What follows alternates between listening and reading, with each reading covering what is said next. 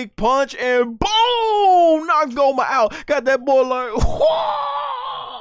That is Son Goku, who is not playing, and he unleashes the Kamehameha wave, and boom! Vegeta's like, you about to feel the pain, and bam! Kick him into the back, sends him over to the sky, and then bam! Collides him right in the face, and then goes ahead and sends Gomah flying, and then bam! Sends him right into the stomach, and then he flies right after him, and then it was so good, ladies and gentlemen. The animators like, we gotta animate it from another angle and show you from another shot. I'm like, right off the bat, if you're a Naruto fan, he's hitting him with the Rock Lee, the handsome devil of the Leaf Village, Konoha. East Kyle Shin flies right into the screen, puts that hand back, boom! First person perspective, chop that guy out. He's on the ground watching the fight. And if you're a fan of the Friday series, you go like, young man, you got knocked the F out. Bam! Right into the back. Nearly broke the boy's spine in half. Someone called the great Jim Ross from WWE and AEW Pro Wrestling legend. By God, as my witness, he has broken him in half. He looks right over at Gomah, and Gomah's like, what? Impossible. And he starts getting on guard, and then he goes, ha! And I'm like, oh, Goku with the fake out. What? And boom, Vegeta go ahead and side sweeps his arm, comes in with another fist. Oh, right in the gut. And that guy is he's gone to sleep. Goku just unleashed a command man that went through Gomah, went through the first demon world, went through the second demon world, went through the third demon world. Night, dead, put him in the coffin, bury him in the ground 6 feet deep. Get the tombstone ready. That boy is gone. History. He just broke through 3 different whole worlds, 3 different dimensions within one realm. I'm like, holy crap. Some sparring sessions, of course, between Son Goku and Vegeta, and man, this stuff looked good. Just look at the cleanness of the animation. I am so stoked to see the fights in this. The fights in this are going to be insane. I cannot wait. Once again, just Goku and Vegeta looking really cool. Gallic Gun, and then Goku catching it with the Kamehameha, calling back to the epic Gallic Gun Command Man struggles, one of the all-time greatest Ki Blast struggles in all of Dragon Ball. Then Goku, Vegeta, well, you know, all these shots we've seen before in the trailers, they're all, you know, in pain, getting turned back into kids. And Dende tries to stop them because these guys are totally doing all this without consent, just taking their Dragon Balls, gonna turn them all to kids as if their lives don't matter. So right off, you know, these villains, I'm ready to see their butts get kicked right from the start, and he ends up chopping Dende. But I gotta admit, this was funny. So Mr. Popo runs over, and then he looks over and makes eye contact with Mr. Popo, Degesu, I think his name is, and he goes like, did you want some too? And he goes like, oh no, I'm good. Degesu, he just takes Dende out of Mr. Popo's hand and then shoves Mr. Popo down. Like I said, if you follow Team 4-Star, Mr. Popo's made out in that series to be the god among gods, but here Degetsu's treating him like a wimp. And you see, there's Dende. That's how happy he is to be getting kidnapped, because he's been reduced to a baby. So these jabronis basically start shooting these arrows, and I really love the animation here. It was very slowed down. And Glorio, my man Glorio, jumps into action. Oh gosh, we're live here.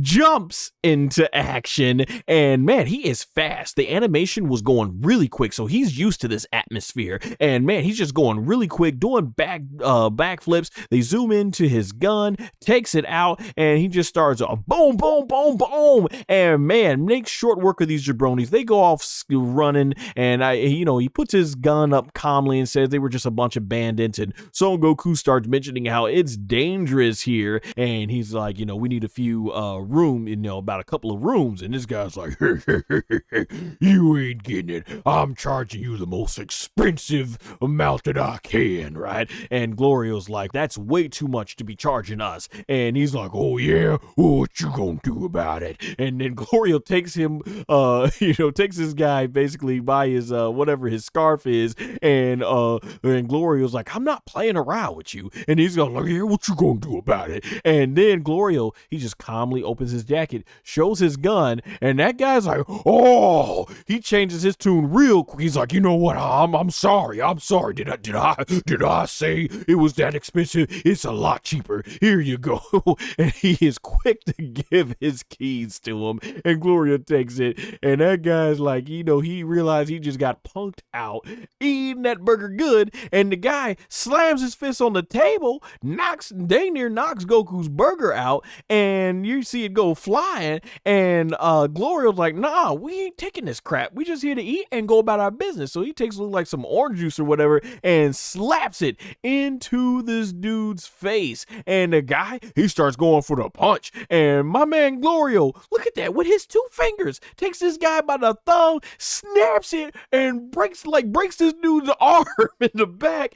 And from there, boom, punches dude in the back. Like, he's like, your will is mine now. And then he finishes the dude off with the shuriken out of the frame. I'm like, let's go. And then old Wolf Boy here, he like, okay, I'm gonna try some stuff. Like, as if that wasn't enough to convince you that you are way out of your league. And boom, look at my man Glorio, snap, dude with one punch, or with one hand, blocks my man's punch, takes it, twists the dude's arm, throws it to the side, and spins right around, and boom, hits him right in the chin with the elbow to the face. Sends dude flying into the bottom of where the bar is. He's like, oh, and boy is knocked out. Boy gonna sleep. And you have the bartenders like, what's going on over here? He's like, oh, and then I see Glorio. He's like, hey, can we get a couple of more of those hamburgers and some drinks? And the guy's like, yes, sir. Yes, sir. He is scared. He just walks right out of frame. Look at that boy walking like, 1, 2, 3, 4, 1, 2, 3, 4, like he got his mind right. Oh, my gosh. And Son Goku, right here, still eating his hamburger, and then this boy gonna try to come in and try a sneak attack. So Son Goku's got his back turned, and my man Goku already on the ball, takes the plate out, blocks his dude stuff with the hamburger in the mouth, and this dude tries to do a knee, and Goku blocks it with the other plate, with the burger still in the mouth. So at this point, Son Goku's like, okay, you want to step up? Let's go. And this dude, what's he gonna do? He lunges forward. Out of all the attacks he could choose, he's just gonna lunge forward, leave himself wide open, and Goku, boom, basically handcuffs this man with the plates, sandwiches his hands in between the plates, and then brushes the dude off. And you can see, man, the yellow whatever this thing is scared already. The fact that Goku is doing this with a hamburger in his mouth and 2 plates, like, you're done. You just stop. And boom, Goku ends up going ahead, sandwiches the plate in between this man's face, and then goes ahead and spins this guy around. Look at that man. That man knew at this moment he effed around. This is the moment you realize that you effed around and found out, and you really regret that you had to find out, because Goku spins this man. That boy has the look of fear into his eye. He sees his fate, and Goku spins that boy around out of the frame into the table. Devon, get the tables, right? Or no, I guess he doesn't, right? Too. Got to throw my wrestling reference in there, man. And look at East Kaioshin, who freaked out a lot during the Majin Buu arc. He know these guys ain't no threat. Just there, calmly, just drinking his water, you know, taking a sip, because he know these jabronis ain't got nothing. And then my man right here, he's like, okay, I got something for you. He gonna try to come at Goku, and I love how Goku just goes calmly back to eating his burgers. And then this guy, you think he would get the lesson. He gets back up thinking he gonna try again. Go try to punch Goku on the side. Boom, Goku dodges his stuff. Then he goes in for a kick. Goku dodges again. And look at my man Goku, still with the burger. He's like, I just want to eat my burger. Comes in with a spinning kick. Boom, knocks the guy down on the ground, and then catches his balance with the burger in hand, throws it in, eats it, and swallows it and starts stretching like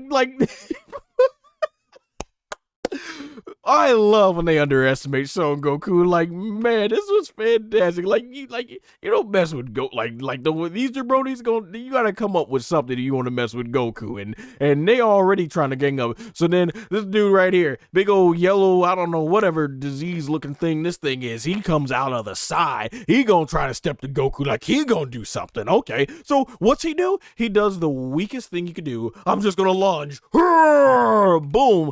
Goku dodges. Guy lands on his floor. And if you're a wrestling fan, you really love this one. Goku jumps in, and how does he decide to attack? I'm like, yo, he hit him with the Macho Man Randy Savage elbow. Macho Man Randy Savage. Oh, yeah. Hit him with the elbow. Oh, man. Somebody must be a wrestling fan on the Dragon Ball DAIMA animation team. So I was loving this. And then Goku doing the backflips. Look at that. Goku doing the backflips. And Goku says, hey, this is really good training for me to go ahead and get into shape with this, this smaller body in this atmosphere. So Goku's just taking this as all fun. And then this ugly guy just like, okay, what's he going to bring to the table? He brings a big giant axe and he swings that thing. Goku dodges and Goku's like, hey, what are we doing here? He's thinking, oh, y'all real serious now, huh? And this guy, he's going to try to do something. And obviously here we see Thor. He is not. Thor, this guy, is definitely not. And Goku's like, what? Like, come on, bro. Look, this man is struggling for his life. All right. If you're going to bring something to a fight, a giant weapon, you best know how to use it. What the heck is this guy? And Goku's like, I ain't got time for this. Look at this guy. Looks at the fear in his face. Boom! Goku knocks this guy out in the side of the face. Boom! Knocks him down. He's gone. KO. And you got the two jabronis in the back who still ain't learned their lesson. And this part right here was cool. They kept it as one steady shot. Goku, this guy, like these guys are some jabronis. Come on. Out of a punch, a kick, a takedown, you go for a lunge, you leave yourself open. I'm like crazy, man. And so he lunges. Goku jumps over this guy. Guy lands on all four. Goku jumps on the side. And look at my man Goku. In mid-fight, he goes back on the table, grabs himself a bite of the burger, does a backflip, spinning kick into this guy to get himself a bite. Guy's gonna try to, what he's Seth Rollins now? He gonna try to do the curb stomp. Boom. Well, that ain't get him nowhere. Goku does another backflip, and I love this guy right here. This guy tries to whack him with another giant. I guess he finally found some sort of big weapon that he could use to destroy to whack him with. And then Goku comes in, and then boom, watching my man Goku with a cool break dance. Boom, gets ahead and gives this guy trips this guy up. Jumps up under his other leg, turns around to go for a tornado spinning kick, and bam, sends this guy out of the frame, and then, all while still eating his burger, turns around, takes another bite, finishes the burger. My man Son Goku finished the burger. How do you... Are these villains just not some of the most sorriest people we've ever seen in Dragon Ball? How do you get your butt kicked by a kid who who's at 90 degrees, not even a full turn, finds time to finish a hamburger while he's in mid attack, swallow it, and then boom, dodges and then punch that's how sorry this guy is. Goku left himself wide open. These guys couldn't do nothing. Punches a guy right in the face, but Goku just starts going ham. Boom, with a left, another right. Boom, just messed that guy up. 3 hits, and the guy, you can see his head's like, I give. If that's tapping out in the air. He is done. And then this guy want some of Goku. Goku's like, okay, let's go. Boom, puts that foot back. Boom, kick into the chin, and that guy is done. Goku just all over these guys, comes back for this one, and then the guy's like, that's all he could do is boom, right in the face, and that guy is sent flying. Goku goes to the ground. All of them laid out, all of them, because they didn't know how to stand back and be themselves, mind their own business. As the legendary Mike Goldberg would say in UFC, it is all over just like that. All of them humbled. And you get this one guy here, he's like, huh? Oh! I loved it. Like he's like he would be best. He is not gonna try and f with these guys. And Goku is just happy as ever. And he's like, after all that, I still want some more burgers. So he tells the other guy like, hey, fix us up a couple of more burgers. And the guy's like, yes sir, yes. Whatever issues this man had, the bartender's like, I don't want none. They are like AJ Styles in WWE. We don't want none. You don't right. You don't want none, right? that theme song. And he gets to cooking. Boy, got the boy bending over trying to fix them burgers. Like, man, this was great. This was just fantastic. And Goku's looking like, huh? He's that scared? And he's like, because he realized they got these guys in the palm of their hands. And then we get this close up of this big giant dragon looking thing. And Goku's like, huh? And man, this thing just comes flying out with the animation. You could just see right there. And Goku's like, oh crap. And yikes. I'd be scared too, honestly. Something like that comes at you. Man, something like that comes at me like, dang, this is a really nasty, ugly looking fish, but I definitely don't want to see that thing coming for me. And look how close it is to biting off Son Goku, who just barely gets out of the way, and that thing goes crashing down. And even the East Kaioshin, aka the Supreme Kai, is like, hey, Son Goku, your movement is not as flashy as it usually is, or not as sharp. And Goku, he smiles and jokes about it, like, yeah, he's basically realizing that his body can't move because of the heavy air. And this thing just comes charging back at him, and Glorio's like, I got this. I'm stepping into action. And the boy, man, that man, he steps into action, and I love the animation. It's so fast, but man, when you just pause it frame by frame here, you really see the detail. This thing starts shooting out fireballs, and look at Glorio. No fear, no hesitation, just going straight for it, and bam! Punches this thing right above the eye, and that thing starts shooting out fire blast. And man, look at that! Look at that just beautiful effects that they're using here. This just looks awesome and epic. And Glorio's just dodging all of it. I love the close up of his eyes as the fire goes past him. Just man, I'm really digging the Glorio character. He is awesome. Obviously, he's inspired from Han Solo from Star Wars, as Akira Toriyama was a big Star Wars fan. But man, this is just awesome to see. And look at him flying through the fire, just dodging out of the fireballs. Like, this is just cool. I love this animation. And look how just gracefully he is with his movements. Coming in for what looks like an elbow, but he actually fades it into a kick that sends this thing flying. Well, first of all, the kick is so powerful, he knocks the flames. He extinguishes the flames. Who needs a fire extinguisher? Just call Glorio. He's your man. And so that was cool. And then this thing just goes flying down and goes back into the void, the land of no return, or whatever they called it. And you see the puff of smoke just boom, just going down there. And my man Glorio just looking on. It's almost like, the epic moment when Frieza turns and Goku looks over and he goes like, you fool! And, Goku had that very sad expression, like he didn't want to do it, but he had to put Frieza down. Like, that's kind of what this just reminded me. But I doubt Glorio had no love lost for this thing. Right at this little mountain thing, Goku's like, hey, we need to stop. And he gets on guard.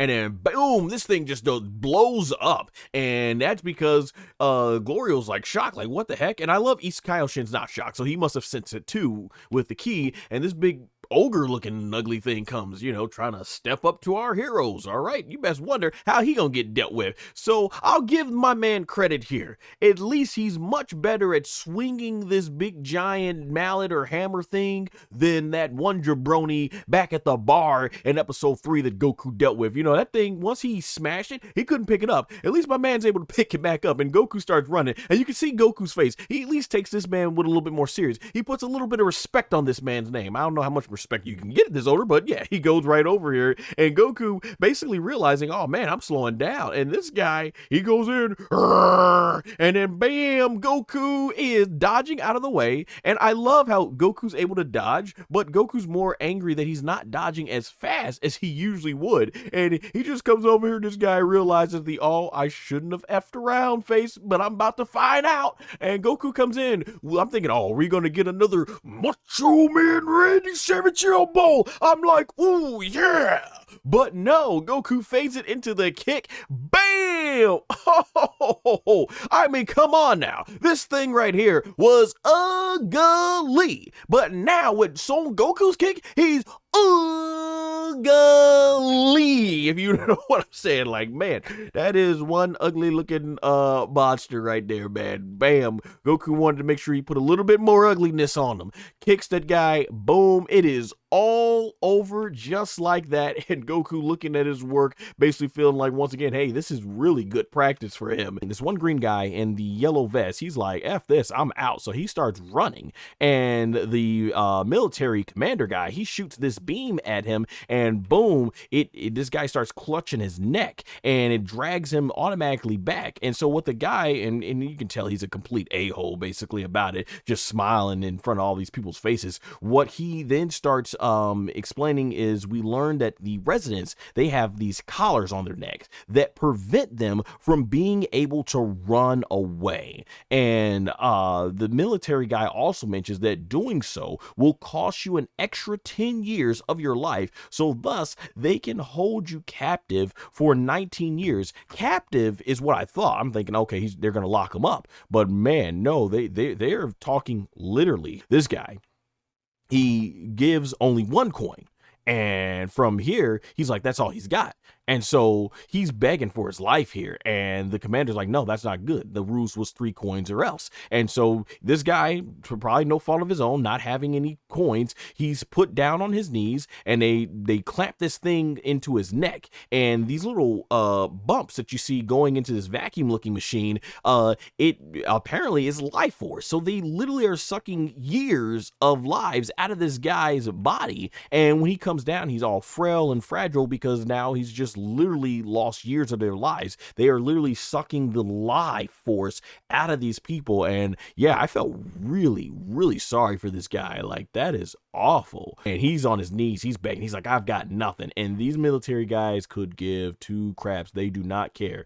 They grab the old guy, and the guy's trying to fight for his life, said he's just elderly, let him be. And man, he slams the poor old guy down to the ground, and Goku's ready to get in action here, because, you know, this guy, you think about it, they say if you got nothing, that's 19 years of your life. He's elderly. He probably ain't even got a few more years left. So it's like, dang, like, these guys are some a-holes. And at this point, I'm like, okay, I'm ready. I need to see Goku humble these fools. I need to see it now. And then we get what I assume, like, oh, I'm like, it's Panzy. So we've been, you know, she's been a big character that's been rumored to be a big part of this series. So she shows up. Obviously, I guess she's got this mask on. And I gotta say, this reminded me of something I would see in like One Punch Man. I forget what the character was it Ryder, I think it was, but he does this big dramatic entrance just like Pansy's doing here, and she has this flash bomb and she throws it. I'm like, oh snap, it blows up, and then it inflates. And they have the awkward wind go by where it's quiet and awkward silence, and Pansy starts getting worried and she runs away.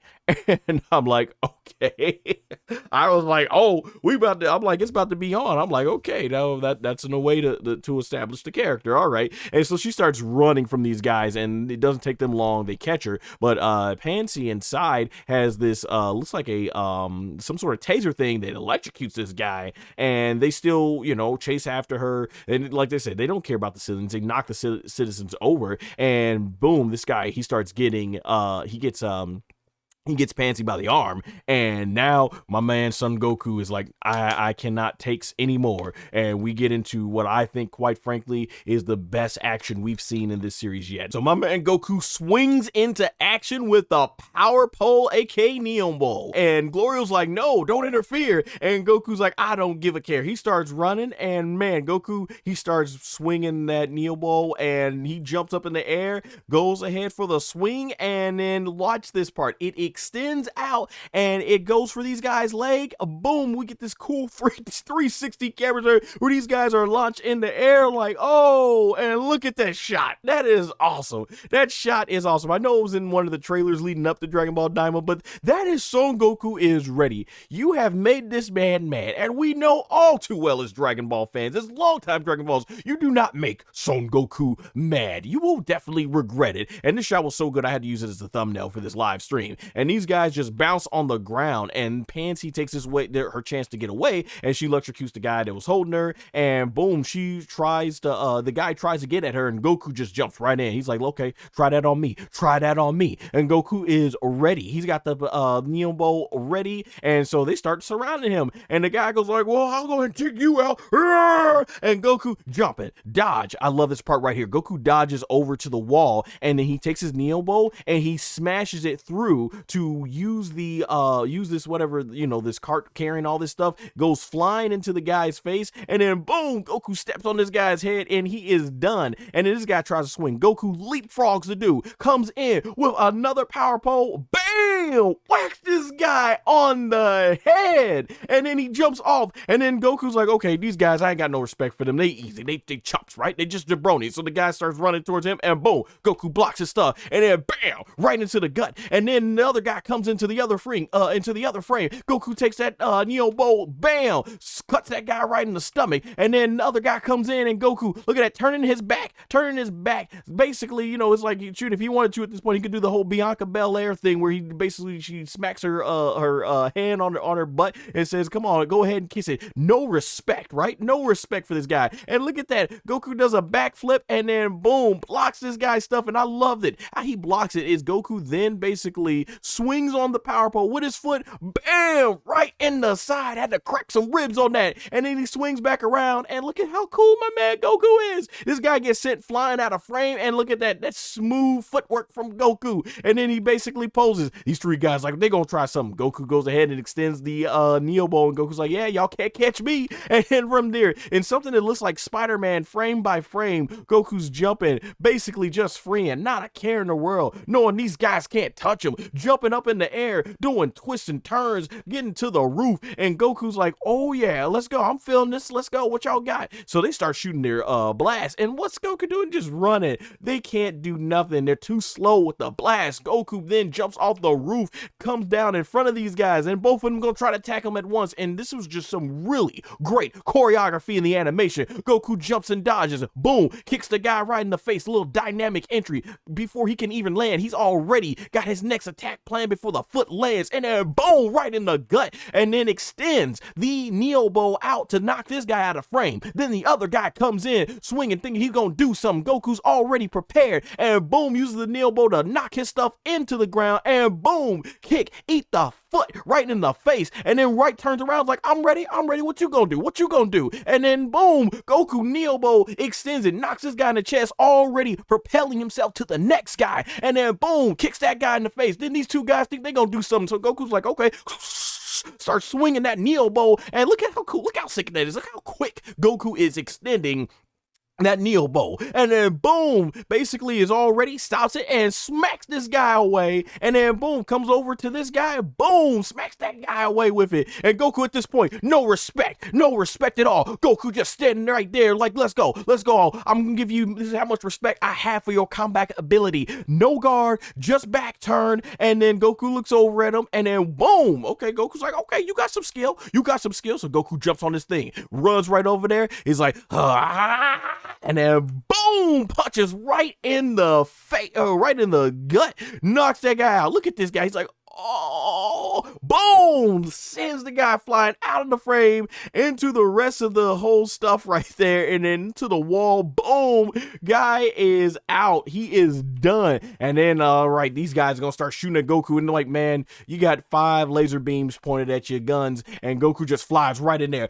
dodging. Boom, look at the Neo Bowl, smacking it away. Look, starts doing some fancy work and basically starts using it like reflecting the blast. I love it. And they boom, reflect it back to the soldiers, hits this guy in the mouth, and then after that, boom, hits this guy in the chest, boom, hits that guy in the eye, boom, hits that guy in the shoulder. And then this guy right here, he's like, well, if the 5 of us are shooting him at the same time and it doesn't work, that means me being the only one left, I should be able to get him.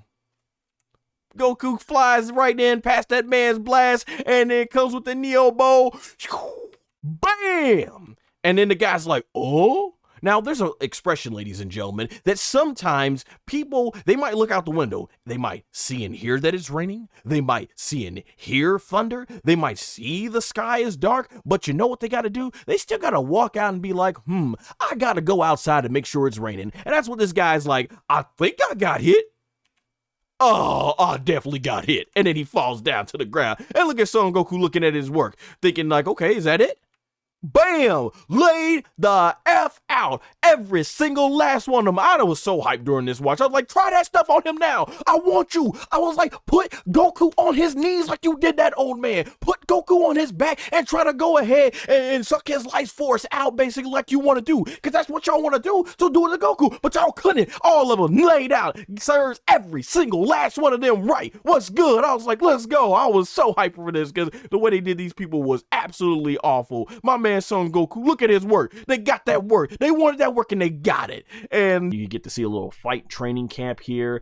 This lady right here, I really wonder if she's gonna play a big role because you know she is jacked up. Look like she's ready to fight. So I'm interested to see what's gonna come of her later on. But yeah, you see these guys, man. They are looks like they definitely are doing some great hand-to-hand combat. We got some ground and pound action going on there. Dang, that guy, the whatever that bear-looking thing got his nose busted. So we got copy and paste number 1, copy and paste number 2, copy and paste number 3, copy and paste number 4, and copy and paste number 5, and however many copy and paste demons there are. Like, seriously, this is like getting to beat 'em up levels in video games. You know those video games where you are basically beating up these same 5 to 10 chumps over and over, and it's clear that all they did was just copy and paste the same character models.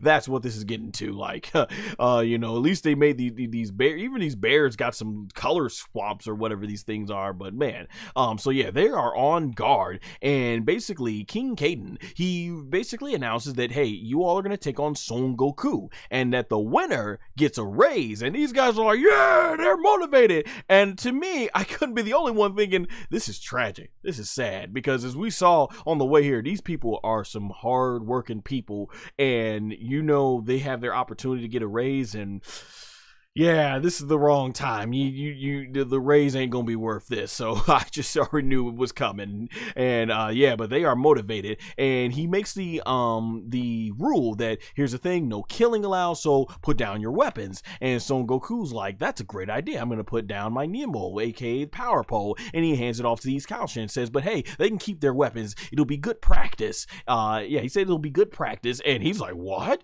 That's dangerous, you know? And these guys, they start getting like, I know this fool didn't just say that.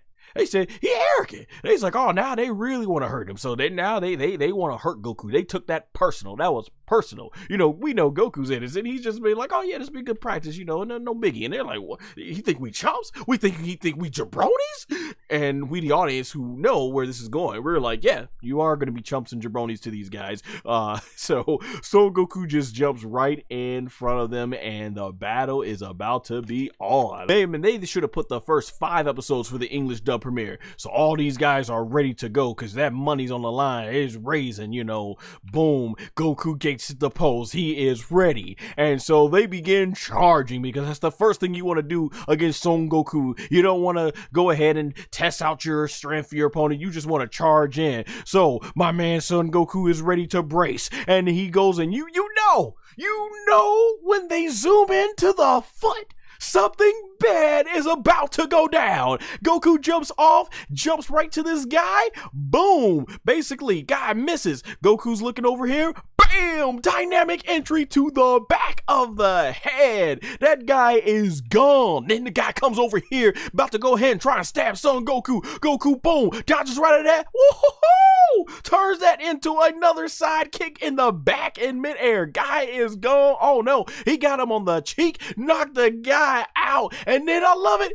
the guy's not even down. Son Goku up here, jumping off the guy's chest to the new guy coming in. Oh, boom, right in there, right in the throat with the headbutt. Man, Goku, that guy's gone, goes out of frame. And watch this, Goku goes right here. Oh, if you're a wrestling fan, you were loving this because my man Goku starts breakdancing. Boy starts breakdancing and swooping the guy over, up here doing the booger T, spin a Rudy. Look at that guy trying to stab him, going like, I'm making sure you ain't having no kids ever. And Goku's like, nah, not today. Boom, breaks your stuff, still doing the spin a Rudy. Can you dig it, sucker? Shout out to Booker T, all-time WWE legend. Like I said, somebody on the animation staff got to be a wrestling fan, or maybe that's just me as a wrestling fan in Dragon Ball. But yeah, Goku up here doing the spin a Rudy, and then man, look at this guy gonna try to come in with the hammer, and boom, man, Goku goes ahead. Look at that, looking right at it. Goku is all over the place. Bam, trip this dude right up onto his back, and then as the guy goes down, they like, oh, did he just do that? Yeah, and you about to find out. Oh, look at this man. This man like, okay, now I got him. He's got it right point at Goku's crotch. He's just gotta stay there. Maybe Goku's gonna he's gonna get a little basically rusty or whatever. He's gonna, slip, and he's gonna catch Goku slipping, and he's gonna land cross first right on the point of that sword. And what's my man do? He lets it go. He lets it go because he's like, oh, wow, you had him. I mean, of course he wasn't gonna have Goku, but dang, that was your only shot. Bam, Goku just goes ahead. I'm literally the definition of a stepping stool. My man, he turned you into a literal stepping stool to get to the next people, and that guy is gone. And this guy's like, okay, I'm gonna block this. Oh, got him. Another stepping stool. Goku up here running, jumping. All right, so we got the orange bear coming in. Goku's like, okay, bam, right in the face. Bam, gives him another one. Bam. Goku hit him with the 1, 2, 3 hit combo, and then Goku while in midair looking at this guy coming in, and then bam, Goku's like, boom, catch your stuff. He said, you know what, let's go for a spin, let's go for a ride. Wee, man. He gonna turn your weapon into a plaything, bro, and just to launch himself over to this bear. Bam! Oh, hitting him with some more dynamic entry. Boy, Goku was just feeling himself and everything. My gosh. And then you see right here, Panzy and Kadan, they're like, whoa, we didn't know this guy was that strong, man. Let me look at the chat here. We got, well, I'm gonna go to sleep, but you're definitely getting a sub for me. Absolutely love your energy, man. Keep it up. Good work. Hey, Arbita Productions, thank you so much for coming by. Hope you enjoy the rest of the stream and everything. I appreciate it. Gotta bring the energy when it comes to Dragon Ball. So getting back to the action here. So this guy gonna try to come over to Son Goku. Oh, I love this shot. You know when they just say we're gonna have the camera stationary and we want to let the action breed, you about to see some good stuff. So this guy comes over swinging at Goku, bam, kick him right in the gut. All right, you want some too? Goku gets right back onto his foot and bam, kick him up into the chin, and then hit him with the 2-piece combo, kicking him out of frame. And now this guy gonna come before Goku even lands, and this guy, he was quick. Now that guy was quick right there, coming in with the snipe, but Goku right there, look how quick my man Goku gets down the ground. Boom! This man went from the forward and then quickly put his feet underneath himself to the back to kick the man, right in the gut, sending that guy. Look at Goku. Easy work. This guy like, okay, all right. Goku's like, you want some of this work too? Bam! Punching the guy right there in the gut. And then this other guy gonna try something while Goku's distracted. Or is he? Oh, he got his butt in the face. What is he trying to do? Give the audience the stink face? Brother, you are not Rikishi. And Goku, yeah, bam, kicked him. But that's the real thing he's trying to do right here. Goku kicking this man right in the gut and whoa, does a backflip on the other end. And then Goku gets right back on his foot. Once again, when you know they're zooming in on the foot, Goku is about to go in. And he does. Look how quick he goes. Coming right for this guy. Bam! Elbow to the gut. Gave that boy the raccoon. Said, I had a big old dude just like you. Thought he was gonna do something. Boom. Thankfully for this guy, he got put in a much better decent position than Raccoon did. And then this guy coming in, gonna try to do something. Bam! Goku goes ahead and punch him. And then Goku right down, right, easy work. He feeling it right now. Woo! Goku's like, I'm done. If y'all bringing the fight, I'm gonna bring the fight. So Goku starts running. Look at that. No fear, no hesitation. Coming over to copy and paste paste numbers 1, 2, 3, 4, and 5, and bears numbers 1, 2, copy paste. Boom, kick this guy in the chin. Woo, hit this guy right in the gut, sends both of them out flying. Goku like, I'm gonna kill 2 birds with 1 stone. I mean, I feel sorry. The man here didn't even do nothing. The man was just following his lead, didn't even get a shot at Goku. So big old bear gonna try to come over here, and boom, Goku slip you up right there. Look at this man. Boy hit his head. Boom, up here, selling this like he the Rock, taking it a stone cold stunner, flipping all up down. Boy, the Rock would be proud of you if you smell what the Rock is cooking. That's how you sell. And then boom, this guy right here, bam, got kicked out of the frame. Sent that boy flying like, wow. Look at that. Boom, boy. That boy was flying. Look at this. All this air, Goku. So this guy gonna come in. He's like, Goku's like, dun, dun, dun, dun, dun, dun, dun, dun, just going ahead and dodging it. Look at that. Easy work. Easy work for Son Goku. And look at that. Look at, he is having too much fun, bro. No respect. Goku, such a disrespectful fighter when he has no respect for your fighting ability. And then look at Goku right there. Look, that is the evil face. When do you see Goku with that evil face? He's like, oh, I got something for you, boy. And he goes ahead. I'm gonna let you go ahead and try to stab me twice with my back turned. I just want you to know that you're trying to stab me, and I got my back turned to you. The back is turned, and Goku, bam, knocks his thing out twice. Man, breaks it up in 2. Look at that. That thing is no more. Look at this evil Goku. This is the Goku you don't want. This Goku is an evil demon possessed. Right? The show's called Dragon Ball Demon. Goku is like a demon possessed. And then when you zoom into the eyes, you think it's done. Goku's like, you think we done? No, we ain't done yet. So Goku go ahead. He got the evil eyes. Look at that. Like, this is not even looking like Goku. This looks like another anime character at this point. This is another anime character. I don't know who this is. This is not Goku. This is Petty Kuu. This is Petty Kuu because he's bringing that petty work. He could finish these guys and end it quick, but no, he wants to be petty about it. It's funny. They're the ones who took what Goku said personal about, this kid think he all that. He think they coming to us because we said he arrogant. Goku's like, oh, y'all think I was arrogant? I was just being my genuine self. Goku took that personal, ladies and gentlemen. This is when Goku takes things personal, and he's just destroyed himself. That's how quick he's moving. Comes in with a fist. Oh, bam! Heart punch. I think that was a heart punch. No, the blow is so devastating. It's solar flares. The boy created a solar flare. Taiyokin, right? In Japanese. That's how powerful Goku's body is. Yeah, the boy didn't been blinded. That's how powerful the light. Goku got that shine. Oh, man, look at the boy. He was and look at this. He's punch in the gut. Boy didn't have a chance. And how disrespectful Goku uses the boy as a landing. Look at it, because he was a really heavy set guy, so he goes deep into the belly, uses the belly to jump off. Look at this. No respect.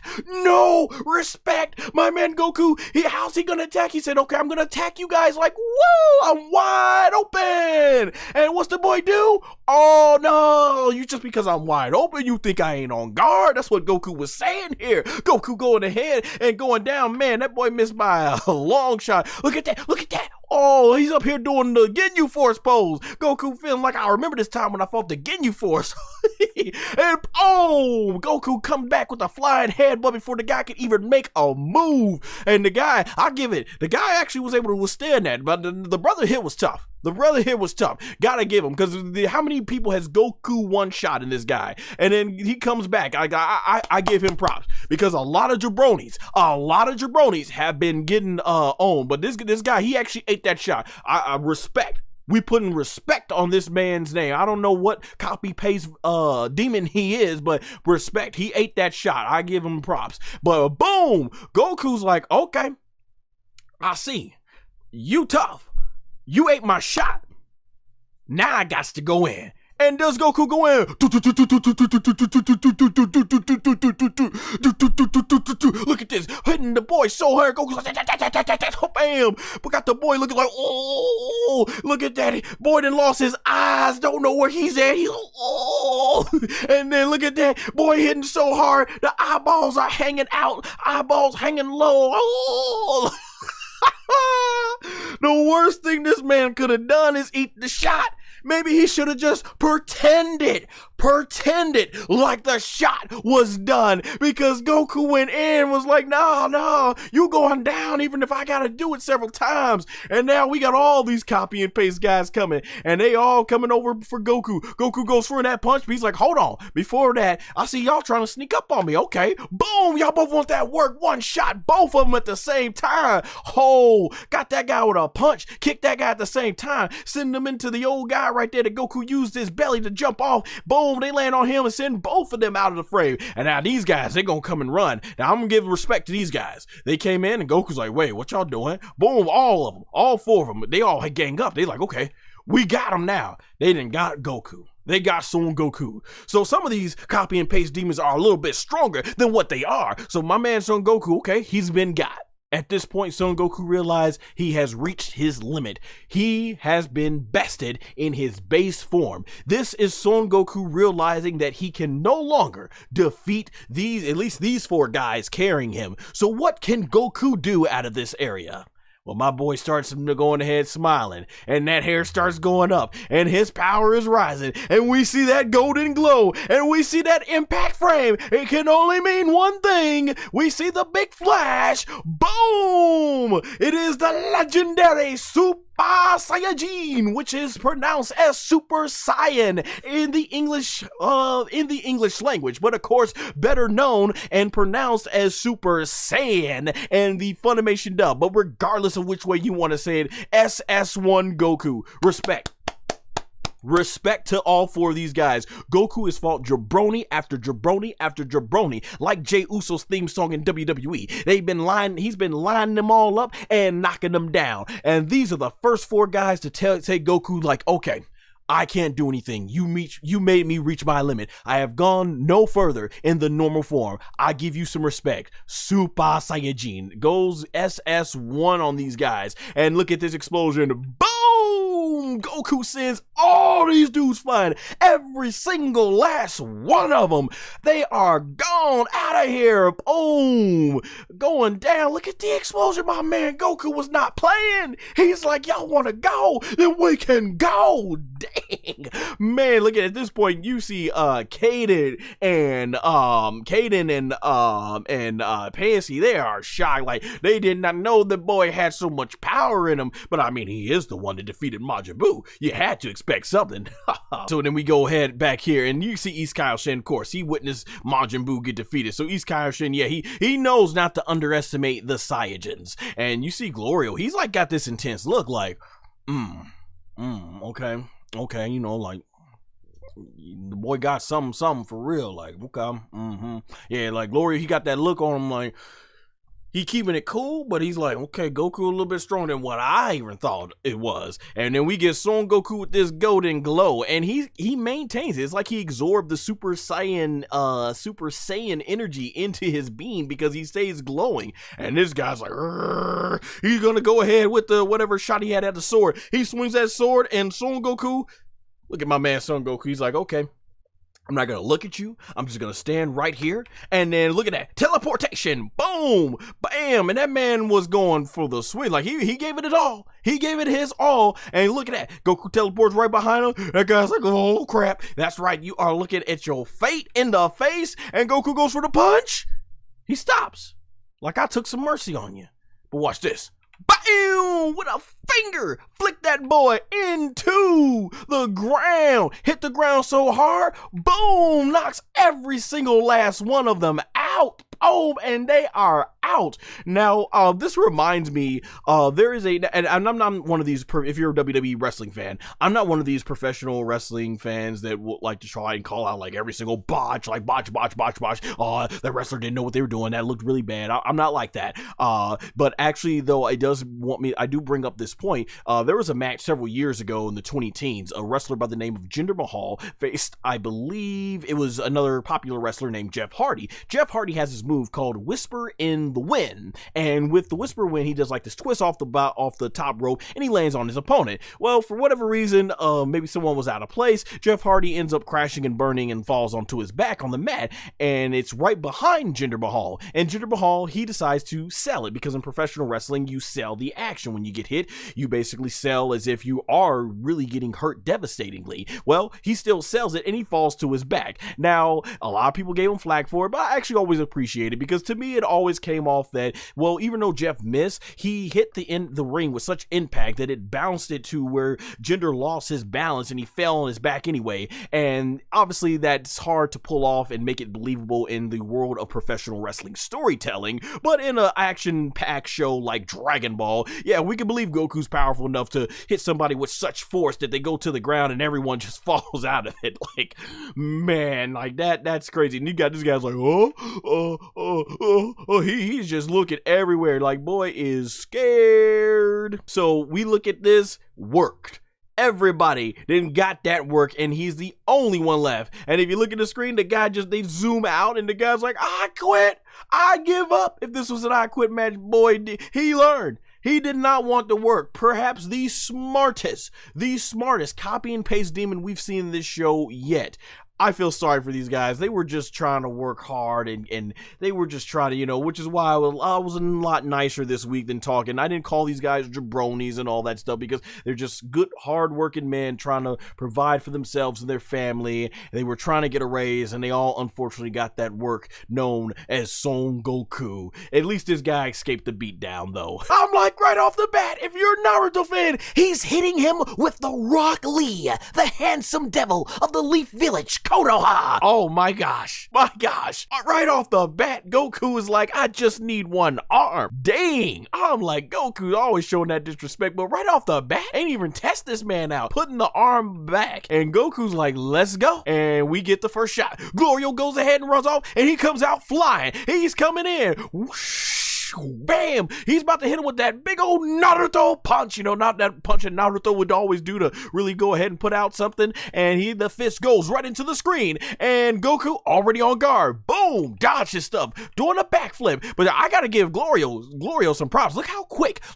Even before Goku can land, Glorio is already on it, trying to hit Goku, but he missed just by an inch. And Goku's ready, still keeping that arm behind. Glorio comes in with another punch. Goku blocks it. Goes ahead with his hand. And then look at Goku already on point, bending back, knowing that kick is coming, and he missed that. And then Glorio goes for a roundhouse. Goku already, my man Goku getting on top of his leg, his shin, using his shin, the momentum from his shin to do a backflip. So it is not looking good. Glorio is basically trying to go ahead and Goku, and now Goku goes in for the attack, coming in for it looks like an elbow, and bam, gotta give Glorio some good moves. He caught that. Boom, swings Goku back. Goku goes ahead for a backdrop. I love how they went into this rock and transition. We get a little closer to the action. So now there you go. He's got some respect. Glorio has earned some respect from Son Goku, because he's got that serious face while he's keeping his arm back. Glorio comes in with another fist. Boom, boom, dodging. Goku already. And then he teleports, comes back in with another punch. Glorio dodges. So I'm like, all right, Glorio got some skill. And now Goku is serious. Glorio comes back in. Boom, dodging. Boom, try to hit him with a three-piece combo. Goku's like, boo, I love the animation, the choreography, just sick. And then you see Glorio right there tensing up because Goku's coming in for the punch. Boom, I love it. I love that Glorio saw it coming. He already blocked it with his shin. And then look at that beautiful transition into another kick, and boom, Goku's like, no. Boom, jumps it up. Like, I'm loving this. I'm liking this. These jabronis weren't doing this to Son Goku in the other battles. And so Goku looking at him, keeping his eyes on Glorio. Glorio getting back in stance. Goes in for a little sweet chin music, aka Shawn Michaels, the Heartbreak Kid, but Goku's like, nah, I saw it coming. He goes in for another punch. Goku looking. Goku staying focused. And then bam, Goku dodges. Goku dodges another one. Look at this. Goku going in for a punch himself, and Glorio's dodging. But you can tell Glorio's like, okay, this kid is fast. And that's some reach. I can't stress how great this shot is, because Goku has to work even further because of that reach. He has to jump early up there because he's been put into his kid-sized body now. And these guys, they're just shocked. Panzy can't believe it. This guy's like, what? What am I trying to hide? Oh, and Panzy's like, y'all see this? And I love it right here. Goku basically goes ahead and does a nice little several backflips basically, and he is ready. He is smiling. He's like, okay, you pretty good. You're right. And Glorio's like, nah. I'm about to wipe that smile off your face. So Glorio goes ahead and puts his arm in the hand, and then he starts forming this lightning. And I'm like, is he gonna start doing Frieza's death ball? And we start getting thunder out of this man's finger. I'm like, oh snap. Then the animation is going hard. He shoots this thing, boom, sends this lightning right over to Goku, and I love the shot. Zooming right in, look at that face. That is a face that Goku realizes, okay, I was not expecting that. And Goku, it goes right into his eye, and can he dodge it? Boom, he does. Goku get in the sky, sees that, bam, that could have been it had he stayed there. And even the East Kyle shit is like, okay, I didn't know Glorio was that good. Same thing with Panzy right here, and the Minotaur. He's like, oh, this is what I wanted to eat for breakfast. I love it. And the East Kyle shit is like, all right, Goku, do not play.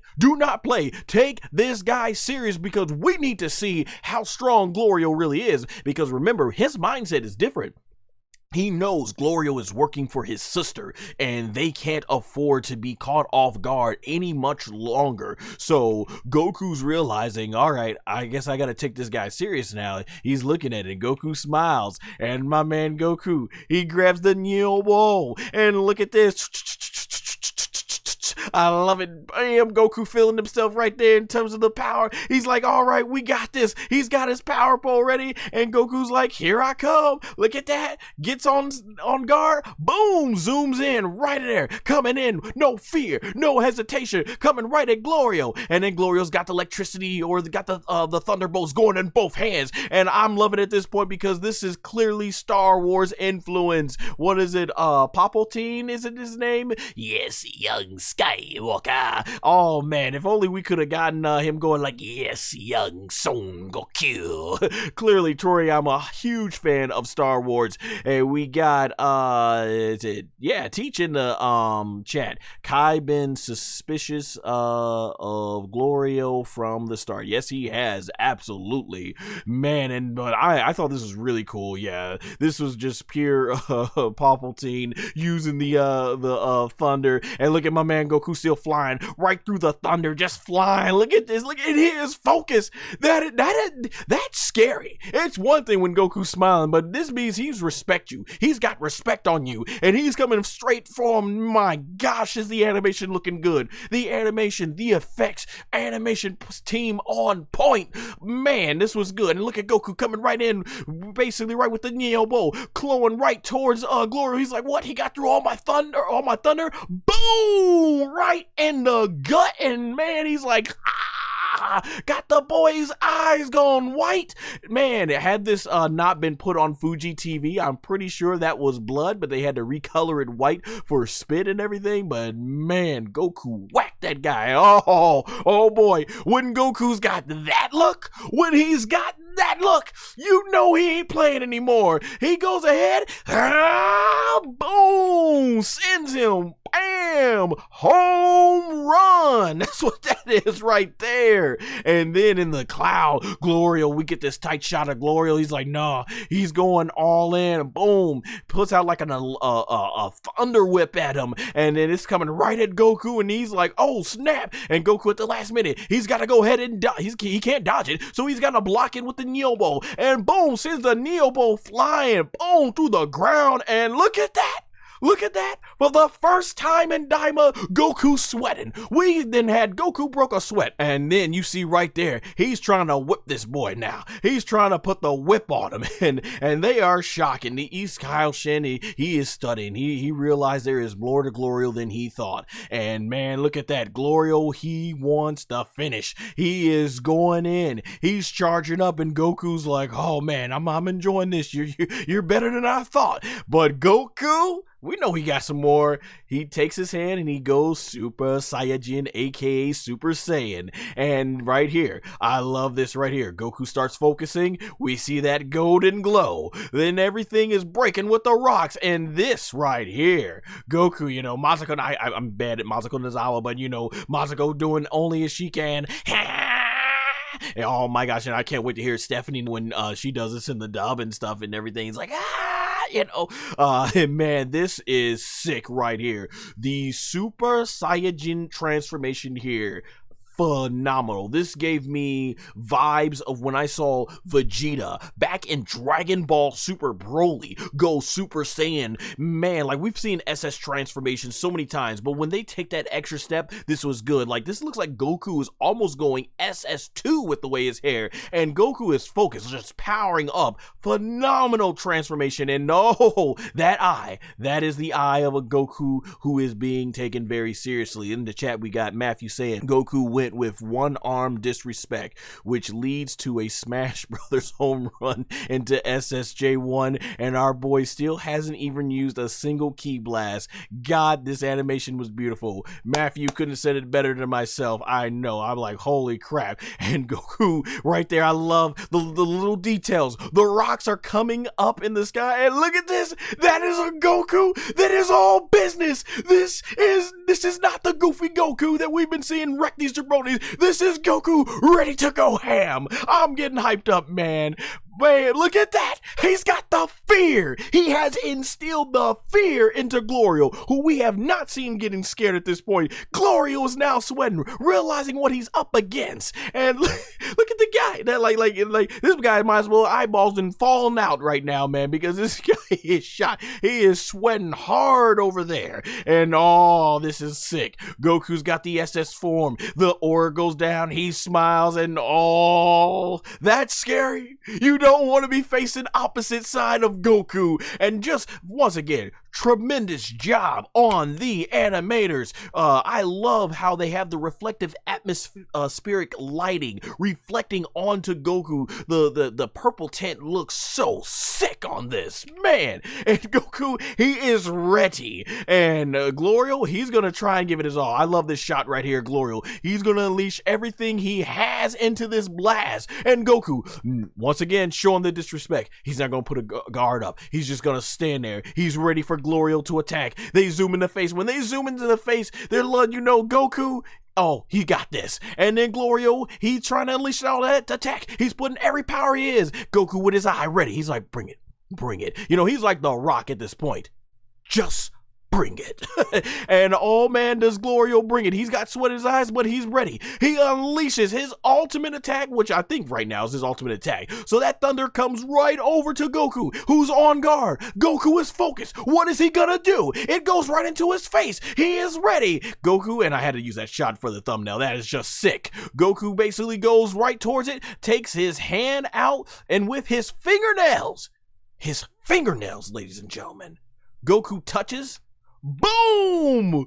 Destroys Glorio's entire attack with just a touch of his fingernails. Oh man, look at that.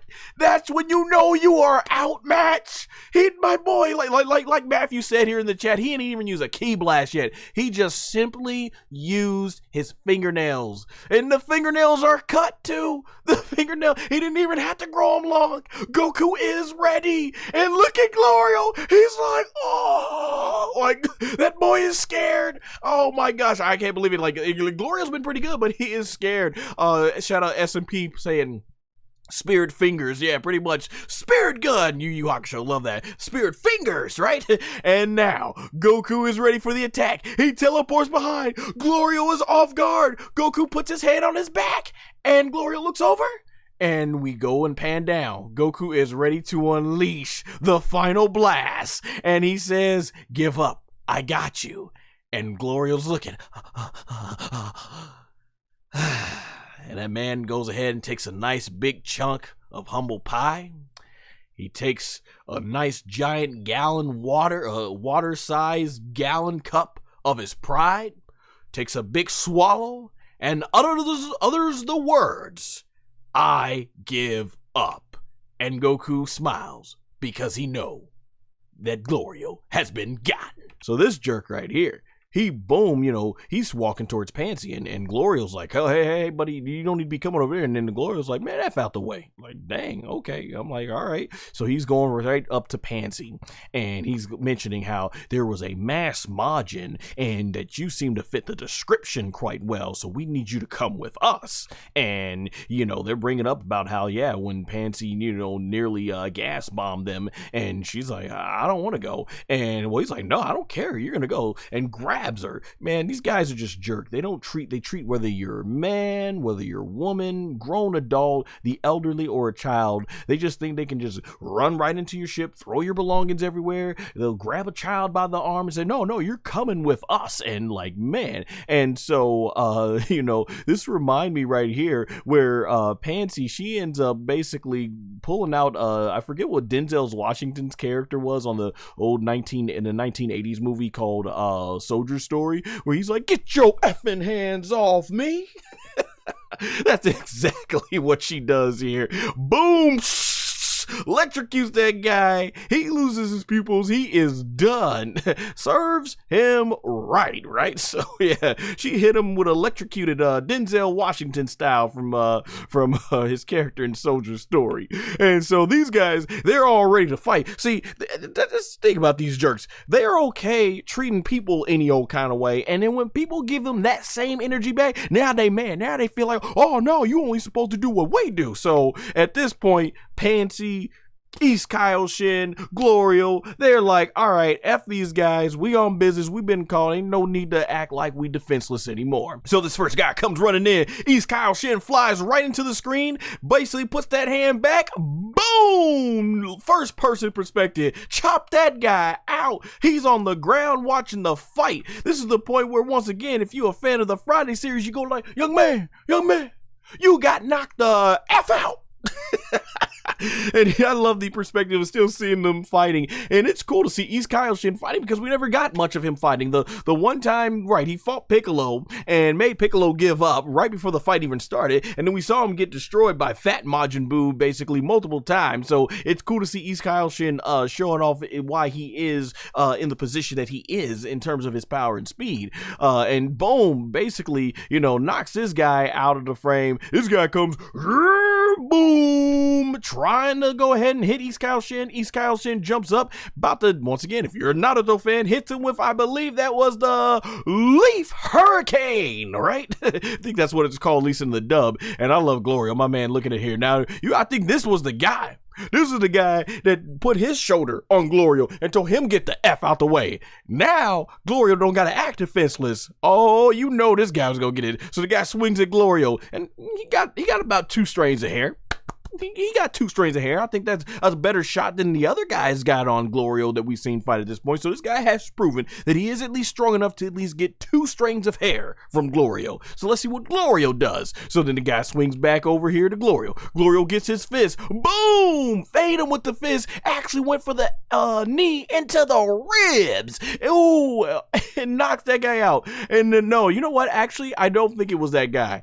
This is the guy that I think went ahead. I mean, how can you blame me? Like I said, these guys look the same. Copy and paste villain number 1. Like I said, it's like a beat 'em up video game where they just create one character model and then they make all the enemies look like that model, and you're just beating up the same enemy one after another. So I don't think that guy was the one that put his shoulder on Glorio. I think it was this guy, because you could tell Glorio took this one personal. Boom, Glorio dodges the guy's technique, jumps right in, comes in with that fist. Look at that man's eye. He is like, so you want to put your hand on my shoulders? You want to tell me to get out of the way when I'm the one trying to tell you not to go up to my comrades? Well, all right. Well, boom, punches this guy in the ribs. But like I said, ladies and gentlemen, he took this personal. For him, it's not just good enough to punch this guy in the ribs and call it a day. No. He wants this guy to understand, you keep your hands effing off of me. So what does my man Glorio here do?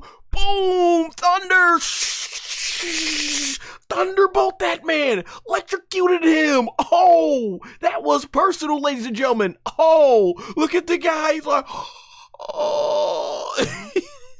He is regretting putting his hands on Glorio at that moment. That man was purpled Pikachu'd. Oh man, that was glorious. That was glorious. Glorio went ham on that guy, man. And then you have the ships here. They try to take these guys' heads off, so they fly in the sky. And then basically they start shooting, and they end up getting Goku to come out of the bushes. And Goku's like, oh! And now they're running. So I really need to know, what type of energy or key are these blasts made that they got these guys running instead of just spatting these things away. So I can understand Panzy, because she's not much of a fighter, so she goes behind a rock here.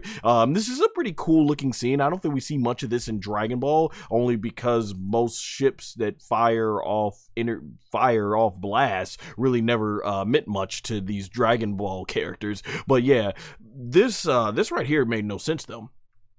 You think they would want to run the opposite way. You even saw this when the military police, when the entire world military took on Cell. He flew away, and they were like, he's running, we got him. And Cell's like, oh no, I don't want them. I'm not running. I just don't want them to destroy my ring, because he put a lot of time into that ring. So what do? The first thing is they wanted to prevent confrontation, because to them preventing it would allow them to not have their ship get destroyed. And so what we get here is they go right in the direction of the ship. And I'm like, why would you do it? And they crisscross right at the ship. Like, why?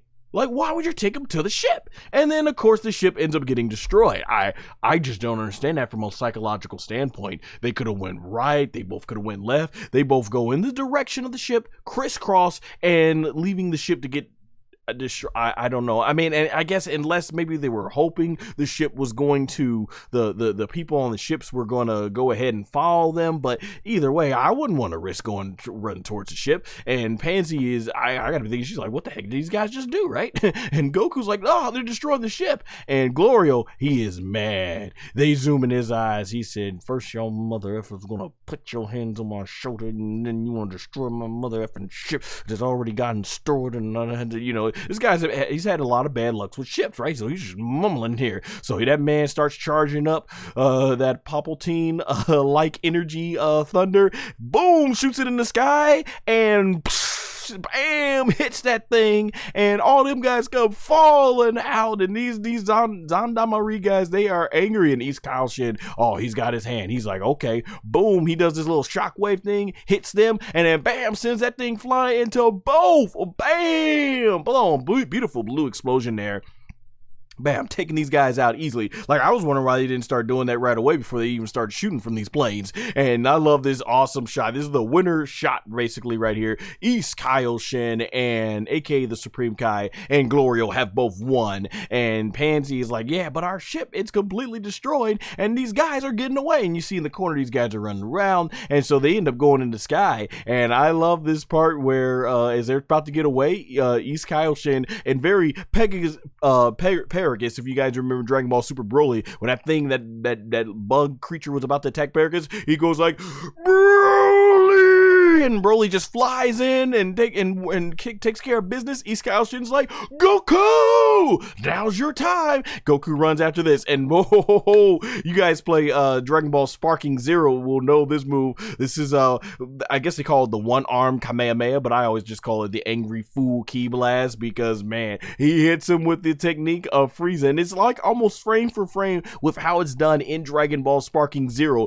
So Goku basically hits him with that, you fall, and it sends him, boom, hits him with the same, not the same impact, but almost the same energy he gave against Frieza, aka Frieza, back in the Frieza saga, right? And man, them things become apart. Boom, look at that, all the debris on business, they sent flying off like it's Team Rocket, blasting off again. And they take care of that. And I know a lot of the audience are probably like, they should have just did that from the start, but they were trying to keep it on low so they don't get their spaceship destroyed. Well, what the heck was the purpose of that plan if they were just going to run towards the spaceship anyway? So yeah, if that was their plan all along, they might as well just gone ahead and do it. Son Goku and Tamagami number 3 are ready on battle with their weapons. Goku on focus, and Tamagami wastes no time, coming fast straight to Son Goku, goes for the top, and boom, already with that massive hammer, showing that he is a big guy, but tremendously has a lot of speed, and Goku gets right out of the way, and then look how quick the Tamagami is, wasting no time. Boom, Goku dodges out of the way, comes in for another one. Boom, Goku still dodging. Boom, Goku still on point as the Tamagami decides to try and deliver a big sledgehammer shot, and bam, well, that's more like a mallet, but man, Goku is dodging everything right out the way. And look at this, look how fast my man is. It's just not good enough to go ahead and do a big jump. No, this man does a twisting 360 in the air and tries to slam. Bam, Son Goku still too fast, gets out of the way, and you can see right there on the face, like I've been saying in previous episodes of Dragon Ball DAIMA, Son Goku has absolutely been fighting jabroni after jabroni after jabroni. Well, ladies and gentlemen, that right there is the face of a man who realizes, oh boy, this Tamagami, the hype is real, he ain't no jabroni. And then right there, Goku jumps right into the sky, Tamagami on point, not startled, and this was fantastic. The animation standpoint, I mean just the animation staff, they were absolutely on point, because Son Goku goes ahead, he jumps to this rock, and then boom, goes ahead and jumps to that rock, and then boom, jumps to the other rock, and boom, jumps to the next rock, and look at that, the explosion explodes rock, so rocks all out of the air. Son Goku coming straight for the Tamagami 3. Look at that face, that is serious Son Goku. This is the face that tells you he ain't facing no jabroni, and he comes flying in real quick, and bam, goes to try and whack the Tamagami's arm. Boom, look at the sparks fly,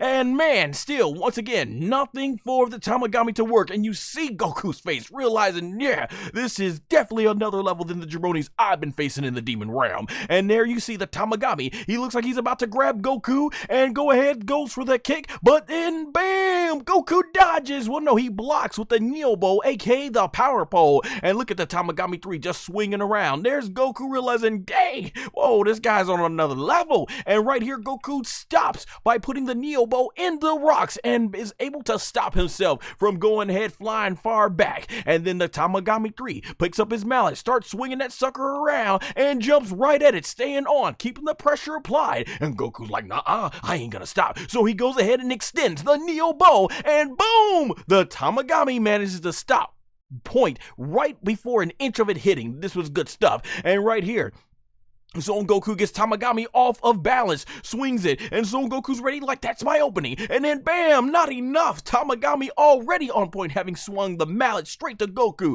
But Goku still flies back. And the Tamagami, this was really cool. So if you're a big fan of the Marvel Cinematic Universe, this is totally the powers that you would get out of Thor. Or even probably just Marvel Comics, because I'm a casual fan. So hey, this is just basically Thor at his best. So Tamagami, he ends up going ahead and commanding that the mallet gets sent back his way. And right there, as Goku's going in for the charge, the mallet is closely coming up from behind him. And Son Goku sees, oh crap, and he flies, powers up, boom, teleports out of the way, teleports into the sky, and hops on the mallet like, nah, you ain't getting me that good. And now he's riding the mallet. And bam, when Tamagami 3 gets the mallet back, Goku ends up, he yanks it away right from Goku, who does a backflip, and he's like, all right, I'm about to swing for the fences now. Goku looks like he's open, and no, Goku dodges, or did he? He's back on the mallet. Goku's like, nah, you ain't catching me, son.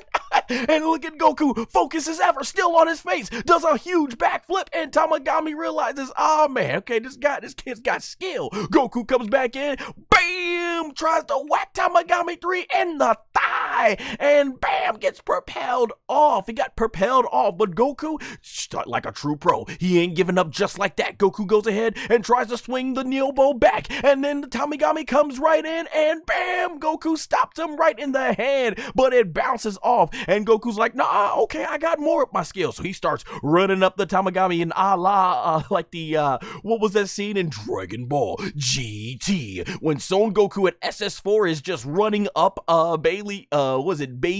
baby's arm, leg or something like that. So once again, nice influences being taken from all forms and series of Dragon Ball. And then we get Goku right there, going straight for Tamagami number 3's face. And ma'am, Tamagami's like, nah, son, boom, whacks him with the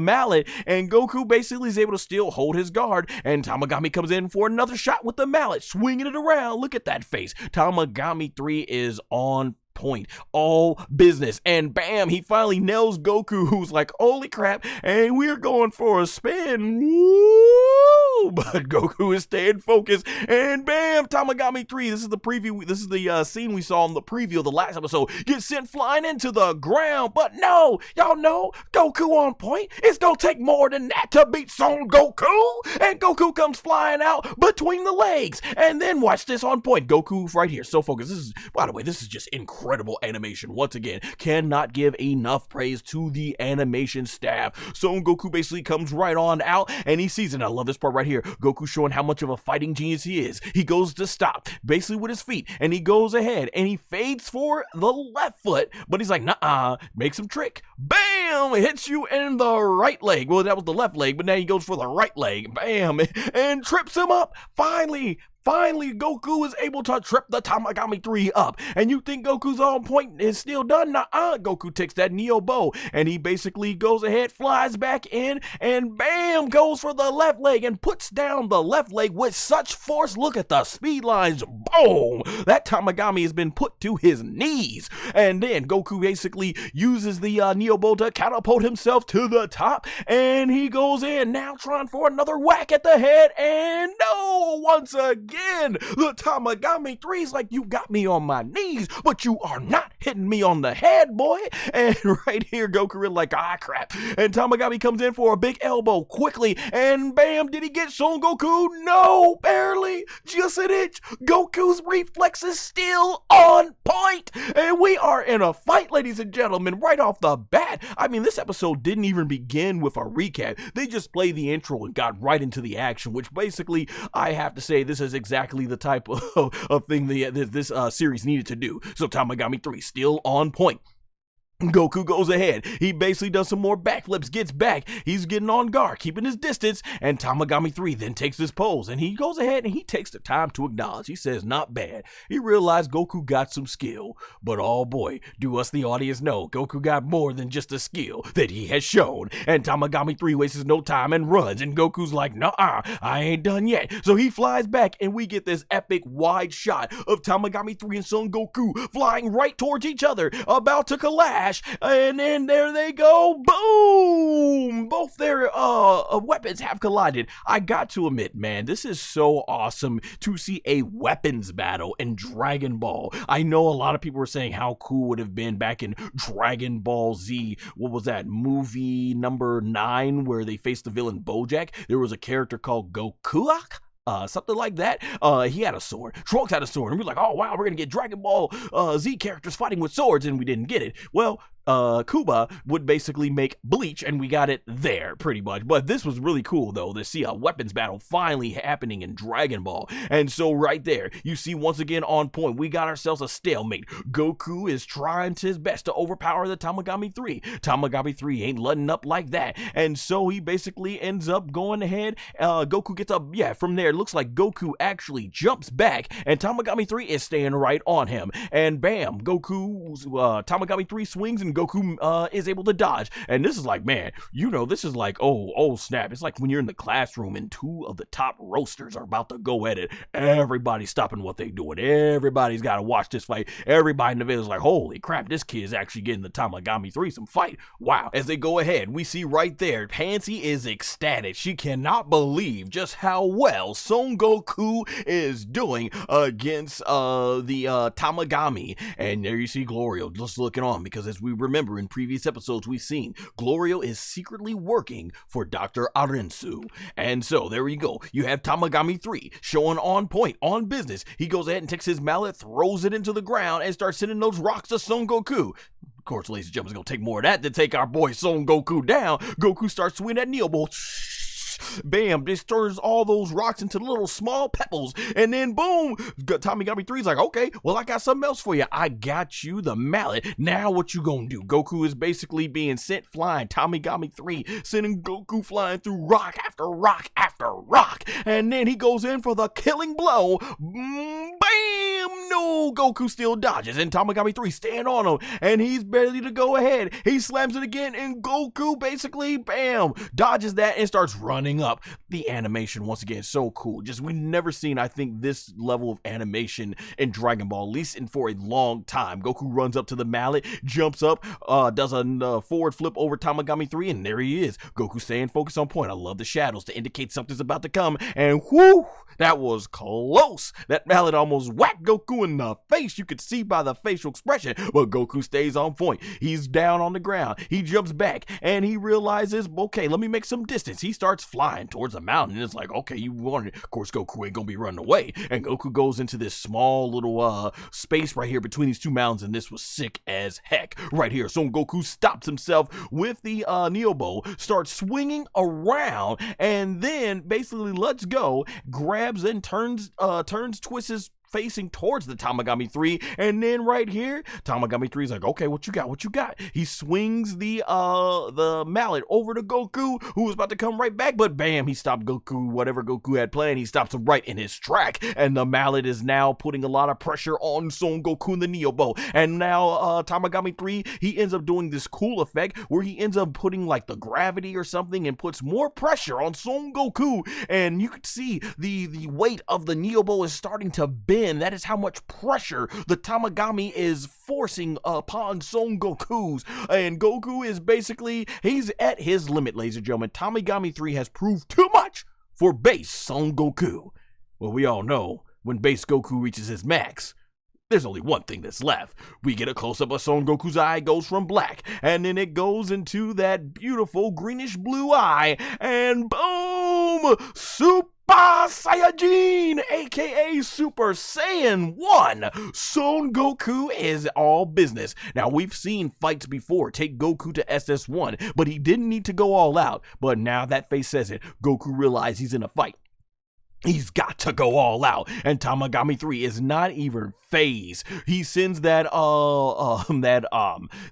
mallet back, and Goku, without even looking, boom, dodges it right in midair and kicks that thing in half. Bam, and then whacks the rest of it down with the Neo Bow, sends it flying past the Tamagami 3, and boom, into the ground. Son Goku on point, and even Panzy is just shocked at this, and you see Glorio like, wow, this Son Goku is just truly amazing. And we get this cool aerial shot from far away with the worm's eye view of Son Goku taking that Neo Bow, spinning it, and then throws it back into his sheath, and basically is ready. And this is at this point where we get some really cool things that's going to play a big role into this fight later. So we get Panzy wondering like, holy crap, what is he doing? He's gonna need everything he needs to take on the Tamagami 3. But Goku is ready. He's like, all right, no more weapons then. I won't fight with my weapon either. And Tamagami 3's like, okay, let's go. So Tamagami 3 gets in the fighting stance, and as the sun is setting, we see both fighters on point, and there we go. Goku and Tamagami 3 ready to fight. And Goku, we get a nice cool shot of camera that swings right into his face, and Tamagami 3 is ready. It swings over to his face, and then I love this typical anime cliche, right? They wait for the sword to fall into the rocks, and then boom, Tamagami 3 flies straight towards Son Goku, coming in with the left, what is that? That's the right punch, and boom, Goku stops his fist, and swoops and side sweeps him away, and Goku flies right on there, bam, kick to the face, and Tamagami 3 is sent flying. Son Goku powers up, keeps the pressure on, flies straight down, and then as he's flying towards, we get some really cool like over shoulder shots of Son Goku as he's flying towards Tamagami 3. Tamagami 3 lands on his feet, jumps up, and starts going ahead and shoots Ki Blast after Ki Blast, doing that Vegeta special, which, you know, doesn't really work too much for Vegeta, but Goku, he's just flying right past it like zoom, zoom, zoom, zoom, zoom. It's just basically all easy stuff for Super Saiyan 1 Goku. And Tamagami 3, as he gets closer, he's like, okay, we've closed the distance. He goes in to try and hook Goku with another right. And Goku, look at that face. Goku's ready, like, bring it on, bring it on. And Goku dodges. And then right there, he goes for the leg again. Once again, Tamagami 3 is constantly leaving his legs open. And I love the strategy that Son Goku is working to break this guy down from the legs. Anybody that watches mixed martial arts or UFC, you know that is a huge strategy that has often worked for quite a few fighters in the battle, just working on the legs. And I love that Goku is doing it here. But even before he's done slipping up the Tamagami number 3, Goku already starts unleashing another Ki Blast and sends it right to the shoulder, but Tamagami 3 on point smacks his Ki Blast away. And then he goes ahead and gets on guard as he starts getting a lot of blasts. Vegeta style. Goku is using it right now with the Ki Blast, shooting him. Bam, man, look at the Tamagami 3. Goes for the punch like, I got you. Nope. Son Goku's like, not that easy. Powers up, flies over, basically dodges Tamagami 3, comes out for another punch. Tamagami 3 goes ahead and dodges it. Goku flies up and flies past Tamagami 3, shoots another Ki Blast. Boom. Tamagami 3 blanks it out with his huge blast, starts dodging all of Son Goku's Ki Blast and dodging the rest of them. And then bam, Goku, when he goes in towards it, Goku's able to dodge under Tamagami 3's leg as he misses that shot. Goku then stops on the ground and then jumps right up. And boom, is just dodging all of Tamagami 3's attacks. Not looking good. Look at this. And bam, flies into the sky, flies to the right of Tamagami 3, flies to the top. Just messing this guy all kinds of, like, which way did he go? Which way did he go? Which way did he go? And then Goku flies all the way over there. Boom! Does another kick quickly to Tamagami 3, and he brushes Goku off. Man. And then Goku's like, okay, you might brush me off, but I got another blast coming for you. Boom! Sends that Ki Blast over to Tamagami 3. And man, but before the Ki Blast could get starts spamming, Tamagami 3 has another blast, and you see Son Goku. It's getting red, the atmosphere. He sees it. Oh boy, it comes flying right towards Son Goku, and Goku dodges. And this is where Tamagami 3 says, I don't give a care. I'm breaking this entire arena down. And he's just start going do do do do do do do do do do do do do do do. Man, look at this. Look at this. Just destroying the entire arena. And everyone is like, oh crap. And Tamagami 3 is just keeping the pressure on. Do do do do do do do do do do. And look at Son Goku basically just dodging. He dodges that blast. Boom. Dodges that rock. Boom. Dodges this one. And boom. Look at Goku on point. Dodging everything. I don't even think Tamagami 3's got one hit on this man yet. And Son Goku, look at that. Boom. Flies right into the frame. Is able to pass.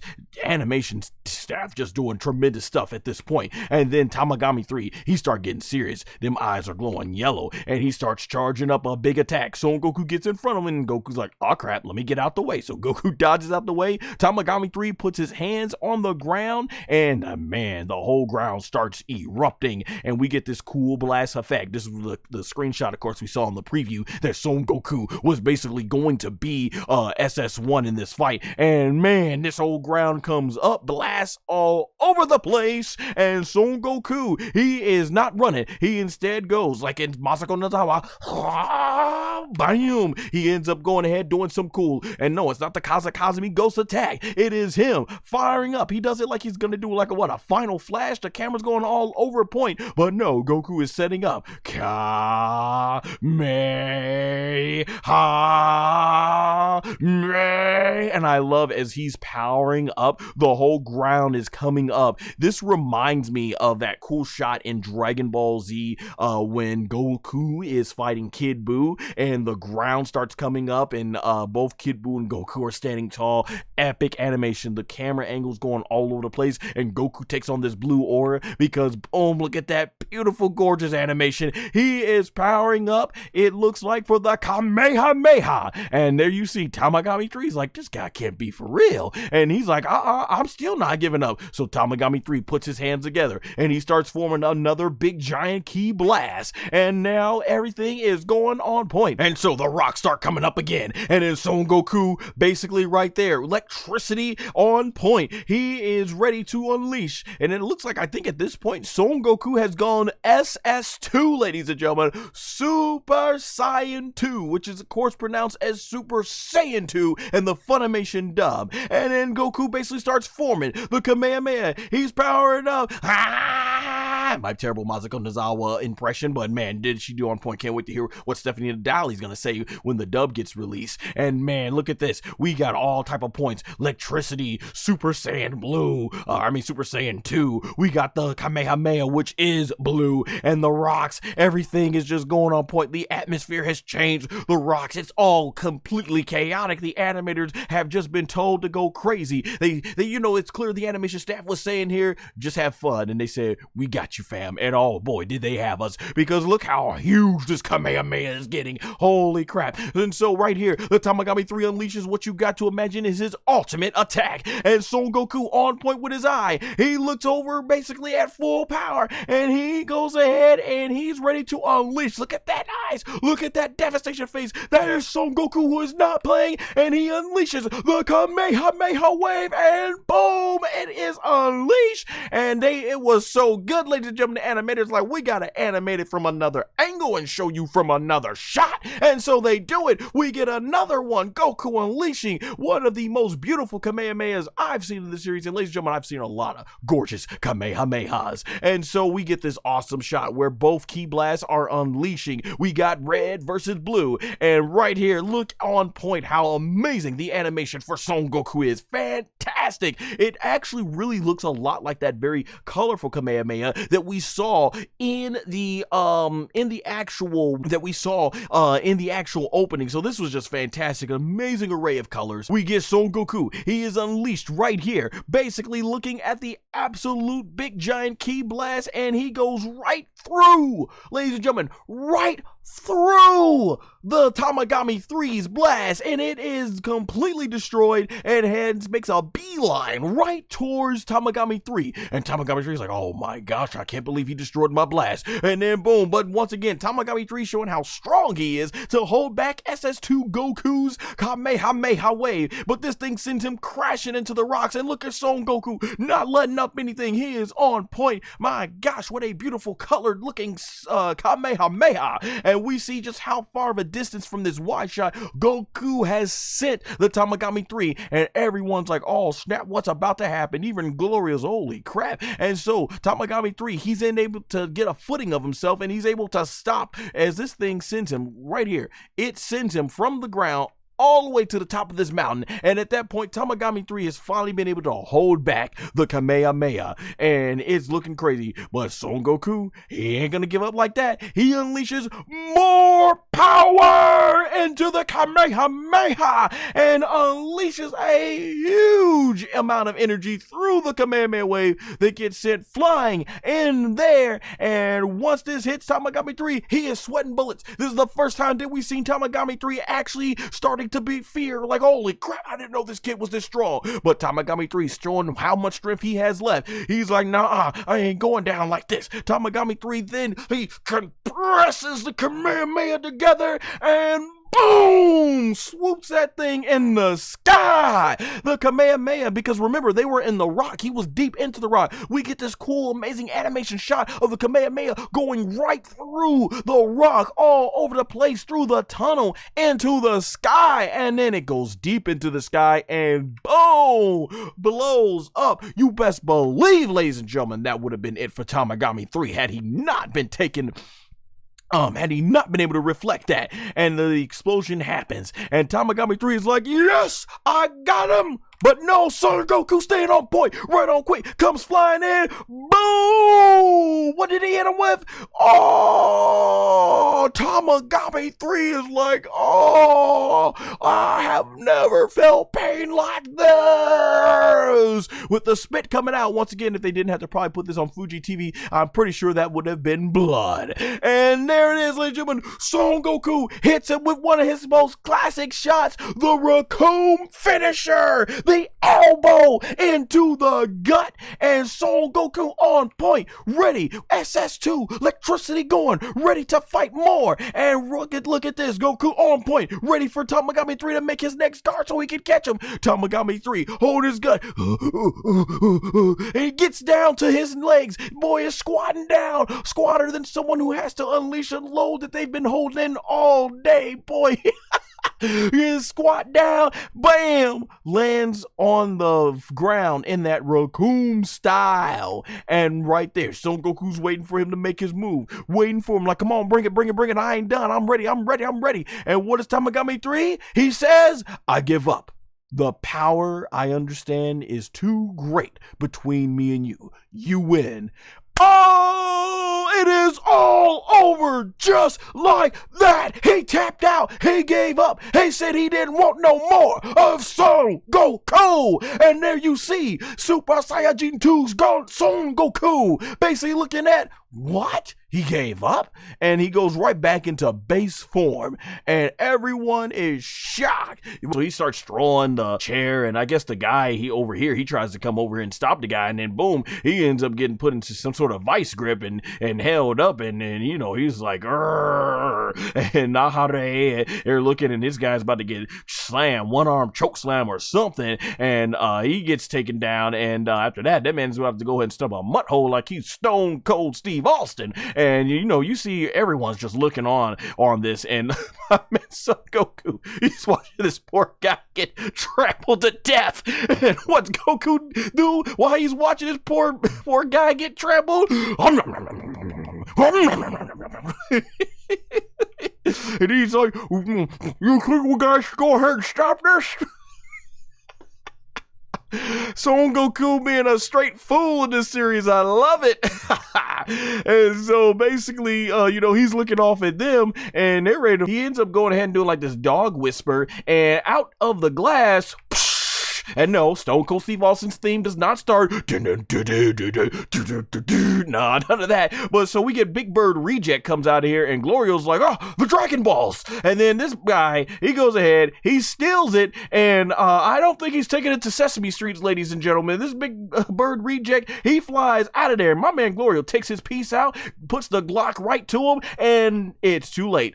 Big Bird Reject has flown away. I don't know, man. Big Bird has fallen, ladies and gentlemen. Big Bird has fallen on hard times from Sesame Street. I don't know if they're not paying him what they used to. He done gone ahead and flown into Dragon Ball here, and he's now resorted to Thieves. I don't think this is what you needed to be teaching kids, on how to really, handle themselves. You're supposed to teach them how to work hard and become smart. Instead, Big Bird's resorted to becoming malnourished and stealing Dragon Balls and shows that he doesn't even belong on. What a shame. And he has no shame at all. Look at that. So Big Bird Reject flies out here, and Glorio just goes, I thought he would have aimed the piece at him, but he didn't. All right, so Goku flies after them, and I'm thinking, easy work for Son Goku. And what does this guy do? Yoink!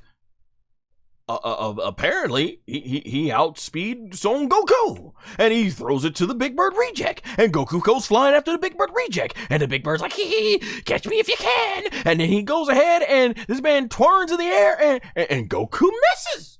I'm like, what is this? You know, I've been enjoying talking about these are jabronis. And that's the thing. These are jabronis. This thing flies. So right now, you're telling me that these jabronis are outspeeding Son Goku when Tamagami 3 couldn't. Okay, and this becomes where they bully Goku, and they're like, aha, you gotta be quicker than that, and so they're flying, and Goku tries to go, and he goes ahead, Goku goes in for a kick, and then the guy just goes ahead and throws it in the air, and then the big bird reject flies and grabs it, and Son Goku flies after him, and then Goku's up here, he's trying to get him, yoink, and Goku misses. Then he goes after. He's like, da, da, da, da, da, da, and the big bird breach is like, da, da, da, da, da, da, da. I'm like, how's he doing it? How is this man blocking Goku's kicks? How is this man not allowing Goku to get the dragon? Are you telling me that these guys are much faster than base form Son Goku? Are you telling me that Goku has to put in that effort, put in that work after beating jabroni after jabroni after jabroni after beating Tamagami 3?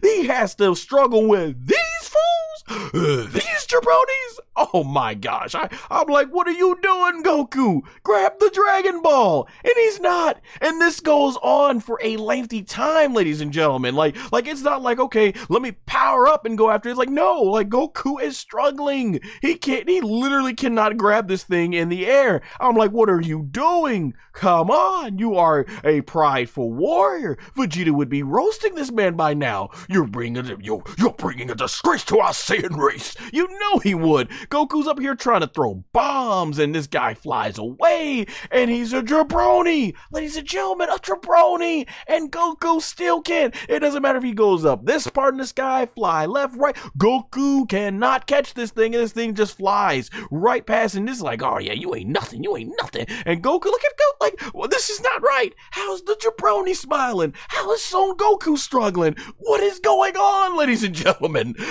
When I'm watching this, I was like, what is going on? And so Goku tries, and he pushes the Dragon Ball, and he misses, and the guy right here catches the Dragon Ball. Goku flies back down. He goes in for a kick, and boom, kicks the guy in the back, and that guy goes flying, and he's like, oh, I thought you had the Dragon Ball. And there's the Dragon Ball right there on the ground, and Son Goku finally grabs it, and he's like, now let's go. Can someone tell me why this had to take up multiple seconds of precious screen time on an anime series that's very short to begin with? Like what, Dragon Ball DAIMA is going to be like 20 to 25 episodes? I'm not one to complain about the pacing, but come on.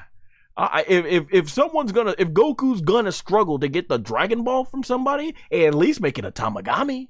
Why was so much time dedicated to base form Goku struggling with these jabronis? I don't get it. And so these jabronis, they're angry, and they're looking at Son Goku like they're gonna do something. And what did they do? They charged forward, and Goku is like, I'm ready, let's go. And then after that, Glorio steps in, and my man Glorio, he ain't playing. He comes in like Trunks about to encounter Mecha Frieza, and these guys stop dead in their tracks, and my man Glorio, he puts that finger in the air, acknowledging his tribal chief, Roman Reigns. I love seeing some love being taken to the world of WWE, and no, that's just me, the wrestling fan, talking. But yeah, after Glorio is done acknowledging Roman Reigns as his original and only tribal chief, he starts going ahead and gives us a little of that Palpatine action from Star Wars. Yes, but I don't think these guys are equivalent to young Skywalker. And so that electricity in the animation is gorgeous, ladies and gentlemen. Look at that. Woo-hoo-hoo-hoo! Look at that fire animation. And look at them boys. Are they gonna go? Yeah, I was like, come on. Come on, that's what y'all wanted. Y'all want to steal the Dragon Ball, so prove that y'all bad. Prove that y'all are bad. And what did these suckers do? They like, F this, I'm out. And they're like, yeah, I'm right behind you. And they start running. And Gloria's like, nah, you ain't coming up in my place, taking what I've been working with my comrades to work hard for to get. I mean, granted, Goku's the one that put in the work, but Glorio's definitely been helping them as far as traveling. And so he sends that electricity wrap right after them as they're running away. It wraps around them and sends them into the sky. Look at them boys. Them boys are straightened out. They got straightened out now. They are straight now. Yep. And them boys ain't going nowhere. And then he goes ahead and puts them into a big spinning round, like woo, around and around we go. Look at little Big Bird reject wishing that he was back on Sesame Street now.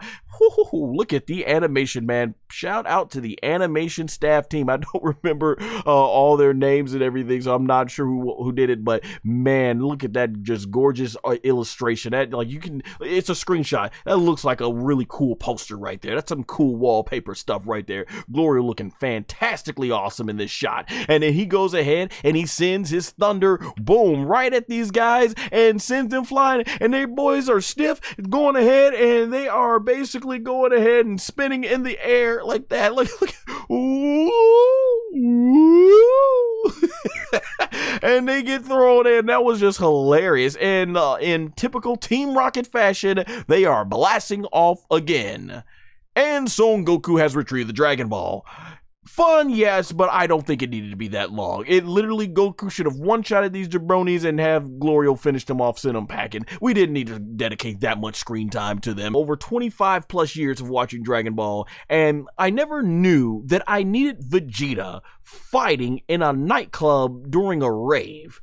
Until now. Oh man, the animation right here was great. The great uses of purple and blue. And so Vegeta walks towards this guy, and they got his butt cheeks all right there in the way. And Vegeta's basically got himself some fries and a burger. And to be fair, Vegeta just, boom, brushes this guy's booty cheeks and keeps on walking. That guy's like, I know he did not just touch my booty.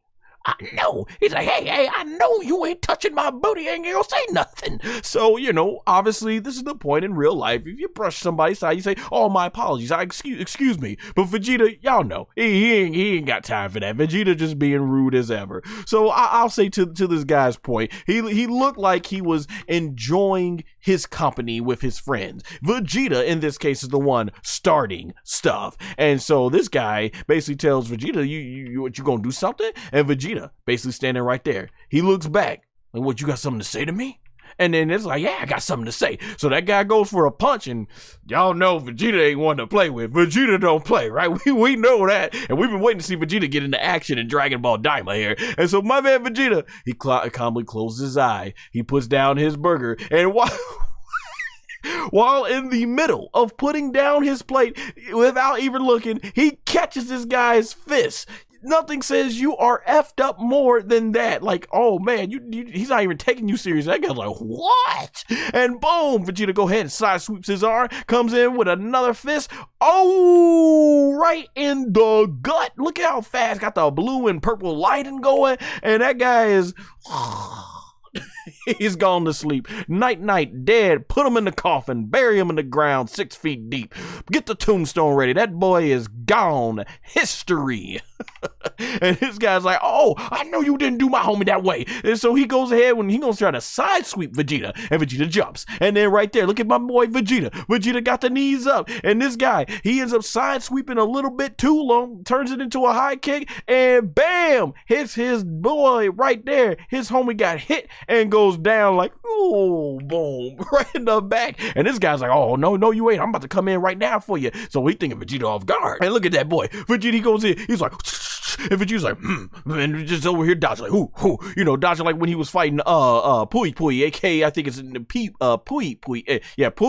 aka Pui, in the, dub, and, from there, from the early Majin Buu saga, and my man Vegeta steps on this guy's hand. Oh, this guy trying to chop Vegeta, and Vegeta instead said, I'm gonna use your chop as a stepping stone, literally. So he goes ahead and does a big turn and twisting back, and look at this, Vegeta moving so quick in the air. He's like, this boy don't even see I'm coming for him, and this guy right here, still in position, thinking he about to chop Vegeta. Look behind you, dude. Look behind you. He's like, oh, it's too late. Vegeta comes right in. Bam! Kick right in the glasses, right in the face. Oh, boy is knocked out. And then the guy comes in right behind with Vegeta, thinking he can score one before Vegeta lands. And Vegeta, well, nah. He's like, okay, I'm landing. Nah, I got my fist up in the air. And then look at Vegeta. He already blocked his shot. Comes in with another right. Bam! Or no, that was a left. Comes in with the left. Oh, look at the boy. Oh.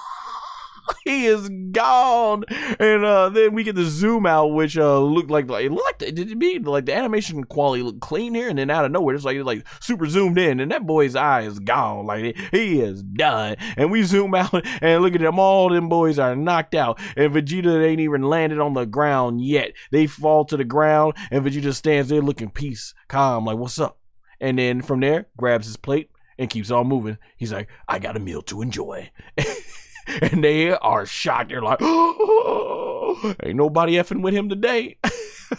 And Vegeta, you know, thinking like these people are scum. We get Vegeta in action, who powers up. He's like, come on, he is ready for battle. And these guys, they all ready. And Hibiscus takes one little chip. Oh, and they're like, attack! And then here they come, Vegeta on guard. And so Vegeta flies right, go ahead and match this dude. Guy goes ahead, swings, and Vegeta's like, that little point ain't gonna do anything to me. Boom! Dodges out of the way. And then the guy's like, what? How? And then Vegeta pulls his fist back. This is done in slow motion. Bam! Right in the cheek. Knock this guy out. Boom! Vegeta punch him like he stole something because he did. He stole their ship. Vegeta punching him like he exactly stole something, which he did. This guy bounces off the ground and then flies into the camera. He is gone. And then Vegeta comes in with another kick. Side sweeps this guy. Oh, this guy, he's like, I got some nunchucks for you. Like, here we go. So goes right ahead. Vegeta goes ahead and dodges like, whoo. And then he goes, whoo, gotta be quicker than that. Oh, no, gotta be quicker than that.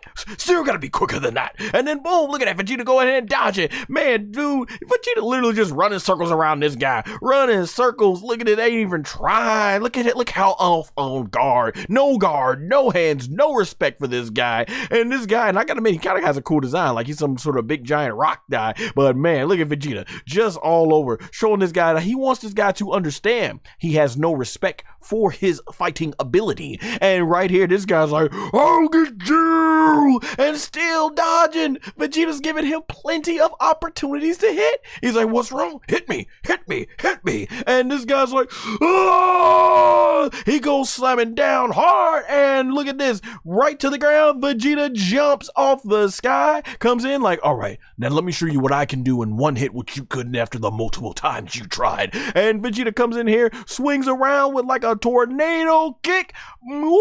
Bam! Right on the head. Guy is gone. Pupils are gone. And he is out. And that guy tries to come in with a big mallet from behind. And no, Vegeta not even looking, bro. He wasn't even looking. Vegeta did not even look. He just knew you were behind him and he jumped up. And then Vegeta basically looking now and bam! Kicked that guy right in the ears. Y'all remember in the 1999 Royal Rumble when The Rock took the bell and put it into that guy's ear and to Mick Foley's ear, and then bam, hit the bell, and he's like, the bells will be ringing.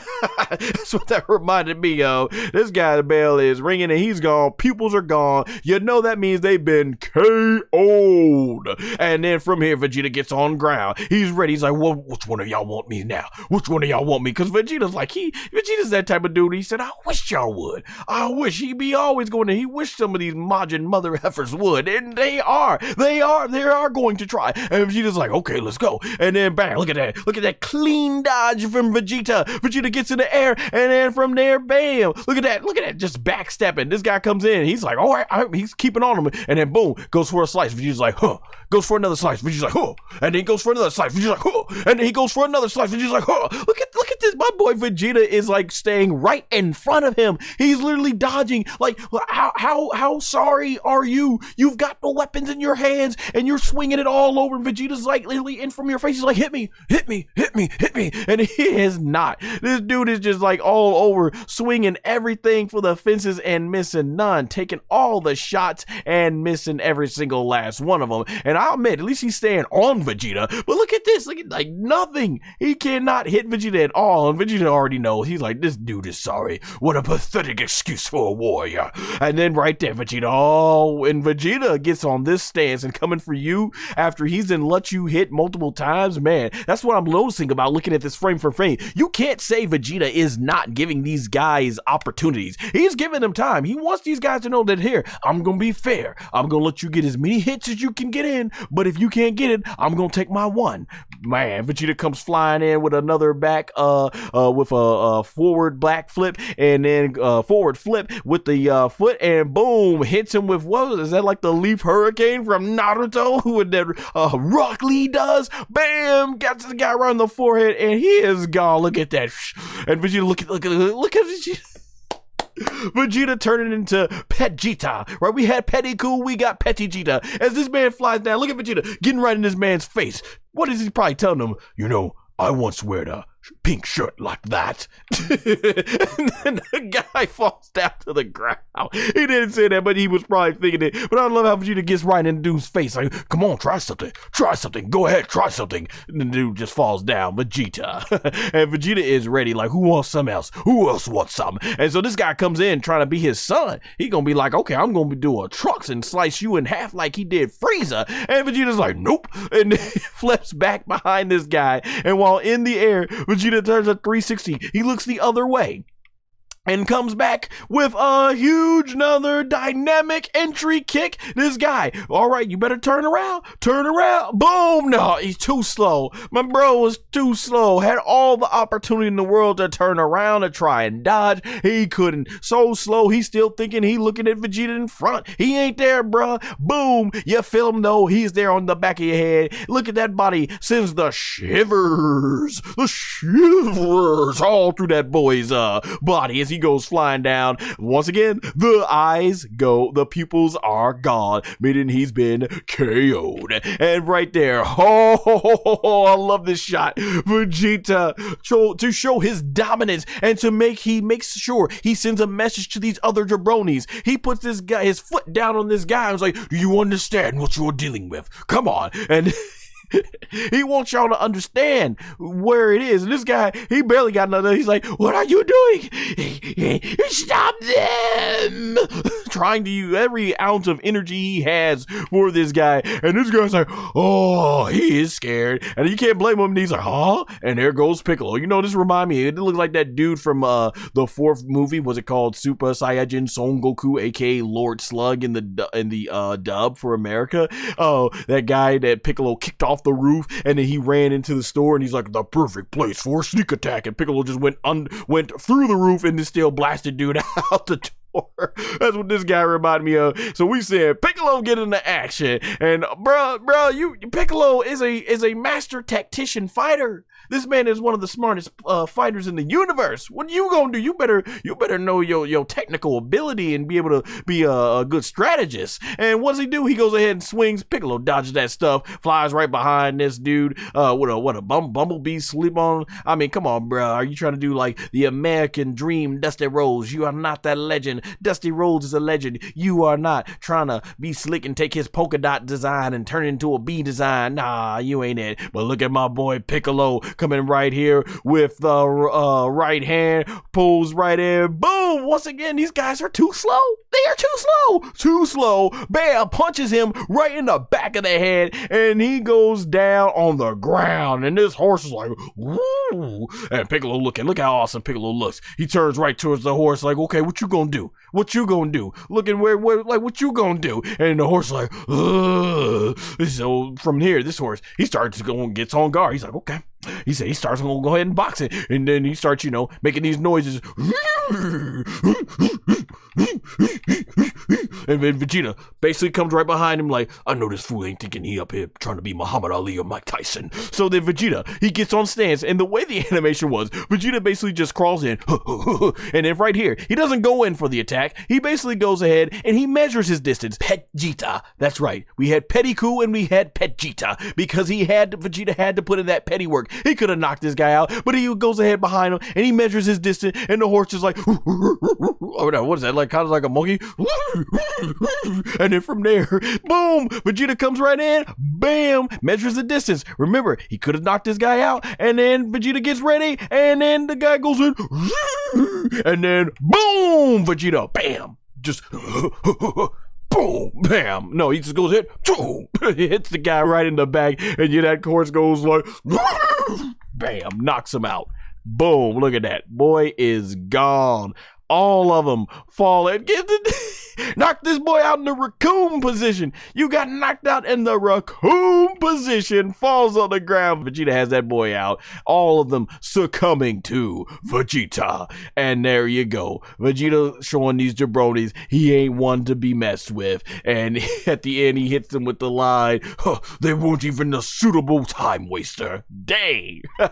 He said y'all couldn't even waste the time properly. Oh, you gotta love Vegeta, man. It was great to see Vegeta in action. And then from here, we get Hibiscus. He even roasts them saying, oh, I didn't even get a chance to finish the rest of my chips. And Vegeta picks this guy up because that was the guy that started it. He was the main one that started it. He's like, attack! So Vegeta pulls him up. He says, now you ought to tell me exactly where our ship is. And that guy's like, yes, sir. Yes, we hit it over there, sir. Yes, sir. Like, we don't want no more just to hurt us. We hit it right over there. That boy has learned his place. Vegeta taught that boy his place quickly. Oh my gosh. And so Majin Kuu basically goes ahead and takes his next martial arts stance, and Tamagami 1's like, what is bruh even on? And there you go, and he's just doing a bunch of weird noise like, whoa.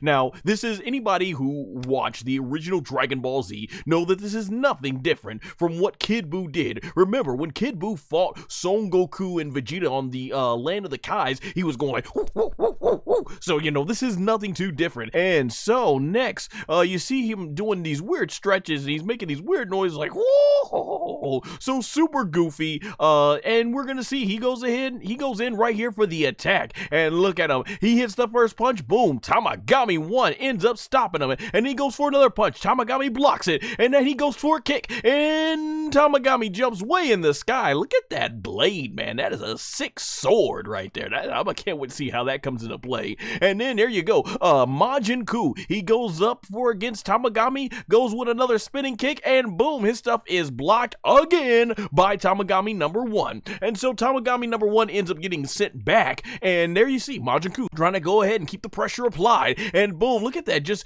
easily, effortlessly blocking all his shots. So a lot of throwing right now from Majin Kuu, but he's not landing anything on Tamagami. And look at Tamagami 1 at this point is not even blocking anymore, just dodging and turning. He's given his back up to Majin Kuu just to show exactly how much better he is when it comes to this. And then he blocks with another elbow, and then he's blocking the kick, and then he's blocking another punch. Look at the face. Tamagami 1 is like, This man is not even phased.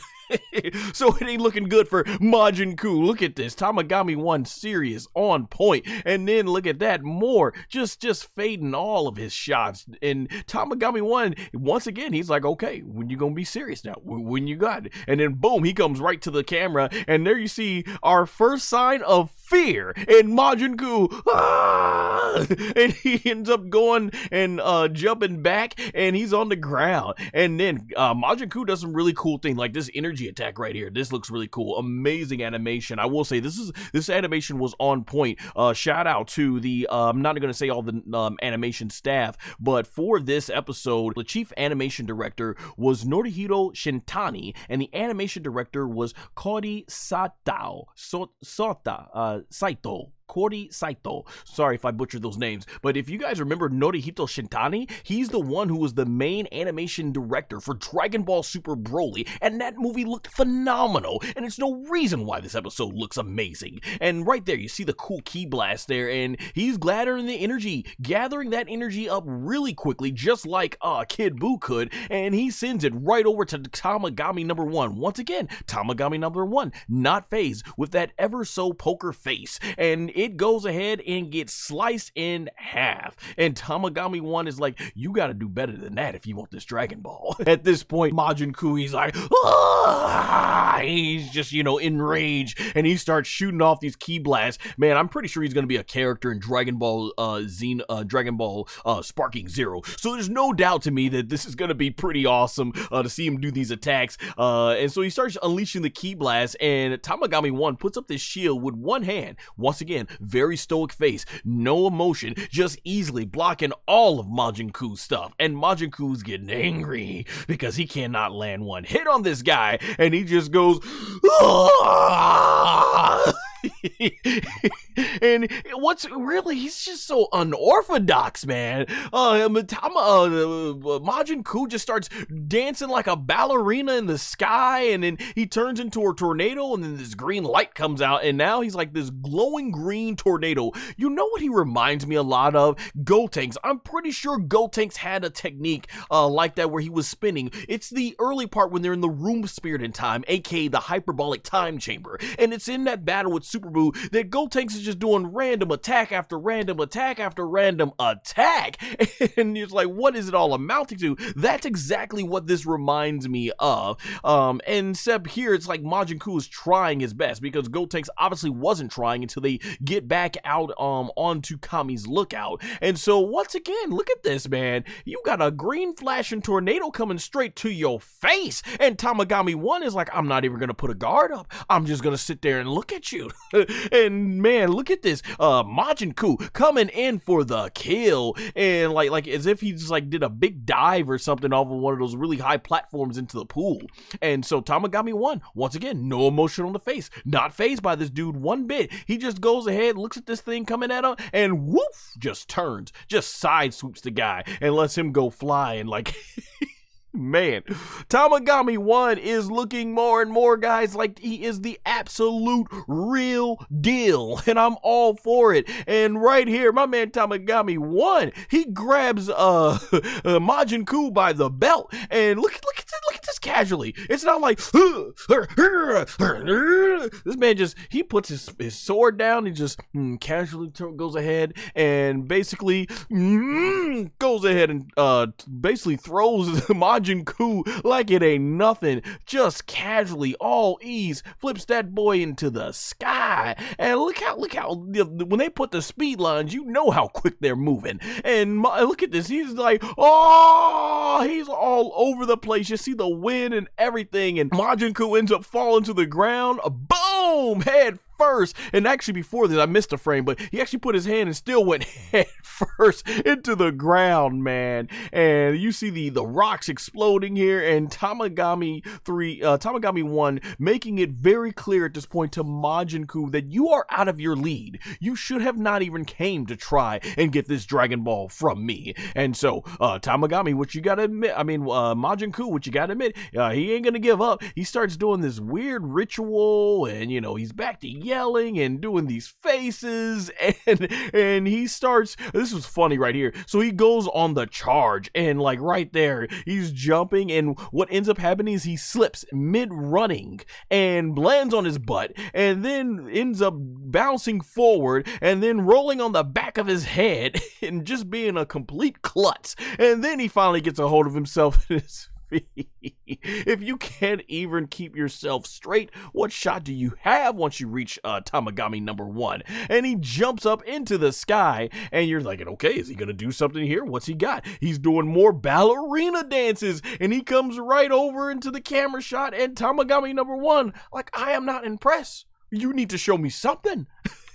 And so right here, we finally see the sword gets picked up, and Majin Kuu is coming right there, and he goes right into the shot. So here, Tamagami 1 has left himself wide open. Is he gonna take the shot? He does, and ladies and gentlemen, he tanks the shot. He tanks Majin Kuu's shot. There is no other disrespect when to make you understand it, how insignificant your power is to mine, is I'm going to let my hands down. I'm going to just let you punch me in the stomach so you can get it out of your system. Maybe it makes you feel better while it makes me feel nothing at all. You know, like Ned Flanders on The Simpsons. Because right here, in terms of pain, it's like Ned Flanders from The Simpsons saying, nothing at all, nothing at all, nothing at all. And so Majin Kuu is just irate at this point. He starts getting in the air, unleashing these blasts. He's coming down hard on him. He's got to unleash this ki blast out of his mouth. And I mean, animation looks so sick right there. I mean, phenomenal job of the animation staff. And he starts unleashing it, you know, being with Norihito Shintani, I believe, doing that.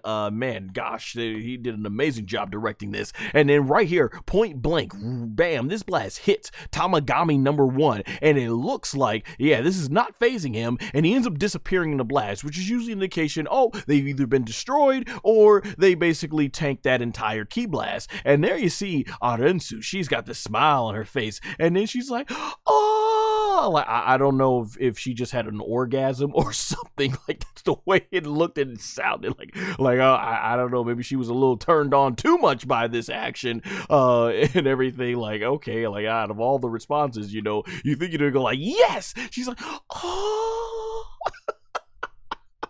Dr. Arensu, and she is smiling, so it's like, okay, is Majin Kuu finally doing something again here against the Tamagami? And we see the Tamagami's kind of bent over, he's slumped over a little bit, and he's got steam coming from him. But then once again, that very stoic face, he gets right back up and is just like, easy work. What you got next, boy?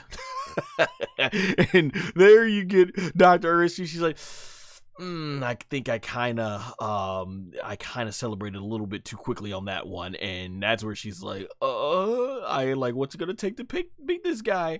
And she's like, oh, I love it, man. Just amazing. I love, shout out to the animation team. Her facial expressions were great here. I love the emotions. And so there you go. So we're like, what, like almost halfway into the episode at this point, and you got Majin Kuu. Nothing is working. Majin Kuu is just trying to go straight ahead and punch Tamagami 1, who finally looks like he starts putting up a stance. And at this point, Tamagami 1 starts fighting back, and he side sweeps this. I don't know why they had to give us the booty shot here from Majin Kuu, but he side sweeps him right over into the wall. Boy gets flying. Wow! Boom! Big explosion, breaks that whole wall down, and then there you go. He is just angry because nothing is working, and now it's even worse because Tamagami 1 is actually getting on the offense instead of staying on the defense. And look at this right here. Boom! He closes his eyes because Tamagami gets right in his face, and he's like, ah! Tamagami doesn't do one. He's like, I just want you to understand the speed difference between you and me, my boy. And so Tamagami 1 ends up going in the sky, and he shoots this ki blast, and I don't know why he shoots it. This boy is all off balance, doesn't even hit. Tamagami 1 doesn't even have to move. It just lands in front of him, and he's like, oh man, you're getting sloppy at this point, Majin Kuu. And Majin Kuu flies in the sky, teleports behind him is Tamagami number 1, and Kuu is like, oh! So he flies backwards and then teleports behind him is, there you go, Tamagami 1 just there saying, I want to remind you the difference of my power, my boy. And there you go, Majin Kuu is just running. It's so cool because those of us that grew up watching Dragon Ball in the 90s and early 2000s, man, Majin Buu took a lot to become afraid of. I think the only few times, I could probably name it on one thing. There was, what do I remember? There was Fat Buu. Fat Buu never got afraid, I don't think. It was Super Buu. The only time he was afraid was when SS3 Gotenks beat him to a bloody pulp, and to the point where he didn't have enough stamina to regenerate, and Gotenks went in for the kill, but he then, because playing around too much, he separated into Goten and Trunks, giving Super Buu the time he needed to recover. Then there was the time, I don't even think Super Buu, when Gohan was absorbed, got afraid of Vegito. There was the time, he never got afraid, but I remember, what was it, Kid Buu? Yeah, Kid Buu only got afraid once the Super Genki Dama, aka Super Spirit Bomb, was formed, and Buu was like, ah! And even then he was still trying to fight back from it and stuff until he realized he wasn't. He's like, ah, because he knew holding that back wasn't going to be nothing. And so yeah, this Majin Kuu being afraid very quickly, and Tamagami 1 just ain't playing with him. Look at that. He's like, you got no shot, boy. You out of your lead. And then there you go. You see Majin Kuu is completely sweating bullets here. Majin Kuu, that boy is sucking wind, as they call in Ressurant. He's like, he's exhausted all his energy trying to beat Tamagami, and I look at the stance. Tamagami 1 is like, you ain't it, bro. You are not him. You are not him. And so look at Tamagami number 1. He's like, he is unfazed. This boy has done nothing but probably waste his time. And there you see, I think there you can see, that's called for Dr. Arensu, acceptance. She has accepted that this experiment was a failure, and that yes, it was a waste of time, and that she ain't getting no Dragon Ball today. And there you see Majin Kuu is like, he's still breathing heavily, and he goes up, he catches his breath, and he Then Smiles said, all right, you got me. I give up. You win. And he goes ahead and bows out of respect. And he goes running back to Dr. Arensu. He says, well, sorry, I can't get that Dragon Ball. And Dr. Arensu's like, I think that's her reaction is probably us, the audience, because we were wondering, okay, you know, some people thought Majin Kuu was going to be the big bad villain of the series, and Geekdom 101, to his credit, was saying a lot and warning everybody, like, no, he's not going to be the big bad of the series. Me, I was trying to give him a little bit of credit because I know Toriyama's style, where he'll make a wacky looking villain like this, a wacky looking character, and out of nowhere, he'll have him transform and become very menacing. So I'm like, let's give it a shot. Let's give it a shot. Fat Boo didn't look that menacing, but he became something very menacing because of the power of Toriyama's amazing storytelling when it comes to that type of thing. And I'm thinking, like, is this Majin Kuu gonna be something, you know, the true power of Majin Kuu? And I'm like, oh, okay, yeah, bro wasn't nothing at all. He was nothing. And so there he goes. He reclaims back on his throne to wait for the next challenger, Tamagami #1, with an easy win. And right there, Dr. Arensu and Majin Kuu, he ends up flying back. And I will say, this was cool. You see them flying off the distance. It's cool to see two new Dragon Ball characters go at it. It's like how I felt when we got Hit versus Jiren back in Dragon Ball Super, which of course takes place several years after where Daima's taking place. But that was cool to see. And then out of nowhere, and this was kind of like a good jump scare because I'm watching, it's like, oh, I did not expect that. The Gendarmerie ships start shooting at the ones that Goku and his gang has stole, and you see it right there, the fire blast just going all over their stolen Gendarmerie ship, and they are hot on their trails. Personally, I actually think I like this portion of the episode better than even the fight with Majin Kuu and Tamagami #1. So these guys are hot on their trails, and Son Goku's telling, like I said, he's the MVP of this episode in terms of like thinking smart. He's telling Glorio, he said, well, get him, do something, shoot back at him. And Glorio, this one ship ends up blasting right past their ship there, and he starts shooting over onto the side. It starts going in, you know, you see the ship is starting to get damaged from this, and it almost hits Panzy. And basically Glorio's explaining is that he doesn't have much experience working with a Gendarmerie ship, and of course, why would he, since it is only supposed to be used by Gomah's Gendarmerie. And so the ship ends up started going down, and this was a pretty funny part. You know, Pansy's freaking out, and she ends up biting her tongue in the middle of trying to say, we gotta save ourselves, and she's like, I got my tongue. So that was just a random thing. I love that Dragon Ball DAIMA does these little random things all through the series, so that was really cool, I thought, to see right there. And so from here, Son Goku's like, okay, well, if this ain't gonna work and you don't have the skills to fly this plane, open the door right now. So Goku's like, open the door. And so Son Goku comes flying out that door, and our boy Son Goku about to go ham on these guys. And I was like, yeah, I should have done that right from the start. Goku starts flying and he flies up. And this is very reminiscent of OG Dragon Ball, when Son Goku as a kid was going through the sky fighting on the Nimbus Cloud, aka the what was it, the Kintone, I think it was called in Japanese. I probably might have got that wrong, but yeah, he was using his Neo Bow, aka Power Pole, to completely wreck all the Red Ribbon Army's aircrafts and stuff. So Son Goku, he comes right over to this and boom, busts that ship open, and the Gendarmerie guys end up going flying. At least unlike in the ocean dub of Dragon Ball Z, where Nappa blew up that whole news reporter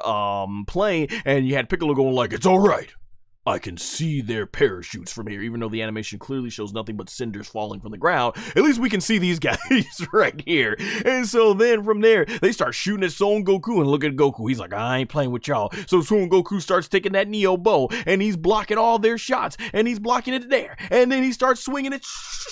Bam, basically just blasting that thing off, and he comes in for the big whack. Yeah, boom, breaks it down. My terrible Mazako Nazawa impression, and I can't do one better either with Stephanie Nadoni.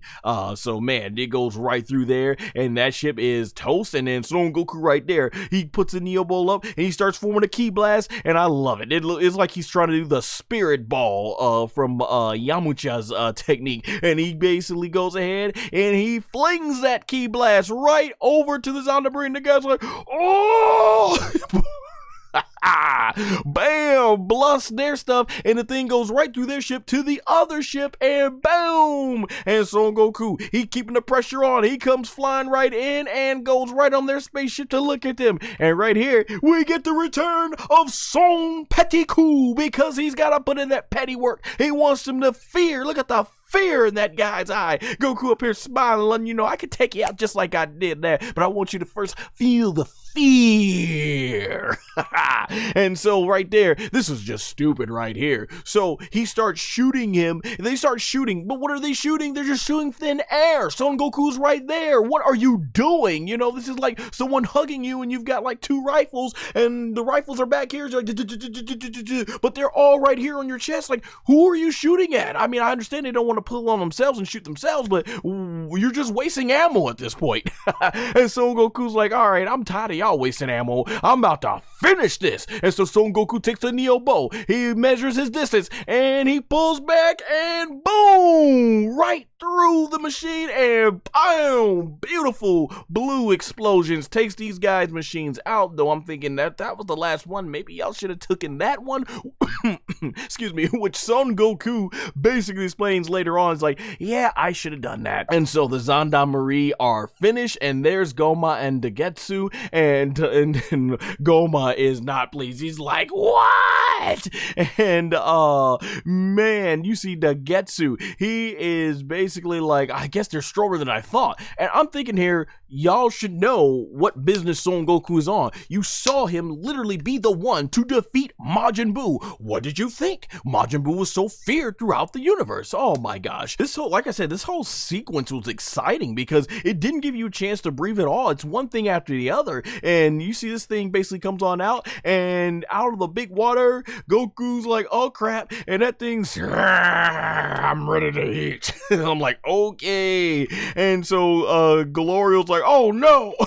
And this thing starts coming close to him and nearly gets them and misses. But what's interesting is these Krakens, basically, as they go in the water, if they miss in biting you, they have all these tentacles that are very sharp, and it comes over and it snags their ship, and they're like, oh snap, what are we gonna do? And I'm thinking, okay, can Goku just get out and Kamehameha this thing really quick? But no, Goku's like, everyone get out. Once again, Goku really being the MVP. I really love how smart Son Goku's been portrayed in this episode, and it's really that mature side of Son Goku that we loved back in Dragon Ball Z. So I'm really glad to see that here. And he's telling everybody, we got to go. And so he starts spitting this like mist oil, because I know like some octopuses or something can do that thing. I'm not as brushed up on my wild animals when it comes to sea creatures and stuff, but he shoots it over at Son Goku, and we're all, it's like Goku's gonna get got, and it looks like right at that point he did get got, but no, Goku was able to dodge at the last second. And so Panzy, Nahare, and Glorio, they end up getting out of there. They skedaddle with all their belongings in there,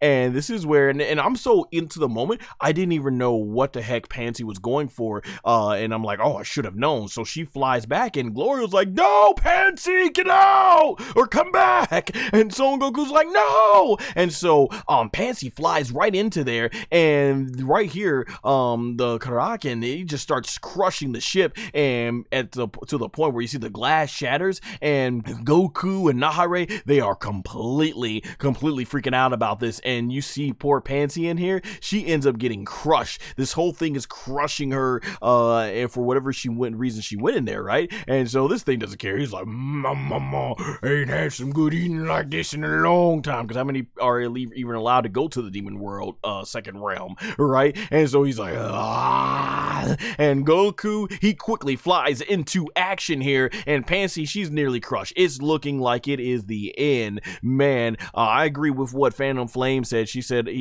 Phantom Flame says, I was so worried for Panzy right here. I was worried for her as well too. It was not looking good. Like this thing had me on the edge of my seat. So Son Goku goes right in, and he's like, Panzy, give me your hand and stuff. And it's getting closer to the tongue. And East Kaioshin, aka Nahare, he is freaking out. And Goku's like, give me your hand, give me your hand. Panzy, she's trying, but you know, her arm is so crushed under being so crushed here. And boom, you see how crushed that machine's looking. It ain't looking good for our heroes. Goku's barely able to get, and he does grab Panzy, but at this point you see right here the look on Glorio's face is like, oh, he is terrified. I've never seen him sweating this much and everything. More to what I'm saying, that he really is starting to get more of a bond with his comrades here. And man, boom, he ends up going ahead like finger like what is this, KFC or something, like tentacle looking good or something like that, right?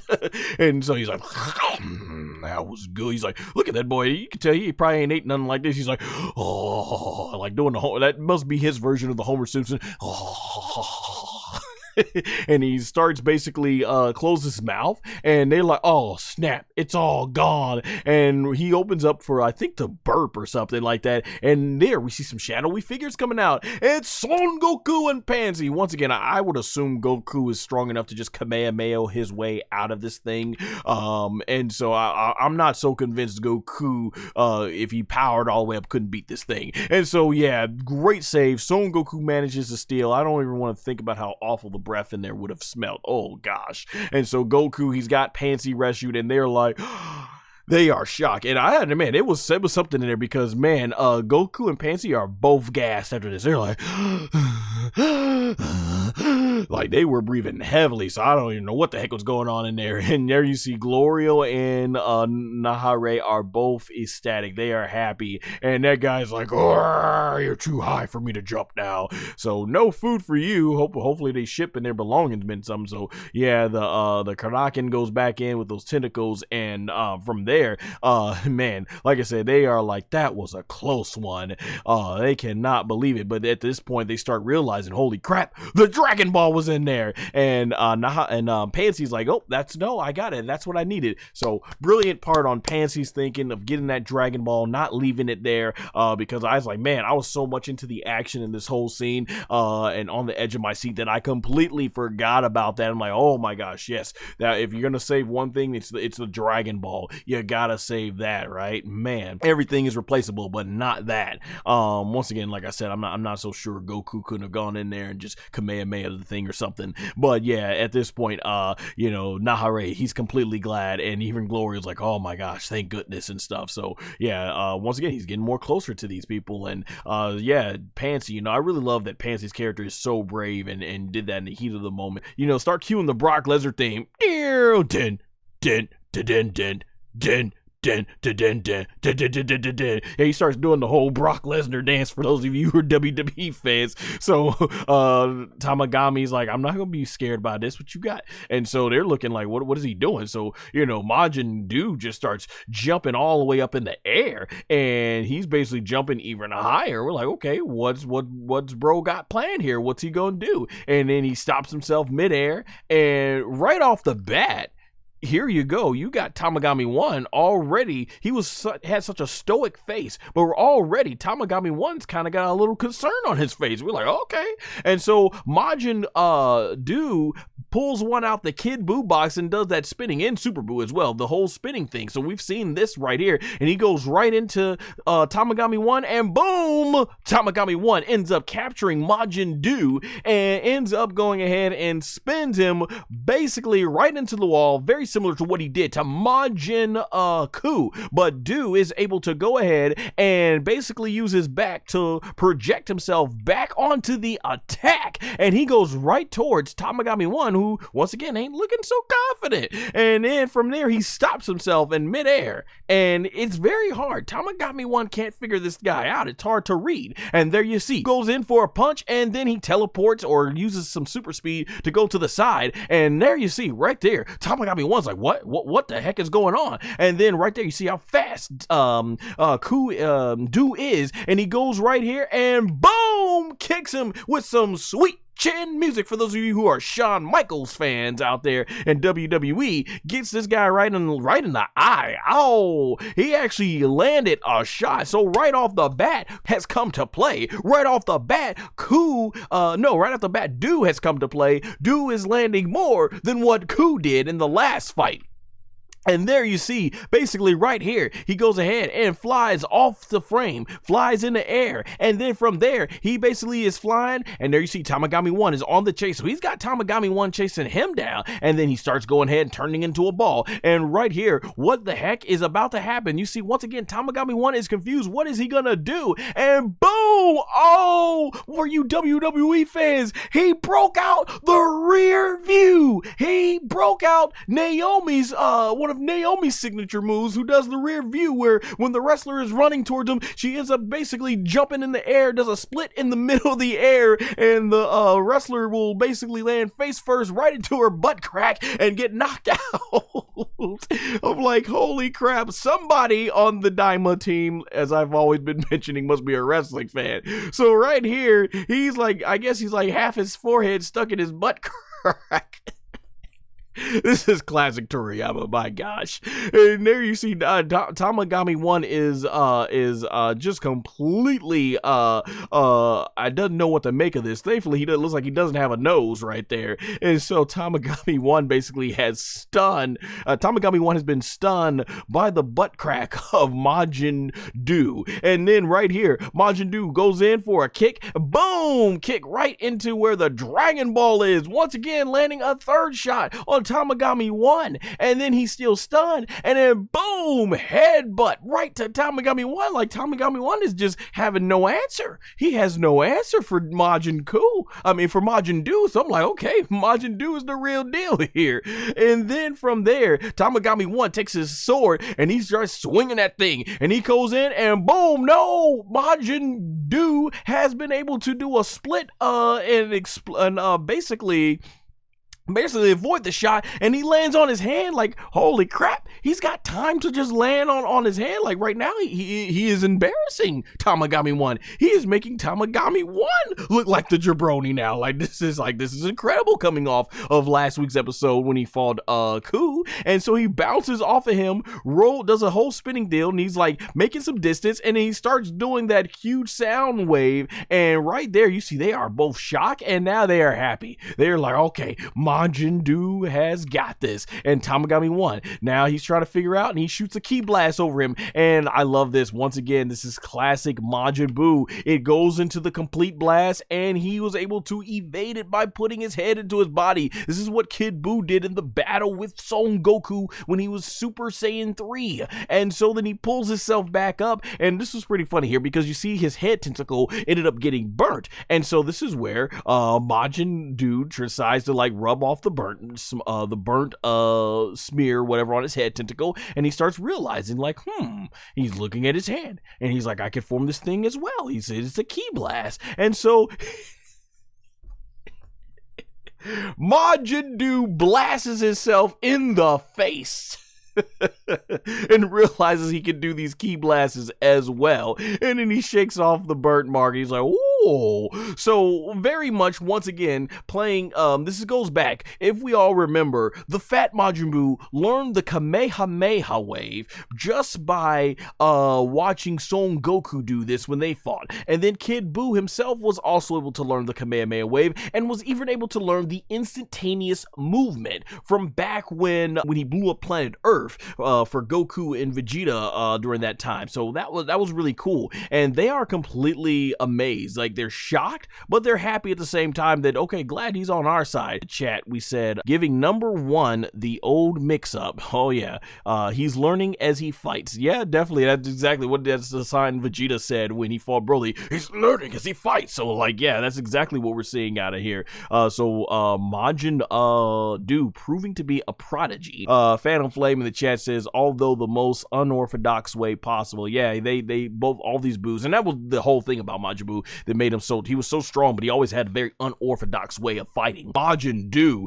and he's coming towards Tamagami. You talk about earning respect, ladies and gentlemen. It's clear here that Tamagami 1 has certainly earned some respect for the unorthodox ability of Majin Duu, because Majin Duu, he ends up going ahead, teleporting over, and what's he gonna hit him? Another wrestling classic, the Banzai Drop! The Banzai Drop, used by the late great Yokozuna, Rikishi, and now Nia Jax in WWE. Man's been hidden, he's been brushing up on his Samoan wrestling, breaking out rear views and Banzai drops and stuff. He knows his Anawadi history family.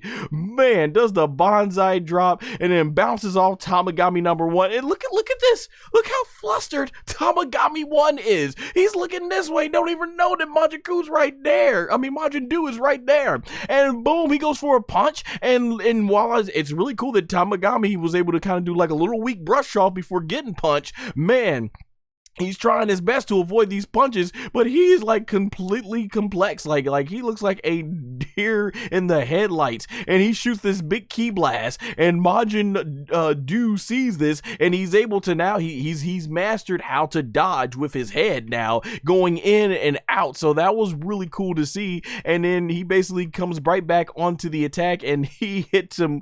Oh boy, you talk about another wrestling move. He breaks out the X-Pac Bronco Buster. The Bronco Buster, and man, like dude's face is all in his crotch, and he's just basically like, and like he is suffocating Tamagami 1, and Tamagami 1, he's got no answer. He doesn't even try to stab him. He's just trying to pull him off, and he's like, and he's like,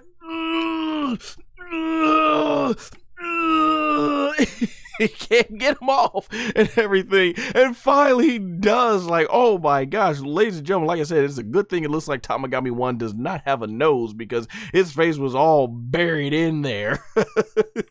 And so he swings him, and even that, it wasn't clean. Like that was like Tamagami 1 not looking smooth like he did in his fight with Majin Kuu. And so there you see, he tries to swing his blade over to Majin Duu, and you see his teeth are grinning, his eyes are glowing red. Like Tamagami 1 is getting serious here, and he goes for the head, and oh, once again falls for it again. Majin Duu has mastered putting that head in, tucking that head in, and basically once he swung that thing while he's giving his back. He is giving his back up to Majin Duu, and just so that Majin Duu can understand that how much he's got Tamagami 1 outclassed here, this man has time to go ahead and just basically swing around his abdomen, just completely do a 360 again, over and again, and Tamagami 1 had no answer for it. Tamagami 1 had no answer for that, and then he goes ahead and he gets shot in the back with the green blast. Obviously, if you play Dragon Ball Sparking Zero, you all know about this way too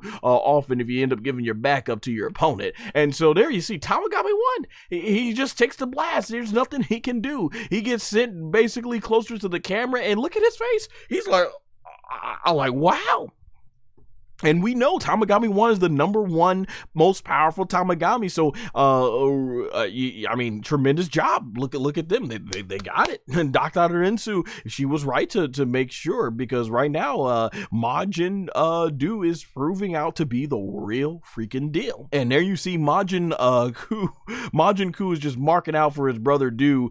Basically, marking out being a term used for wrestlers fans when hardcore wrestling fans are just so super happy to see some of their favorite wrestlers and everything. I mean, honestly, I do it as well when it comes to Dragon Ball. I mark out over this stuff. Obviously, you guys see my streams here. Majin Duu is basically, he's up here, basically, like I said, he was kind of doing the Brock Lesnar dance, dun, dun, dun, dun, dun, and then right here, he's just doing all these unorthodox poses, and he flies off. And as we saw in the previous episode, Majin Duu, even though he, as Vegeta said in the Dragon Ball Broly movie about Broly, he's learning as he fights.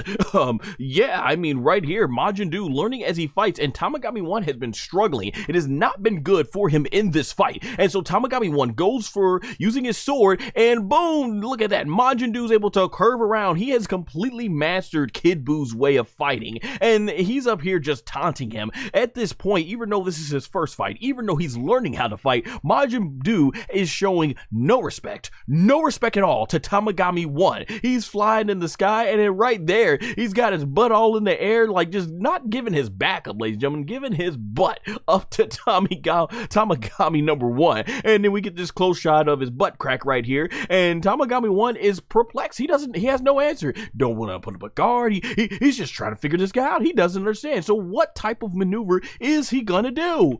Oh, he does it! I've been telling you guys, Majin Duu has been constantly doing his studies on the Anoa'i, aka Samoan family, and WWE. We saw him break out Nia Jax and Yokozuna's iconic bonsai drop. We saw him go ahead and even break out even some other non-Samoan moves like the sweet chin music from Shawn Michaels, and he breaks out yet another one to Rikishi, the stink face. He has given Tamagami 1 the stink face. There is no utter disrespect than that. And so right there, this is crazy, man. This is wild. Dragon Ball DAIMA is wild, folks. Tamagami. Majin Duu has so much respect that he's made Tamagami 1 eat the booty like groceries. Tamagami 1 is eating Majin Duu's booty like it's groceries. Look at that. That is just disrespect. Wow. So Tamagami 1, he lifts his knees up because he obviously, thankfully, Tamagami 1 has no nose because I don't even want to imagine the smell there. And so he goes to kick Majin Duu and sends Majin Duu flying and into the wall. And what happens? Majin Duu just bounces right off there. And man, he's just going all types of crazy here. So Majin Duu basically jumps off of this wall, and he's propelled himself back to the area where they're fighting. And look at this, once again, no respect at all for Tamagami 1's fighting ability. Majin Duu is just now running around like crazy in circles, like woo. And there you see right there, Dr. Arensu and Majin Kuu, they are basically like in awe, like wow. And then here you go, speed attack right there, and boom, Tamagami 1 is able to dodge it, ladies and gentlemen. And look at this. This is how he reacts to him getting his tag block. So you're thinking, okay, Majin Duu is off guard. What happens here? Oh, he goes for the sword attack. And once again, Tamagami 1 falling for the same trick over and over, where Majin Duu puts his head into the into his sternum, very much similar to the way Kid Buu used to do things. And so the fight continues from here to where now Majin Duu's like he's holding on to Tamagami 1, and then he basically swoops around, and look at this, he has all this time to do go all like that. Meanwhile, Tamagami 1 is still in the same position. He is so slow to react, he's still stuck in the same position. And look at this, he's got time to go ahead and taunt him, and Tamagami 1's looking all over here while Majin Kuu's all over here. Like, man, he is embarrassing this man right now, embarrassing Tamagami 1, who I think, I don't know if it was mentioned, or maybe I just assumed it, but was Tamagami 1 supposed to be the strongest of all the Tamagamis? Oh man. And then look at this, Tamagami 1 turns back around, but he's so slow, just too slow. No answer for Majin Kuu here. And then right there, look, he's even shocked himself. Like, the fact that we're not seeing that cool, calm, collected face that we saw throughout the entire fight that he had with Majin Kuu, we're seeing it, it's just non-existent here with Majin Duu. And he goes again for a shot, too slow. And then look at this. He's shocked because Majin Duu has enough time to just stand there on his sword and go, like, man, all type of embarrassment for this man. And look that's all Tamagami 1 can do. It's like Dee Dee from Dexter's Laboratory. If you guys remember that from the 90s, if you're a 90s kid like me, you'll probably remember that cartoon when Dee Dee, there's an episode where she's like, that's all all you can say. That's all you can say. Well, in terms of Tamagami 1, that's all you can do. That's all you can do. It's just look perplexed right there. And look at Majin Kuu, like, let's go. He's like, boom, he's like, no respect. That's how much respect he has for Tamagami 1. And then he goes for the punch with such speed and velocity. And right there, he stops just to understand the difference in speed, just faking him out. He's punking out Tamagami 1 here, and it's crazy, ladies and gentlemen. And he does a backflip. That was just to let him know the power difference, like crazy. He could have knocked him into next week, but he wanted to say, no, let me just go ahead and show you what it's like. And so from here, you got Majin Duu. He basically lands on his ground. He lands on the ground, and now he stopped. He's stopping the fighting. He's like, what's going on here? And he's sad. Now he's like sad, like, oh, well, what's going on here? And he turns back and he's like, I want chocolate. And Majin Duu's like, and Rinsu's like, what? Like this is not the time for chocolate. And they're trying to make him understand that no, chocolate is not now. It is fighting time, not chocolate time. And he's looking like, and he's like, and he starts, I want chocolate, and he starts going on the ground having a temper tantrum, chocolate. Oh my gosh, dude, this is why I love Akira Toriyama's work, because he is so creative. He knows how to go between comedy and seriousness in such a great way. Like, man, like whoever saw this coming here in the fight? And so in the middle of this fight, Dr. Arisu, she's like, she cannot believe this. And Majin Kuu's like, well, I can go into the latest store and pick up some more chocolate. And so he flies off. And Tamagami 1 right here, he's like, oh, I see. And so realizing that, okay, this is his time to attack, he sees Majin Duu just basically acting like a little spoiled child on the ground because he can't get his chocolate. Tamagami 1 picks him up by the head tentacle and pulls him up, and he swings that sucker around like, woo, boom. Look at the anger. Can we talk about this? We've seen him cool, calm, and collected, but man, have we not seen Tamagami 1 get angry? He's been, lost, but man, he took this personal. That is the face of a man who has been humiliated, and now it's his time for payback. And he throws him. He puts a lot of oomph into that throw, and there goes Majin Duu, boom, blasts that wall. That man destroyed that wall, and look at Arensu now, she's sweating bullets because that was her meal ticket. This was her cash cow to get that Dragon Ball, and now he's about to get wrecked because she didn't want to give him any chocolate, or I guess she couldn't give him any chocolate, right? And so there's my man Tamagami 1, takes his sword out the ground, he's like, let's go to work. And then boom, look at that boy flies towards the screen, and he's like, whoa!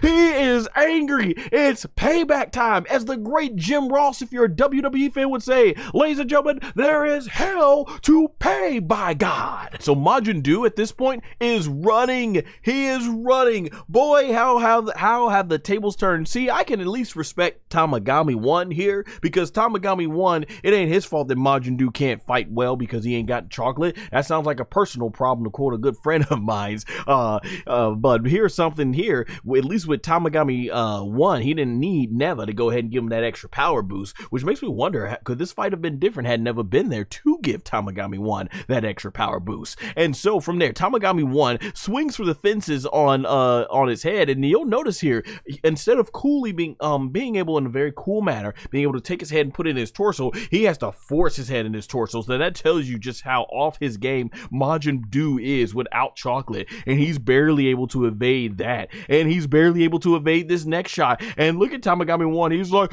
ah! He is ready. He is angry. He's ready to just put the hammer down on this guy. And so from there you see they're running all over the palace. Gorgeous background. I love these backgrounds in Dragon Ball DAIMA. And so here the military police of the Gomah, as they're called, the Gendarmerie, basically, they come on out, and man, here they are. They're looking in just completely in awe. And complete awe of this, and I don't even know who this woman is, basically, that we're seeing here. I have no idea who she is, because it looks like somebody they've held captive, and she looks completely spooked. So I wonder if she's going to play a role in episode 13 coming out this week. And so here you go, Tamagami 1 doing his best Trunks impersonation, because we know that's how he and Trunks ended up going ahead and taking out Frieza and having boom, right? That was really awesome when he did that one. And so he comes down and boom, that one could have been it for Majin Duu. No, I'm pretty sure you gotta vaporize every single cell of his body, because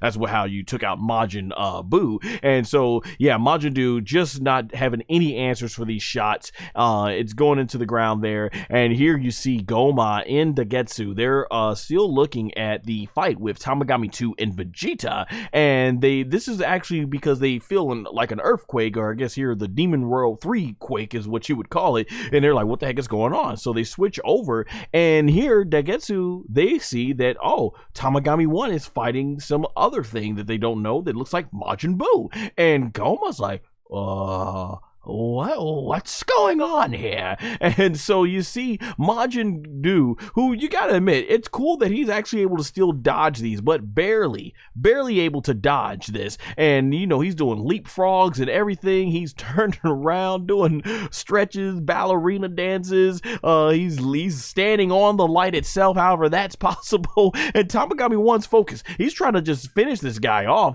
and nothing is working. And that's a testament. Like, these shots are awesome. Just the way he's going in for all these different shots. Like, man, animation looking on point here, and just going as much as he can. Like, he is trying to get at this, and Majin Duu is dodging all of it, dodging every single shot. And you kind of wonder, like, no wonder he has no chance against him. If this is Majin Duu at his weakest and he still can't land it, imagine once he gets some of that chocolate in there, because yeah, no answer. And that's where Majin Kuu comes into the scene, and in a scene that kind of very much reminds me of when Kudin, aka Krillin, took the sensu bean and threw it at Goku. He comes in here and he's like, "Doo, chocolate!" And he's like, "Oh!" Throws that sucker basically right at him, and the way the animation works here is hilarious.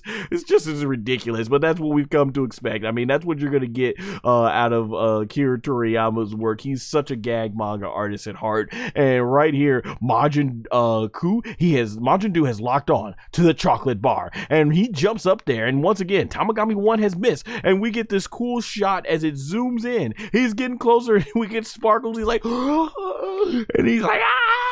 Boom! He eats the chocolate, and there his eyes are up. So essentially, it's like Scooby Snacks from, you know, when Scooby-Doo, when, you know, you have Shaggy go like, "Hey, Scoop, we're gonna go get it. Go ahead and get some of those Scooby Snacks."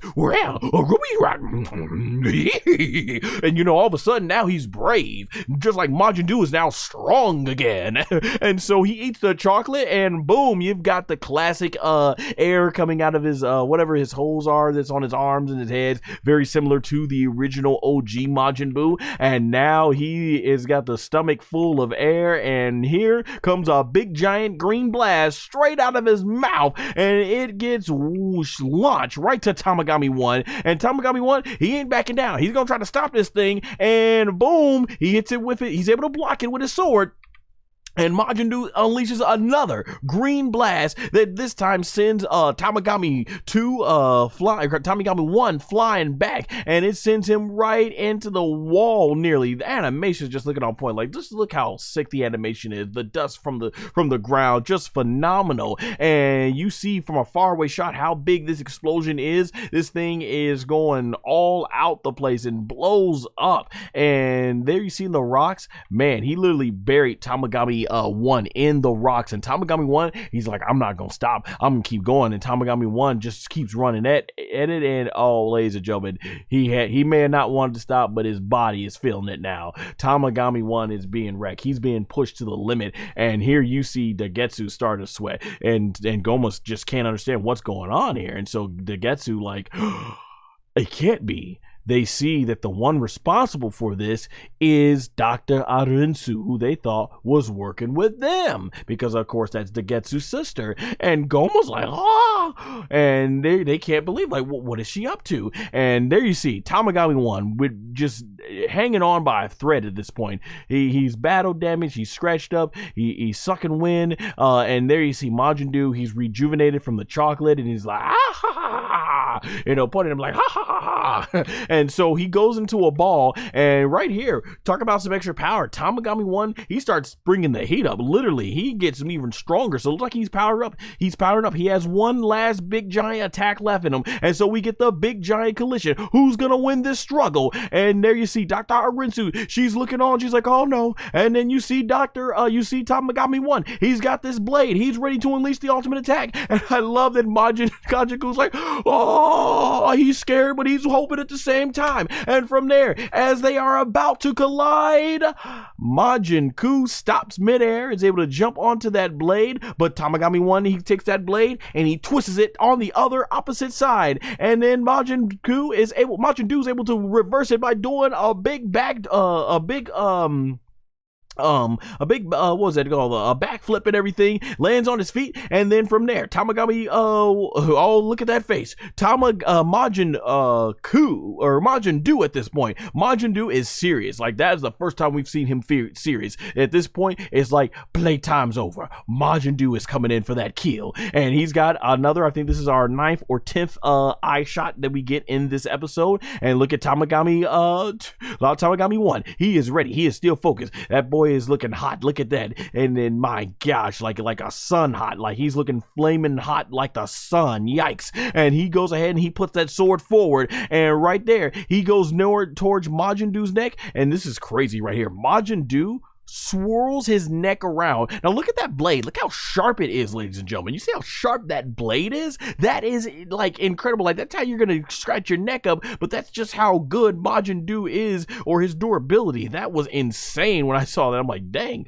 And from there, even Tamagami 1 is in shock, because yeah, you're gonna take your neck and swing it around my blade like that? Like, man, that was crazy. And from here, boom, he's able to land a nice headbutt right to the face, and Tamagami 1 felt all of that. Look how wide that mouth is. He felt every single bit of that, and he's barely able to catch his footing, but he still comes forward anyway, and he goes in for another attack with his sword, gonna try and slice Majin Kuu, and it just ain't Majin Duu. It's not working, and he is left like he cannot believe it. He's giving it his all. He's powered up to the strongest, and Majin Duu is serious now. Like I said, he's got a serious face. He's ready to end this, and bam, he's dodging all those attacks with ease. And at this point, Tamagami 1, he's no answer. He's just all over the place, like how to hit him. He doesn't know. And look how fast Majin Duu is moving, and he shoots out this ki blast right here,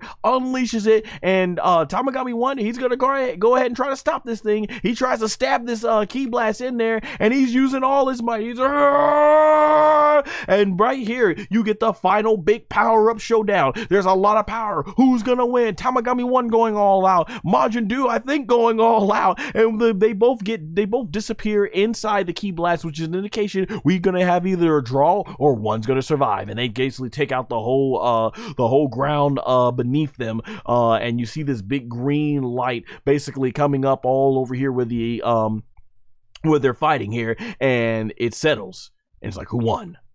And there it is. Tamagami 1 is completely out. Oh my gosh. And there you see Majin Duu like, ho, yeah, I won, right? And the sword comes swinging in the air, and boom, lands right there. Perfect timing. And at this point, they can't believe it. And then nor can the Gendarmerie guys, and even Goma's like, what? And even Degesu, he's getting like, oh, I can't believe this. It looks settled there, because that is a defeated man right there. Tamagami 1. There's no pose that say you're more defeated unless you're doing Yamucha aka Yamcha's pose after the Cyberman blew him up. And it's at this point Tamagami 1 says, I give up. You win. I can't do this anymore. Oh, ladies and gentlemen, it is all over by submission. The winner, Majin Duu. Kuu, and he's like, oh, he's flexing. That boy is flexing. He ain't got much to flex, but hey, when you got those fighting skills, you don't gotta look like you got much to flex. You just let your fighting and your actions speak the words, and they do all the flexing for you. And so he starts going ahead, pumping himself up, you know, basically very much like the way Kid Buu would do.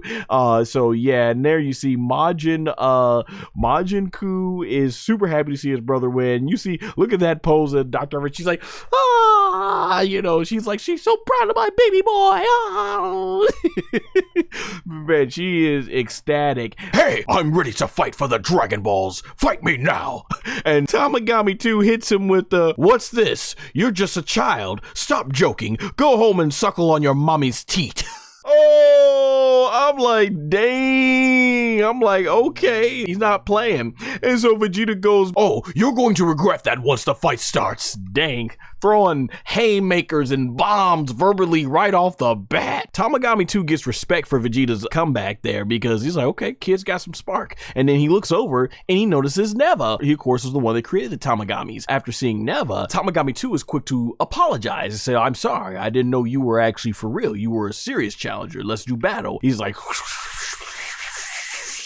boom, ready. But that ain't gonna intimidate Vegeta. He's like, let's go. And Vegeta right off the bat, boy, does it get real from here. So we get a close-up quick shot of Vegeta. The camera pans out from Vegeta and he shoots his ki back. Look at the line work. Look at the amazing animation. Oh my gosh. Vegeta shoots that ki blast right over to Tamagami number 2. And Tamagami 2 is quick to go ahead and say, get that out of here. What you got? What else you got? He flies right towards Vegeta and both boys are going straight ahead of each other. And he swings at Vegeta and boom, Vegeta basically blocks it. And then he blocks another shot with his foot, and look at Vegeta already doing some nice footwork and breakdancing on this right here. And then Vegeta goes for the punch, and then boom, Tamagami 2 ends up going ahead and blocks that, and he starts swinging that thing, and Vegeta, bam, is able to dodge. Whoo! Vegeta's able to dodge that one. He's then going like Vegeta's dodging all of that, and then he's trying to swing this thing, and Vegeta's dodging that. Oh boy, yeah, he's like, what's good now? He said he was gonna make you regret those words. He said Vegeta ain't the one to play with, and so Vegeta basically goes right here. He ends up dodging that quick shot from the scythe, and then he goes in for another scythe, and then boom, Vegeta dodges that one on point, and then there you go.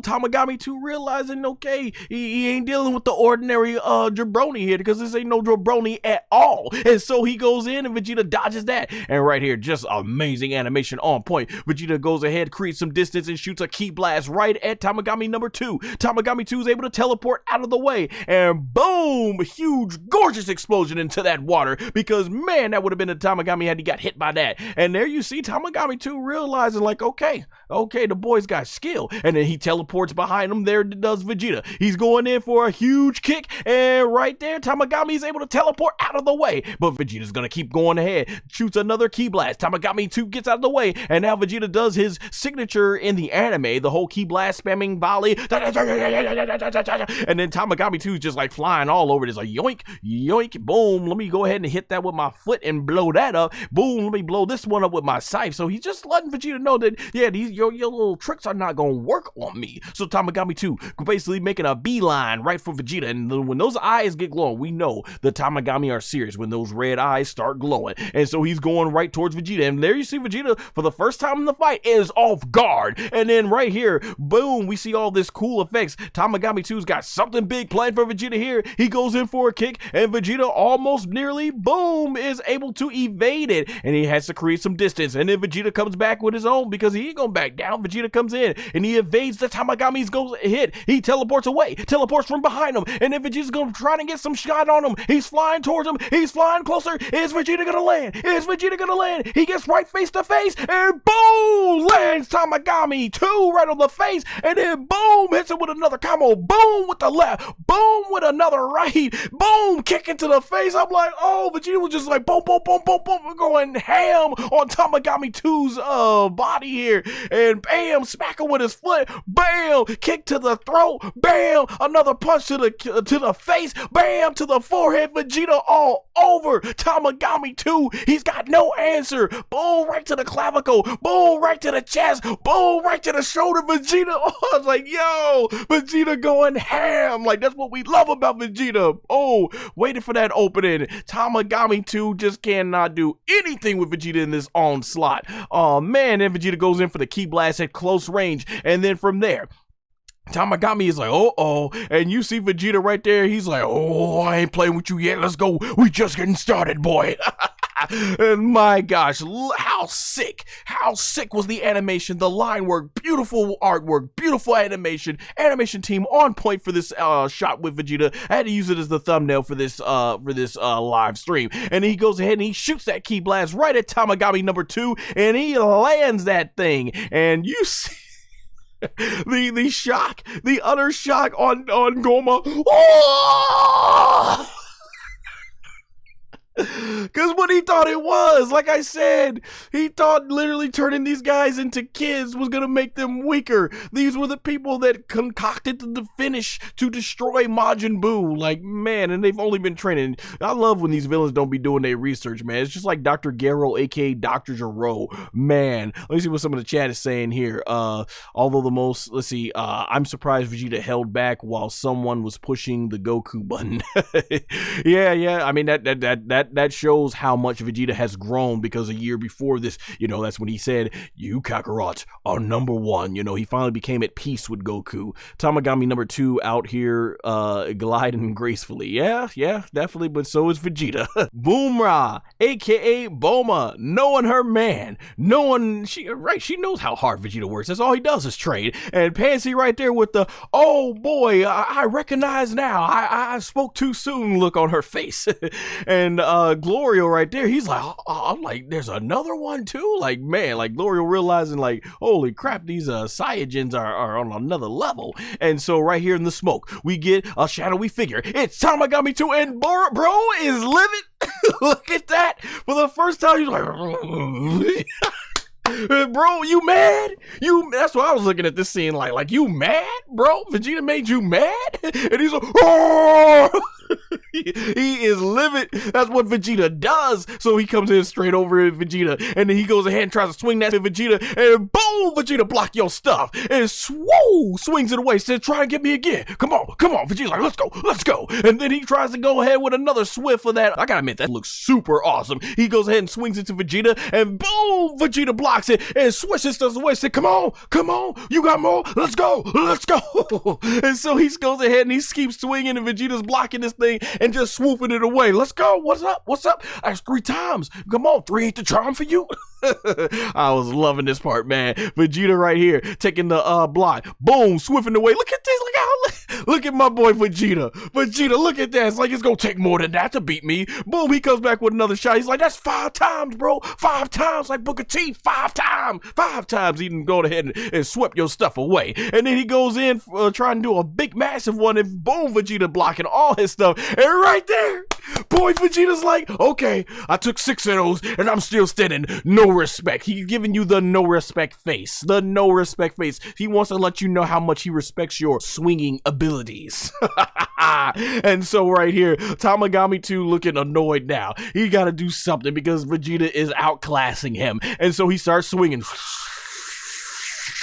And then right there, you see right there, he swings this, and I guess he did something. He must have went in for the 7th try, and I'm gonna assume that was by no accident, obviously, 7 Dragon Balls. So he goes in for the 7th try, and at this point, Vegeta has earned the respect, because he's like, oh, and then boom, whacks Vegeta in the face with and we get blood. A long time since we've seen blood in a Dragon Ball series, you know, especially because when they had to put it on Fuji TV at an earlier time frame as opposed to a later time frame where they could, you know, have blood gushing out. So now he's drawn blood. At this point, Tamagami 2 is like, okay, do I earn your respect now? And now Vegeta, he's got that smirk off his face. He's got blood coming down under his eye, and this right here, this shot right here, he goes in for this awesome Ki Blast. Look how beautiful, gorgeous the animation is, and he shoots that Ki Blast straight towards it goes from 1 Ki Blast into multiple, and Tamagami 2 basically, he sees that he got to Vegeta, and now he's gracefully dodging all of the Ki Blasts. He comes in with another Scythe shot, and he throws this blue Ki Blast, and he throws a second blue Ki Blast after with the Scythe shot, and it comes towards Vegeta, and Vegeta basically is trying his best to hold this thing back, and you see the struggle. Vegeta is now struggling here, and boom, this thing sends Vegeta flying, and Vegeta just gets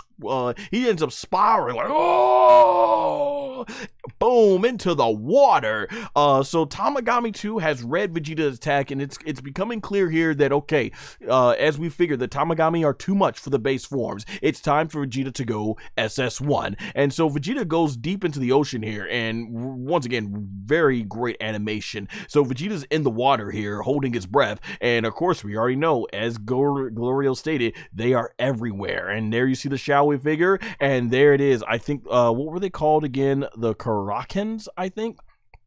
Yeah, the Krakens, if I said that right.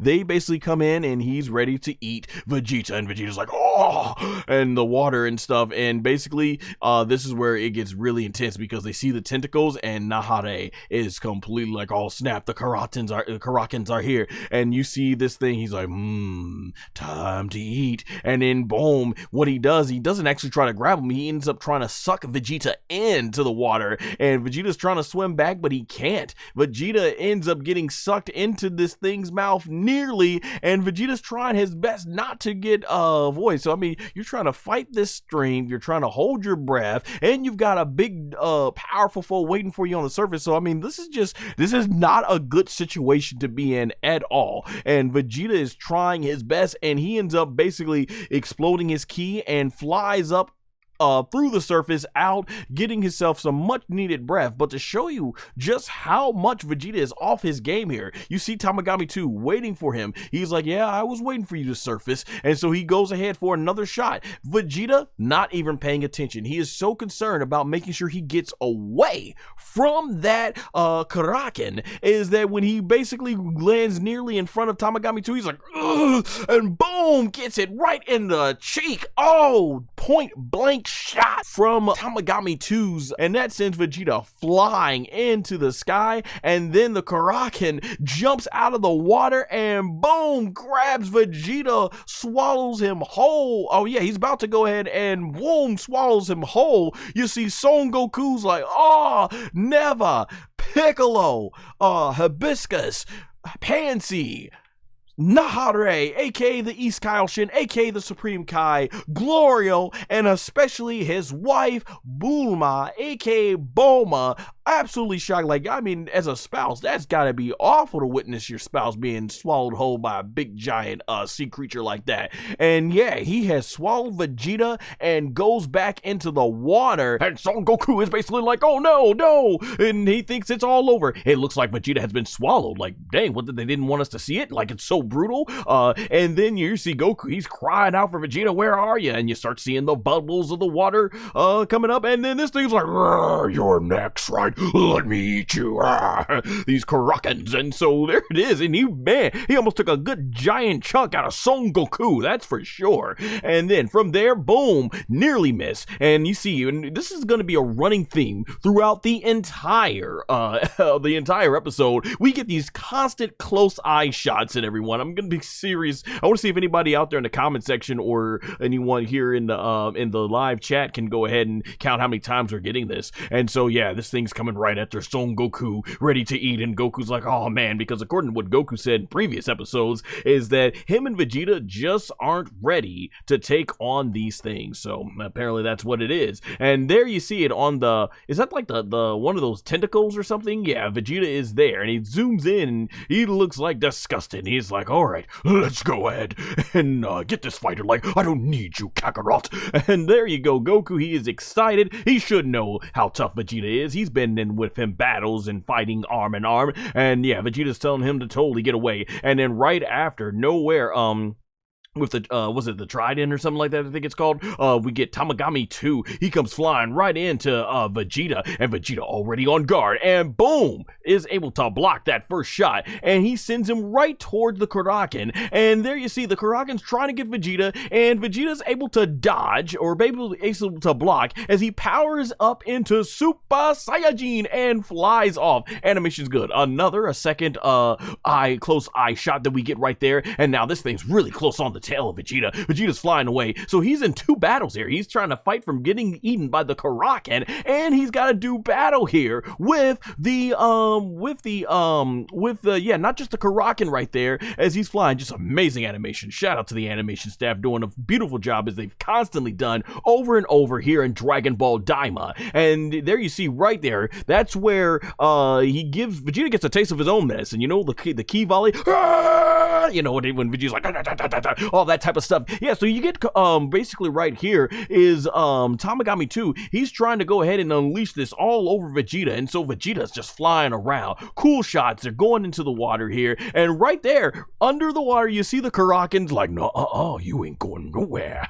He has his eye, another close up of the eye shot here, and Vegeta's looking face at this thing, and he notices like, crap. And then right there, once again, man, Vegeta has just got it rough here. He's got to battle this monster trying to eat him, and then here comes beautiful shot of a blue key bass coming in from Tamagami 2, and bam, Vegeta's able to block it, but just as he gets hit, there goes a Kraken, and he is inside the mouth. Vegeta's in the side of his mouth. I can't even imagine the horrific smell. Oh my gosh. And boom, it shuts. And this was really cool how they did the animation here. So we get the electricity sparks start going up through Vegeta's legs, and then we get the sparks going up through his back right there, and then the sparks start going everywhere because this is all happening inside the mouth of the Kraken. And I just really love this part because it is Vegeta going to Super Saiyan 2, aka Super Saiyan 2, but we all more so know it in the Funimation dub / Crunchyroll now as Super Saiyan 2. And so there you go, Kraken thinking like, this is about to be good. And then out of nowhere, he's like, and he's like, and boom. And it looked funny like he burped. It looked like he burped out a big fire explosion, but really it's Vegeta just powering up into SS2 right out of his mouth. And I love the shot right there of Vegeta just flying right out of his mouth, and I thought this was pretty funny. Awesome shot. Just SS2 Vegeta looking great, looking on point. Amazing animation right there, very well drawn. And Vegeta, like, I love this shot right here. Vegeta just flying right towards the screen, going back after Tamagami 2, and we get another close-up of the eye shot right there. I think is that like the 3rd one. I'm gonna probably lose track later on. And then from here, we end up getting the Kraken. He's like, F this, I'm done. He says, F it, he's out of here. He said it ain't worth it trying to get this meal and everything. I mean, how much would that, you see how huge them things are? How much can Vegeta really satisfy him in terms of his stomach? So yeah, he gives up, he's done, and the Kraken goes on. I just love this face. Whoever was the animator that drew this face, phenomenal. That was great. And so yeah, the Kraken finally goes back into the sea, and you know, here we are, Vegeta. Now he's basically back to fighting off these key blasts from Tamagami 2, and from there, man, they're just flying everywhere. They're trying to hit Vegeta over there with Tamagami 2, and this shot was cool. We get where I think they're using CGI for the water, but it looked phenomenal here. Vegeta's just flying all throughout the sea, trying to evade these blue key blasts, and there goes Tamagami 2 flying right towards him into the right towards the screen, and Vegeta, he's trying to stay on point, and I love this. Look how Vegeta did the fake out. I'm flying, making it look like I'm not trying to pay attention. Maybe I'm still concerned about all these creatures underneath the water, and like, nope, gotcha. He goes for the key blast and shoots it. Boom, there we go. A 4th eye shot we get here in this episode, and Vegeta goes ahead, and that just looks sick right there. He blasts the blue key, the golden key blast right towards Tamagami 2, and it looks like it's getting really close to his face, and Tamagami just swoops around like, nope, you can't catch me with that.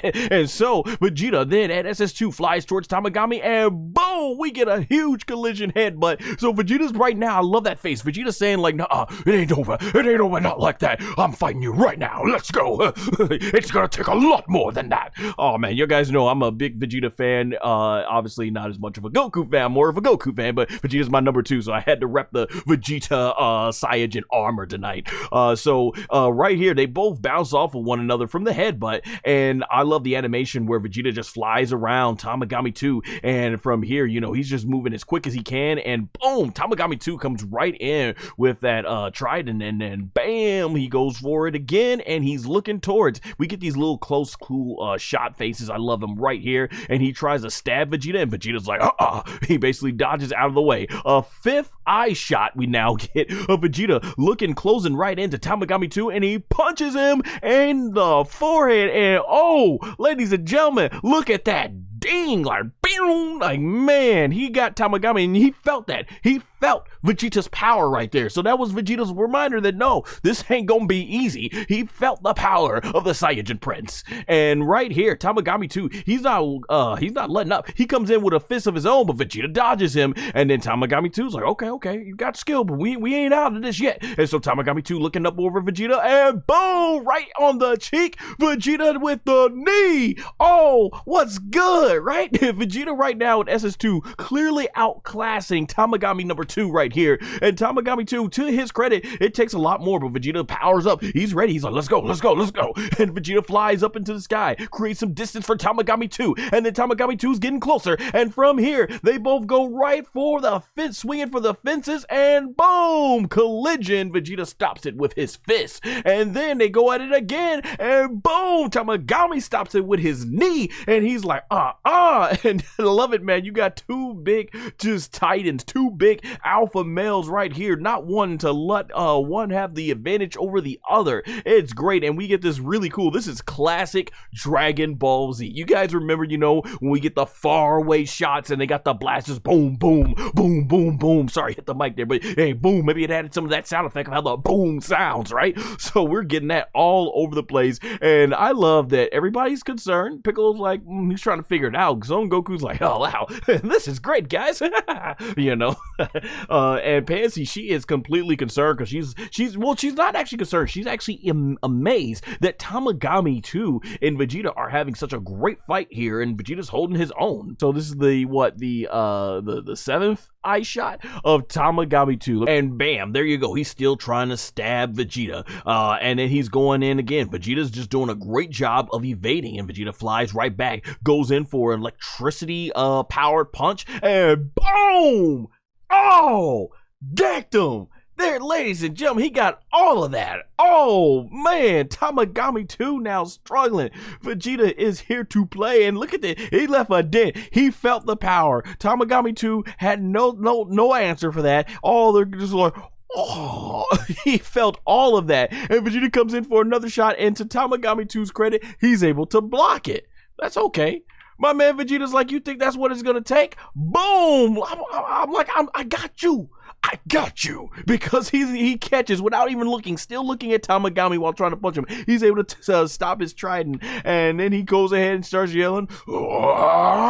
We get the 8th eye shot in this episode, and then there's Tamagami 2. Now Tamagami 2 is looking frustrated. Vegeta has gotten to him. Vegeta has gotten to this man, and Tamagami 2, what does he got an answer for? And there you see Panzy. She's like, oh wow, we got this. Vegeta is clearly winning, and what we get here is Neva. He's like, yes.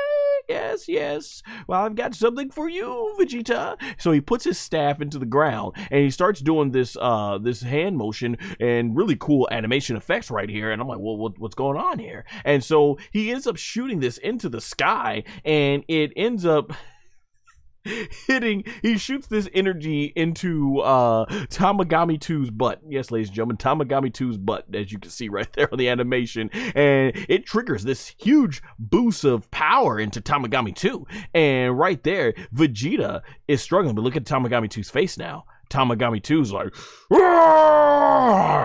we ain't over yet. It ain't over. This fight ain't over. It's mine. So Tamagami 2's angry now. He's glowing with his eyes, with his red. The Dragon Ball is glowing, and Tamagami 2 now he never gave this boy this shine.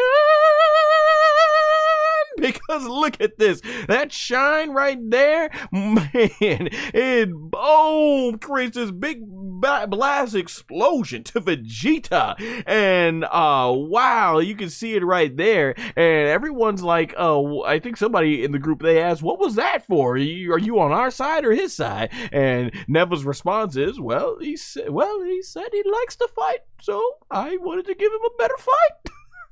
So he's taking Vegeta's blood buff here. So apparently Tamagami 2 was not strong enough. He needed the power of Neva, but look at Tamagami 2. That boy is focused. He's gone blue in the face, purple. Usually that's an indication that this boy might be scared, but he's not. He is focused. He's calm, collected. Vegeta's got the grinning teeth. Vegeta is the one struggling now. And so Tamagami 2 goes for, boom, the headbutt to Vegeta. And oh, there we go. Vegeta felt that power. That is the look of someone who now has power. He has a reason to respect Tamagami 2 as he steps back now. Kind of cheap though that Neva had to do. I mean, Vegeta fights on his own. That's why we like Vegeta, right? So then from there, he takes his trident, swings it to Vegeta, and Vegeta tries to block it, but it's to no avail. Tamagami 2 is with too much power, is able to yank this thing, and boom, picks Vegeta up and swoops him down, boom, quickly, and goes on the charge, keeps the pressure on him as he leaves towards him, and Vegeta has gone into the water,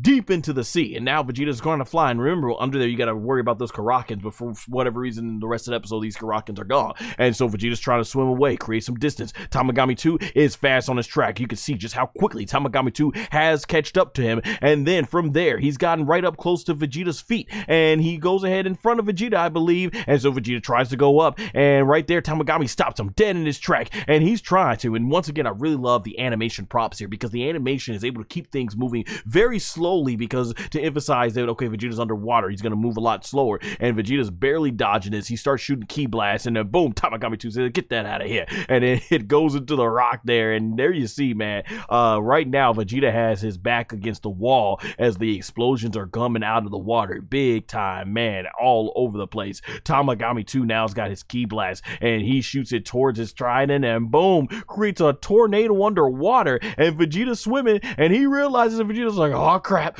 and Vegeta's trying his best to dodge this thing, and we get another close-up the eye shot. Is that number 8 or 9 now? I'm losing track. And from here, Vegeta basically gets wrecked with this thing. SS2 Vegeta basically still struggling, and Dagetsu's like, what? He's still fighting? He's still in this fight? Of course Vegeta don't go down that easy. What you thought it was? And Gomah's like, wah! And right there, once again, Tamagami 2, he is taking the fight over to Vegeta big time, sends Vegeta flying once again back into the water, and he's hot on his trail, staying on him, and Vegeta's doing his best to try and dodge the trident, and man, Vegeta is just on the ropes ever since Neva gave Tamagami 2 that huge power up. Right now, look at this, just with ease, Tamagami 2 smacking his blast away. Vegeta goes in for that punch, which worked earlier, but not now. And Vegeta, you can see it. He can see the frustration, like, oh, this isn't working.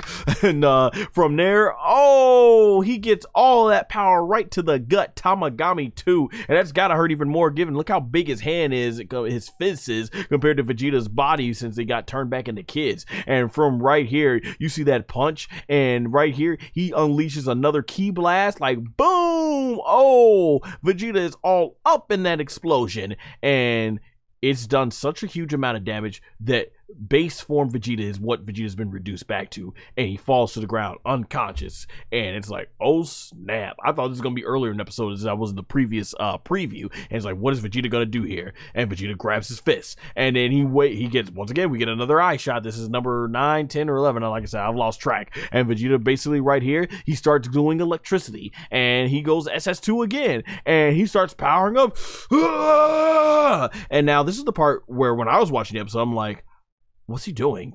And from here, he starts powering up with that golden blast and electricity, and it starts pushing Tamagami 2 back into the surface, and this big golden ki blast starts wavering right out of the water. Awesome effects with the CGI water right there, and to the point where like it's raining on Tamagami 2, and Vegeta is powering up. He's like, ah! And he's got the electricity, so I know he's reached his max at SS2, and this, ladies and gentlemen, is where I realize, I'm like, no way. We're actually going to get it. We're actually going to get it. And he starts going for this power, but he's like, ah! And And from here, we start seeing the hair go back, and I'm like, oh, let's go. Literally, this was my reaction when I was watching the episode. I was like, let's go, let's go. Man, I just hit so much, I just broke my fingernail. That's how power I was right here. Man, like my fingernail just broke off of here. Like, yeah, I was like, he's like, let's go. I was like, let's go. Give me the power. I'm like, give us the power. The moment we've been waiting for. And you start seeing that hair getting long, and my gosh, the hair is getting longer, but look at the animation in the water. Sick animation. The hair is getting longer, like there is no doubt now. I'm like, give it to us. Give it to us. We've been waiting so long for this. And Vegeta's like, ah! And we get that cool shot of the eye, and like, oh, there is no denying it. Awesome power up, electricity, golden blast. Vegeta is getting huge. We start seeing with the power of the action impact frame, and the big golden sight is the golden glow is right there, looking fantastic. And Tamagami 2 doesn't even know what's going on, and he's like, and right there, ladies and gentlemen, we get a pan up shot of it where there are no eyebrows, and there he is in all his glory. Close up of the eyes with it open, electricity there. Woo! At last, Super Saiyan 3 Vegeta, Super Saiyan 3, Super Saiyan 3, however you want to pronounce it, SS3 Vegeta. Wow, what a moment. Man, to understand this, Vegeta fans have been waiting for 30 years for this moment. 30 years. The late great Akira Toriyama decides to go ahead and give the Vegeta fans this big moment, giving us all this big moment. You know what? I'm going to end the debates. I'm going to end all the questions in doubt. One of his last parting gifts to this world for Vegeta fans. I give you Vegeta SS3. He can indeed do the form. Phenomenal, and his is different. I love the design. Like just going back here, the design, I love it. Even his small body kind of reminds me of Sonic the Hedgehog when he goes his golden form. I'm hoping that we get to at least see Vegeta go SS3 as an adult, you know, maybe at the end of this series. After that, Vegeta is all business. SS3, he's looking. I love this shot so much I had to use it as the thumbnail. Vegeta is ready, and Goku, he is shocked. He's like, when did Vegeta learn to do that? And after this, that's where Bulma, aka Bulma, lets him know, well, you know, he's been training, and that's phenomenal, because think about it, Goku trained for 7 years to reach SS3, and even then, even in his dead body, as he famously told Fat Majin Buu, sorry that took so much longer than the others, but I haven't had much chance to practice this one. This is what I call a Super Saiyan 3. Now, look at Vegeta, just after 1 year, roughly, because I think, Daima takes place 1 year right after, like 1 year right after the events of Buu, so like 1 year after, he was able to master SS3, and that's kind of what Vegeta's always done. Once he sees how something can be done, he trains his butt off, and he mastered it, Goku, he barely was able to master an SS3, and from what we've seen so far, Goku still hasn't been able to go SS3 in his kid body, so basically, we're gonna see eventually when that happens, but once again, you see the real fighting genius of Vegeta and how he is able to adapt, and that's basically a lot of what Bulma was explaining. So from here, Vegeta SS3 ain't playing around anymore. He is ready for battle against Tamagami 2. Tamagami 2, and more respect to Vegeta, because of course he did his own power, unlike Tamagami 2. From here, Tamagami 2 goes for the swinging, and Vegeta SS3 looking super awesome, just looking right up to him like, all right, we about to finish this now. And so Tamagami 2, he starts going ahead with his trident. He starts swinging that boy around, and he flies right on towards Vegeta, but then boom, he stops in his tracks because Vegeta is already there in his face. Like, what's good, homie? What's good? And then he goes ahead to the side while Tamagami 2 is still looking at where Vegeta was. Vegeta's like, what's good? I said over here, what's good? And from there, Tamagami 2, he just cannot even get Vegeta. Vegeta's just swinging right past him, and then Vegeta lifts his leg, and boom! Right in the neck. Look at that. And that boy like, oh! almost decapitated him, and he's doing it Vegeta style, kicking with it. Now we know where Vegeta obviously got that style. It's from Vegeta with the fists, with the arms crossed and using his legs. That was really sick right there. Since Tamagami 2 flying, and I love this shot of Vegeta basically looking like, okay, this fight ain't nothing. You ain't nothing. And he sends that boy right into the water, and Vegeta SS3 flies straight down, and now they are in the sea. I like to see that Krakens try to eat him now. Let's go. Where the Krakens still wants some meal, I'd love to see him try right now. And so there you go, SS3 Vegeta, like, come on. Let's go, come on.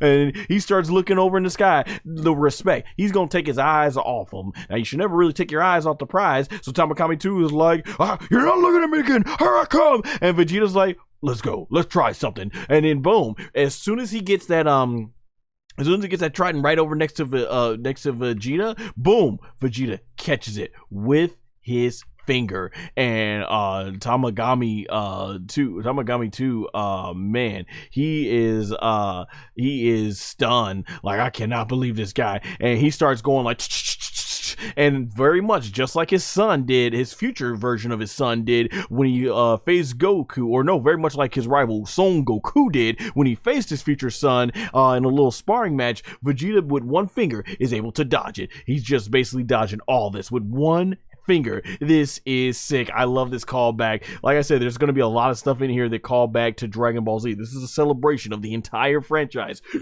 Dragon Ball, Dragon Ball Z, Dragon Ball GT, and Dragon Ball Super, all in this. So man, that is just fantastic. And then from here, you end up getting where Vegeta basically is able to basically continue to dodge this all with just one finger. And Vegeta basically, look at that, look how awesome this face is. Vegeta not playing around. And then he goes with that trident, and boom, Vegeta stops him before he can even try to penetrate right through his eyes. He's got both of them. He's got both with his hands. And I love this part right here. He starts bending the trident Tamagami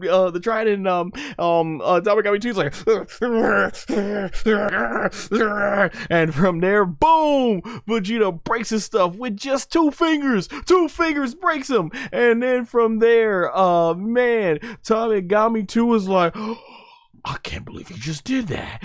And now, I'll get Tamagami 2 like, you son of a... And Vegeta's like, I don't care. Let's go. What's good? What you got without your little toy now?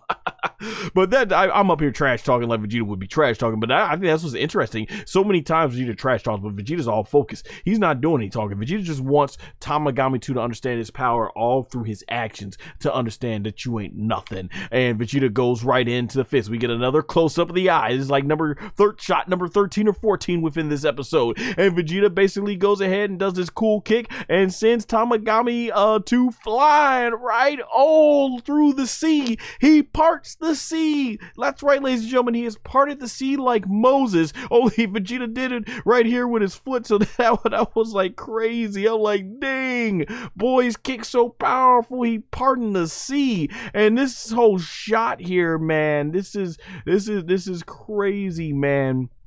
Wow. Tamagami 2 he's just blocking. He's trying to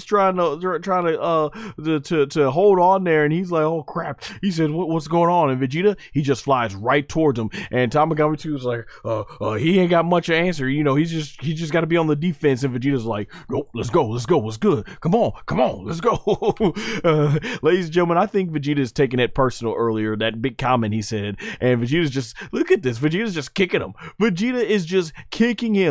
Boom, right to one arm, just kicking him with the arms crossed, Vegeta style. And then Vegeta pulls back and boom, kicks him right out of his guard. And then boom, whacks Tamagami 2, boom, whacks him into the sternum or leg and sends that boy flying into the sky. And SS3 Vegeta, staying on top of things, flies right towards him, not gonna get on guard. He wants him to understand that this is all easy work. Arms folded, easy work, too easy. easy, just too easy. And so right there, and the sea is still split. The sea is still split. The sea itself cannot even recover from the power of SS3 Vegeta. And so Vegeta, I love that shot right there. Vegeta flies right above him, making sure he's gonna meet him right where he's about to land. He gets that foot ready, boom, kick right to the back, and sends Tamagami 2 flying. And Vegeta basically, once again, easy work, goes ahead and flies right back to him, and then does another shot, boom, kicks him out of the frame, pinballing this guy, boom, boom, boom, boom. And Vegeta SS3, we get this cool shot of him flying. We get another close-up of the eye. This is like number 14 or 15 in the episode. And then he's flying, and I love this shot of Vegeta just looking so cool. This is so epic, flying with the water around him. Vegeta can't be stopped, won't be stopped. Look at him, he starts to unleash it. Okay, now the fact that Vegeta is letting his arms loose, you know it ain't gonna be good, because he's made it clear that I just need my feet to beat you. What is Vegeta doing? Ah yes, classic pose, the Gallic God. And he starts forming that, and just, man, look how sick the animation looks. The purple lighting coming here, Vegeta already getting ready for the electricity of SS3, the Gallic gun. And from here, Vegeta, we get another close-up, number 15 or 16, a shot of the close-up up right here. And Vegeta basically goes, Gallic Gun, and unleashes the Gallic Gun. That shot looked awesome, seeing inside the Gallic Gun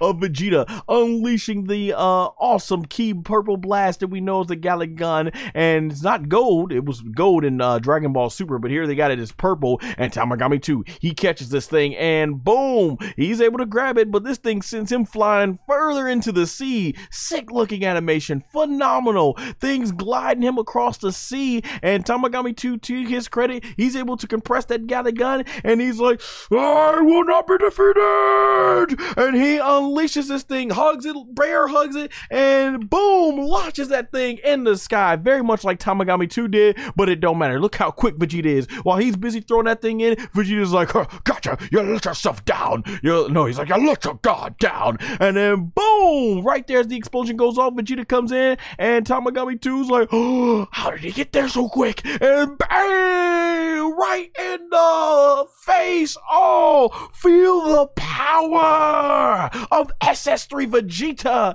And look at Tamagami's like, oh. He felt all of that power, all of it, to the point that boy's whole power starts getting that glow. Now once again, he's got the shine on him, but this time it's from Vegeta. And look at that, Vegeta's power, no fear, no hesitation, saying he can do this all day long. And right there, Tamagami through this whole thing's like, oh! At this point, he gotta be thinking, make it stop, make it stop, make it stop. And boom, sends Tamagami 2 in the sky, and he's flying right here into another, looks like a planet. Boom, right through the planet, goes right through it. And then he said, flying, oh, and he can't do anything. He's like, oh, he's just flying. Dude, this is where you need that meme. What's that one meme? Is it the shooting stars where they're sending them? I don't even know how the beat goes. You know, where they're shooting stars, they're flying all through the different multiple universes. That's what Vegeta basically is doing here. And so Vegeta teleports behind him. Tamagami 2 is just completely out of it. He's got no answer. He is completely at Vegeta's will, and he stops only because he bumps into Vegeta. And look at Tamagami 2. Oh, look at that. That is the face of a defeated man. Vegeta puts his arm right on his hand, right on Tamagami's back. And at this point, we realize he's holding Tamagami 2 up. So what Tamagami 2's got to say? He basically says, I give up. And then Vegeta, he lets go, drops that boy into the water, as if to say, you better. Goes like, you better. And Tamagami 2 flies right into the sea, like boom, looking something like the Wild Coyote cartoons from the Looney Tunes. And Vegeta right there, basically, ladies and gentlemen, he's looking at him. Remember earlier in the previous episode when he says, you're not a challenge? He said, go back home and suckle on your mommy's tit. Vegeta took that personal, ladies and gentlemen, and so he wanted to make sure that Tamagami 2 understood that he very much took that personal. And he turns around, and then basically goes back into his base form. Dang! SS3 Vegeta, the winner by technical submission, Vegeta! Man, Vegeta owned Tamagami 2 there. That was an embarrassment. Chalk this one right up, ladies and gentlemen. We've seen some amazing Vegeta beatdowns like Kui, Dadoria. We've seen how he humiliated Android 19. We've seen how he's humiliated Pui Pui or Pui Pui from the Bobbity. From that Bobbity portion of the Majin Buu saga. Add this one right into there. This was phenomenal. Absolutely phenomenal. And I'm gonna be honest, ladies and gentlemen, might be a little bit spoiler coming up. I might do a top 10 greatest Vegeta transformation moments, and honestly, this is one of the greatest Vegeta moments, I think. Seeing Vegeta go SS3, ladies and gentlemen, right there, one of the greatest Vegeta moments we've ever seen in the entire franchise. And I think in terms of transformations, obviously, I don't think nothing can beat the OG transformation when he first went SS1, because we knew the journey and how hard Vegeta worked to get there. But SS3, this was phenomenal. I think this really beats out some of the best Vegeta transformations we've seen. So I could very well end up when I look at all that, I can very well end up seeing me putting this at probably number 2. Phenomenal. One of the all-time great Vegeta moments here, and I love it. You know, Dragon Ball DAIMA really making its place in Dragon Ball history, because this is going to be remembered for a long time to come. It really is. And we see some teeth, some nose, some eyes, and there you see that face looking creepy as heck. Goku and Son Goku flying back. You know, and stuff like that. Terrible Masako Nozawa impersonation there. But shout out, she is definitely a goat of voice acting. And there you see Goku, he's thrown back to where his friends are, and he's like, what the heck is this thing? And there you see, what's funny is when the thing opens his mouth, it does the whole what was that like? Yes, the which was that funny laughter that Takela, who was also based on like a little old rat or something, or mouse, was doing that hilarious laugh in the Japanese version of Dragon Ball Super, which used to always crack me up. And so here Neva reveals that this thing is a hamster, and Goku's like, it's huge, and there you go. The thing tries to take a chunk out of Son Goku, and Goku barely gets out of the way, and this thing is ready to eat him and is chasing after him and stuff like that. And obviously Piccolo, he's like, what are you doing? Just go ahead and defeat it. And boom, Goku's like, that would be too cruel and everything, because they don't want to harm the creature. Like, is the creature really doing anything? After all, they're in their territory, you know. It's like that movie The Gray, right, where basically, hey, they ended up in the wolves' territory, so you know, can you blame the wolves going after them? And I love Piccolo, because Piccolo always, it seems, in Dragon Ball DAIMA, he likes to open his mouth to Son Goku and tell him, why don't you do this? Why don't you do that? Why don't you do this? And then he finds himself realizing that, yeah, it's a lot easier said than done. But I'm definitely looking forward to seeing how the voice actor Nassim Bellicor is gonna go ahead and pull this off with the English dub, which actually just dropped today on Crunchyroll. So basically, these creatures, man, all these hamsters, they just start coming flying, and there you see Piccolo's like, oh, this is bad. Oh, but Piccolo, weren't you just talking stuff? Piccolo, weren't you just talking about stuff to just defeat them? And so there you go. These creatures are coming right after me. And man, dude, I'm being honest. I wouldn't want that many type of hamsters coming at me if they were regular size, let alone giant size, right? And so from here, I like Nahade, aka the East Kaioshin, aka the Supreme guy. He's like, it's an army of hamsters!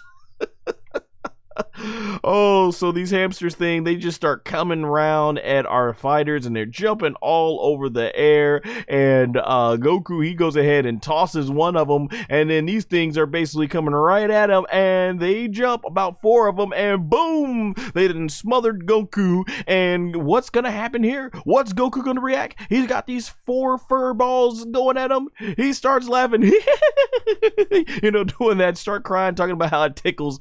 Only Son Son Goku in battle. But Vegeta, our boy Vegeta's like, boom, doesn't play with that. Bam, punch you in the draw. There will be Vegeta apparently has no problem with animal cruelty,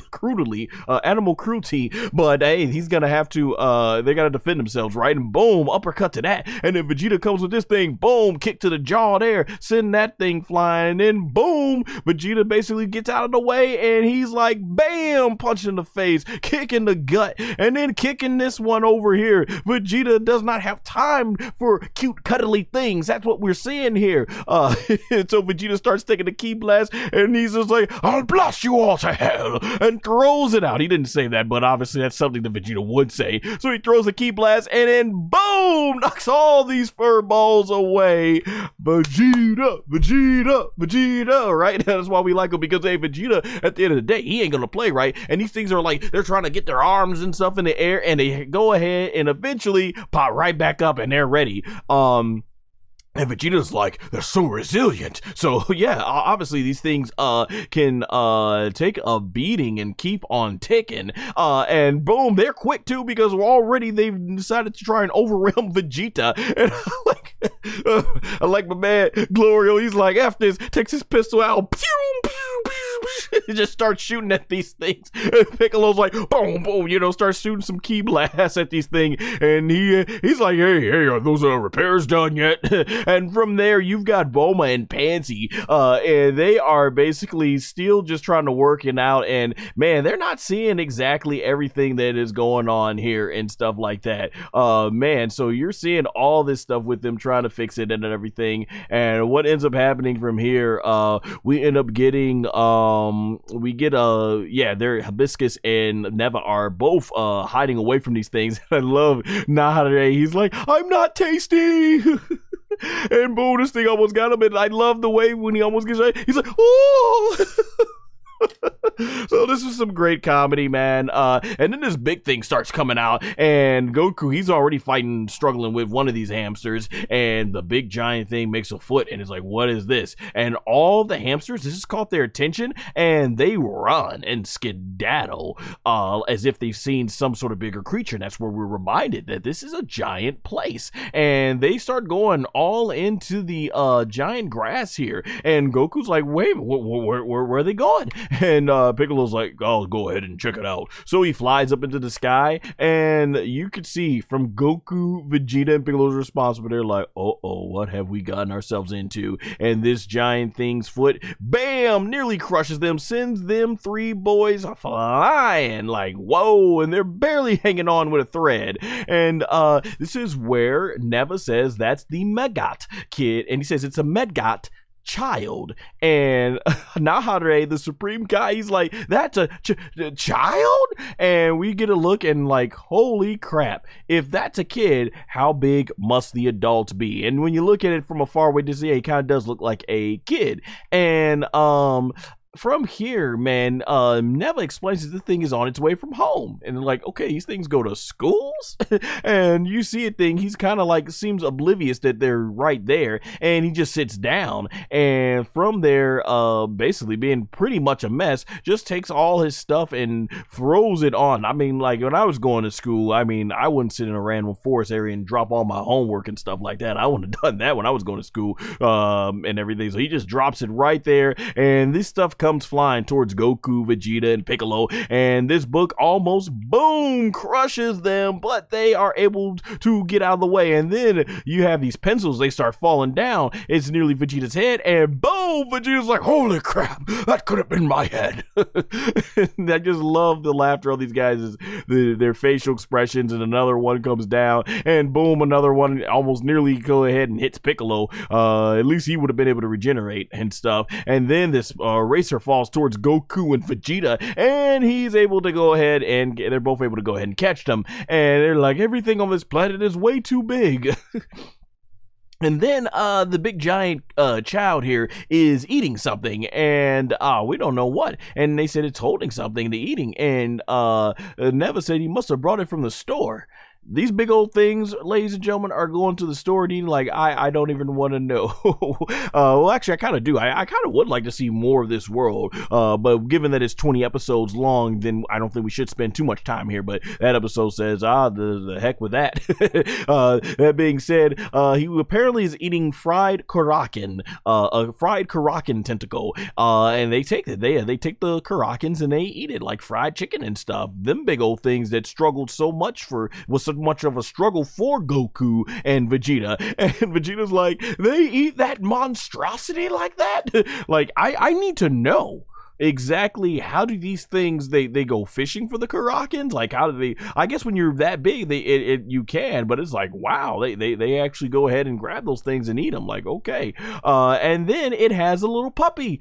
A giant puppy, and you see how everyone is afraid, and boom, oh, look at the speed lines, they are gone. And right here, I think is a good point to mention is this little dog's looking here.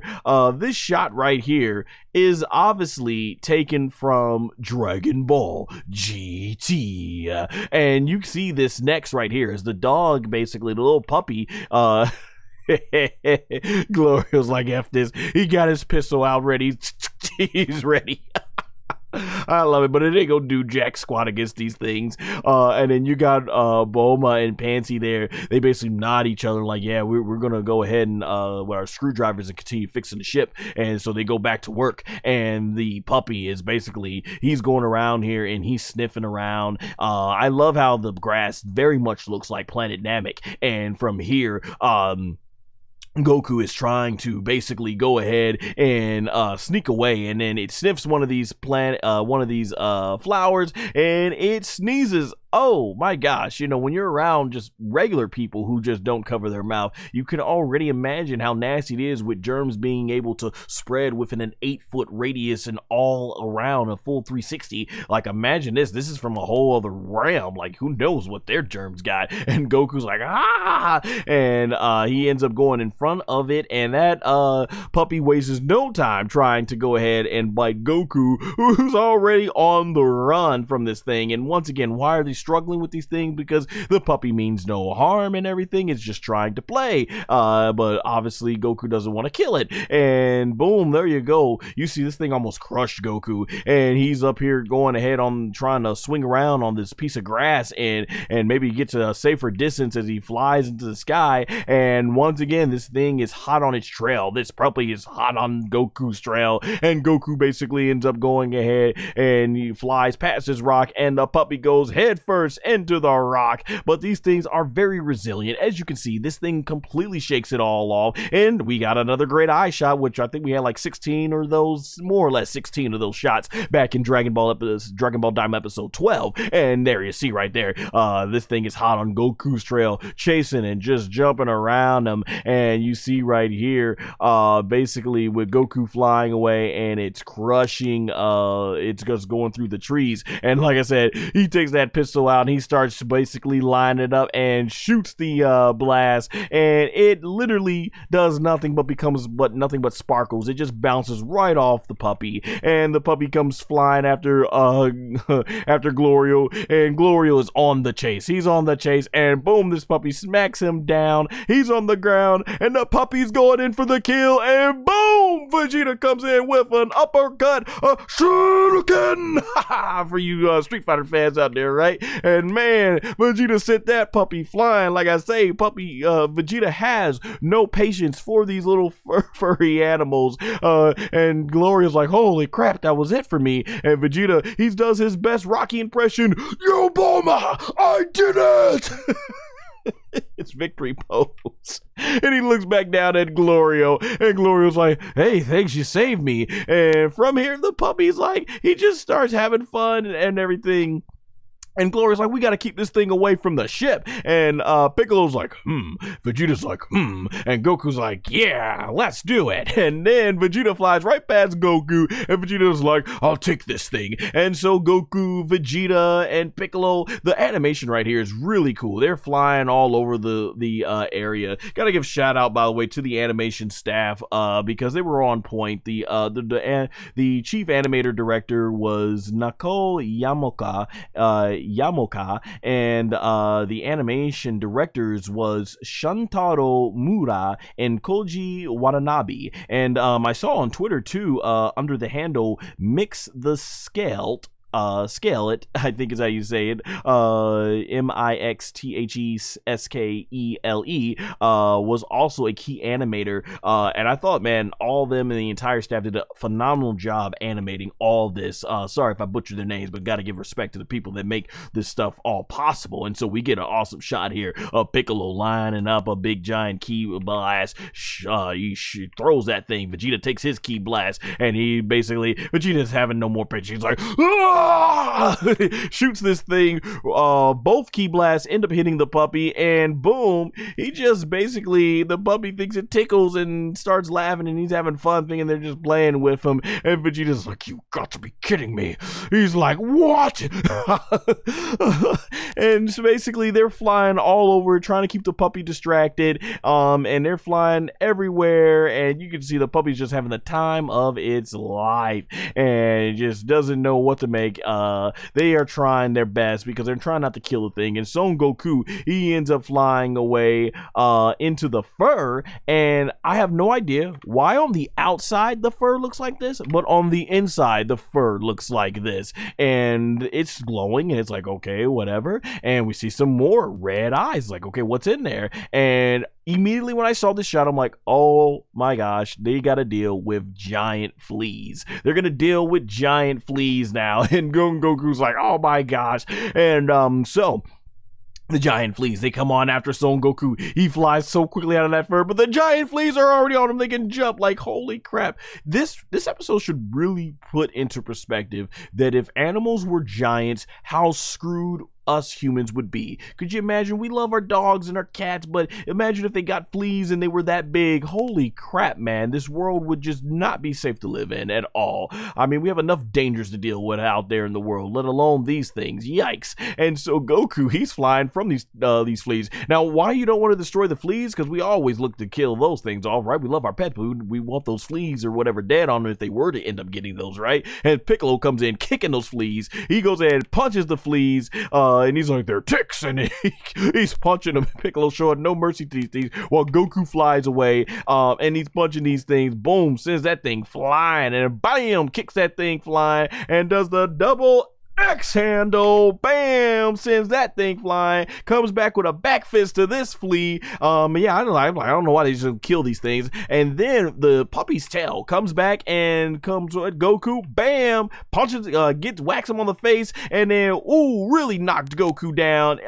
backwards, sends Goku flying, and Goku sent flying all the way in the distance. And then we see this green light, and what could it be? And it's coming from the ship, and from there, this completely attracts the puppy. The puppy starts going ahead and running towards the ship, and this is exactly what they don't need. And so Glorio and Vegeta are trying their best to use the ki blast to go ahead and take out this puppy, and the puppy basically just flies right past it, dodging all of it. Piccolo's gonna try and stop it nose first, but it it sweeps aside Piccolo, and now it jumps right towards the ship, and Gomah and Panzy see it, and they're like, oh! And Goku, he's like, dang it, I'm gonna have to go. I'm not gonna make it in time. So Goku starts flying, and I don't know why at this point I'm like, all right, y'all need to just go Super Saiyan, aka Super Saiyan, and go ahead and just put an end to this. But Goku, he's flying, and man, this shot lingers for quite a while to explain just how far away Goku is at trying to get this thing, or how far it got kicked away. And I'm like, just go SS1. Go SS1, you know, you're gonna need the power. You know, it's always, I don't never mind them being in base form, but when they start struggling in base form, you know, like in Dragon Ball GT, when Gohan almost got killed by fighting General Ryodo, and he never went SS1. It's like, why not? Power up. You can power up. And so Goku, he gets on the ground and he starts forming. He's about to bring out the heavy artillery, the legendary Kamehameha wave, and Goku starts pulling that thing up. Kamehameha. Hame, and then you see the puppy start flying, Hame, and then Goku goes, ha, and the Kamehameha shoots out and boom, hits the puppy right in the jaw, and that one definitely looked like it hurt the puppy, because that puppy was like, and sends the thing flying far distance away, and they're like, Goku, and Goku basically in position, he's like, that was close, but we see the big storm, the dust cloud, and oh yeah, I don't think that giant child was not a fan of how Goku just did his puppy. I mean, honestly, any pet owner would do the same, and so it's done eating what's left of the fried Kraken, and very much just like us in the real world, don't eat chicken or turkey, and we get rid of the bones first, right? We get rid of the bones but eat the meat. It spits out like, you know, the little, the nail of the Kraken right at Goku, sending Goku flying away. And right here, you have the child, basically. And there you go. Gomah and Panzy are already, they said, this is it. Basically, we're finished with the repairs. Let's get in the ship and get the heck out of here. And Hibiscus thought he was about to turn into a fossil. And there you go. It looks like Neva can't move that quick, but man, is he taking, he's coming with that cane. He's moving quickly. Like, let's get the F out of here. And so, mostly everybody gets on the ship, and Vegeta's like, we'll keep them at a distance. So Piccolo and Vegeta start flying. I always wanted to see Piccolo, Vegeta, and Goku team up in a six-way tag match or something. I never imagined it would be some giant child and a child's giant puppy that would have them team up and everything, but I guess it is what it is. And you can see how quick the shadow takes over them. So he basically ends up coming behind his puppy, and he grabs this branch and he starts poking at the ship, and they can feel it. And this is a great time to mention that clearly this episode is certainly based off of what I would say is the Dragon Ball GT episode. I know I have it here in my notes. Yes, this is based on episode 13 of Daima, is based off of Dragon Ball GT episode 6, where they were where that planet was it was there inhabited by giants on the planet, I think it was Manasu, aka Mamath.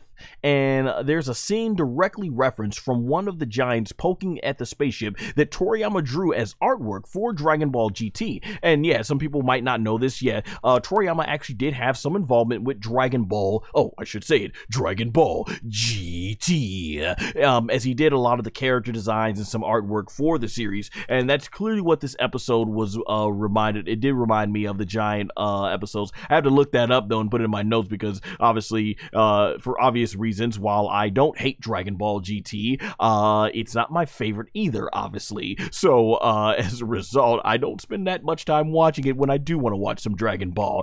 And getting back to the episode here, Bulma's like, we're gonna get killed here, and basically Nahara's like, just take off already, just take off. And Glorio, he puts his foot, the pedal to the metal, and they start flying out of there. But the giant child is like, he starts basically taking the wing, going like, and he ends up sucking them closer to him, and then he blows them away. And you can see this spin sends the ship going completely out of control. So this ship takes a long time to obviously get off the ground, and then he takes his hand, and Glorio's like, I can't dodge it. So Goku, he comes flying in base form, and he's basically holding it back from hitting the ship. And right here, Goku, like he's in full mode. This shot has got to be taken directly influenced from when he threw the Super Genki Dama, aka Super Spirit Bomb, at Kid Buu. That very shot when he's struggling, he's like, that shot. That's exactly what it reminded me of. And there, you see Son Kun, they are very happy and everything, and it's like, get out of there. And so this giant boy, he basically doesn't understand what the heck is this thing on my hand. It's like a fly or something. So he ends up pushing Goku much closer to his stomach area. Boom. And I guess basically tries to flatten Goku right there.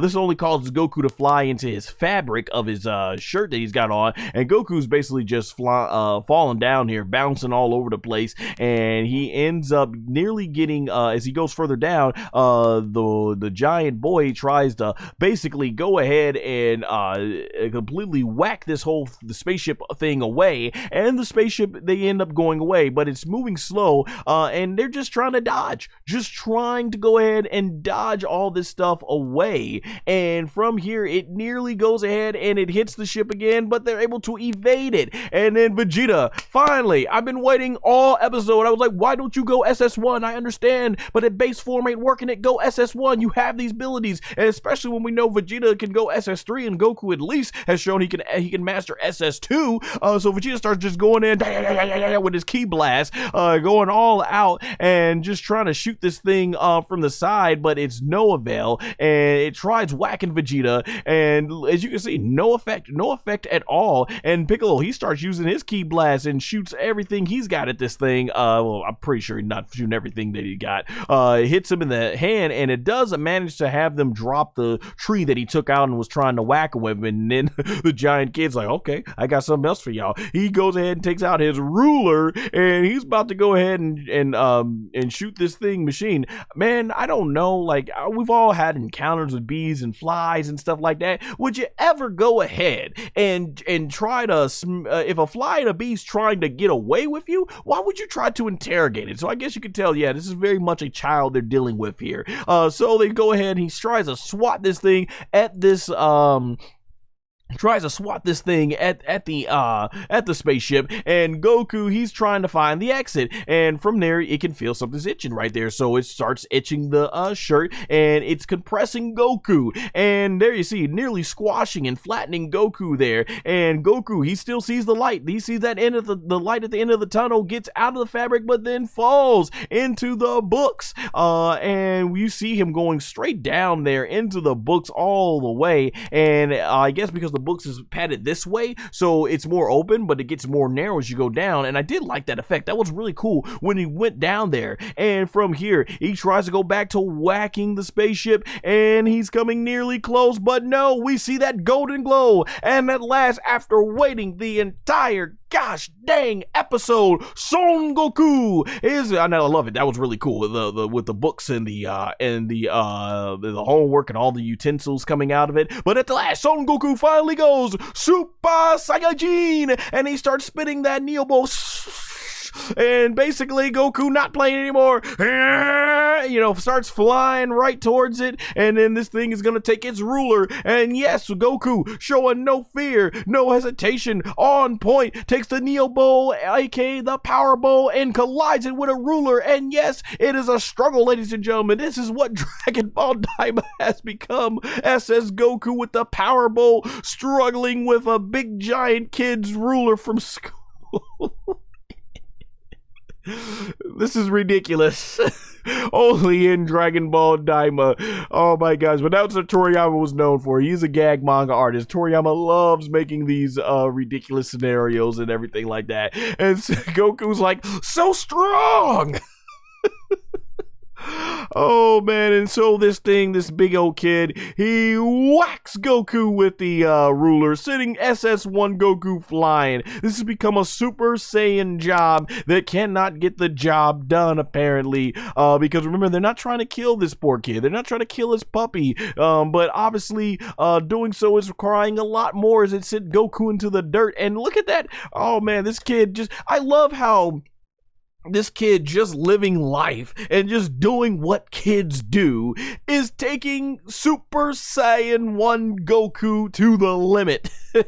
And so he tries to crush Goku with his foot, and he's nearly got SS1 Goku nearly crushed. And so now the ship can move quickly. It was taking forever to get out the way, but at this point they're deep in the sky. Glorio's like, all right, let's push it. And he takes that ship deep from the sky, and he's able to quickly now fly under under the foot, and they are able to grab Goku up right as the thing is about to crush. And there you see, that thing would have been it, could have been it for Goku, but they put the jet fuel on there, boom, and they fly right on out, and Goku's got it. And it's like, okay, where was this speed earlier when he was like, you know, I don't know. So Goku's hanging on at SS1, and he's like, oh my gosh, fantastic work. Shout out to the animators, man. Just amazing artwork. Love the line work. Love the shading there. Just fantastic. And Glorio's like, all right, good. And I don't know if he's smiling because he realizes he needs Son Goku. That's his meal ticket with how strong he is, or if he's genuinely, as I've been mentioning, Glorio, I think, is bonding with these guys. And so it's going to be interesting to see where this comes into play later on when they find out that, yeah, Glorio's a traitor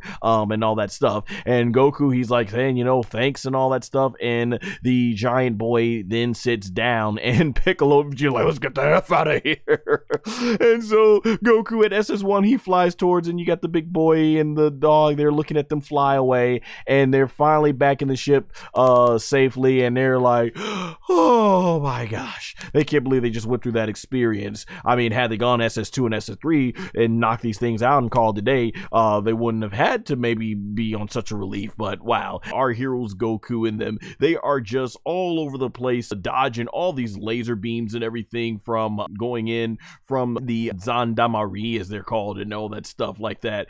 And so we end up getting where they're just basically destroying the rocks and everything. So that was really cool to see. And then there you see the blasts and everything, and the guy's like, oh, let's go ahead and attack. And out there you go, the Gendarmerie ship are all flying, and Son Goku's like, you know, this is not good. They got the blast because they gotta be careful of Bluma, aka Bulma, and everything, as she's really one of the people that cannot defend herself. And we get some more close-up of those eye shots, and oh man, that one almost right there nearly nailed Son Goku. And so from here you see basically Goku flying all over the area that as he can, trying to evade all these blasts and everything that they've got for him and stuff like that. And then right there you see from here they're just blasting, and it's really cool to see something like this in Dragon Ball because we don't get too many war stuff like this blasting. It really reminds me of Star Wars, and of course Akira Toriyama was a huge Star Wars fan, and that's kind of like what it would remind me, like the big battles you see before they get to the gigantic final fights of whatever you got with the Jedi and the Siths and stuff like that. And you got Glorio just dodging all these attacks here. You got Panzy, she's dodging, and I mean they're coming really close. I mean, either these Gendarmerie guys got really bad aim because I don't even know if the characters are moving that fast. This was pretty hilarious. You got Hibiscus basically just flying like yoink, yoink. He's just dodging this effortlessly, and the guy's like, stop. Okay, so yeah, these guys gotta have bad aim, because when it comes to the point where your aim is so terrible, you're trying to tell them to stop so they can hit you. Yeah, their aim sucks. And right here, this blast comes right for Vegeta's back, and boom, almost completely wiped out Bluma, aka Bulma's toes. And you see, she's like, ah, and you know, it's hard for Vegeta to try and keep his back turned on these guys, and they just almost wrecked his wife's feet. And I just love how much he clutches Vegeta right there. You know, it's adorable. And I don't know if I mentioned it in last week's stream enough. Just Vegeta and Bloom, aka Bulma, I thought was so adorable. Just seeing how far Vegeta has come from what he was in Z to now. So I'm glad Daima follows up with that, as he calls him annoying pest. And Goku basically is like, they're cheating.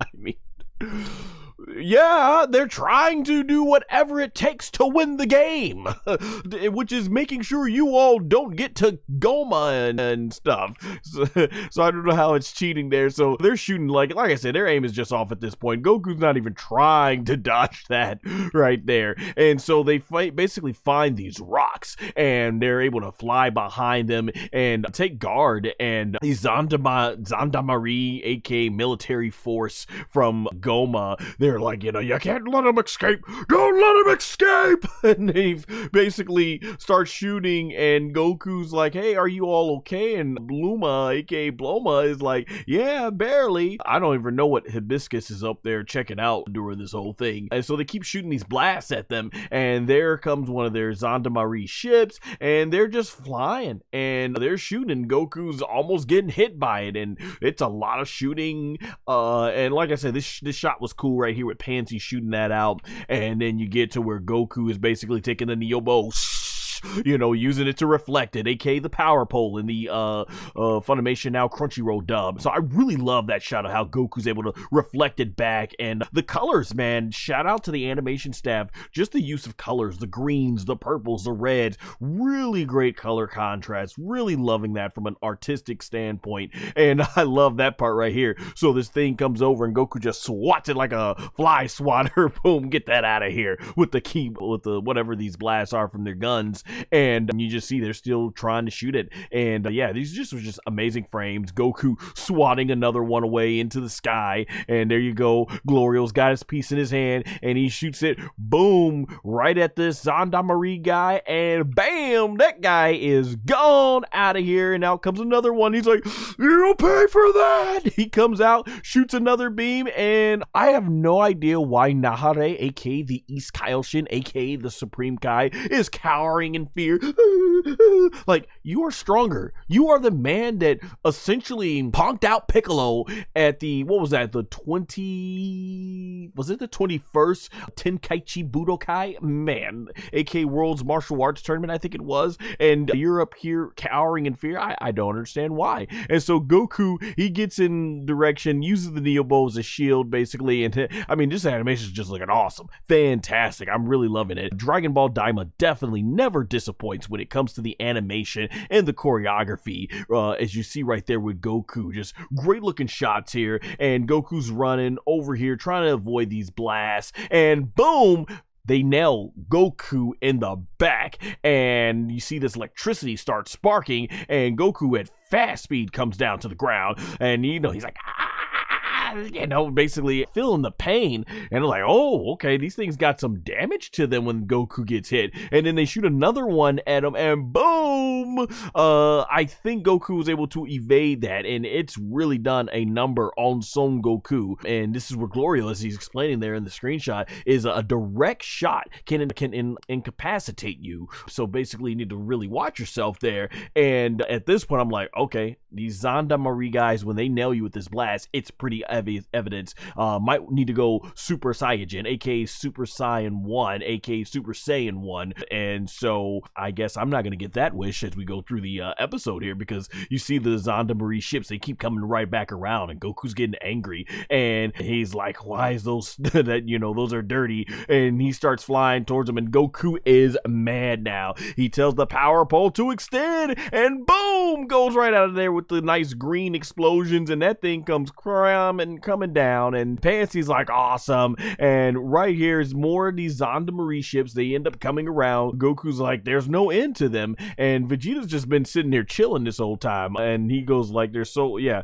Vegeta's like, blast it, screw their ray guns. And I'm thinking, oh, he says they won't work on a Saiyan like me. I'm like, okay, here we go, Vegeta, because y'all know Vegeta don't be playing, right? So Vegeta goes ahead, and he jumps up into the sky, and he starts forming some ki blasts, and boom, shoots it. Just loving Vegeta going crazy, just blasting everything, shooting it, dodging all the ray guns that they're shooting at here. And I just think this shot right here, boom, Vegeta's able to go forward, and then boom, Vegeta from here is just dodging, and he shoots his ki blast, and boom, uppercuts this guy with the ki blast, and that guy's done. And then Vegeta sees more coming out here, and he starts forming another ki blast, and he's about to unleash it, and boom, goes that ship, blowing up, green explosions. So overall, they start unloading right here. They unload onto Vegeta and hit him in the shoulder, and right here, Vegeta succumbs to the same defeat. But yeah, they start going really ham on him, like boom, boom, boom, boom, boom, boom, boom, boom, just lighting Vegeta up with these ray guns, and Vegeta falls to the sky and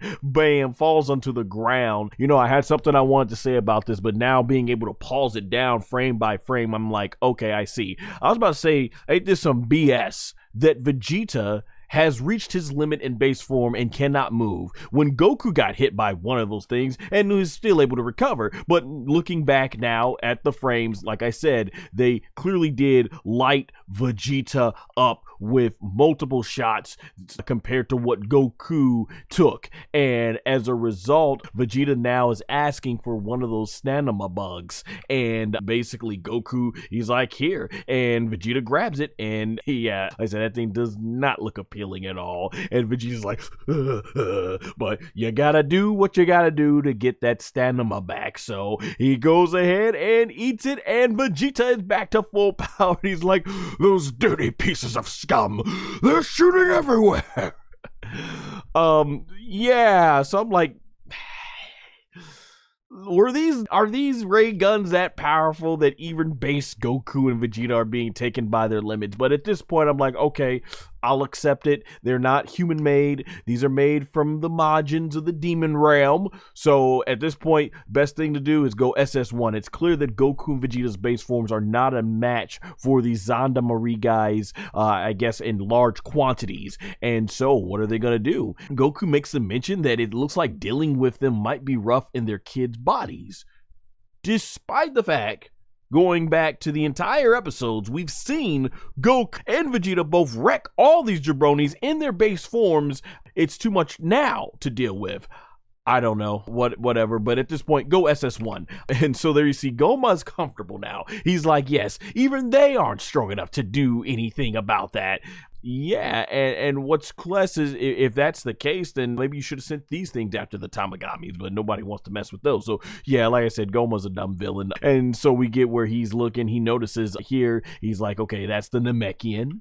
And he says, okay, this brat's from the third demon realm. And then he says, that one too. And this is where Gomah's like, wait a minute.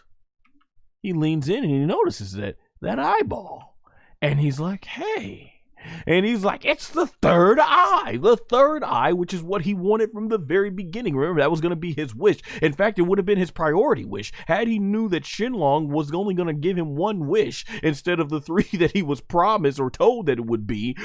He said he would have gone with the third eye to get the absolute extreme ultimate power. And so basically, this is where he mentions the legendary, the Dryden Oculus or something, I think is what you call it. Yeah, he calls it that. Basically, the legendary eye. And so they start shooting the blast, and then there you see Goku is just running all over the place, struggling like heck. Boom, like they're really on Kid Goku, their base form Goku with this. And at this point, I'm like, just go SS1. Go Super Saiyan, and this is it. But Goku doesn't. He's gonna, I guess he just wants to still stick with his base form. And so he goes after, extends the Neo Bow, and boom, just really plunges into that guy's gut. So that was really awesome. And he goes, extend, and then he flies on up to the other ship, and this shot of Goku just looking really awesome. And he goes ahead with another Ki Blast, and he is about to unleash and shoots it. And he, really isn't gonna go in there, and boom, this was really good. Not only is that explosion really great, but I really love the impact, and boom, showing it how it breaks up into pieces. I don't know, maybe there's some more of those Gendarmerie guys in there as they come flying out, and just great explosion. The attention to detail and color, just like it was phenomenal in this episode. So Vegeta right here, he starts shooting this Ki Blast and knocks out that Gendarmerie guy, then knocks out another guy in the Gendarmerie, and then you got Glorio just shooting here. You got Panzy just shooting. Piccolo is fine. My man Piccolo finally doing something. Like, how long did it take him to finally do this? Yeah, I felt like I can't be the only one that's wanted to see Piccolo do more in this series. We haven't. He's kind of been there just to basically be like, oh, you should be able to do this, Piccolo. He should be just there like, oh, you should be able to do this, Goku. You should be able to do that, Vegeta. Only to end up showing that he can't do the same thing either. And then it's been like a lot of lore where he's like, oh, I didn't know this, because Neva's kind of been the one dropping all the Namekian lore. So yeah, I'm hoping we get to see Piccolo turn up the heat. I want to see Piccolo do some stuff here, man. And so basically that ship comes crashing down and basically knocks these guys flying out. And so so they're done, and they're basically like, it's all over, and they start running. They run. They are done, and I guess they didn't need Super Saiyan to get the job done. I mean, it would have been done a lot quicker, but it got done nonetheless, that being the job. So Goku and the gang win this one and yell that it's all clear, and Kid Biscuits comes out like, "Ooh, they're finally taken care of." And Panzy's like, "You hardly did anything, so stop acting so self-important." The Gendarmerie guys, they are running, and Goku and Piccolo are on guard. Vegeta as well. And I'm like, all right, so you guys are gonna just go SS1 and call it a day, because we ain't got time for these jabronis. As they are running, and I had a bit, when I saw this shot, like, oh, dang, they all came out like a bunch of killer ants or something, just all do the direction, start shooting up the whole place, and Goku's like, and there you see Neva ends up going away, and Goku, he ends up getting thrown off guard as these blasts, and I mean, they are just wrecking shop, just blasting all over the place, and you see the fires everywhere. So I mean, like, wow. So there you go, Hadare, Son Goku, Neva, they're flying off into the distance, and we get this character who looks a lot like that woman that the Gendarmerie guys had held captive. What's interesting too about these guys is he looks very similar to the Grand Priest, who watches Neck, who is basically the right-hand man of Zeno. So this looks like this might be the race of the Grand Priests and everything. And maybe they're the race that birthed all the angels, because I think the Grand Priest is the father of all the angels. And so his kid tells his mom to look. He said it's some round ears and stuff, and they're wondering, oh man, who could they be? And so Goku's flying off here, and boom, barely dodges that blast. And then from there, he's able, oh yeah, this shot was really cool. So he evades this, and the guy's thinking like, I'm about to get him now. I can let my guard down. And then he sees Vegeta stepping out of nowhere, and Vegeta's like, eat this, and then throws this ki blast. Like Vegeta throws his arm so quick that the ki blast can't even register and has to catch up to his hand. Flies toward the Gendarmerie guy, and it's about to hit him, and boom, knocks that guy out. Was really cool. I thought the animation was cool, and that's what I will say about this. Even though it's dragging, because Goku and Vegeta are, for whatever reason, just not wanting to go SS1, we're getting some at least really cool choreography. And so there's Son Goku basically seeing, or Nahara mentioning how there's so many more than there was before, and Son Goku actually using his noggin here. He's like, hey Gramps, he's like, you made that shield, didn't you? Can you do something about it? Right? It makes sense, right? Why not ask Neva if he can make a shield that can completely block off everyone from the other two demon realm, that blocks everyone from all the traveling back and forth in the demon realms. Surely he can do something like that. And Neva's response is, old man, I'm just here to help you with your wish, and you need to figure it out yourselves. And Goku's like, aw, alrighty then. Yeah, I really wonder about Neva. I really am wondering about Neva here. So they're hiding from all these Gendarmerie guys, and Piccolo mentions, I can regenerate, and he's like, I'll take care of them all. And so Goku's like, good idea, they'll run out of ammo eventually. And it's from here that Neva mentions that basically regenerating, as long as they hit the vital organ, basically you're done. It doesn't even matter if you can regenerate, which to my knowledge, I think the only vital organ would be their head, right? That's what Piccolo explained, and that's what Cell himself explained, is as long as the nucleus in their head is intact, their body can regenerate. That's exactly how Piccolo was able to regenerate back when Trunks knocked over him as a statue, because his head wasn't damaged. So yeah, I mean, we've seen, well, I guess it wasn't through the heart, it was through the chest when Frieza blasted him and stuff like that. And basically Piccolo he got knocked out, but he was still out. So he was still alive. So I guess it depends, right? So unfortunately, it is mentioned here that their ray guns does not run out of ammo for at least 10 days. And so it's not looking good here for our heroes. I mean, it'd be a shame if they went Super Saiyan and get the job done, right? So Goku, he says, I ain't waiting anymore. So he basically starts charging them like, all right, here we go. Piccolo and Goku come flying. I'm like, we're about to go SS1, right? And boom, Goku right here. They do these really cool shots. Shout out to the animation team where they would do these slow motion shots right here and blur the edges. So I thought that was really cool. So Piccolo wrecked that guy. This other guy got wrecked by Vegeta, and Goku wrecks the guy with his Neo Bow. And basically, I will have to say the fight sequence ending, this whole ending fight sequence was phenomenal. This was fantastic right here. So Goku gets on guard, ready to strike, and he unleashes,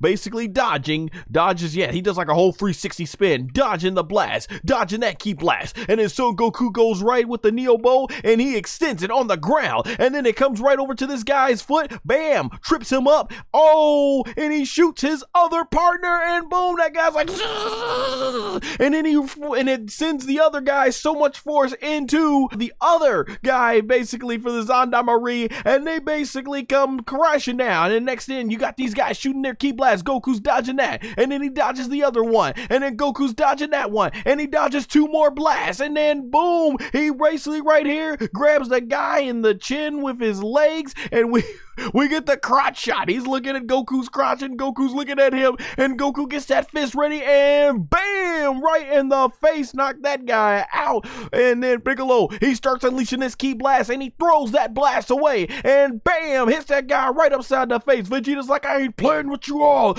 Yeah! Shoots that blast, and then this Gendarmerie guy comes right behind Vegeta, trying to go ahead and get him off guard. Vegeta looks at him, and then, oh, Vegeta dodges his stuff, and then right here, Vegeta goes ahead for that right, bam! Oh, clean shot, and bam, Vegeta's like, oh, I'm tired of dealing with all you ridiculous jobbers. And you see that guy's foot goes all the way in the air, and there you see Bluma, aka Bulma, she's cheering her husband on, and I love this shot right here. Son Goku looks like he's finally getting serious, finally taking the fight the way it should be. And so from here, they end up hearing something of a disturbance, because Glorio and Panzy were coming to back him up, and out of the smoke, you got Piccolo, Goku, and Vegeta on guard, and out comes the Gendarmerie ships. Looks like these are some special tanks they got ready, and the animation was fantastic right here, with this blue blast basically just being charged up. And so the guy in the commander, who I guess he's a relative of Abura and Dabura, he yells, fire! And so this blue blast comes over, and Piccolo, Vegeta, and Goku run. I'm like, okay, they dodged it. It hits the ground, but then it starts electricity going all over the ground, and man, it electrocutes all three of them, and right there, they end up falling to the ground. So Piccolo's out of it, Goku's able to at least stay on all fours, Vegeta's able to stay on one foot, and I'm like, okay, at this point, I don't know what you've been waiting for in an episode. You've got to go SS1. Get the job done quickly. Go SS1. There is no reason not to. And so Goku's like, his body feels numb. He's like, my body feels numb. Right? So there you see the Gendarmerie, they start shooting. They're trying to finish these guys off, and they're shooting all these blue key blasts. And Son Goku, I'm like, go SS1 now. Go SS1. You have got to go SS1. And Goku doesn't. He's gonna just keep dodging in base form. And I'm like, what are you waiting for? And so Goku, he dodges these blue key blasts. It's taking everything, taking base form Goku to the limit. I mean, without using the power of Super Saiyan, which he mastered back in the Cell saga to be able to feel normal so that he could do it instantly back and forth, he just refuses to go. And so Goku basically trying to do what he can in his base form despite being taken to the limits, because these things are coming in quick at Goku. And Vegeta, once again, even Vegeta not going SS1, just staying in his base form. And from here, Vegeta still trying to dodge these blasts. Piccolo, who we also know is quite level on beyond that of SS1 in his base form, he doesn't even take his weighted equipment off to try and do anything damage. So yeah, they are just taking the three of them to the absolute limit in their base forms, and it don't even have to be, but they're BNS, they're not going to their full power, and so therefore it has to be, I guess. So this guy right here, he starts taking his time. He's like, grrr. And then right there, Vegeta, Goku, Piccolo, they're surrounded, and this Blick Blast starts forming, really got gigantic. I wonder if this is a reference to Chala opening, where Piccolo, you know, is basically his back is turned towards the camera angle when Nappa's about to hit him with the blast, and then that guy's like, Fire! And so they get these green lights, they start flying down and they hit the Gendarmerie ships, and huge green explosion as the blue shoots off. Once again, just loving the colors. And then the blue blast goes shooting towards our heroes, and it has hit the ground and sends Goku flying and the rest of them flying. And once again, Goku at this point is sucking wind. He's huffing and bluffing. He's reached the limit of his base form, and I'm still wondering here as a viewer, why are you not using SS1? It'd be one thing if you were max powered SS3 and they were still giving you this trouble, because now we at least know you've tried your best. But what is this? Like, you can even just go SS1. And so from here, the Gendarmerie ship tank is starting to close in, and we get more of these green light bulbs that are flying out the sky and just start boom blowing up the place. And Piccolo's like, what's that? And I love how right here you see the fire is green and then it turns back to the reddish orange, and up in the sky it's King Kadan, who we haven't seen since the early episodes of Dragon Ball DAIMA, and he has arrived with his squad. And so King Kadan is ready, and so that's where Panzy's like, it's Dad! And I don't understand this. Why is Piccolo and Vegeta, who've never seen them, so happy? Piccolo's like, oh, Vegeta's like, oh, and Goku's like, oh, even though I met you guys and know who you are, I'm like, oh. Their reactions were hilarious. And so the Gendarmerie tanks, they start shooting their blasts over, and basically King Kadan goes like, now fire! And they start shooting these green light bulbs at him, and it lands on the tank and starts blowing it up to Kingdom Kong. But the blue blast also hits their ship, and boom, huge explosion, and it zooms out. And they were playing some really cool music, like it sounded very heroic. I think it was like the instrumental version of Jaka-Jan, and yeah, it looks like that ship is done history. So we got Panzy, who just was like, Dad, just that was pretty interesting. But she's like, oh, Piccolo's there to jot the dramatic faces, and there you see the rubble from their ship, and we get a look at Goku's face, or his eye, and it's not looking good. But in the distance of the smoke, we see that they are perfectly fine, and King Kadan's like, it's gonna take a lot more than that. And so they all are guard. He's got his best fighters, because I've been waiting to see this lady fight right here, and he got his other squad, and now she's back from going from dad to dad, right? She's happy, right? And so Vegeta is like, oh, and Goku's now happy. And so the Gendarmerie, the guys are not giving up. They start firing, and I'm like, yes, let's go. I've been wanting to see what this lady can do. So she's basically saying, like, time to cut loose. And so they all come charging at the Gendarmerie guys, and Vegeta, Piccolo, and Goku are like, we'll do the same thing. And so they start flying off. So now here we go. We got Glorio and Panzy also coming into the attack, and it's gonna be all out war and mayhem. And man, we see she's swinging the sword. This had shades of me, reminding me of like Inuyasha. Man, I haven't watched Inuyasha, so forgive me if I'm getting it wrong, but was it like the Tenseiga? Because his brother Sashomaru had the Tenseiga. So she's coming in, basically, boom, just remind me, I forget, what was his move? Was it the Iron Reaper Soul Stealer or something like that? I haven't watched Inuyasha in years, but yeah, that's kind of what is reminding me. I forgot what he would call the attack, but yeah, that was cool. She wrecked that guy. That guy is gone. And then we got the bear here. I think he's one of the guys that Goku took out, but yeah, he has this mallet. Oh, look at that face. Look at that face. That is all business. He's like, I'm not here to play with y'all. And look at this guy. He's running. He's like, oh, boom. Oh, cracked ribs, was that a crack hip? That's gotta be probably busted some something. What is it in the stomach, man? Probably ruptured something there too. Oh, that had to hurt. Sends that man flying, and then this guy comes right in here. He throws these things, dodging, and boom, hits these Gendarmerie guys. Sent them boys flying. Woo! Hey, we got the explosion right here, and out of the dust, this bird-looking thing comes out of the smoke, and he is already just dodging all of this, and then he shoots the green blast. And this lady right here, she ends up basically coming back, and you see all three of them basically right here shooting at the same time. And then this guy comes in out of frame nowhere, and he dodges the blast, and he's like, oh, boom, right on the head, face first. Oh man, got the sparks flying.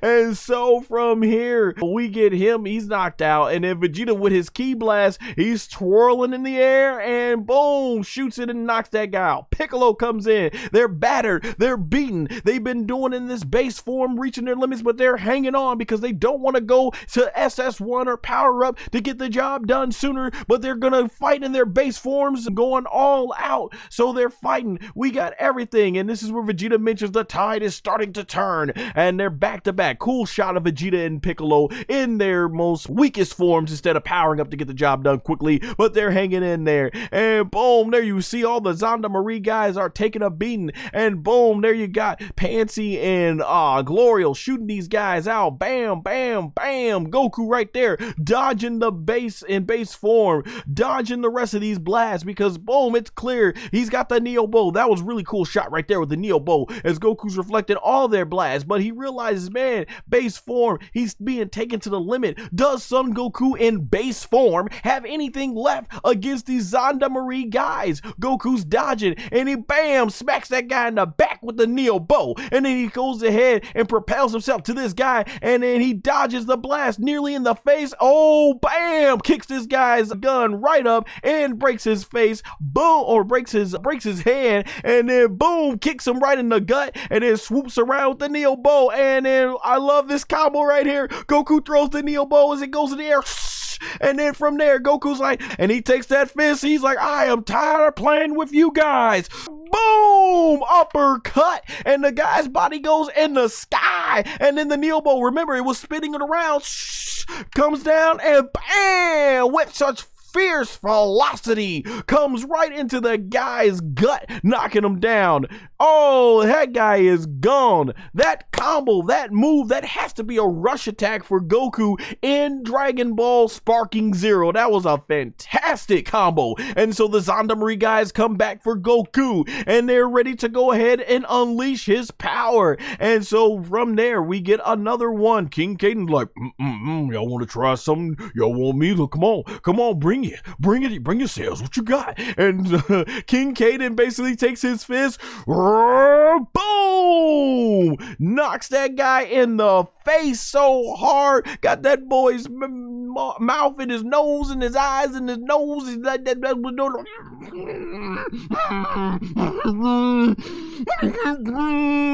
That's basically what he looks like right there. And man, since that boy flying knocked the face off that boy is what he did.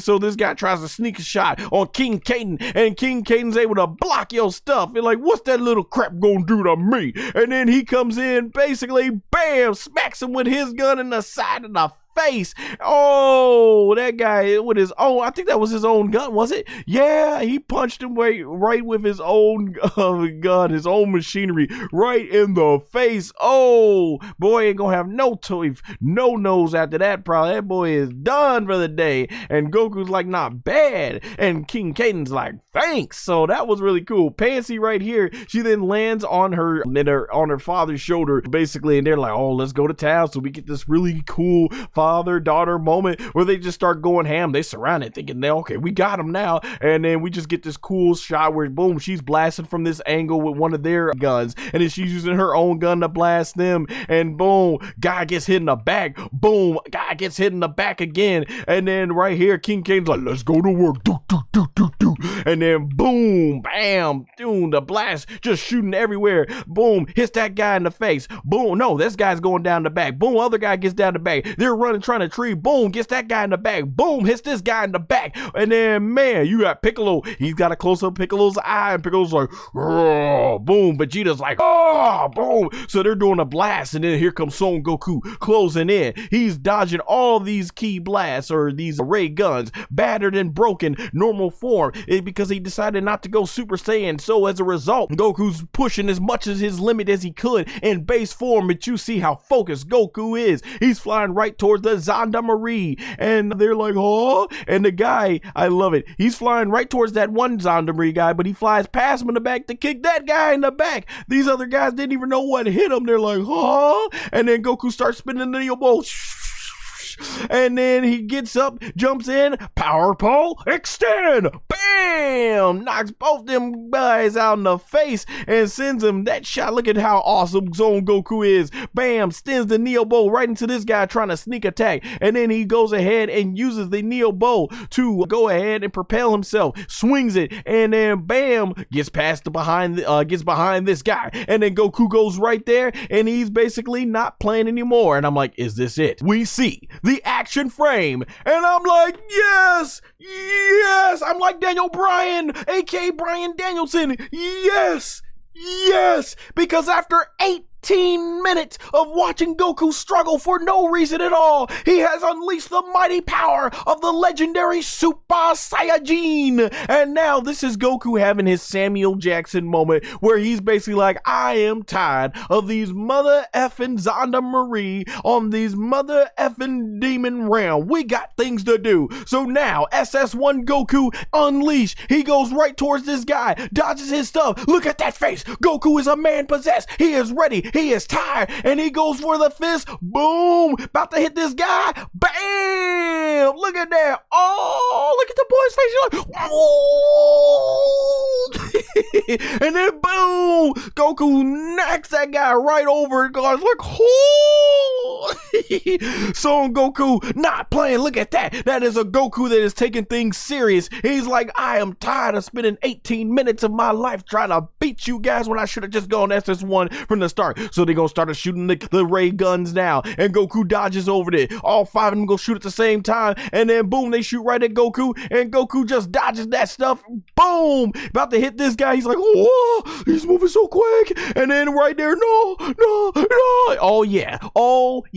Goku comes in with the Shuriken. Oh no, that's not a Shuriken. I thought he was about to do a Shuriken, but boom, no, Goku fades from the uppercut, and bam, hits him face to the face, right to the first, and that shot of SS Goku looks awesome. Bam, knocks that guy out, and then the other guy's like, Goku's like, nah, you ain't going nowhere, and then Goku goes right behind the guy. Boom! Kick right to the back. That had to break the top of his back. And then Goku comes flying in, ready. What's this guy think he gonna do? Goku basically starts spinning back really quickly, turns that into a 360. Bam! Ends up going ahead and punching that guy. Did the whole forearm shot. Knocked that guy out. And then he looks at the rest of the Gendarmerie guys dodging. Look at how much fire ammo they're using on Goku, but Goku dodged it like,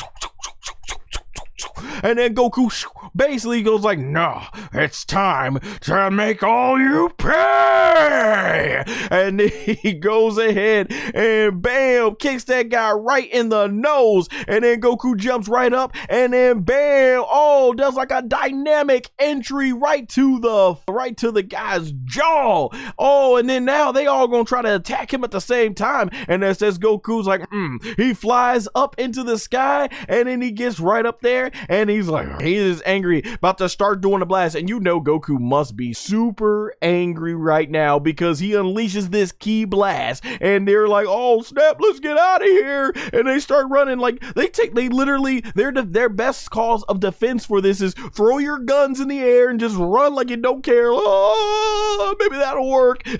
And bam, they leave themselves wide open with the key blast. Boom, hits the ground underneath them. Bam, sends all them boys flying. And Goku, he just gets angry. He's like, and then he's like, you take that one over here. And then he's like, and then he basically just starts going ham with all these, shooting these ski blasts. Bam, knocks that group of guys out. And then the group over here, bam, knocks them guys out. And Goku just goes inner Vegeta,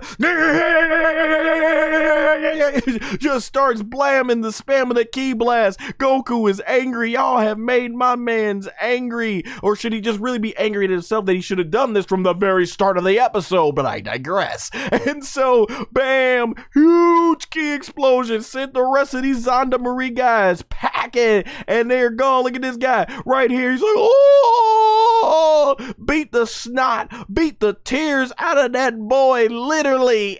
Oh man, Goku gave the neighbors quite the light show right here. And there it is, Gendarmerie have been defeated as Gomah looks on, and he's like, that's impossible. So there we are in the ruins, fire everywhere. As we can see, the Gendarmerie has completely been torched, literally.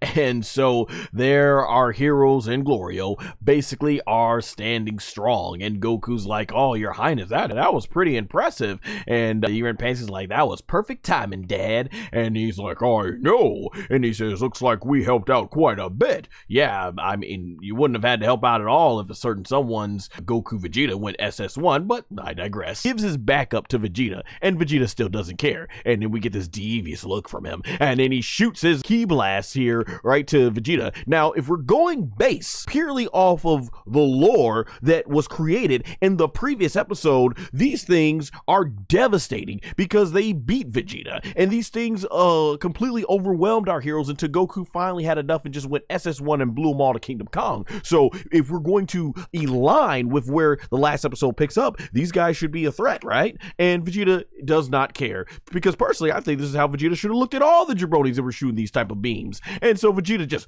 dodges easily as it goes right past his ear, and he's like, oh, and then he smiles like, okay, kid got something, and then he ends up having a tracking on it where it comes right back to Vegeta, starts coming in really quickly. Vegeta once again leaving his back, giving his back up to this guy's attack, not showing any respect at all, and the guy thinks he's gonna get it. He thinks he's got him, and then boom, you see the speed lines right there. Vegeta teleports right in front of him. He's like, oh, and then Vegeta basically face to face, and then teleports out of the way, and boom, he lets that guy get hit with his own blast, and they're like, you brat.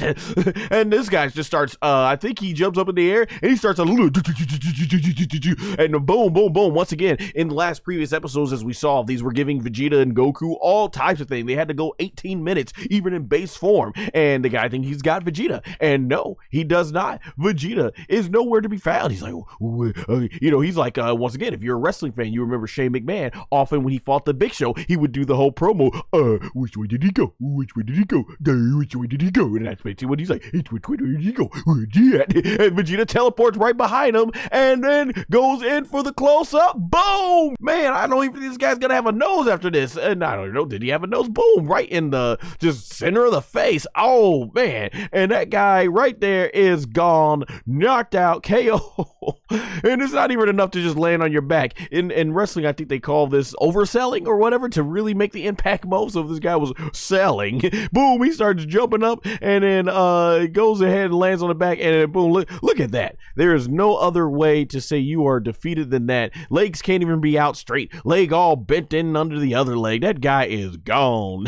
And look at Vegeta. They do a zoom out right here, and then the other guy gonna try to go up and try to stop something up to Vegeta. So he's got his dagger. He's like, okay, all right, I'm gonna take my knife. If our guns don't work, then a knife will weed. What's that saying that great WWE Hall of Fame legend, rest in peace, Roddy Piper said? He says, you do not bring a knife to a fight when the opponent is carrying a machine gun, something like that. So yeah, this guy's logic is, okay, if our machine guns aren't going to work, then I'll just tuck out a knife and take them out, because that seems like the most logical thing to do.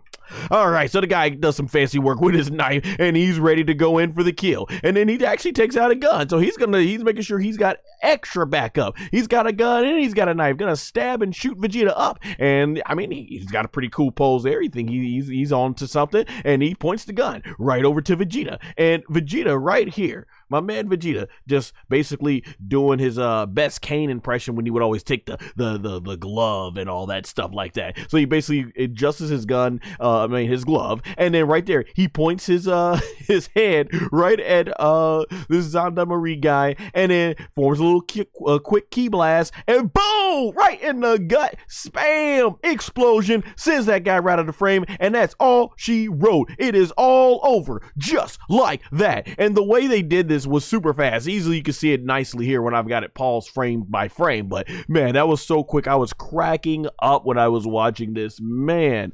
And so basically right here you got this Gendarmerie guy. He is completely scared because I think there's only 2 of them left right now, and the guys are, oh, they're sweating, and look at that. I mean, look at the damage. As Jim Ross would say in WWE, look at the carnage. My God, bodies everywhere.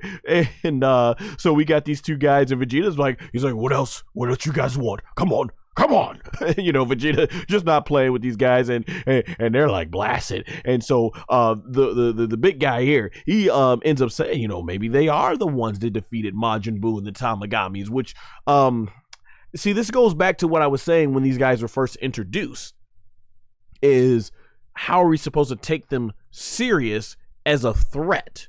Because if they're sweating bullets over Majin Buu and Tamagamis being defeated, then that already puts them right down really low on the totem pole, basically. Like, how are you going to take them serious? And I guess Toriyama introduced them not to be taken serious, but as much as these guys are a tribute to the Ginyu Force, they're also the opposite of what the Ginyu Force was. If you go back to Dragon Ball Z in the Frieza saga, when the Ginyu Force are introduced, it's a big freaking deal, because we knew the Doria and Zarbon were the top of the top. They were the two right-hand guys, or right or left guys, or whatever, of Frieza, aka Frieza. And it's from there, Vegeta even struggled to beat Zarbon. But when the Ginyu Force are introduced, Vegeta starts sweating bullets, and he's like, all right, crap. He says, fine, go on, Krillin, we need to fight. We need to team up together. And so it's established right in the story that these Ginyu Force guys are serious business. The fact that Vegeta is sweating bullets and he wants to rather team up with his enemies than to have to fight these guys 1-on-5 or even 1-on-1 at all. So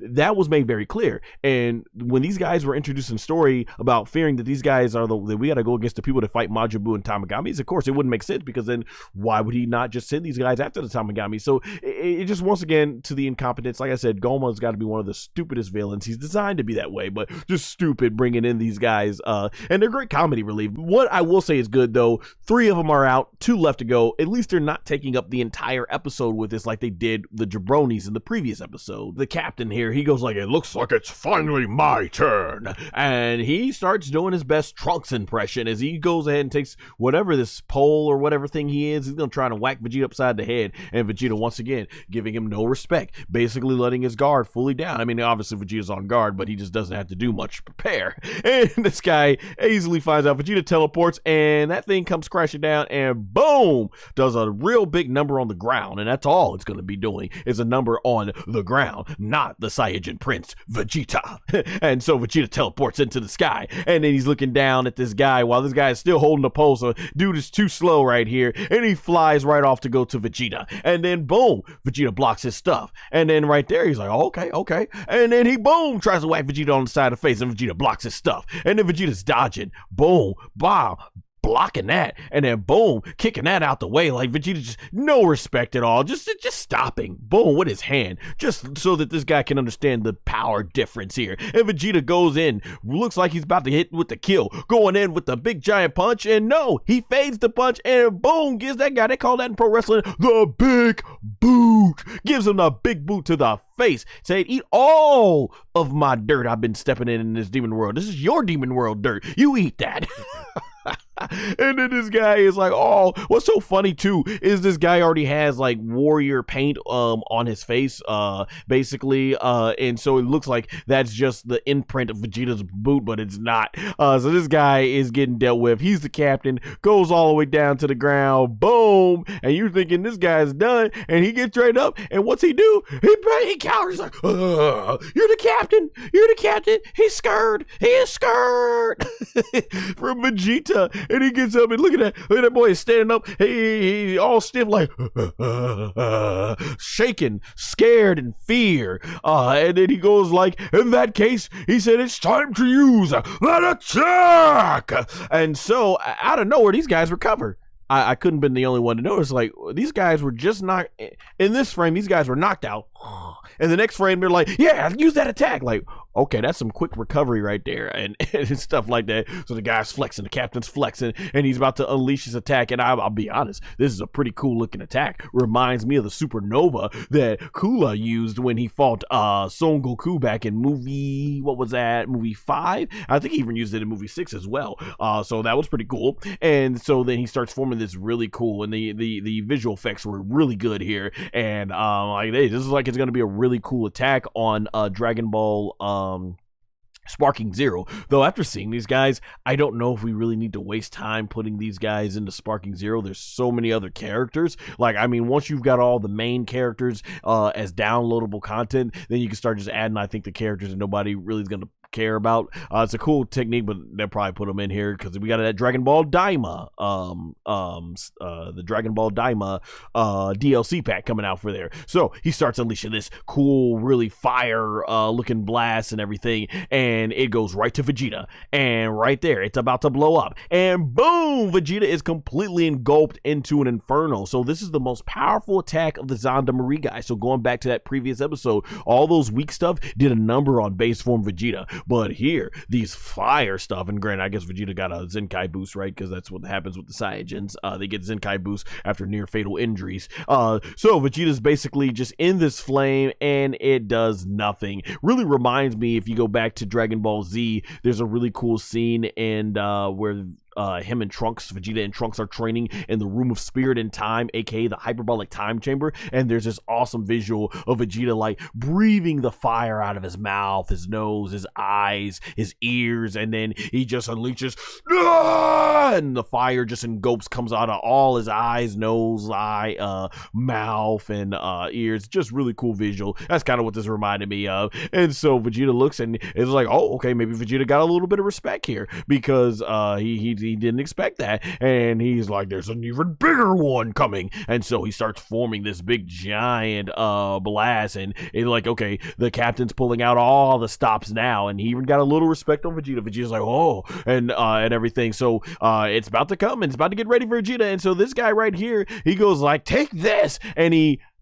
basically, and I didn't understand it the first time, but I was now being able to get it frame by frame here. So what happens is this guy right here takes his machine gun and he lifts it up and hits his captain right there on the hand in the middle of him charging his ultimate attack. And as a result, this causes him to lose grip of his attack, his machine gun, as it goes down, and the the big giant fire ball here ends up going off prematurely and blows up halfway long before it can even arrive to Vegeta. And so here, he's like, oh, and I don't know if he's like, oh, and what happened, or if he's like, oh, well, I guess that's what it is. He's like, oh, my attack, and he's like, ah, my hand, and that thing is pulsing and it's pink, and that's because the whole incompetence from his from his guy. He's like, oh, like he knew he effed up here at this point and all that stuff, and Vegeta is like, ridiculous. And he's like, ow, ow, ow, ow, ow, ow. So he's doing the dancing, you know, all that stuff. And then it actually fades to black here. And when it comes back, the top 5 special forces of the Gendarmerie guys have been captured, and it looks like the rest of the gang decided to come back, or they took these guys over there. They've been captured, and there they are. Hilarious, funny, yes, but once again, it just goes to one of the biggest complaints about episode 15 was that Goku and the gang took way too long. Absolutely way too long to go ahead and defeat these guys. And from here, Panzy, she's still looking on, and it looks like Dende is about to get blasted right in the head. And Degesu, he turns, and then we see the feet of Panzy. She ends up just going ahead, jumping right off, running towards with what looks to be a fly swatter or spatula, and it starts doing some electricity, and she basically comes right on in, and she swings that thing, and the electricity goes, and boom, no avail, as Panzy finds herself face first with the very gun that was about to blow Dende's head off. Is now threatening to blow her head off, and Degesu, he's basically just calling her, you know, just a pesky little girl from the 3rd demon realm, and it's not looking good right here. And he's like, now back away. And so that plan didn't go according to plan for Panzy there. And then we get this really yellow thing, and honestly, at the point, I don't know if I was the only one, because usually when they're portrayed here with the lighting of the demon realm, it comes off like this very lime green type of color. I'm thinking right here, holy crap, it's gonna be Majin Duu. Majin Duu has come here to save our heroes, and he doesn't know what's going on here. Degesu's like, what? And bam! That thing smacks him right in the face, and out goes and up goes flying Dende. And so right there you see Panzy. She's flying. I love how brave Panzy is. It's gonna like, man, shame this is gonna be the it for Panzy. Hopefully Toriyama left notes behind, or Toyotaro will bring her back in episodes later on as far as how they move forward with Dragon Ball Super. And so she launches and catches Dende and slides on the ground, and safe. There she is. I don't know. I know sports. I don't even watch sports, so I don't know if that's what they would call that. But yeah, she's like, gotcha. And so right here, and this is the best example. If you go back to episode 1, what was it that Degesu did in order to take out? Was it I think it was Dende or Popo? Piccolo comes in with a chop, boom, right to Degesu's face. And look at Degesu's face, his legs, they're doing the wobbly leg, and he's like, oh, loses his balance, and boom, face first plant right on the ground, and it is all over like that. Degesu is defeated. Majin Duu, he flies off, and the battle is on. He flies right to Goku's face, and Goku goes ready, a little bit shocked, not expecting that speed. He goes for the punch, boom, right to Majin Duu's skull. And like we said, Majin Duu, he literally he made a joke out of Tamagami 1, made Tamagami 1 look like a straight up jobber, as they would say in pro wrestling. And so as a result, basically at this point, we know base Goku's not going to be able to do anything against Majin Duu. This couldn't even do anything at SS1 against the weakest Tamagami. And so Goku basically realizing, oh, he's able to block, and there you go. And from here, it slides Goku all the way in the back, and then Majin Duu comes flying right in, and then he starts punching Goku. Whoa, Goku's dodging. So Goku in base form holding his own so far with Majin Duu, despite not being at SS1. And man, you see Majin Duu is just flying with those punches right there, and Goku goes up and bam, smacks him upside the head with a kick, and then bam, goes ahead and hits him with a left, and then bam, hits him with a right into the stomach, and Goku just starts going right onto the gut, right to the gut, and then does a flip up, bam, right on the chin, and oh, that actually sends Majin Duu flying. So right now, Majin Duu, Goku in his base form has gotten more shots on Majin Duu than what Tamagami 1, the strongest Tamagami did. So right now it's really making it look as if Tamagami 1 is actually the weakest, because Goku, I mean, his other two counterparts there, they required SS2 and SS3, but base Goku right now, he's holding his own against Majin Duu. So Majin Duu, he goes ahead and stretches in his arm, and there's a lot of stuff in here that's similar to when Goku fought Kid Buu, and Goku, he ends up going dodging right past the old hand, and there you see Goku, he's basically trying to dodge the hand there, and then he takes out the Neo Bow, aka Power Pole. He extends it, and he goes like spins that around, and then he extends it out, and right there, Majin Duu, he quickly flies right towards Son Goku, basically going right there, and Goku's able to dodge, and then from there, he's able to flip, and then Majin Duu, bam, goes right into the wall. This is a thing you see a lot where they do like smaller wrestlers versus big wrestlers in WWE, where the big wrestler will become full throttle, and the small wrestler will just simply hold down the rope, and the wrestler, instead of stopping, it'll go and they'll roll right over the top rope, or go right into a turnbuckle post or something like that. And then Majin Duu flies right on out, and Goku on point. He basically, look how quick Majin Duu is. Do not underestimate his size. He goes right to Son Goku, and Goku's able to side sweep him, but then Majin Duu starts running around, and Goku's trying to figure out what is this doing. And that was a big part of the fight with Tamagami 1 that we saw. Majin Duu was able to that was a big part. Majin Duu was able to keep Tamagami on edge so many times because he could just not figure out the unorthodox style of him. But Son Goku, obviously, he is still patient. He knows how to read an enemy's attacks. And then Majin Duu basically stops and then boom, goes in for a quick stretch arm punch, and Goku's able to block it with the Neo Bow. Bam! And then he ends up, I love it, in Majin Duu, he ends up swinging the arm around Goku after getting hit with that block, and he's gonna try and do a second one, but Goku's able to take the Neo Bow and boom, basically spam that fist away, and Goku basically jumps back, trying to make some trying to go ahead and make some distance as he starts swinging the Neo Bow. And then from there, Majin Duu, he just goes like, I'm gonna do a double punch, and bam, this was really cool right here. This shot right here, Goku, he basically starts fighting off all of Majin Duu's attacks from his hand, and he starts walking forward, boom, with that, boom, doing this, like the animation was so sick. He's moving forward, he is actually fighting towards Majin Duu, and Majin Duu cannot do anything, and then you see the ground there. Majin Duu puts his arms underground, and it starts coming right on up. This is like when Kid Buu did his thing where he put his foot in the ground and kept trying to kick Goku from underneath, and Goku, he ends up basically trying to make sure he's evading these attacks, and bam, Majin Duu, a quick learner, he grabs the Neo Bow so that Goku can't use it, and Goku right there, he's like, oh crap, what am I gonna do?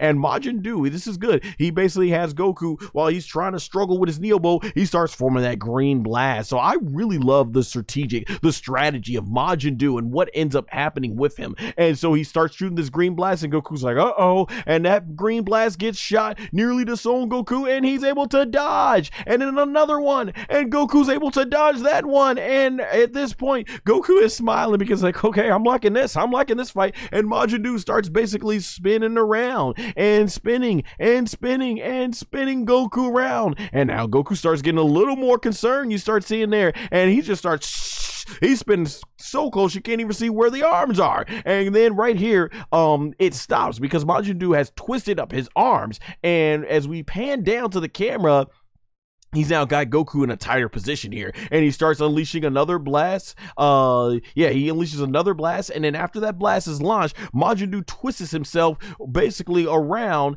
and ends up coming down. Yeah, he ends up twisting himself like that and ends up going down like this, like he's about to do some sort of like sumo attack or something like that. And Goku, he was able to evade that green blast, and he lands right here on the wall there, and then he jumps off. And Majin Duu, he is basically quick to be on the prowl. He jumps over Goku, and this had to be right here, this shot right here as Majin Duu is changing Goku. This had to be based on was it called Zenkai Power, the very first ending to Dragon Ball thing where Gohan is going up to heels while the Dragon Ball basically basically the Majin Duu is flying after him, except Majin Duu here is basically Shenlong, aka Shenron. So I thought that was pretty cool. And so Goku basically, he ends up getting on the ground, he puts the Neo Bow in the ground, and he comes in for the whack, and boom, right in the stomach. Perfect strategicness, and it does nothing. Majin Kuu just eats that shot, and he bounces Goku right off of him with the Neo Bow. And then so right there, he's flexing, and then right before Goku can go in for another whack, you got Majin Duu. He basically goes ahead and he wraps his head tentacle around Goku's leg there, and Goku's like, what? And then bam, right in the ground, picks him up, and bam, right in the ground again, picks him up. He doing the whole Loki, the famous scene from the Avengers where what was it, Loki got grabbed by the leg, and Hulk was like boom boom boom boom, which this also happens later in Dragon Ball Super Broly movie. And so Goku actually, after he gets pummeled into the ground by the head tentacle, he gets swing right into the background, and Goku, he's got his Neo Bow, he's basically goes ahead and he unwraps the head tentacle from there, and right here he's able to really release himself, and this allows Majin Duu to get pushed back a while basically keeping the distance. And so Son Goku puts his Neo Bow into the ground, and he's able to slide, and he starts swinging around. And from here, Goku's like, all right, I need to go up a notch. Boom! Super Saiyajin, aka Super Saiyan, aka Super Saiyan. Goku has gone SS1, and now he flies right back to the attack, head first into Majin Duu, and Majin Duu is just showing angry, and bam, Goku punches him in the face, and you shook it, and bam, with such a huge shot, it breaks the ground underneath Majin Duu, and Majin Duu starts steaming, and there you see Goku basically putting all the pressure on SS1. So once again, if we look at previous episodes, Tamagami 2 and Tamagami 3 and 2, basically the weaker Tamagamis, they forced Goku and Vegeta respectively to go SS2 and SS3, but here SS1 Goku is actually giving him a tougher fight. So it kind of makes you wonder, is Tamagami 1 as hyped up to be the strongest Tamagami there is? Because right now Goku is showing power that even the other two Tamagamis were able to easily overcome. And so there you see the big giant blast, and that is really cool. The whole ground starts shaking underneath them and completely implodes, and I love the detail in the drawings here. Man, Goku at SS1 just putting all that pressure, just making him feel his power, literally. But Majin Kuu, he's hanging in there, and Majin Kuu's like, it's gonna take more than that to beat me. So Majin Kuu gets ready for another punch, and bam, he's able to punch SS1 Goku away right out the frame, and Goku is sent flying, and then Majin Kuu comes flying right up to Goku, but bam, Goku's able to dodge that technique, and then Goku comes up from behind him, gonna try and hit him kick, bam, gets him, nails him with the kick, and right there, Goku shoots a ki blast, and boom, shoots it right at Majin Kuu, coming right to his back, but Majin Kuu's able to go ahead and quickly dodge that and throw that punch right back to Son Goku, and Goku's like, nah, you ain't hitting me with my own technique. So Goku goes ahead and kicks his ki blast right back to Majin Kuu, and this animation is so freaking epic. The fighting scenes as the camera's like panning around like a full 360 as we're seeing this battle. So the ki blast comes back to Majin Kuu, and bam, it hits Majin Duu, it hits Majin Duu, and out of the smoke, Goku comes flying out, and he forms another ki blast, and then it's right to Majin Duu, and Majin Duu is able to basically stretch himself to evade that, and Majin Duu is basically evading another, but Goku's like, I got another ki blast, throws that, and Majin Duu is able to evade that one, and then Goku gets ready for another ki blast, and Majin Duu, he's able to do the duck to the head into the body that got Tamagami 1 so many times. So like I said, SS1 Goku putting up a more bigger fight with Majin Duu than what apparently the strongest Tamagami was able to do. And right there, Goku's got another ki blast that he's shooting right at Majin Duu. Goku just doing his inner Vegeta, trying to, well, he's not really spamming it like, he's being very strategic with these ki blasts, trying to catch him off guard, and Majin Duu, I love how he pulls his legs up, forms a circle, and is able to dodge all this. So Goku right there, he is on guard, ready for the next one, and now ki blast ain't working, so Goku's gonna try some hand-to-hand combat. He flies right towards Majin Duu, and Majin Duu and Goku collide, and boom! We have a stalemate. Both warriors are evenly matched here. So I like I said, I am trying to really wonder what is going on here. I'm not want to talk about power scaling, but yeah, it was pretty easy to follow back in Dragon Ball Z. Base Goku could do nothing with Frieza, and when he went SS1, he finally beat Frieza. But then when it came to the next villains like the Jinzo Negan 2019, 17, 18, they needed to go SS1 and find powers beyond SS1, and Cell freaking took SS2 to defeat, and then when we got to Majin Buu, it took SS3. It was very easy to follow the power scaling back in Z. Here, I'm like, I just don't get it. Tamagami 3 is the weakest, yet it took SS2 to beat him. Tamagami 2 is like middle of the road. It took SS3 to beat him. And I thought Majin Duu was on a whole nother level because I'm thinking Tamagami 1 is the strongest of all the Tamagami, yet the guy that beat Tamagami 1, Goku at SS1, is evenly matched with him. And I was it the Zenkai boost? I know they got some rests, from previous nights, and they did eat one of the bugs that replenish the stamina. But I mean, yeah, I don't get it. I don't understand. Yeah, Goku at SS1, I mean, did he take that much of a Zenkai boost? Like, I don't get it. I have no answer for it. So yeah, it is what it is, but the fight itself is really cool. And so they end up basically forcing the impact of the fist forces them to a part, and now they go right back to each other, and now they are in their classic test of strength here. So yeah, SS1 Goku, like I said, is looking more like Tamagami 1 is the weakest of the Tamagami, because Tamagami 1 did not put up this level of fight with Majin Duu. SS1 Goku is putting up that level of a fight, and Goku needed SS2 and Vegeta needed SS3 to defeat the previous two weaker Tamagami. So it's all over the place here, and everything like that. So we got our stalemate, and this is a really good fight so far, because I'm like, is he gonna force Goku to go SS3? And even everyone, this first time they're seeing, like King Kadan, his first time seeing Goku fight, he's like, oh wow, he really is amazing. And then from here we end up getting you're saying that, yeah, that Majin is pretty powerful too, as the woman here says. And from there, we get a look at the this ledge, close-up shot ledge of the palace for Gomah, and it's right here that Gomah hand comes on up, and you can see how massively powerful he is.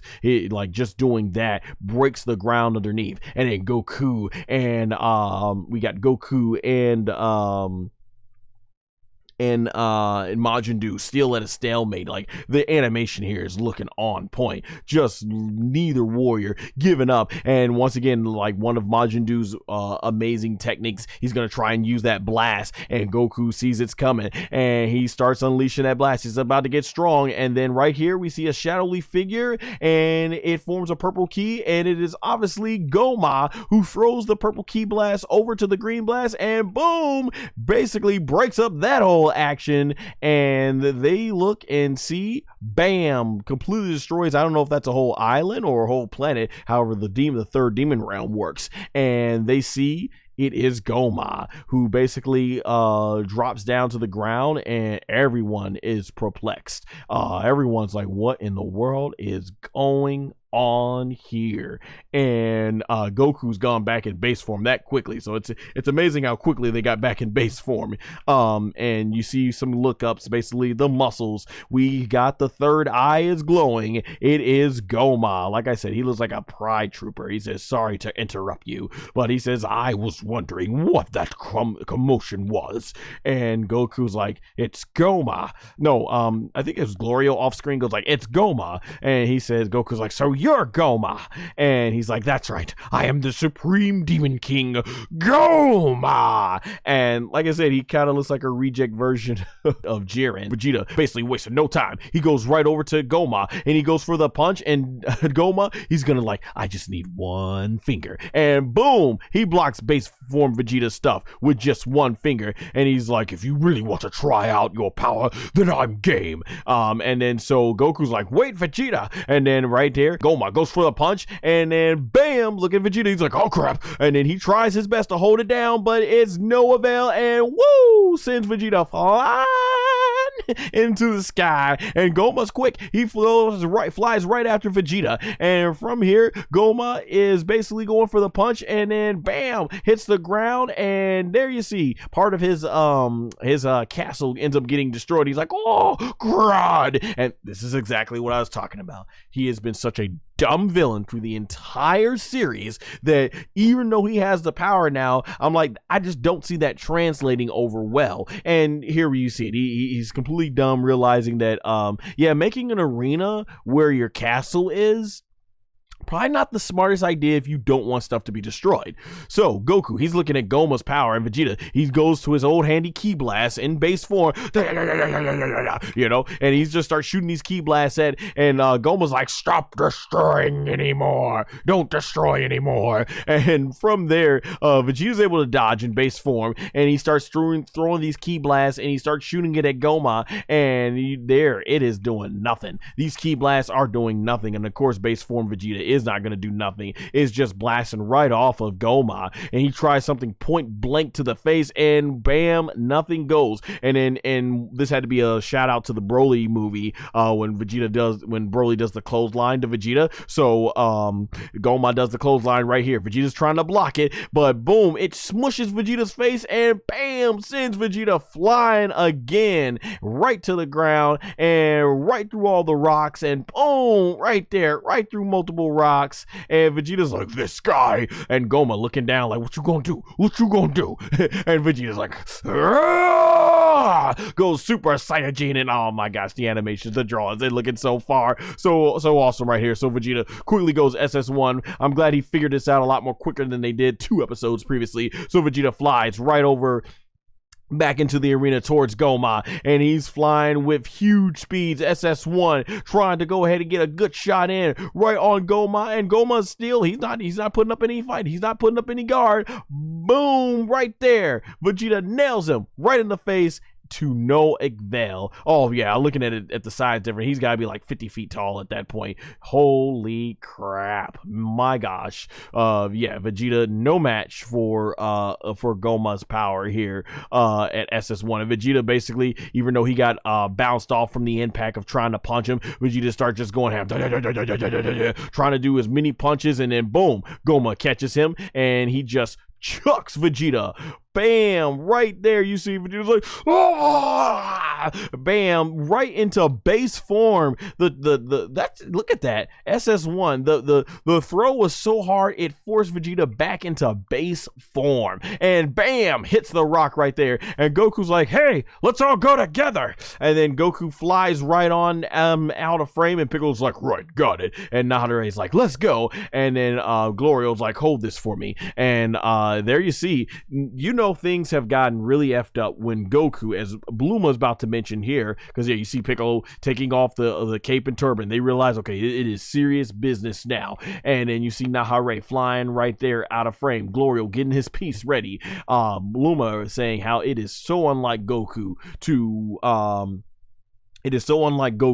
to basically want to go here and fight on his own and stuff, not fight on his own. When Goku gets to the point where he's like, let's jump him, yeah, things have gotten serious. And so that's where Neva says the enemy they face is just that overwhelming. And so there you see Gomah looking completely sinister, because he knows, oh, he's got these guys. He's been waiting for this moment the whole time. And so Goku flies towards him in base form, and Piccolo, he dodges all their stuff. Nahare shoots a ki blast, and then basically from there he shoots it out there, and then Glorio, he goes ahead and shoots his gun right there, and they're flying off, and basically all these things hit Gomah, and he smacks Piccolo Goku away and completely goes ahead and tanks all their blasts. So nothing. And this is getting to like when Broly was doing this whole thing when he in the 7th movie, he's like basically dodging like this when all 4 of them are trying to hit him. So man, Goku goes flying back, and then from here Goku stops himself. He starts getting that golden glow and goes SS1 and goes right back onto the attack, goes right for a punch. And then I love the transition. Goku, he goes out of frame, and Vegeta's right behind him back in SS1 with a ki blast. He's going straight towards Gomah, and he unleashes that ki blast, and boom, it hits Gomah, but nothing. And all 3 of them trying to stay on tack. Piccolo punching, Vegeta with a kick, Son Goku trying to go to the abdomen, probably go for a liver shot. Nahare shooting a ki blast, he shoots it over there. Glorio with his gun shoots out that blast, loving the animation, and he shoots it right towards Gomah. And you can see they're all trying to make sure they attack him at the same time, and a big explosion happens, and nothing, because you can see with the purple line there, Gomah is like, just flexing, because he know he has got everything he needs with that purple eye. So our heroes are all trying to fight Gomah at once, and bam, look at this, just smacking them away like they're nothing but a bunch of fleas, a bunch of flies, going all out basically to him. They are trying to do their best, circle around him, trying to come up with some strategy. Goku going in for a shot to peg, boom, gets nailed right there. And then Vegeta with a ki blast, and there you see Goku, he is flying back at SS1, and bam, goes right through the rocks. And then from there you see, very interesting, this is going to be something very something to keep very much track of, because we see this brown wallet thing where of course Goku has all his bugs, like the like where he keeps it to replenish the stamina, and then also as well as the fusion bugs are in there too. That falls out of Goku's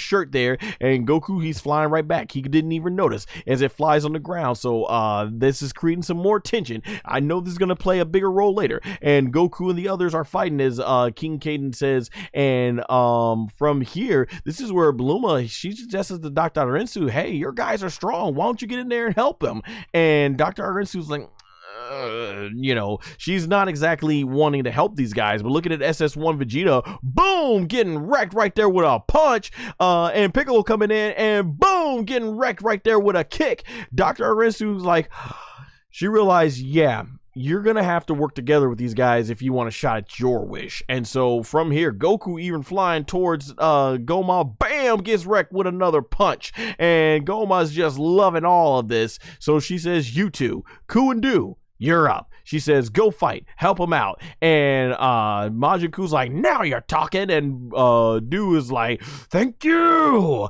And so both Kuu and Duu fly into the sky, and Dr. Arensu flies up after them. And then the rest of the crew, they also fly. Everyone's flying into danger, and Bluma is even like, hey, take me with you guys. And so the big muscle girl, basically, that works for King Kadan, she grabs Bluma, aka Boma, up and flies after them. So everybody's flying right into the danger zone. Like, wow, you really want to get close on that action. You literally see that this Gomah is the real deal, but okay. And this is really cool. Basically, he doesn't even walk back. The way the animation is, like, he walks back, like, he slides in, basically, like that. Neva, he looks over to Tamagami 1, who's looking in awe, like, oh, and he gives a wink. And Tamagami 1's like, me? And he's like, me? And from there, Neva's like, and he gives this special wink. And from here, it ends up unleashing this blue key that I guess unlocks Tamagami 1's true power, which I guess kind of could make sense now, because I was wondering how is Majin Duu able to last, is having a hard time with SS1 Goku. If we do remember, Neva did unleash the true power of Tamagami 2. Maybe Tamagami 1 is the strongest, but it takes Neva to unleash his full power. So I'm guessing maybe that's what happened. I guess that could at least help explain some things right there. And so we go back to the battlefield from there. So back on the battlefield, we get Tamagami 1 has entered the battlefield, and you can see the sparks flying, all types of crazy blasts. Piccolo and Vegeta coming in, bam! Piccolo gets wrecked, and Vegeta at the same time, both of them back to the double fist. Goku comes in with that kick, bam! Oh, Goku got all that kick, gets sent flying, and then you have Nahare and Glorio trying to shoot their blast at Gomah, and then bam, this rock comes in, but before Gomah can get to them, it's Majin Duu and Kuu. So Majin Duu, he ends up strapping his arms right over Gomah, and there you go, using one of his big techniques. And then here comes Vegeta and Piccolo flying in. Vegeta and Piccolo coming in with a double kick, looking pretty cool. Yo, it's like they're doing 17 and 18, that kick they do to future Gohan. It is so cool to see Piccolo and Vegeta teaming up in this manner. And so there you go, loving the animation, loving the action. And then right here, Goku comes flying in, SS1, and then Majin Kuu comes flying in right under Duu. So he's going in for a punch here, and then Gomah, his eye ends up glowing, and there you go, right before everyone can land their attack, and the rocks start forming out of nowhere, and here we go, bam! Oh, nasty, that rock hits Piccolo and Vegeta right, bam, nasty looking, bam, Goku about to come in for that punch, oh, right on the jaw, they got Goku right on the jaw, and then Kuu comes in, and then bam, oh, right on the back of the head. And I love the speed lines to really emphasize here from the animators how quickly speed and just how fast this is. And then Gomah looks up here where we see this purple lighting has been shot towards him, and it is Tamagami 1 in this. All right, we end the fight. When Tamagami has to fight for anything other than protecting the Dragon Ball, you know things have gotten real. And so, like I said, this is the tension we've been needing in Dragon Ball DAIMA, and this blast comes really close to Gomah, but it is no avail. Gomah, even though he was caught off guard for a moment, which means maybe Tamagami 1 is now on a stronger level than we could have ever imagined, the eyeball starts glowing, and this ends up sending the key blast right back over to Tamagami 1, and boom, big explosion, and that sends Tamagami 1 and Majin Duu both flying. Man, Gomah really showing itself. Now, this is where I would say right here, us knowing how strong Tamagami 1 and Majin Duu are, the fact that they're getting blown away like this, and SS1 Goku was able to hold his own with Majin Duu, that shows you on the power scale just how unworldly another level that Gomah truly is. And Gomah ends up basically just coming down here. He's flexing now. He's like, oh, I got this, you mother effers ain't got nothing on me, is basically what he's thinking. And that eye is forever glowing. Man, look at him, just looking at him look intense as ever. And there you see all our heroes like, this is raw. I'm like, at this point in the episode, I'm like, this is what's up, man. This is what's up. We got Tamagami 1, Glorio, Nahare, SS1 Vegeta, SS1 Goku, Piccolo with his cape and turban off, Majin Kuu, Majin Duu. We got the strongest of the strongest here, all trying to stand up to Gomah. So as our heroes, friends and family look on, and Hibis, who's got both Dragon Balls. I don't know why he's wearing it like it's a brawl, but man, Hibis is always good for breaking up the action here. But yeah, you got King Kadan and his crew looking on very intensely. And so from here, this is where the camera starts swinging around. We get a lot of panning shots of the action, and King Gomah, this Demon Supreme King Gomah, he's just looking super confident ever as he got this one in the bank. He's like, all of y'all try something. What's good? So SS Goku gets on guard. He is looking serious, and Goku, I mean, just look how serious Goku looks. They almost like they got adult Goku on Kid Goku's body there. Just the facial expression and everything. And so from here, King Gomah, he's still looking for a standoff. The purple eye is glowing, and I just really love this shot here. Goku is still looking on point, on business, and Gomah's like, if you ain't gonna bring the fight to me, I'll bring the fight to you. And so from there, he starts glowing and has all the rock formations coming up out of the ground, and he sends it right towards Majin Duu and Kuu, and Majin Duu and Kuu are blasting.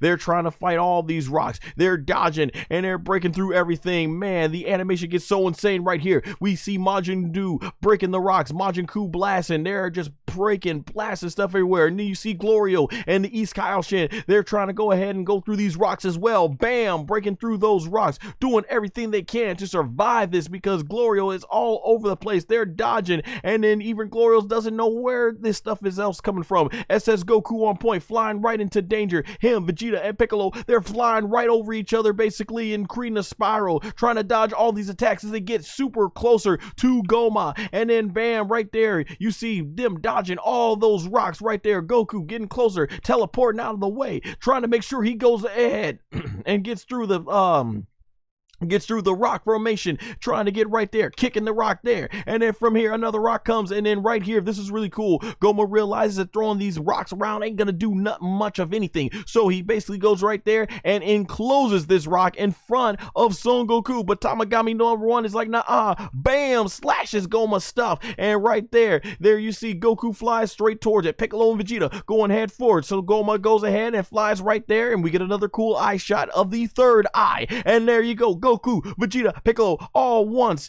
going with the fist. But then there you see Gomah coming in with another fist of his own, and bam, they collide, and yeah, it is no avail there. Piccolo goes for the chest, nothing. Vegeta goes for a kick on the shoulder, nothing. Oh no, he goes for a punch right there, nothing going. And all three warriors trying their best, and you see the impact. It completely breaks the entire ground below them, and you see electricity flying all over the place, thunder, the whole ground is shaking, and then bam, from there Gomah messing all three of these guys up. They're flying everywhere they can, but it is no avail. Bam, Gomah, oh, Piccolo, man, nothing. As the camera swings around, Gomah basically completely kicking Vegeta, and then you start seeing this greenish energy from there. Vegeta coming flying in, all three of them trying to go over there, and then Gomah takes this electricity and bam, swipes all of them away. And then Tamagami 1 comes up from behind with a sneak attack, and then Gomah, boom, like,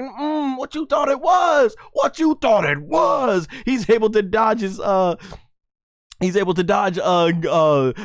1's sword, and basically ends up swooping right towards the side, and then goes in for a kick. Bam! Kicks Tamagami 1 right out the frame, and then quickly Nahare and Glorio come up with their key blast, and they try to shoot it, and then nope, Gomah's like, what y'all thought it was? And then bam, sends that right back at them. Bam! And they both get hit with their own attacks. And then Majin Kuu comes right in, trying to go ahead and do a sneak attack with the kick, and then Gomah side sweeps him, and then bam, oh, look at that kick right to Majin Kuu, sends him flying. Oh, he really laid that kick in, and here comes Majin Duu, and then he tries to go ahead and wraps his body around Gomah, and successfully he ends up wrapping it around him, and then Goku comes flying right in. All right, so Goku goes flying right in, and then there you see he's flying close in, Goku going all out, and I love this. He starts forming his energy key blast with the SS1. Look at that. Woo-hoo-hoo-hoo! Look at the animation. Also, shout out to the music as well. The music composition for this man.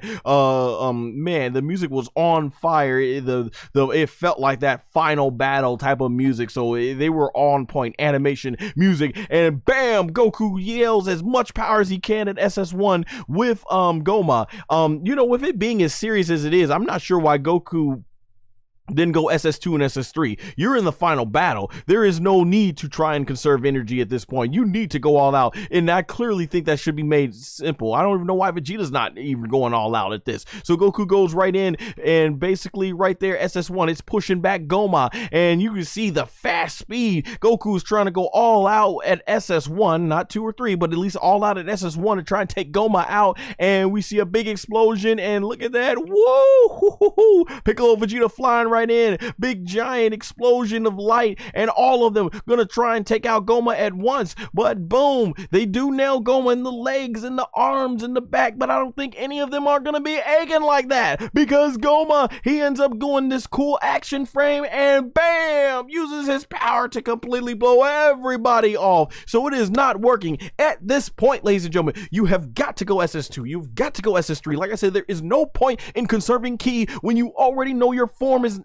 not going to be strong enough. Even Goku had to call everybody in. It should be strong. They should know now. You've got to go SS2. You've got to go SS3. You got to take the power up a notch. And so we get this cool wide shot of the explosion with the blast. Man, looking fantastic, and Gomah still confident, realizing that these guys got nothing on him. Look at just how tiny Gomah looks in comparison to his aura. That is the power of the third eye, and this is one of the awesome shots that we get here. Goku starts forming the Kamehameha as we start doing this panning shot. So he's going in, Kamehameha,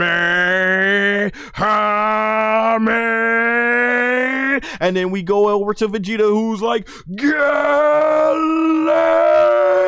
And then you get right here, Piccolo forming his technique really well as we get the also familiar Makokotsapo, aka Special Beam Cannon. And then we go to another rock here where Nahare is charging up his Ki Blast. We got Glorio charging up his Ki Blast. Then the camera swings over to Majin Duu, who's powering up his Mouth Blast, and Majin Kuu next to him with his Power Blast. And then we get Tamagami 1, who's unleashing his ultimate attack through his sword. Every warrior trying to go all out, and Gomah's like, y'all mother effers think y'all can try me? Try it, bring it, and it's getting really intense. We see a close-up of the third eye, and Goku right there at SS1. He's got the Kamehameha ready at SS1. He's unleashing all of the power, and he goes, ha! And Vegeta's like, God! And everything, Piccolo, Makokotsapo, aka Special Beam Cannon, and everybody's unleashing their blast. blast,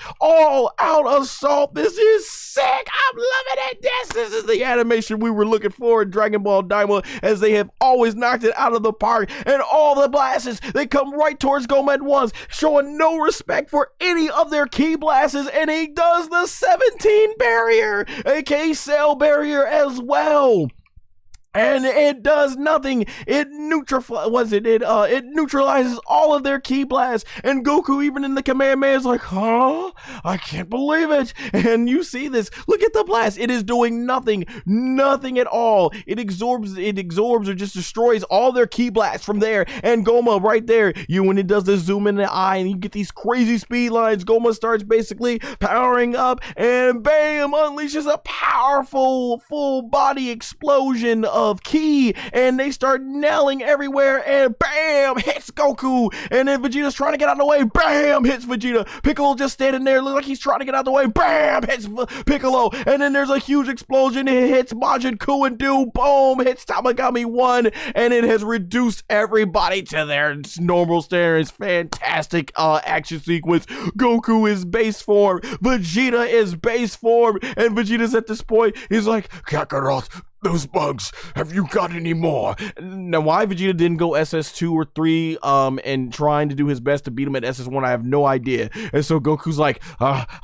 they're gone. Because, of course, earlier in the episode, we saw them fall right out. And Vegeta's like, blasted. And Vegeta basically base form falls out. He is knocked out, KO. Looks like all the other fighters are KO. Goku tries to grab Vegeta, and then his energy, basically, this weird, cool, purple, bluish energy comes up over by Son Goku, and it ends up sending him into the sky, and it is Gomah using the power of the third eye, basically. And you could know, this is personal. He really, really wanted to, go ahead and, and basically do this power with Goku, because he's been waiting this. It has been personal. He has had to watch Son Goku not only defeat Majin Buu, but overcome all the odds when he thought turning Goku into a kid was gonna be enough. It was not, obviously. Here, this shows you exactly what has happened. And at this point, Gomah was like, I can do this now. He said, you took my Dragon Balls, you took Tamagami, you beat the Tamagamis, but you ain't nothing. You ain't nothing compared to my third eye. That's basically what Gomah's doing. So he's getting the power raising up. He is ready to kill Son Goku because he has been the biggest pain in his eye. And Goku is basically standing there. He's like, he cannot move. It looks like it is all over for Son Goku. And so Gomah, he unleashes his purple blast. He is ready to try and kill Son Goku, but Majin Duu and Tamagami 1, they get in front of him, and they are able to save Son Goku and hold back, because like I said, Tamagami 1 and Majin Duu seem to be the most naturally strongest that we got here, basically, for what we have here. It is completely amazing in terms of power and everything of what we got here. And so from here, Son Goku completely, oh my gosh, completely still in a huge shock of power and stuff. Basically, there's not much he can do right here. You got Duu and you got Tamagami 1 looking fantastic, basically on point, trying to hold back Gomah's ki. And then this is the moment that we all, as Dragon Ball fans, have been waiting for.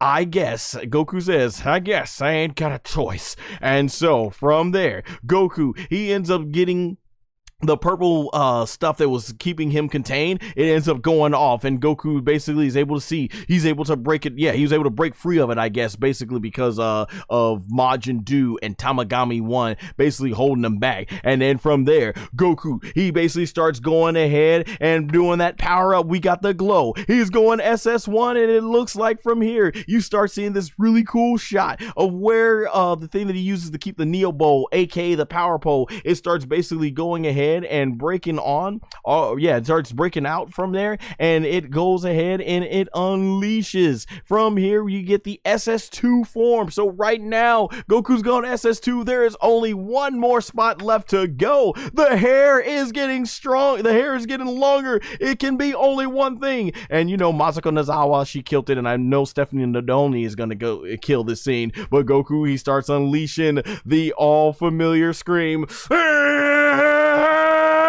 you know, SS3, he is powering up. There is no doubt about it. I have been waiting. SS3, of course, it was like one of my favorite forms ever in Dragon Ball. I've been waiting for this whole time. Goku going all out. SS3, we see the hair, and then boom, the electricity. And from right here, Majin Duu and Tamagami 1 are bam sent packing. The blast from Gomah was just too strong for them. And there you see the electricity, the long hair, the no eyebrows. Goku with his eyes closed opens his eyes, and now Goku is on business. For the first time, we see Son Goku is taking things serious in Dragon Ball DAIMA. He is at the pinnacle of power. Super Saiyan 3, aka Super Saiyan 3, Saiyan 3, all that, because as we know, in Dragon Ball DAIMA, the timeline takes place 1 year after the defeat of Majin Buu, but 2 years before the defeat of, 4 years before the defeat of Kid Buu. And so Goku SS3 basically looking straight on at Gomah. This is the part where you really want to say, you effed up. But Goku, all business with electricity, it's going to be a tough one. And I imagine this is going to be Goku having to go all out now. We are at the absolute power. This is the tension that we've been waiting for in Dragon Ball DAIMA for sure. And that blast goes right towards Goku. It hits him and boom, nothing. Absolutely nothing. Gomah's like, huh? And then he goes like, okay, you got something now. All right. Son Goku, SS3 taking on Gomah. And man, just like I was saying there, the animation looking sick. This was awesome with the SS3 sparks going at it. Goku on business, ready. When Goku gives that look, you all know SS3, just like when he first went against Fat Buu. That's exactly what you're about to see. Goku on all business, and you see the rest of the friends and family. So you got Vegeta right there who got wrecked because he didn't want to go SS3 for whatever reason, conserving energy, whatever you want to. Yeah, but he's out of it. And there you see Glorio completely out of it. So we know Glorio and Piccolo and Nahare were giving it their all. Vegeta, not so much, and he is out of it. And there you see the awesome electricity of SS3 Goku looking ready to fight Gomah. And Gomah, you know, he doesn't know much about the Saiyajin heritage, so he's all like, more of that funny magic and stuff. And Goku not giving a care at all, just with that awesome electricity from SS3. And what was really interesting about this part right here is the hair is down traditionally, like we always have been used to with SS3, but it goes up. And I was like, oh, are we getting a variant of what Vegeta had at SS3 now? Is Goku basically gonna have his hair sticking up like the rest of the fight? So like did he not? I can't be the only one. Let me know here in the comment section below. Let me know here in terms of the in terms of the chat. Did Goku here at SS3 look very similar to Vegeta? I can't be the only one who thought that basically. And so we go ahead here, and Goku ready, all on business, ready to fight. Goes SS3, and he is looking basically ready, and he's charging. This was really cool. This was sick action right here. SS3 Goku going ahead with electricity going all over, and this part was done in slow motion. This whole part really honestly reminds me of, if you all remember, in the battle with Kid Buu. It was in that battle with Kid Buu that Goku at SS3, he ended up flying right towards the screen in this manner, very similar as it goes into the next episode. By the way, Goku versus Kid Buu and DBZ, if you haven't seen it, for those of you who are younger Dragon Ball fans, awesome fight. One of the all-time greatest fights, I think, in Dragon Ball Z. And so we see these speed lines, and they kind of like vanish, and he teleports away, and then he's much closer with the fist, and then Gomah's like, huh? And this is the first time we're seeing Gomah sort of, I would say, get respect, because, you know, he did a lot of this all throughout Dragon Ball DAIMA, but here, Goku basically is giving him that fighting respect. And boom, right there, we get the first spit of saliva coming out of his mouth. Of course, this is on Fuji TV, so doing the time frame, they have to go ahead and take those take those they have to go ahead and take these with the spit basically coming on out and everything like that, and it just basically glushes out of his mouth. So yeah, and this shot looks really awesome here. Goku with his fists all the way into Gomah's stomach. Man, this was fantastic, really kicking this thing right off, and I love the electricity going ahead there, and boom, you see Gomah's like, oh man, this is pure Dragon Ball Z right here. This is classic Dragon Ball Z. Y'all remember when Vegeta first became Super Saiyan, aka Super Saiyan grade I think it was 2, and he's basically standing there in the anime smiling, and Super Boo's, and I mean it was a semi-perfect cell, he's like, oh, and boom, punches him right in the gut. That's kind of what this reminds me of, because there's so much things that's reference all of Dragon Ball in here, and Glorio is completely shocked, cannot believe it, and Gomah, you know, he's up here saying curse you and stuff, and he goes for a big punch right there, and boom, Goku teleports out of the way. Goku coming right behind him, and then right here Goku does a spinning kick right to the face, bam, shoo, sends Gomah flying. And right here we see a cool shot as if there's a GoPro on Gomah's head. It's like a first person perspective, and Gomah's like, oh, you know, he can't even get his footing, can't even get his hands, and he eventually finally able to get some ground, and that is just awesome. Awesome looking shot. The animation team absolutely on point in this episode, with SS3 Goku going ahead and shooting that cool ki blast. And then from there you see Gomah right there. He's looking all off and he's like, oh, and then Goku starts shooting, and like, you know, it's getting a bit serious when Goku has to go to spam and ki blast. You know, all that. That's usually Vegeta's shtick. Here Goku's just doing everything he can to go ahead and get at Gomah, and then these are just looking awesome.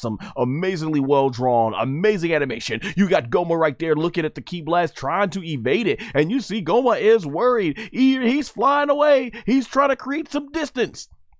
And these things are going all over the field that Gomah has created. And then right here, he's coming right back. He's got his whole new technique, and I love it. As soon as he tries to go Goku, Goku swoops in from behind him, shooting those ki back like, man, it was just fantastic. And you see right there, even they kept adding these blur effects to the camera, making it look like it's moving too fast, as if for the camera to keep up, even though it's animated and all that stuff. Boy, how would you like to be a cameraman during this action? I mean, you'd have to surely fear for your life. Wow. And then we got SS3 Goku flying right back, and then they just start going at it right here. Boom, yo, you got Gomah right there going for the kick, gets Goku. SS3 goes in for what looks like a left punch. Boom, Goku dodges that, and then right there goes for another kick. Goku dodging that one, and boom, Goku comes back with another big kick, but Gomah is able to block that with his arm. And then right there, Goku basically coming in, pressuring Gomah, and they're doing this cool shot of where the camera is just moving all over the place as we get into this big huge fight right here. And then Goku SS3 is basically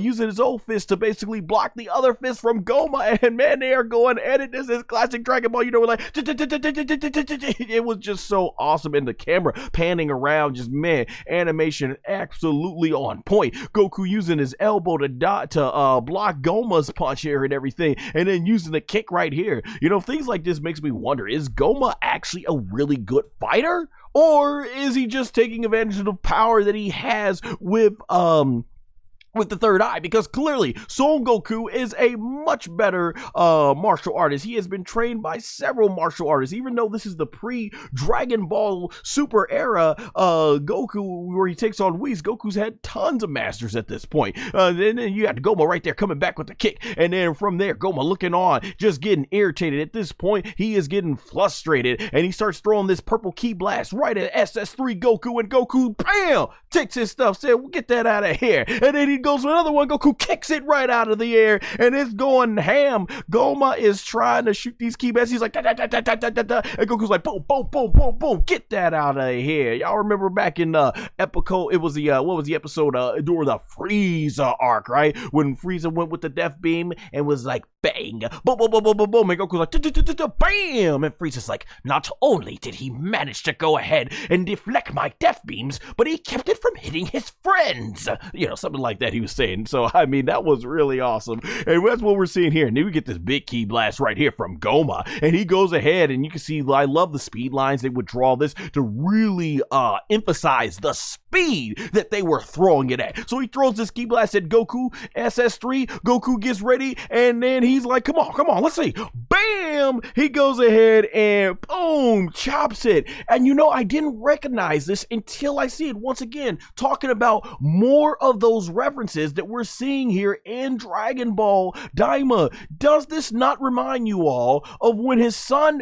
Gohan, SS2, was defeating the Cell Juniors? That was the effect that they do. They did. They would have this whole black background as he chops them in half. And of course, if you haven't seen the uncut version of that, it's so much more brutal. Even in the manga, it's even more brutal. But yeah, they would do that effect where Gohan would cut the Cell Juniors in half, and everything went purple with a black background. And this is a total reference to that. This was sick. I'm loving it, man. Like I said, there is so many ridiculous amount of Easter eggs that truly celebrates all of Dragon Ball. And Goku looking awesome right there. And then he goes in for the kick. It goes in once again, does a huge kick right there to the blast. And then he basically chops this blast down. Like, yes, this is totally taken from Gohan SS2 defeating the Cell Juniors back in Dragon Ball Z. And look at that shot right there. My boy Goku looking all point, all serious, all business. Like I said in the last episode, this is the tension that I have been looking for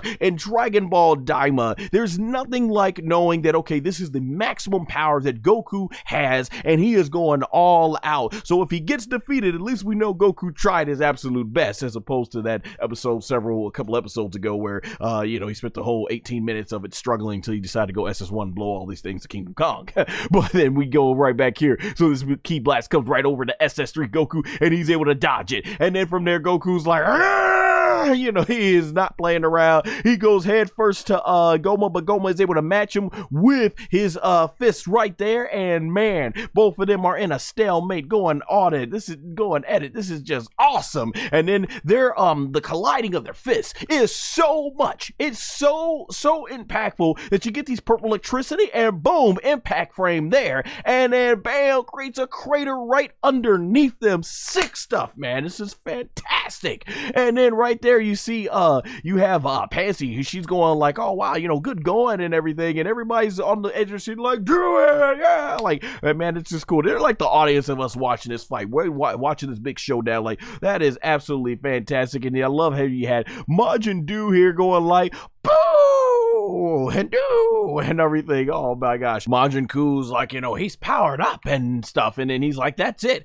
And this right here was one of the most random things to happen in the episode, and I mean one of, because there's even more randomness to come here. But we get back to the fight with Goku and Gomah here, and man, you got Goku right there. He is definitely on point, taking Gomah serious, and then bam, he's able to go ahead and dodge there, and Goku is ready, staying on guard, keeping his hands up. Bam, does a big dodge right here, because look how ridiculous the fist size is with how jacked up Gomah's become. And of course, Goku, he's fighting in his child body, so he's a lot smaller, so there's tremendous amount of what it is range here. Basically, Gomah has a tremendous reach on Goku when he's going ahead throwing bombs with him, and then Goku right there still staying on point. And you get Majin Duu, who comes up right behind him, flying in, getting into the battle. So of course, Majin Duu super powerful, and he's ready to fight. And then right after that, you got Tamagami 1 flying after him. So it's all on. We got 3 of the strongest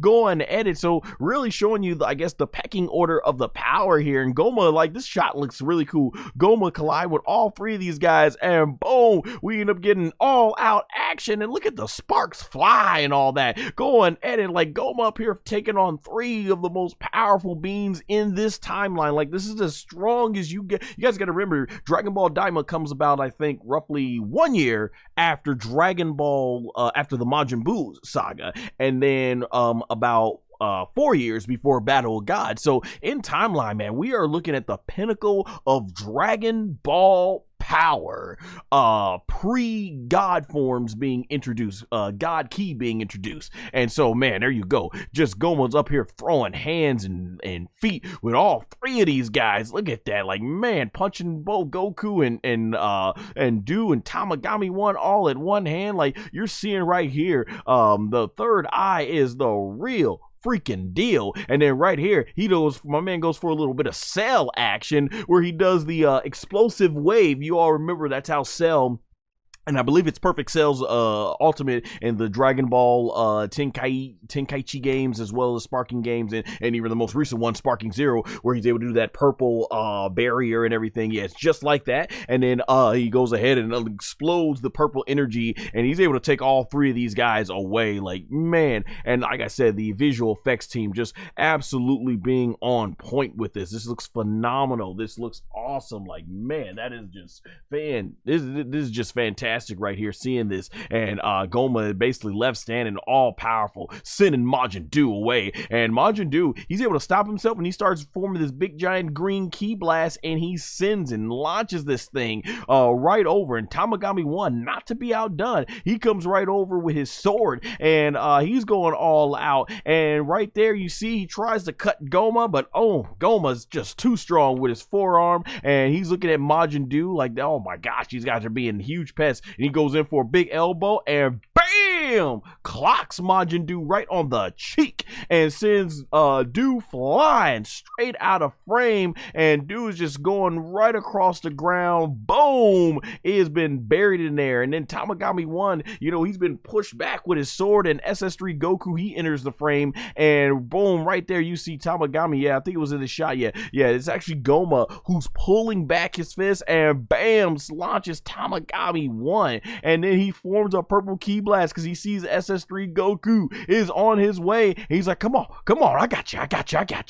And so Goku, showing no fear, hesitation, flies right over to that purple ki blast, and bam, gets whacked right in the face, right for first front body. Bam, sends him out of frame. And man, that sends Goku with a lot of veracity into the rocks there. So it is not looking good at all. Goku is buried in the smoke, and there you see Tamagami 1 is down, Majin Duu is down, and by gosh, SS3 Goku is down. If I had to go ahead and do my inner Jim Ross, man, when Jim Ross in WWE, you guys would watch back in the Attitude Era, Jim Ross, man, he was on fire when multiple wrestlers are down, the carnage. And getting to that random moment that I was talking about here. So we got Majin Duu. He finds this big giant chocolate chip cookie out of nowhere, and we don't know where he got it from. Surely he didn't break through the barrier that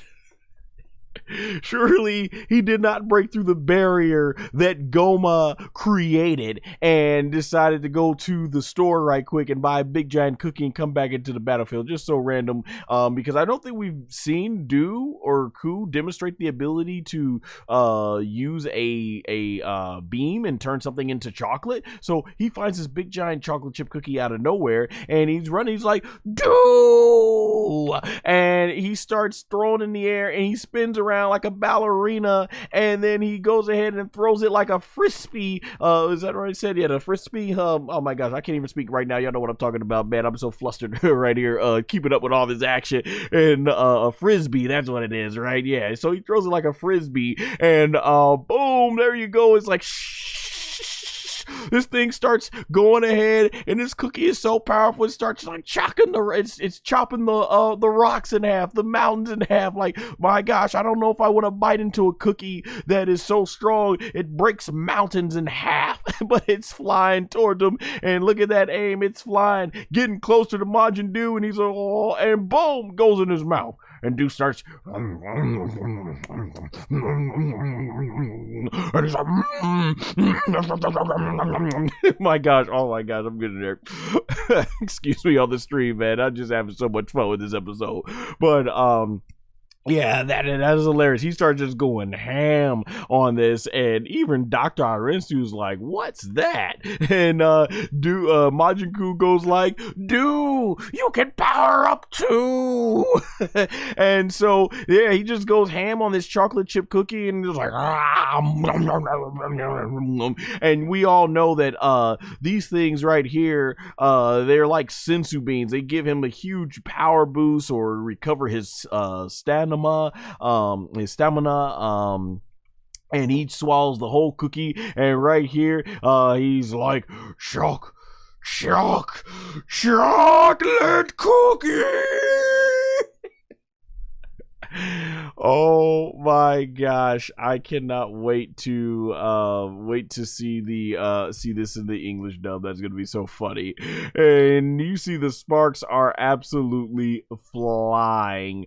Oh my gosh. And you see Kuu, Kuu is very happy for his brother, and Dr. Arensu just cannot believe everything she's seeing here. And SS3 Goku still on business, powering up. And then right here, like I said, the cookie was not the most random thing we saw in this episode, for it is this, ladies and gentlemen. Majin Duu starts looking at himself, and he's like, "Oh," and he sees Goku going SS3 powered, so he's like, "Ah!" And Goku's powering up, and then Kuu's like, "Ah!" And both of them are face to face, psyching each other like, you know. Oh my god, this was so funny, so random. And what ends up here, we got Majin Duu, the prodigy, ladies and gentlemen. He starts getting these spikes out of the back of his head, and it looks like out of nowhere, Majin Duu has gone Super Saiyan 3.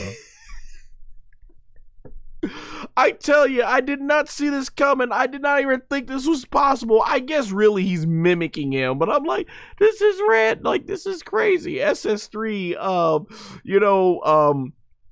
I'm thinking about doing, coming up soon, a ranking of the Majin Buu characters, and I'm glad I've decided to wait till after Daima's finished, because I would have missed out on this moment had I done it while it was still in process.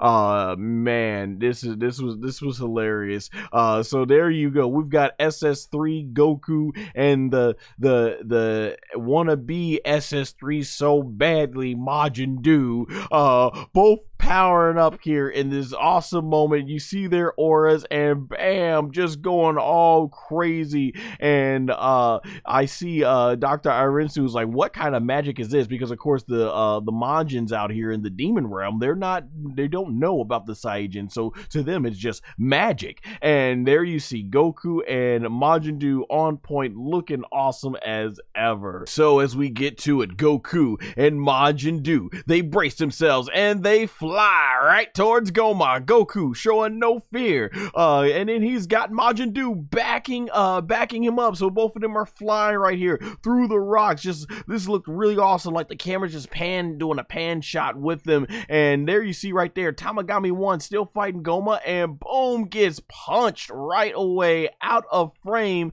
And then Gomah, he's looking over right here, and he's got his eyes set on them, and then there is Majin Duu flying right towards Gomah, and he goes ahead and stretches his limbs, very much a master of the fighting arts of Kid Buu. And then this time he's actually able to successfully go ahead and trap Gomah, as he tried that in the previous episode to no avail. And from here, Goku with SS3, he teleports next to him, ready to go in with the fist. So both of them showing some really good choreography after fighting. You know, Majin Duu almost reminds me of Goku going back to OG Dragon Ball. Those of you who've actually not just only watched Z and everything else from there, but have actually gone back or actually started with original Dragon Ball, you'll know that this is kind of like what Goku was. He was a prodigy when it came to watching things. Like, he was able to watch Muten Roshi, aka Master Roshi, do the Kamehameha once, and he was able to replicate it perfectly. Well, not to the same extent that he was, but he was able to execute it perfectly, and being able to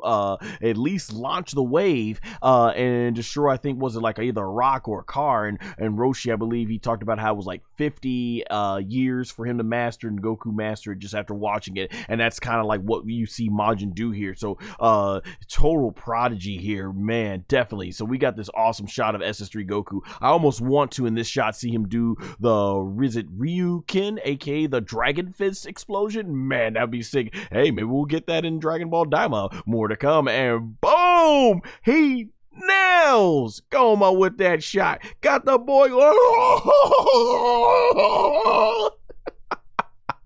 You know he felt all that power, and right there, I just love it that as in the punches so far that it sends Majin Duu, who's still holding on to Gomah, sends him flying in the air, and the Goku's impact was so much he's still like.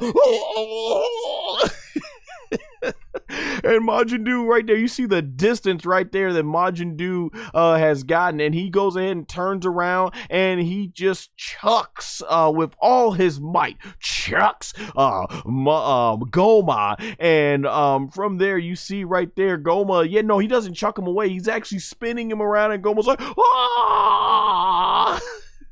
And he is like spinning around and around we go, around and around we go, boom, and bam, right into the rock. And he's like, no, dude's like, I got more for you. We gonna do this again. Boom, through another rock, and then boom, through another rock, tearing his butt up. Boom, another rock, and Gomah, you can just see he's like, oh, he's feeling all of this pain, and then he goes for this little mountain right here, bam, right there, face first, and he still has the imprint of Goku's SS3 punch on his face, man. Awesome tag team. I hope that if in Sparking Zero, if they bring back tag team moves, how can this not be an epic tag team move exclusive to Majin Duu and SS3 Goku? Just really epic stuff, and Majin Duu not playing at all. You see how angry he is. He is focused. He goes ahead, and I think it's at this point he begins to basically look at Gomah, just looking absolutely ridiculous.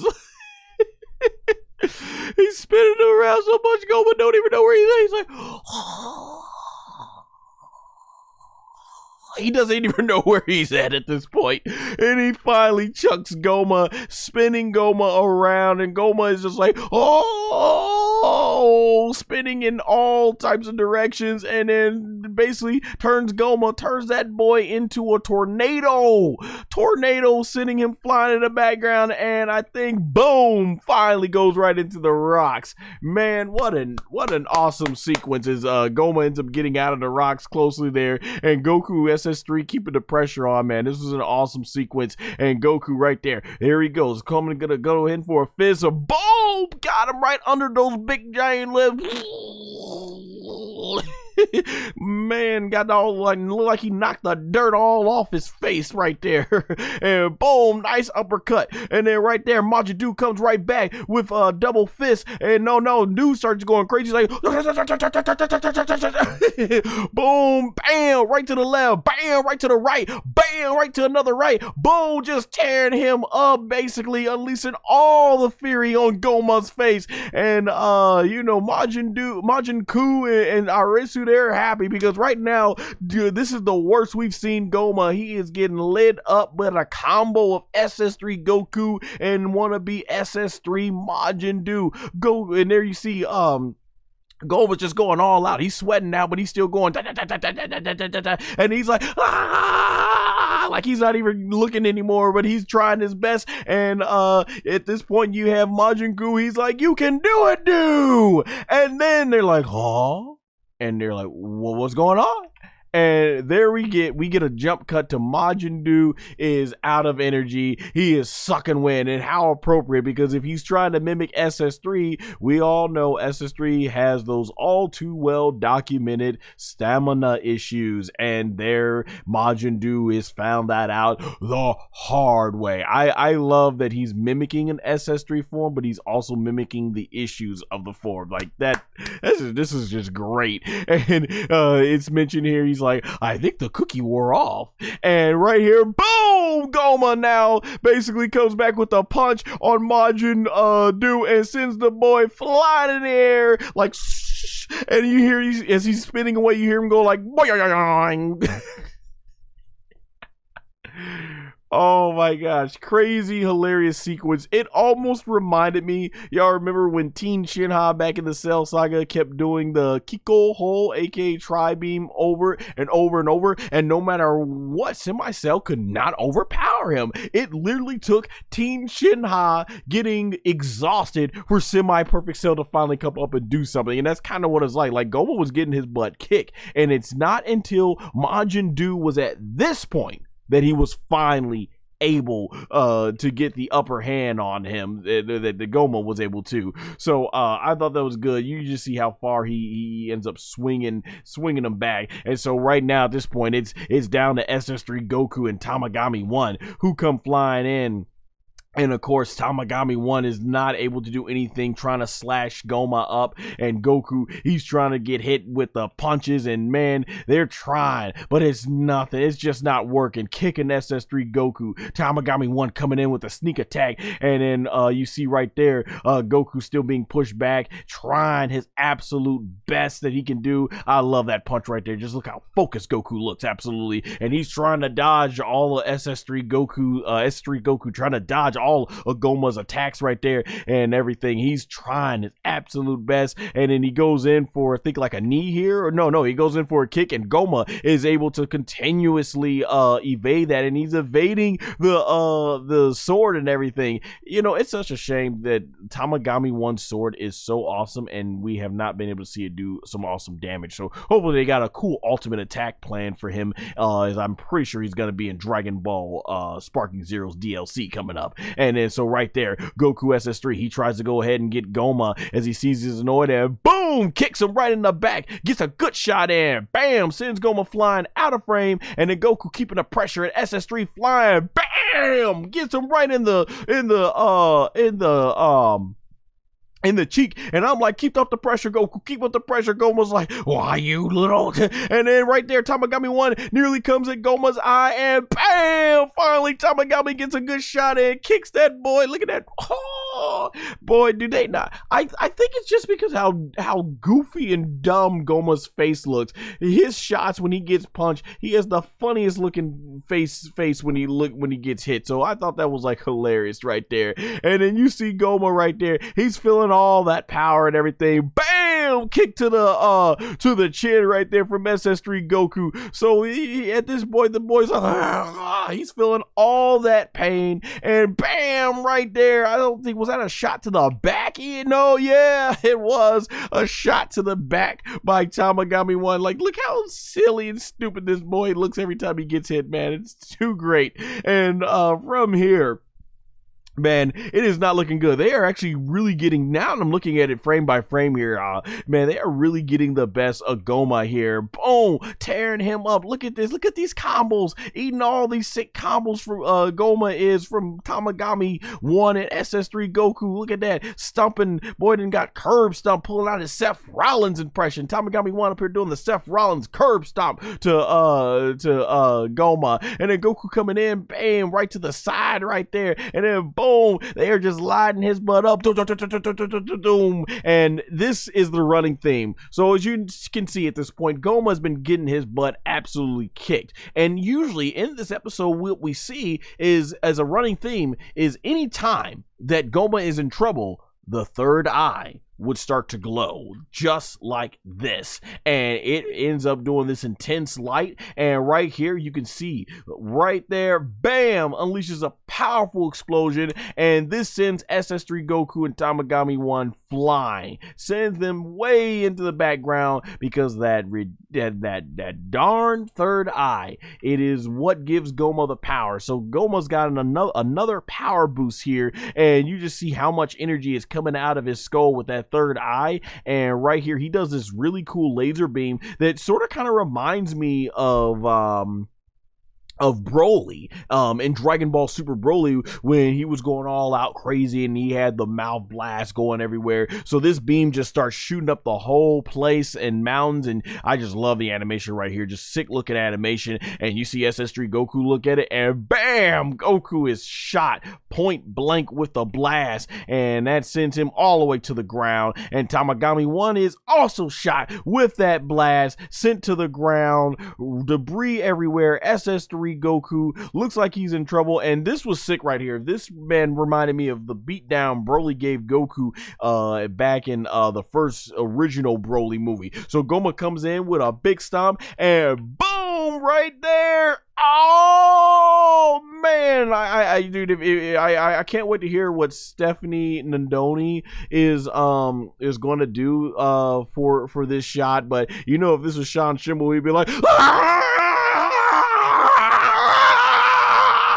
You know, you could imagine how much he would sell this. And Masaga Nozawa did an amazing job. Like, boy, this one had me going like, oh man, he done made the pupils disappear from SS3 Goku. What a stomp. And then that's not even the most painful part. Goku, he's trying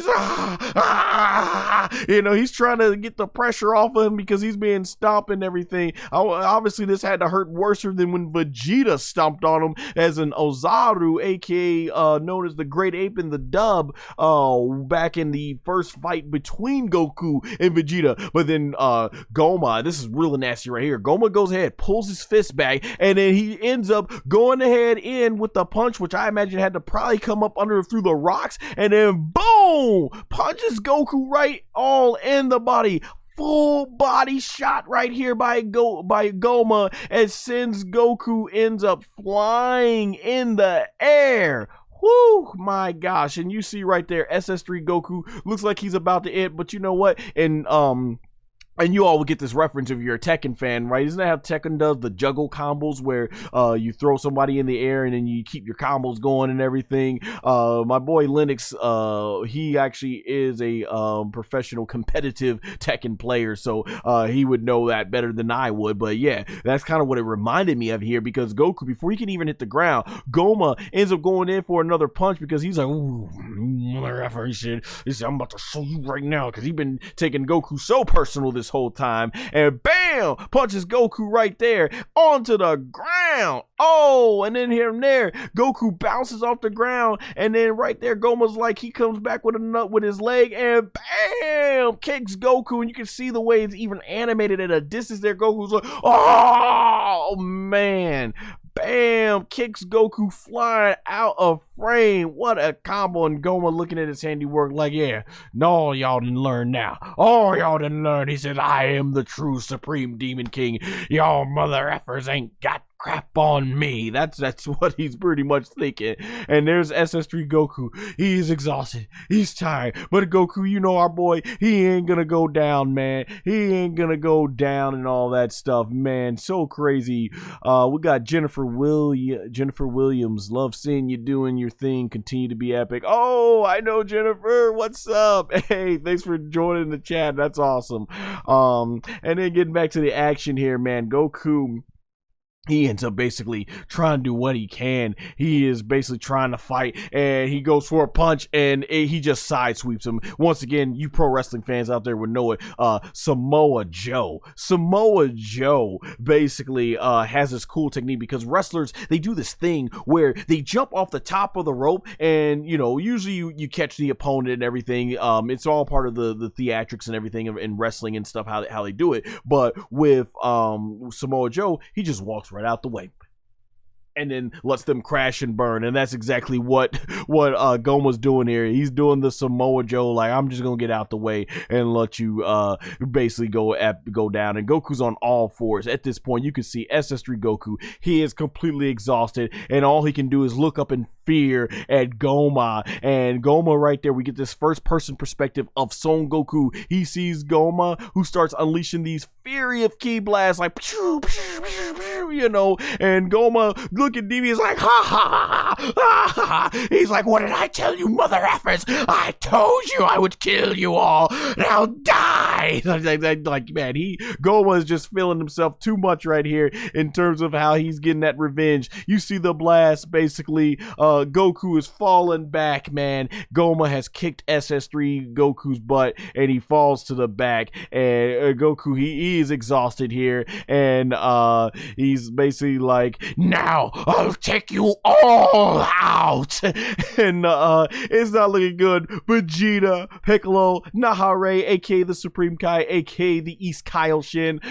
They're like, oh, what can we do to stop this? Majin Duu is out. Tamagami 1 is defeated. His sword sticking out. Like, man, Gomah, the third eye, has proven too much for our heroes. And we start getting this really cool epic ki blast as Gomah ascends to the sky, ready to deliver the final blow. And there you see SS3 Goku barely hanging on, saying, oh no. And out of nowhere, Neva appears. And for those of you who felt that Neva was just way too OP, the old man's got some more tricks up his sleeves. So Neva starts doing this really cool blue blast thing right here to SS3 Goku, and Goku, he doesn't know what the heck Neva's doing to him. And Neva, he ends up going ahead and making him glow.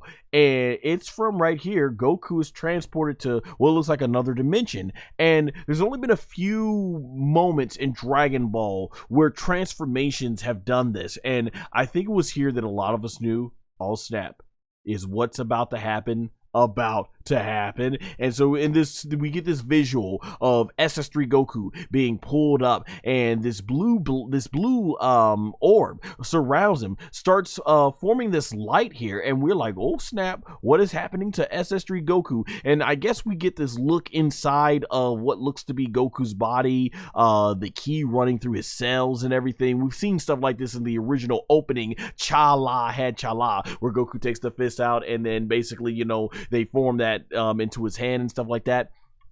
And I guess this is going through all of Goku's cells, his bloodstream. We see this blue water effect. Speaking of Chala, head Chala, yeah, that's a whole total reference right there with the hand. And then the hand gets bigger. And then we see smooth skin. And then we see fur skin. And at this point, guys, I was like, oh, let's go. Because I know what was going. We had hoped that it was going to happen, but we needed to see, was it really gonna happen? And right there we see the hair basically go from SS3, and then we get this really cool reddish looking hair that looks like Super Saiyan God. And we see this cool thing like this right here. Reminded me, is this like some reference to Naruto almost at this point, because this really looked like the way the chakra was looking like when the QB, aka the Nine Tails, was sealed away from him. That's what this was reminding me of. Maybe this was Toriyama's tribute to Masashi Kishimoto, who obviously looked up to Toriyama as his sensei. So man, this was getting really intense here. And then we see this this orb right here forms his blow, and once we saw the tail,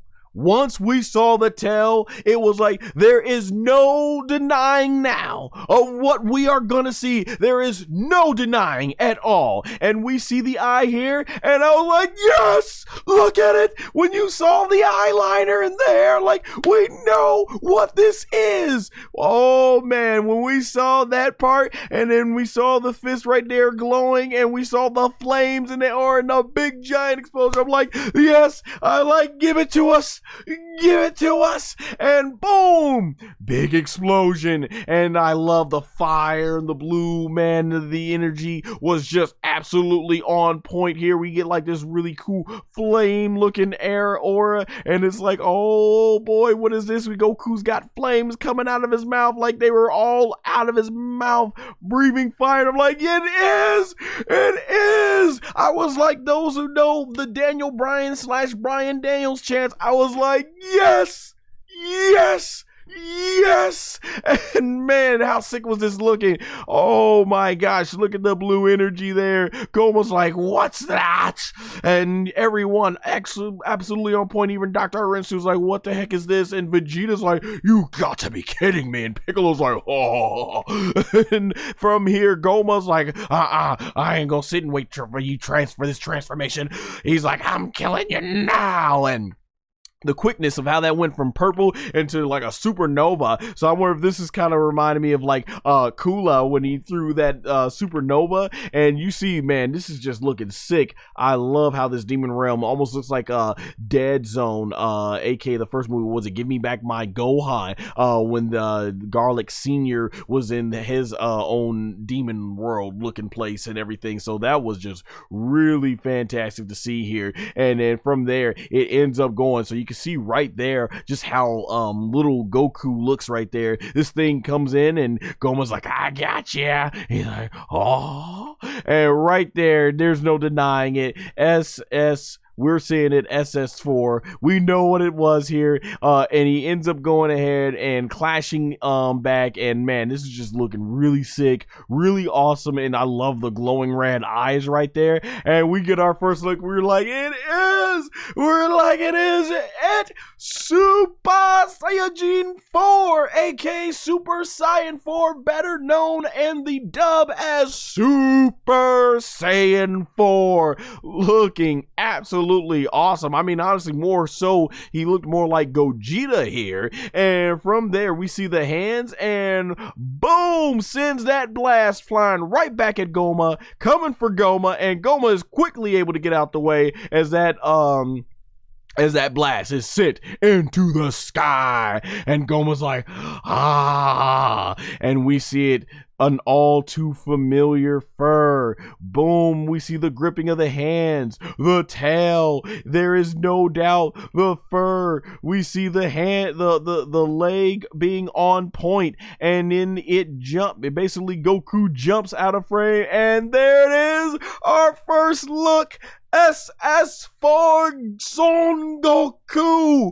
for the first time ever from the hands of the late great Akira Toriyama. Man, what a moment. What a historic moment for long time Dragon Ball fans. There it is in all his glory. SS4 Goku with some big giant hands, which I'm guessing is done intentional. It was done intentional to look this way, to be more of the primal nature of what SS4 was. And if you look at the way a monkey is, you know, they're like, you know, an ape or anything like that, you have the big giant hands there and stuff. I mean, this just justifies English dub Frieza more when he would always say, you Saiyans are nothing but a bunch of monkeys. Of course, Frieza at this time was still dead in hell.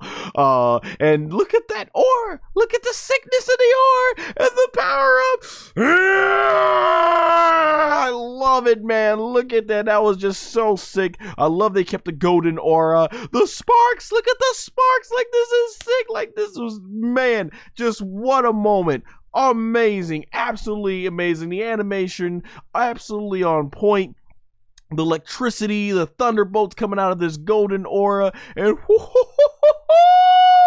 look how sick my boy Son Goku looks. He is ready on business. Look at that. Man, that was fantastic. Look at that golden gold. The boy's got the shine. And then after the golden aura disappears, we even have like this little cool this blue aura remaining water effect that goes around, and there it is in all his glory. Super Saiyajin 4 Son Goku. That's right, ladies and gentlemen. Just as you see, they're like, you know, as they were wanting, like, what else? Like, even I love that even Baby Dente's like, ooh.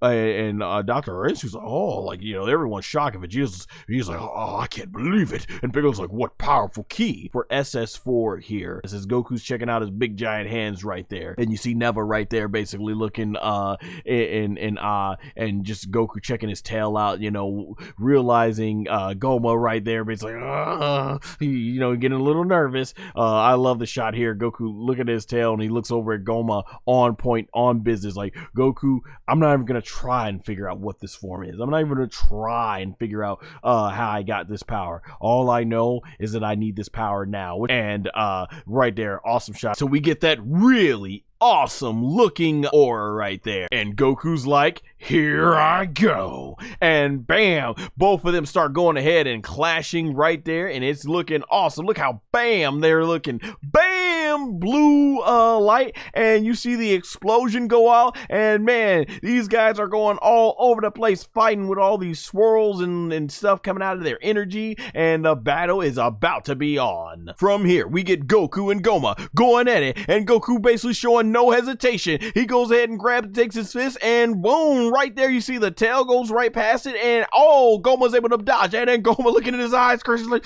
no, you mother effer, you ain't gonna get one up over me again. And then right there, look at Gomah's like, oh, as Goku goes ahead, look how quick Goku goes with that flying kick, and then Goku goes right in here. Looking all right here, basically flying right into Gomah, and there you see Goku, able to stop his whole fist right there, and Gomah's like, watch, and look at my boy Goku, he's like, not this time. And then right there, he ends up pushing Gomah back with just his fist. Look at Goku's face, absolutely on point. He is ready to make Gomah feel the wrath. Shout out to Harley Cameron, Harley Cameron, if you watch AEW, All Elite Pro Wrestling there. And from there, Goku, he ends up growing ahead and grabbing Gomah by the wrist, by the fist, and he grabs it right here, and he starts swinging Gomah around. Boom! The very much classic throw of Son Goku, just spinning him, zoom, zoom, zoom, zoom, zoom, zoom, zoom, and you see Gomah's like, and throws him. Very awesome shot. Love the way it is drawn right there, and bam, sends Gomah right through the rocks, and then Gomah ends up going through another rock. Boom! And then Gomah, he ends up getting his footing around, but before he can even move, already SS4 Goku is all on Gomah's turf. He's like, I'm on your turf. What you gonna do? What you gonna do? And then he ends up, bam, punching right to Gomah's back. Boy didn't even see it coming. He's like, oh, man. Oh, no, that was a kick right there. Kick to the back. And then Gomah goes ahead and he looks over and he's thinking, okay, I got you. Oh! Goku, too quick for the boy. Already with the headbutt right to the gut, sends Gomah flying right out the frame, and look at Goku on point. He's like, and bam, Goku with another headbutt, but Goma's able to dodge, but it looks like his tricep muscle, and then he goes for a knee. Goku blocks it with a foot, and then Gomah goes in for another elbow. Boom, Goku blocks it with his fist, and then Goku ends up blocking Gomah's kick with his leg, and it's like, boy, Gomah, you can't do nothing, blocking all your stuff. SS4 Goku still on the prowl, ready, goes ahead and powers up, flies, and this shot was cool. Goku ends up going ahead sideways, doesn't fly towards Gomah, but instead flies the sideways, and we have the camera where it's following Gomah and SS4 Goku, and Goku right here gets onto the rock, flying all on point, goes right towards Gomah, and bam, kicks Gomah right in, or punches Gomah right in the gut. Oh, look at that shot, and Gomah's like, he's feeling all the power of SS4, and Goku showing no hesitation, like, come on, keep on talking that stuff, come on. And Gomah's, he's getting that we see that purple lighting where Gomah's like, and the purple eyes, like every time it senses Gomah is in serious danger, you just get SS4, you just get the Gomah end up getting more power right there. And so Goku's like, and bam, with the power of the third eye, SS4 Goku takes a big shot right to the side of the face, and you can just see the impact of that one, and that says SS4 Goku flying like, boom, into the rock, but Goku is able to crush his fingers right into the ground and go ahead and slow the momentum down. So that was a really cool shot right there. Once again, drawings on point, animation staff absolutely on point, and I love it right here. Goku's able to sort of use that momentum to stop as he sees Gomah coming right up to the other angle trying to attack him, and Goku gets ready, and he's able to dodge Gomah, and he comes back in with a big fist, and Gomah catches it, and now Gomah's like, I got you, and then, oh no, Goku dodging his stuff right there, and Son Goku, he's still ready, still on point, bam, dodges, blocks Gomah's fist with his own fist, and bam, right there, Goku sends him flying out, and SS4 Goku on point, still showing that he is in this fight, and then bam, goes right to Gomah, knocks him, wails him, sends Gomah flying, but Gomah, he's a tough cookie. Well, The third eye is a tough cookie. Gomah's just there. And he comes back at SS4 Goku, and this was sick. SS4 Goku, how does he dodge? He takes his tail and he wraps it around Gomah's leg, and Gomah's like, ah. And Goku ends up going ahead and uses the momentum of the tail to swoop himself around up front, back into Gomah. Gomah's gonna try and go for a punch here, and bam! Goku ends up turning it right in the face. Oh, then disfigured that boy's whole entire face. Look at that shot. And oh no, that was a fist. Oh no, yeah, he hits it with the leg, the big boot, and then bam! Oh, punches the boy so hard, nearly his entire arm is buried into Gomah's face. Oh, and then I love the shot right there, Goku with his arm buried in Gomah's face. He's like, bam! Look at that. He done disfigured Gomah into a whole nother character right there, and sends him flying out of frame. And Goku's not done yet. He hops on Gomah's back and bam, goes for a kick, but Gomah's able to dodge, is able to block it with his fist. And right there you see here, Gomah quickly is able to rebound with a ki blast, and then Goku's able to dodge that. And then from here, Goku starts running. He's trying to make some distance from that ki blast, and Goku right here, even though he's in the smoke, he's like, no, I got you. He starts forming a ki blast right there, and he jumps out the smoke, has that ki blast, and starts booming, shooting that all over the area. And Gomah is flying all over the place, trying to evade it as they hit the rocks. And then Gomah quickly, he goes ahead and he looks like he's about to do his own version of the Final Flash. And then from there, Gomah, he starts going ahead, powered up. Once again, that purple, that third eye, given being the whole issue here, this whole fight, he ends up getting the third eye close up, and he starts powering up. And right here, this was really cool. He starts using his magic of the third eye to pull the ground up. It basically starts pulling the ground up. This almost starts reminding me of what's the fight in Naruto when it's Naruto versus Pain. Like that's what the gravitational pull, that's exactly what he's kind of doing here. So he goes ahead and Gomah's like, all right, go ahead and take this. And look at that looks sick. I will say that looks sick. Gomah might look like a reject version of Jiren, but I gotta admit, this shot looks pretty cool here with the purple electricity going on right here. And look at this, it starts taking up the entire battlefield. And I'm like, this is sick. Let's go. And then from here, it ends up going ahead, destroying all the rocks. And SS4 Goku, what's he gonna do? He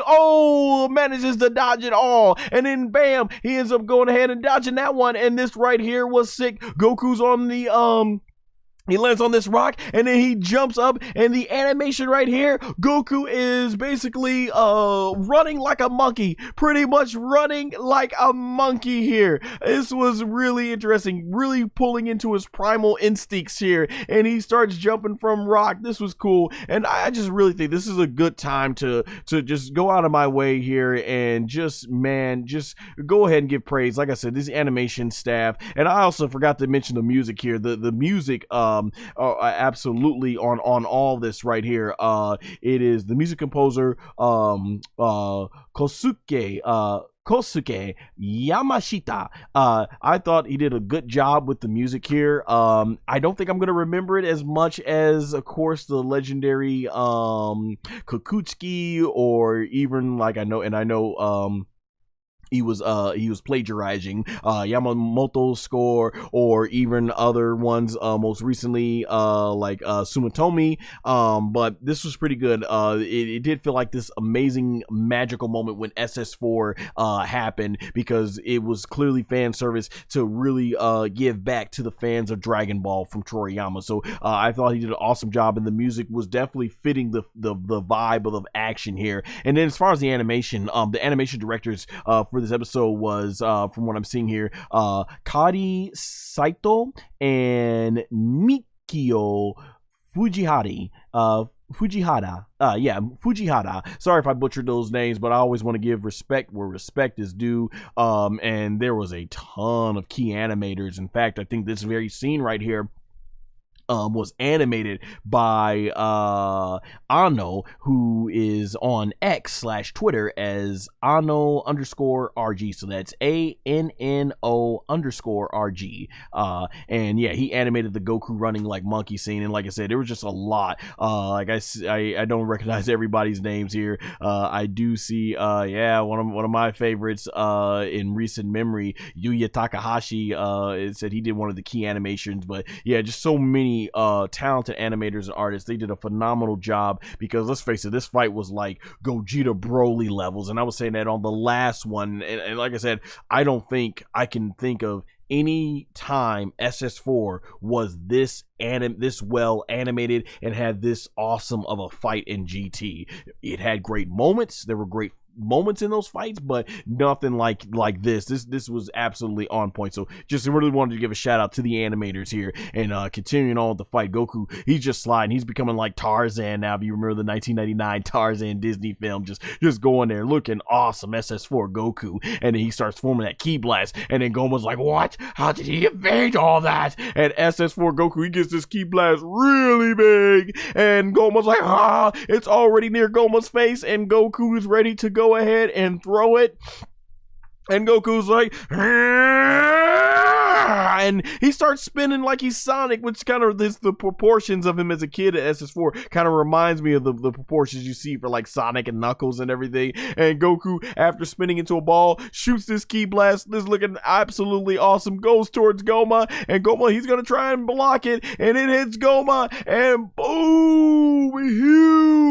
Huge explosion we get out of that, man. That was just sick. And the explosion goes off into the entire area, and man, you can see just how much, like I said, I don't know why Luma, aka Boma, and the rest of the gang wanted to come so close here when the action's happening over here. You see Dr. Arensu trying to hold on to her Dragon Ball, and SS4 Goku looking sick. Look how sick he looks in that shot, man. Absolutely on point. This was really reminding me of almost that classic scene where baby Vegeta, or as it's in Japanese, Vegeta baby, where Goku, he gets up in the sky and Goku has his hand right to his face and then blasts him down, and then kind of almost looks at him down after he goes sending him to the ground. That was just looking sick right there. I really love this. This was awesome there.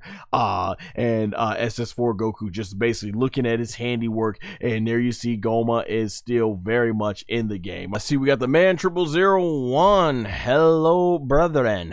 What up, man? Didn't expect to see you here on this stream, because there's a big major spoiler here, but in this age of the internet, how could you not be spoiled? But yeah, brother, man, we got Toriyama cured and broke the internet here again. Yeah, that's another thing for some of you that don't know this.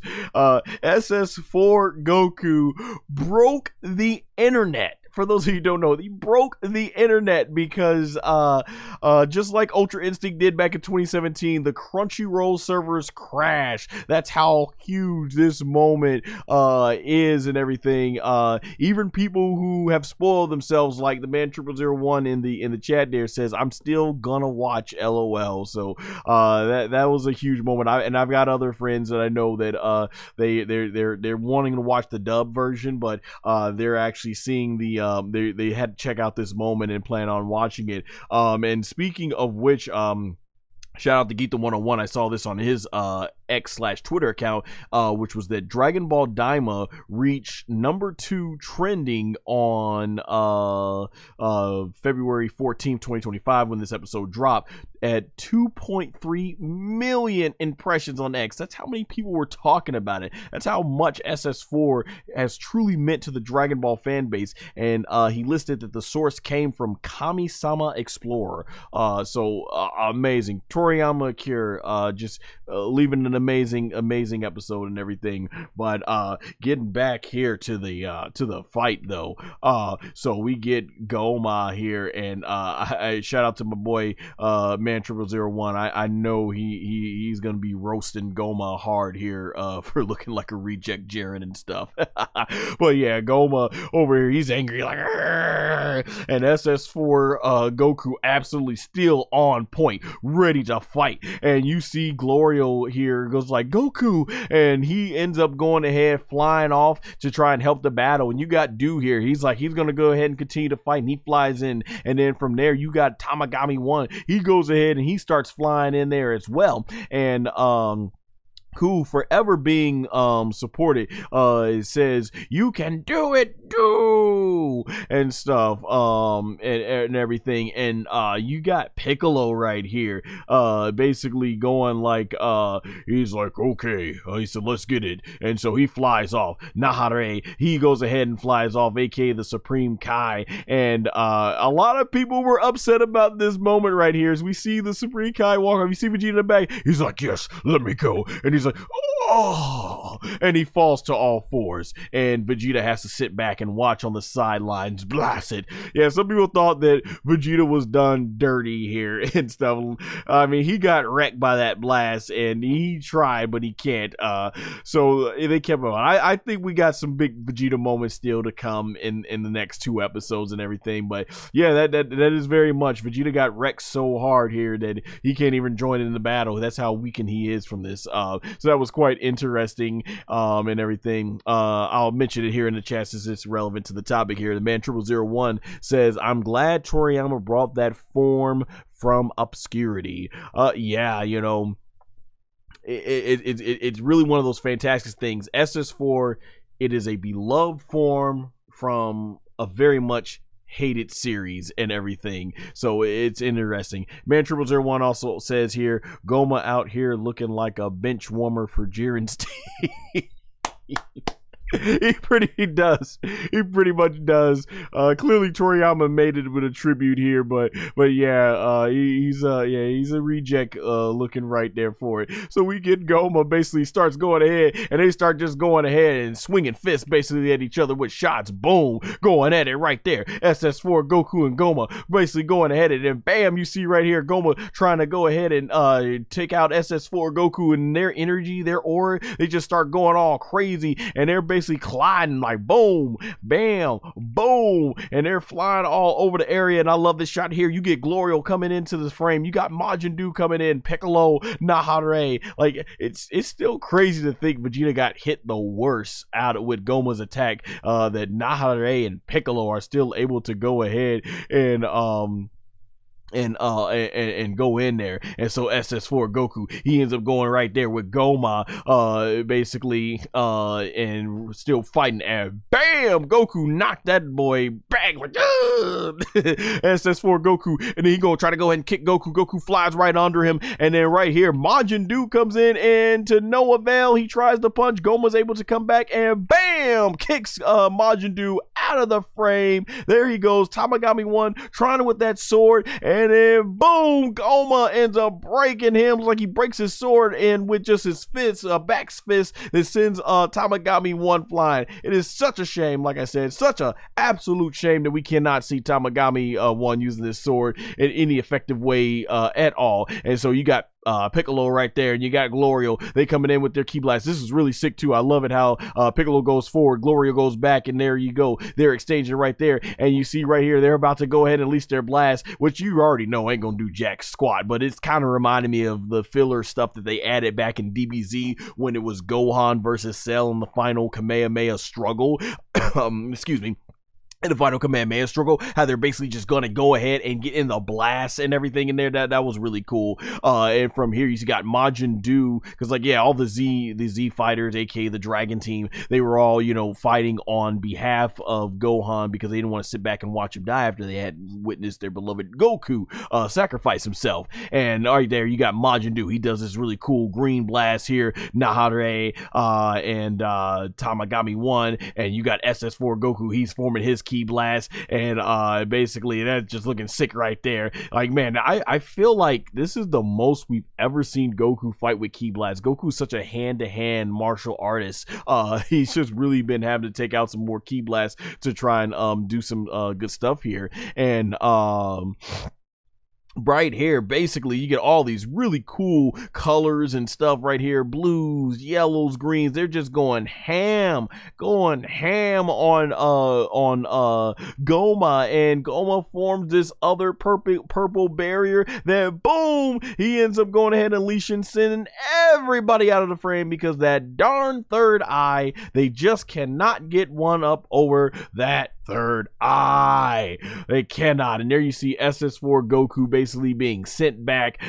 He's the only one who was able to withstand that cool golden aura, and SS4 Goku keeping the pressure on, goes ahead and flies right back to him, and you get this really cool face off where they're about to go, and they're colliding again with their cool energy blast. Boom, zoom, going right in there, and SS4 Goku still looking on point, goes with his big giant ki blast that he sends over to Gomah. He sends that right to Gomah. Gomah goes ahead, he grabs the ki blast, and then right there, SS4 Goku coming in, thinking he's got a big shot at Gomah, and it was a diversion. I love the techniques here. So Goku essentially sent this ki blast over to Gomah. Gomah catches it. He know Gomah's gonna go ahead and catch it. He'll throw it right up into the sky, only to come right up under him, and bam, punch him right there in the face. Gomah like, like I said, he has one of the silliest looking faces that I have seen and everything. Looking at the chat here, the Man0001 says, "Oh, water boy, towel boy, looking boy." Boy. I mean, yeah, Gomah looks hilariously silly here. He also says Majin Duu is the off-brand Wish version. Of course, he's cheeks. Yeah, Majin Duu doesn't look nearly as cool as the OG Majin Buus, but Man0001, believe me that I think you will enjoy this character a lot. Majin Duu is definitely one of the highlights of Dragon Ball DAIMA.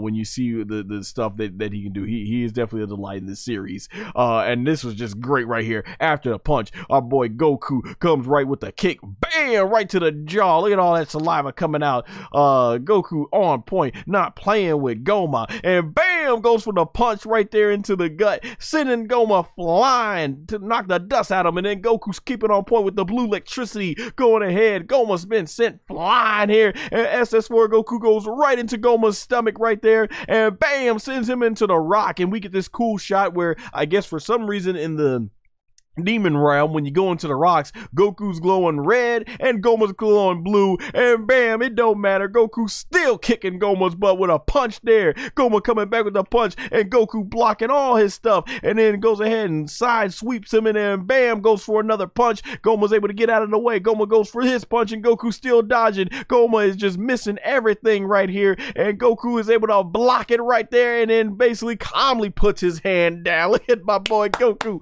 also on point, and he comes right here. Gomah's like, and Goku, bam, kick right to the cheek. And Gomah's mad. He's like, and then from there, they get out of the rocks, all the debris, the carnage. SS4 Goku in red on point, looking at dodging all those techniques, starts forming this ki blast here, looking sick. Like, man, the animation, these animators, they you could tell they put so much care and attention into this, and this is the importance of giving anime time. Unlike early episodes of Dragon Ball Super where they were trying to rush these talented animators, they gave these animators all the time they needed to make beautiful art, beautiful animation. Absolutely love it. And SS4 Goku starts powering up these ki blasts, and he basically starts going and flying right towards him, puts this blast into one, and shoots it out, and look at Gomah like,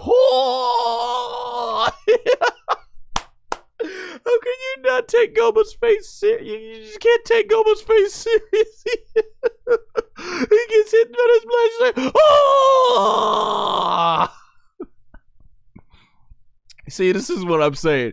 Had Toriyama designed Gomah to look a lot more serious for this final form, like Frieza and Cell and Boo's final forms, when we see stuff like this, we would, at least people like me, I would be like, oh, got him. But instead, his stupid face, I'm all like, the boy looks stupid. He's one of the most stupid looking villains I've ever seen in Dragon Ball. One of the dumbest villains too, from what we've seen. I give all the power power to the third eye. All be the glory to the third eye. Gomah is so stupid. And yes, I know Toriyama designed him that way, but it's just, man, it's funny. I know Toriyama designed him to be that way because that's what Toriyama's a master of. Even though Gomah looks stupid, his power is no joke with the third eye, man. But just he looks hilarious here. The man 0001 in the chat says that Gomah is pressed. Got him looking like he finna take a dump. Biggest dump of his life. Oh! Been constant, like he doesn't, like he been constipated all that time and everything. Oh, he also says Gomah looking like he saw Yugi put the Exodia together. Love the Yu-Gi-Oh reference. Oh my gosh. So we got the Ki Blast basically going here. And it's going all out the rocks, and boom, look at this. It sends Gomah sending here, and he's like, oh, sends him through a rock. Boom, right through another rock. And then he goes right through another rock. Boom, right through another rock. Boom, right through a rock. Boom, Goku just sent this boy flying like boom, boom, boom, boom, boom. Man, Gomah sending flying like he just got no answer at all to this until he finally lands into the other rocks here, and then he flies back, and that's pretty much all he can say is curses at this point. So he starts flying right back towards SS4 Goku, and he's like, oh, and Goku right there, power, just sick looking power up. Like, man, I think hands down these auras look far better than what we got in Dragon Ball G and Dragon Ball GT. Gotta say it like the narrator did in the Funimation dub. But yeah, we just start getting these blue sparks as Goku's powering up, man. And Glorio, he's just looking in awe right here. And this is really cool. We start getting that development of what we've been seeing with Glorio. SS4 Goku. He's looking at how hard Goku is fighting, and he's paying huge attention here, as if he knows what he must do, and he's inspired by it. He starts powering up and everything, and Glorio starts flying towards the screen there. Piccolo and Glorio together, and this was really cool. You start seeing this energy. Glorio, awesome power up, amazing animation right there with the power up. Look how sick that looking. Glorio's looking awesome right there. And Piccolo, he starts doing that famous one. He starts charging it up, and they both are doing the cool power ups as Gomah flies right towards them, and there we get the Makokotsapo, aka Special Beam Cannon. And Glorio, he ends up doing that energy technique that's very much similar to Emperor Palpatine back in Star Wars, you know. I always used to love when he goes like, young Skywalker. Man, this is really cool. And that third eye once again comes over to save Gomah and everything. And Gomah, he ends up throwing this big purple blast right here, and that's looking sick right there. And right there, this awesome clash right here of energy is looking fantastic. And Glorio, he's trying to unleash as much power in Piccolo's got, and I don't know if Gomah just got weakened here because he should have easily gotten rid of these guys, but I guess not. And with the power of the third eye, he's able to increase his power, and you see this struggle in Piccolo and Gomah, Glorio are actually holding in here. So like I said, I can only assume that SS4 Goku did so much damage to Glorio. That's how weakened Piccolo and weakened Glorio are able to hang with Gomah so much here. And a big explosion goes off right here, and that sends Piccolo and Glorio, and that is all she wrote for both of them. But they got heart though, a lot of heart, especially Glorio, who as he's falling to the ground, he sees how awesome Goku is fighting. And speaking of Goku right here comes one of my favorite parts in this whole fight. This one is sick. So we get here, Son Goku starts powering up the Kamehameha wave, and I love the colors here with the yellows and the purple. And here you see Goku goes Ka, and Gomah, he quickly flies right over. I will say this about Gomah, he does not sit around and wait for these guys to power up. He gets right into action. So I love seeing the urgency right here. He goes right up to Gomah, and right in the first part, not May. He hasn't even gotten to the May part yet. He's just on Ka, right, flying right up to Goku. As you see, a cool, sick power up, but he's got his fist really close to Goku. And what's really cool is the way they do this. Right here, they go black and white, keep the Kamehameha in purple, in blue. As Goku's still in the power-up, time is slowing down here. Gomah goes in for the punch. Goku's still on the and bam! Gets Goku right in the face. And you can see right there, oh, Goku feeling all of Gomah's power. And in slow motion, you get Panzy and Luma, aka Bulma, going like, Goku! Vegeta's like, Kakarota! And Gomah right there, he realizes he's about to go in for the kill on Goku, and he smashes Goku, and boom, sends Son Goku flying right out the frame. And I was like, oh crap, he got him. I'm like, I think the fight is over here. He got him. We see the pupils disappear, the spit coming out, which would have elsewise been blood had they not had to show this on Fuji TV at the time they did in Japan. Man, and you get the slow motion here because Goku's like, ah. And Glorio and Piccolo are like, oh no. And he's like, I got you, you no good mother for what you thought it was. And I'm like, dang, you see Goku flying right back. And then after that, Goku clutches his stomach. And I'm like, man, I'm like, dang it, it was fun while it lasted. And then it goes black and white, ladies and gentlemen. And from here, we see this blue key. And we're like, whoa, I'm like, what's going on here? And this blue key, Bulma thinks Goku's done, but Panzy's like, wait a minute, what's going on? And Piccolo and Glorio are shocked, and Goku, he looks like he's got his like he's about done. He goes ahead and says, Ka, and Goma's like, what? And he goes like, man, and he looks right over at Gomah, and Goma's like, what? Impossible. And he starts getting on guard, and then he goes, ha! And I'm like, oh, Goku with the fake out. Goku with the fake out. It's not as quite epic, but it gave me vibes of the Tournament of Power when Goku, he did the rolling up basically, of the UI and everything, with the Kamehameha. He faked him out. He let Gomah punch him, and he pretended like he was like, like, nope, gotcha, mother effer. Love it, dude. I love it. Oh my gosh. Man, no matter how many times we see the Kamehameha, they find awesome ways to keep making it look awesome. The blues, the reds, and it shoots right here at Gomah, pushing him back, and he's holding on to the Kamehameha. He's holding on to the Kamehameha, and Goku's like, Aah! And like, okay, what's he gonna do? What's he gonna do? And then we see these red sparks start flying, and I'm like, oh, the boy Goku done thrown flames out. He didn't become Kane. He shoot flames. There's fire. He makes the fire. He engulfs the Kamehameha in a bunch of flames, and Gomah's like, no way. And bam, Gomah's like, ah, and that boy gets burnt into the ground. A flaming Kamehameha that Goku set up perfectly with a fake out. This is sick. This is awesome. Oh my gosh. And then right here you see the flames shoot up out of the sky, out of the ground,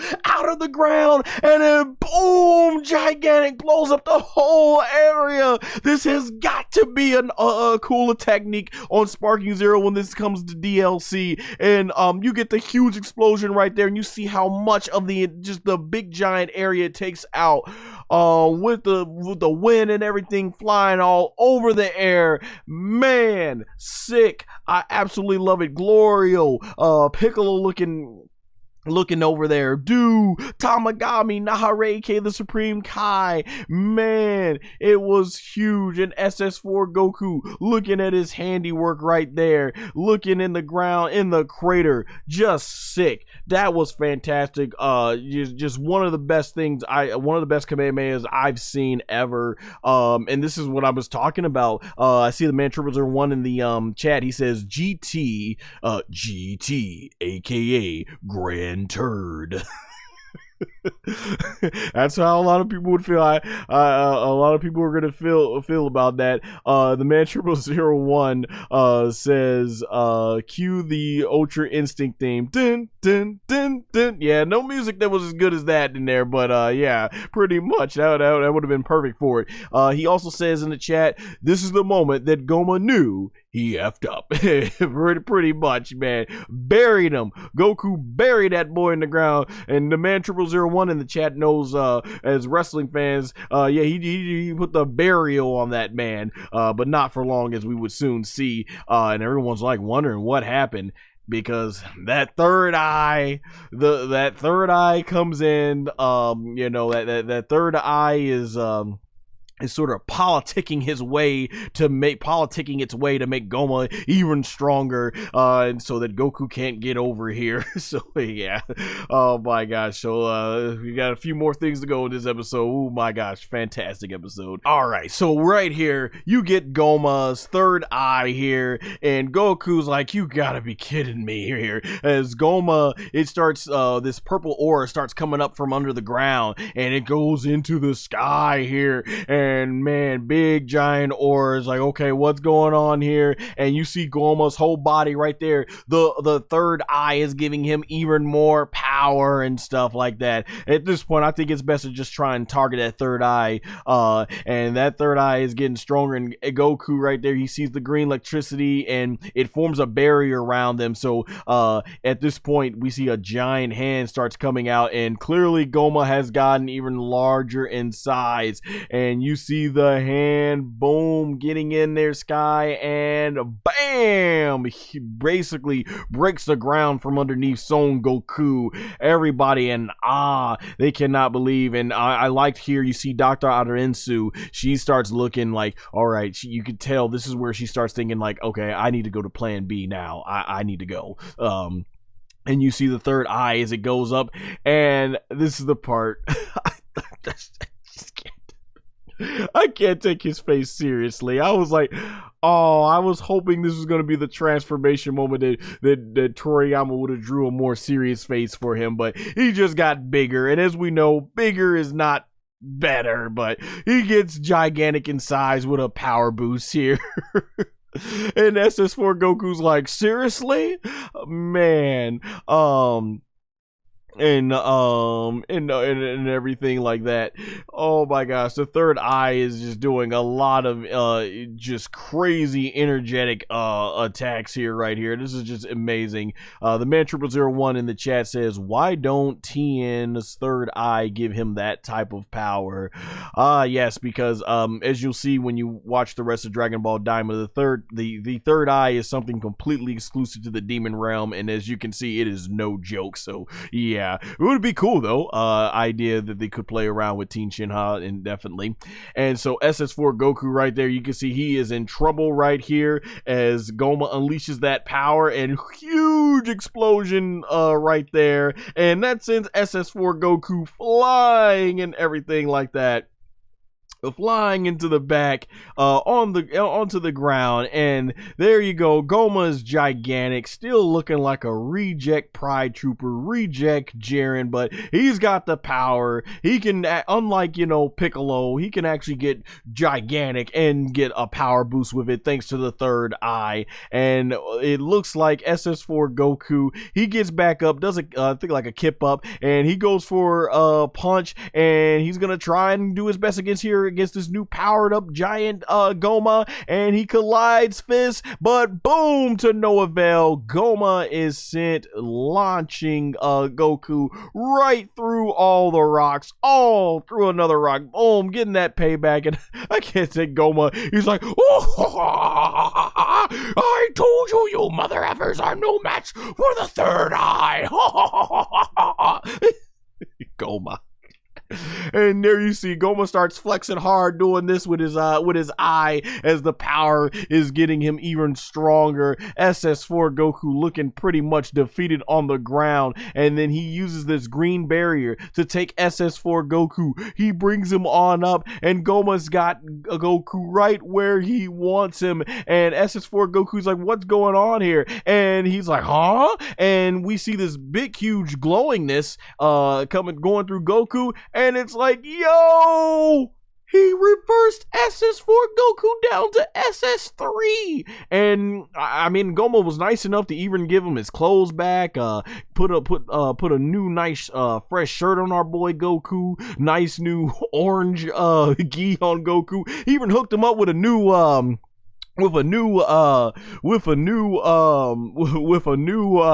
new belt and everything. So I mean, it's like he's humiliating him. He's hooking Goku up, giving him making him look fresh and everything, some fresh clothes.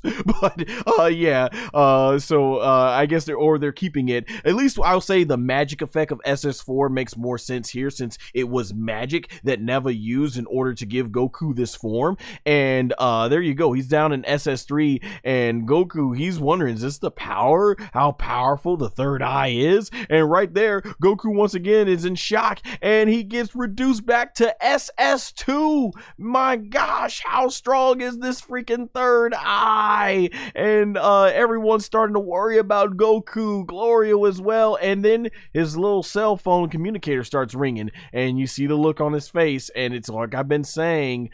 He answers yes, it's Dr. Rensu, and she's like, bring the Dragon Balls here to me. And as we've seen throughout the series, Glorio has been secretly working for Dr. Rensu, but it looks like, he's wondering if he's really down with Dr. Rensu and her plan after hearing what she wants to do. And we got SS1, he's down to SS1 now in this ball, and now he's been reduced to base form, so he's then just completely gotten rid of all of Goku's powers, drops him to the ground. Like, man, oh my gosh, like Gomah, has that ever been done in anything with Dragon Ball? This man not only beat SS3 but beat SS4. Like, even Baby and GT couldn't do that right away. He SS4 put up quite a fight. Like, this man just, dang, the third eye, just amazing. Oh my gosh, let's go to chat here. Man01 says John Jones would have been perfect for getting to that third eye. Yeah, he's got quite a reach there. The Man0001 also says, out here looking like an oversized Joker henchman. Oh my gosh, yeah, we gotta watch Dragon Ball DAIMA together, Man01. I'm pretty sure you will have a lot. There are a lot of characters you're going to be roasted in this whole series. So there we go. Ibis basically, Glorio says, give me those Dragon Balls because it's too dangerous and stuff like that. And so Ibis, thinking, no, hey, Glorio's cool, he's on our side, he hands it right over, he said, oh, thanks and stuff.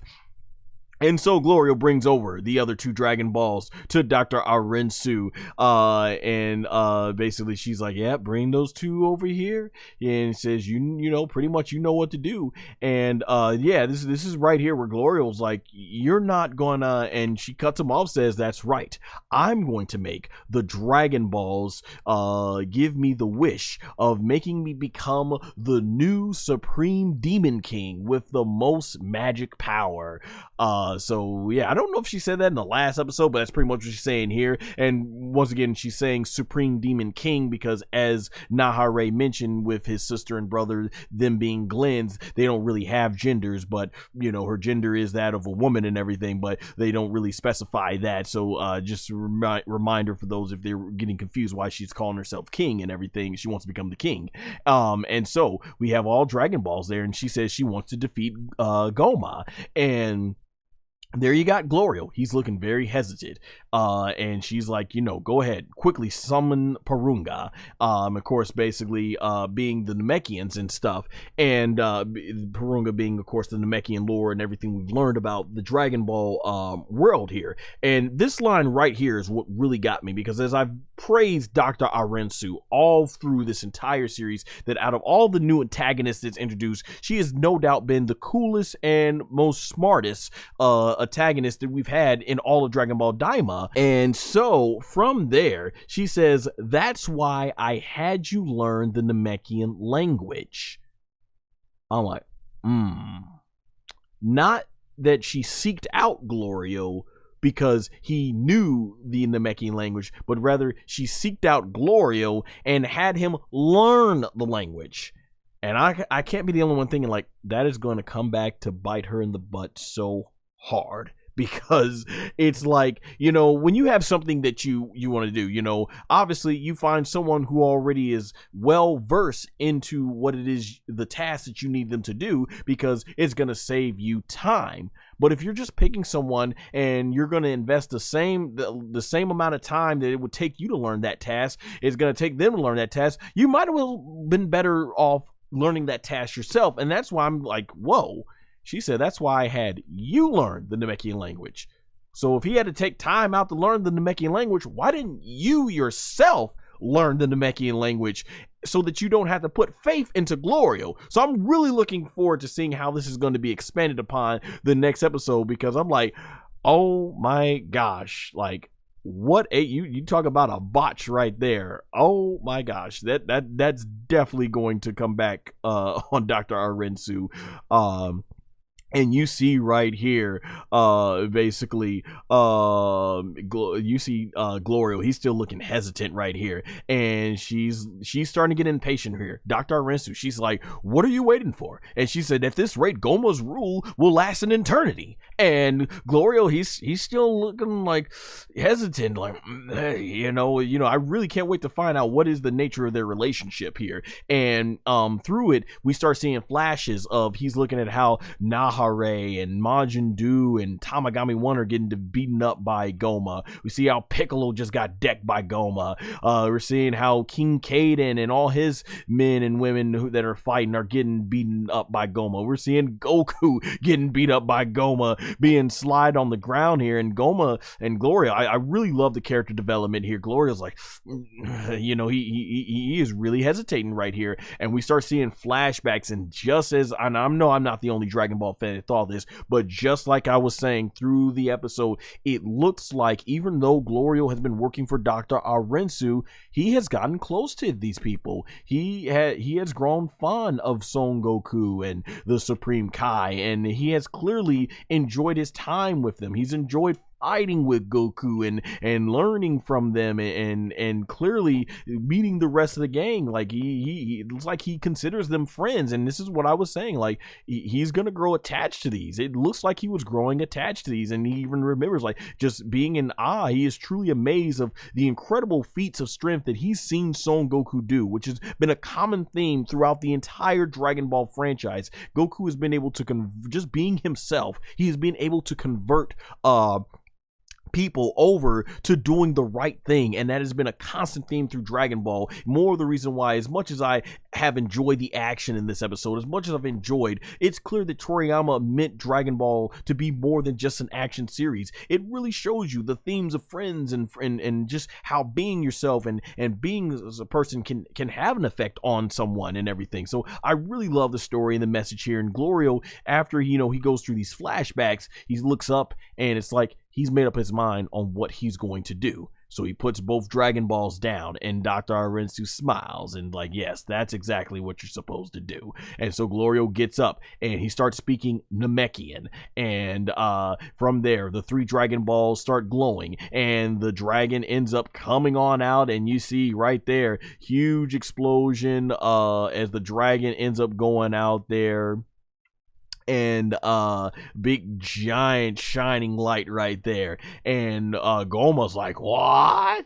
And Goku's like, could it be? I think no, Piccolo's like, could it be? And you start seeing it's got a new dragon, and we start seeing red scales, very similar to like the Black Star Dragon back in Dragon Ball GT, Dragon Ball, the beginning of Dragon Ball GT, and it is indeed, just as Geekdom 101 sources said, a red Porunga. So I like this is cool. Porunga, of course, being what it is, being this he's kind of like probably the OG. Yeah, he's the OG for the Namekian dragons and stuff. So it makes sense that this is kind of where the Porunga and the present timeline is from. That makes sense that it's derived from this, as Neva created this one. And so we see, and I like the red being the nod to the dragon in GT. So this is really cool here. And there you see, they're in awe of the size of it,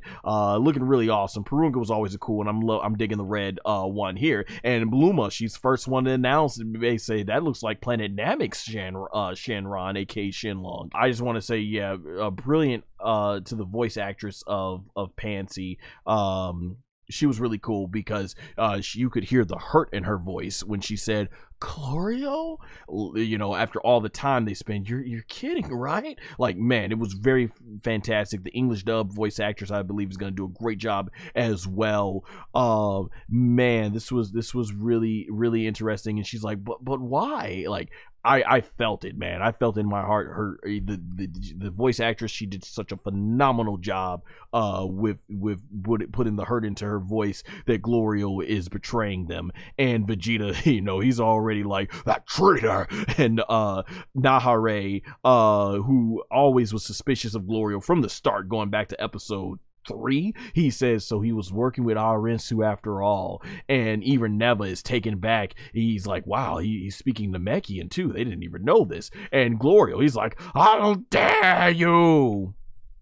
And you get the dragon, brave soul, who has gathered the Dragon Balls. I shall grant any wish, and everything. So that was quite interesting there. And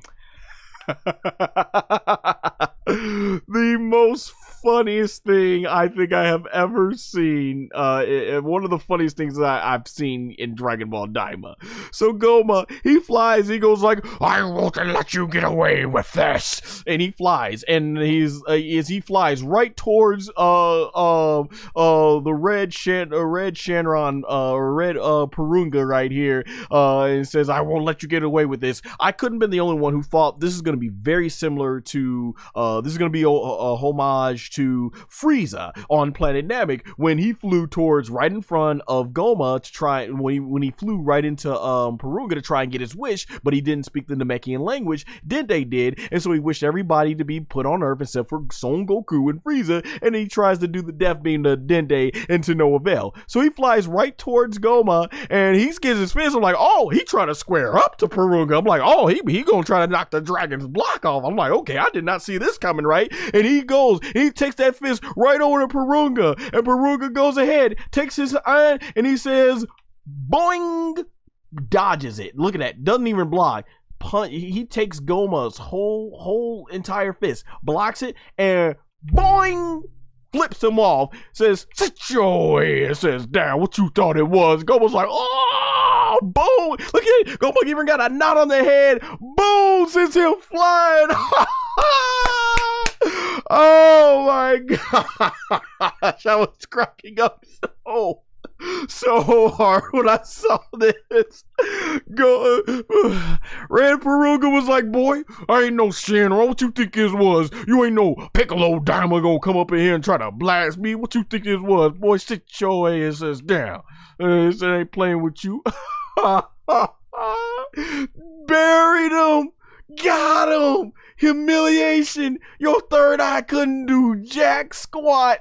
I was like, I like this dragon. Well, let's go. I'm like, Red Porunga don't play. Red Porunga like, I wish you would. What's up? What's good? Funniest moment in the whole episode.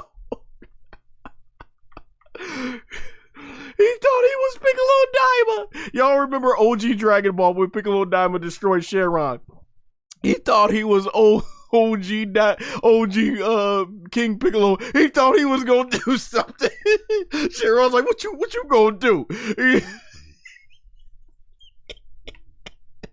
Look at this. She did not even flinch. He just said, boy, I know you ain't trying. Sit your...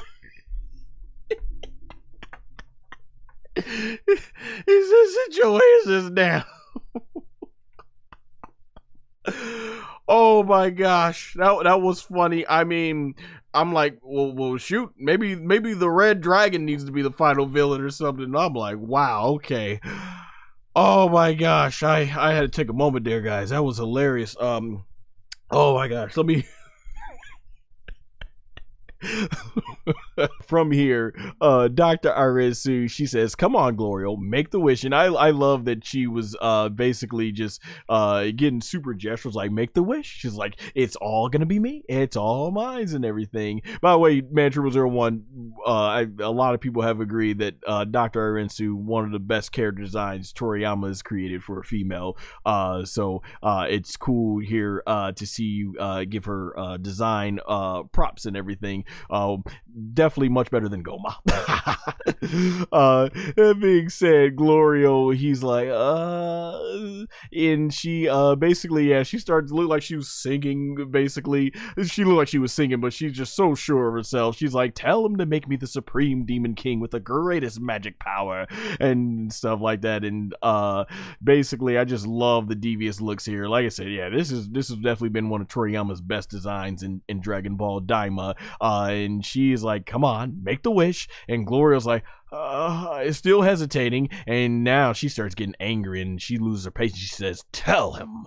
And Glorio, we got a shot of his eye. He's thinking about it. He's thinking about it. And Gloria, and look at Dr. Aresu. She's like, come on, man. She's like, you better come on. Like, go ahead and make the wish. Go ahead and make the wish. and she's like, hurry up. And Glorio, man.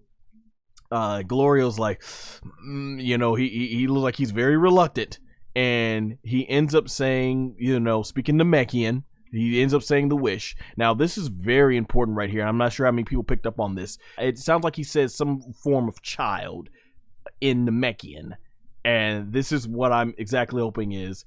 I'm thinking everything he's been said here is he has double-crossed Dr. Aresu. I believe here he double-crossed her instead of making the wish because she doesn't know the language. Neva probably understands what he's saying. I think he is wishing for all our heroes, Son Goku, Vegeta, and them, to be restored back to their adult forms, which if that's going down, you mean to tell me in the next 2 episodes we're gonna see the adult versions of the characters, a huge big thing that GT didn't do outside of SS4? Like, I'm all for it. So I'm like, that right there, that, as you see in the subtitle right there, that had to be him saying that he wants them to be taken back from children back into adults. So I'm like, let's go. He has granted his wish, as we see right there. Was it true? Did Glorio indeed betray Dr. Aresu? Well, she doesn't think so because she was looking so very confident as she says, now the power is mine, essentially. And there you see Red Porunga, who ends up leaving, and there you see Dr. Aresu. She thinks she's got it in the bag here. She believes that she has now become the Demon Supreme Queen, or Demon King, as she says. Of course, Glenn's, which is what their race, the Supreme Kai's race is, has no genders. And right there, you see Son Goku's hair starts glowing, and he's wondering what the heck is happening. And then you see Piccolo, he's also glowing. What's going on here? And it's from here that Vegeta is like, what? And right there, you see Bluma, aka Boma, and right there, Nahare, aka the East Kaioshin, the Supreme Kai, and even Dende. They're all glowing, and I think we knew clearly what was going to happen here. And the entire field starts glowing. It looks very majestic, honestly. And right there is Son Goku. He's trying to figure out what's going on. He has figured it out as he is smiling, and he's got that big smile right on his face. You see his hand. It goes from the sides of a child, and it starts mutating, and then it gets bigger and it becomes the size of a fully grown man. It looks like, indeed, you see the legs grow. You're seeing now the proportions are that of a pure grown adult, and you see Goku getting even bigger, and there you go. He's very much well defined as a fully grown, developed human being. You see Vegeta there, smaller, gets bigger. Piccolo, once again, smaller, getting in bigger.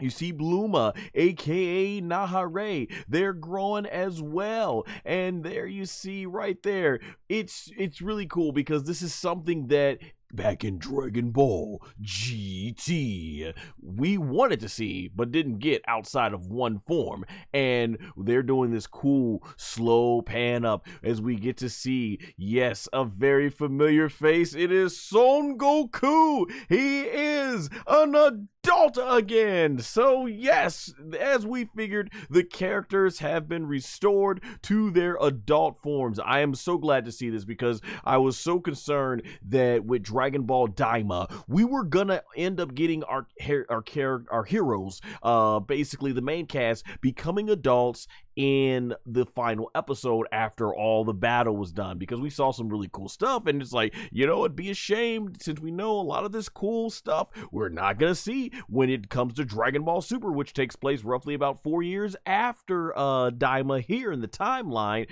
This is only 1 year after the defeat of Majin Buu, so I'm like, man, I hope we get to see them as adults. And there you go, it is really cool to see Son Goku right there testing out his fighting abilities back to what he has been used to.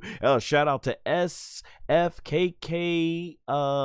King Mick MC609. Thanks for joining the chat. So you see Goku flying right there with his leg and everything, and just testing out his martial arts and stuff like that. Just very similar to what he was doing with early on when he became a kid again. So Son Goku realizes he's got his traditional fighting stance back, and just the animation looking really good. I believe this one was done by let me see here, it was, I think, Yamamuro, right?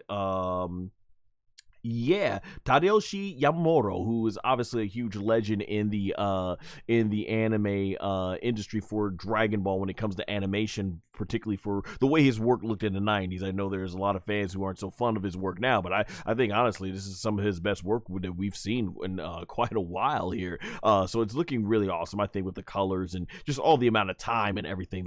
Just amazing shots. That's what's been phenomenal about Dragon Ball DAIMA. Just going through these shots, everything is like, the animation has been so consistent. Say what you want to about Dragon Ball DAIMA, but I think the one thing that a lot of us can agree on is that from top to bottom, this is the most consistent, well animated, well drawn out Dragon Ball series in the entire franchise. Just every single shot you can use as its own standalone image. So I just thought this looks absolutely phenomenal here. And then we see the boot drop, and yes, Vegeta back into his adult proportions. It is great to see adult Vegeta, and he's even like, I'm back. Oh my gosh. And then he's like, I'm back to normal, like, you know, getting himself psyched up, getting himself pumped up in already. And my man Piccolo had to put back on the drape, even though they're in a battle. And if I don't know if they still go by that with the whole, you know, weight trading stuff and everything, but assuming if they are still going by that law, Piccolo should keep his cape and turban on. But Piccolo, you know, feeling himself, he's an adult again, so now, you know, he had to put on the drape, the classic Piccolo drape. So that was really cool. I will say, man, fantastic out to just the voice cast in general. It was really cool because in the Japanese version they were replaced. Well, Masako Nozawa, of course, she still plays Son Goku in the as the mini version, but Vegeta, it was played by Yudai Mino. Piccolo Mini played by Tomohiro Yamaguchi, and you even had Bluma aka Boma played by Mai Nakahara, and a lot of other fancy voice actors, just, well, phenomenal voice actors and actresses in the Japanese version. Of course, in the English dub, you had Stephanie Nadoni, who came back as Son Goku Mini, Paul Castro Jr. For Vegeta Mini, Nassim Benakor, who's actually come on the stream before, He's played Piccolo Mini, and then Bluma, aka Boma, of course, played by Taylor Murphy. Fantastic job. I want to say both the Japanese and English cast did a phenomenal job playing the mini versions, and it's cool to see that both in Japan and America they gave a lot of the younger, newer voice actors and actresses a big time to shine here. But seeing the adult forms, you guys got to know, man, is it gonna be awesome to see Masako Nozawa go ahead, get back to that deepened voice to play Son Goku, the adult version, and then of course in the English dub, Sean Schimmel, and there's something coming up, and like, oh my gosh, Sean Schimmel, right? It's gonna be really awesome to see. And of course Chris Sabat coming back as Vegeta and Piccolo, and in the Japanese version, Ryu Horikawa and Toshio Furukawa, the legendary voice actors themselves returning, and of course Bluma, aka who originally was played by Hiromi Sudu, unfortunately lost her life back, I think, in 2017. Rest in peace. She's now played by Ai Hasakawa. So just phenomenal, I just want to say, on the voice actors and actresses. Great to see these new up and coming voice actors and actresses get their time to shine, and great to see the older cast come back for in terms of what Toriyama's written, one last hurrah here and stuff like that. Also, last week I couldn't figure out what was Pansy's voice actors, but I wanted to give phenomenal praise to her as well. Ferus if I said that name right in Japanese, and in English dub, of course, Veronica Lux, phenomenal job and everything. But as we get to here, speaking of Panzy, I love how Dende basically is getting bigger and she's losing her balance, and then right there she's trying to hold him on, and you see Boma right there just looking like, oh, this is not gonna be well. And this was just had to be the most awkward setting, right? There you got Panzy looking at Dende, and then Dende's looking back at Panzy. Pansy's looking at Dende. Dende's looking at Panzy, and then he's just like, what am I doing in this woman's arms, and I don't know who the heck she is. Shout out to Panzy being that strong, given how much bigger Dende is than her, and then it's too much. She ends up dropping Dende right there on his butt. I thought this was hilarious. Very well done. And you see, of course, King Kadan and everybody just looking in awe, and there's Glorio right there. So Son Goku comes flying back, and he's like, thanks, Glorio, which he's been constantly mispronouncing Glorio's name through this whole time. And Glorio, once again, as he's done the entire of the series, it's Glorio. And he even smiles because he's gotten used to Goku's innocence and stuff, and knowing that he doesn't mean any harm, just more of the character development right there. And Dr. Arensu's like, what did you just do? And Porunga says, your wish has been granted, and gives us the old farewell. So there you go. And Red Porunga disperses, who we'll probably never see again, but that was really awesome. Like I said, if this is all we ever got of Red Porunga, he's the man. Red Porunga is the dragon. He's here. He ain't taking nobody's crap, so I love it. And there you go. This is the moment, as the Bart Simpson meme from the 90s could say, you could pinpoint if you were to go frame by frame, this is the actual frame where you could see Dr. Arensu's heart get cracked in half. Man, watching her shattered dreams there, and the 3 Dragon Balls end up going off as Glorio looks on with the Dragon Balls going back as they usually do. So there you go. The sky goes back to normal there. Salty, very, she's being very salty, just like Geekdom 101 said in his review.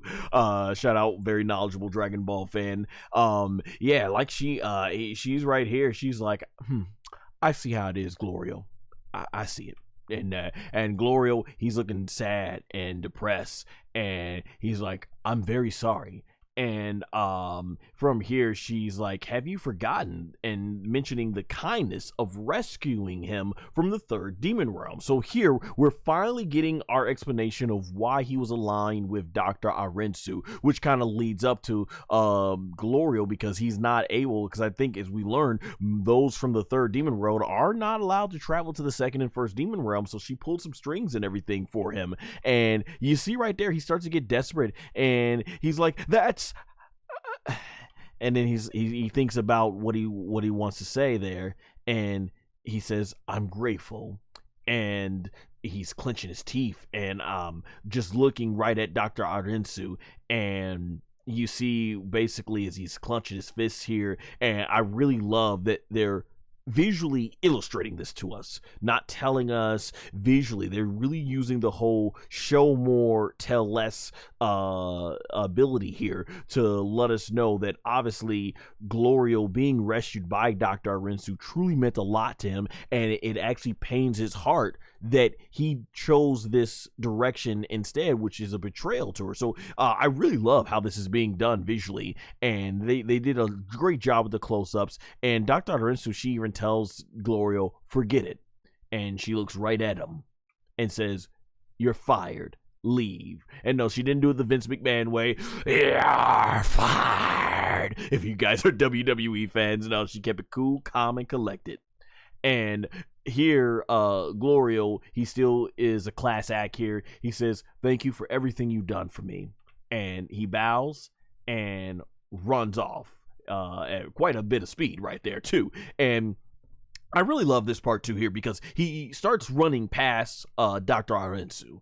And she is still mad. She's not even making eye contact with him. And they slow the image and animation down as he runs past her and blur it out as well. So you could see right here, the more it's really painful for Glorio to have done that, but he's going to move forward as his foot goes out of frame there. Dr. Arensu the whole time made no eye contact whatsoever, and you even see the wind blowing right there, and she looks ahead.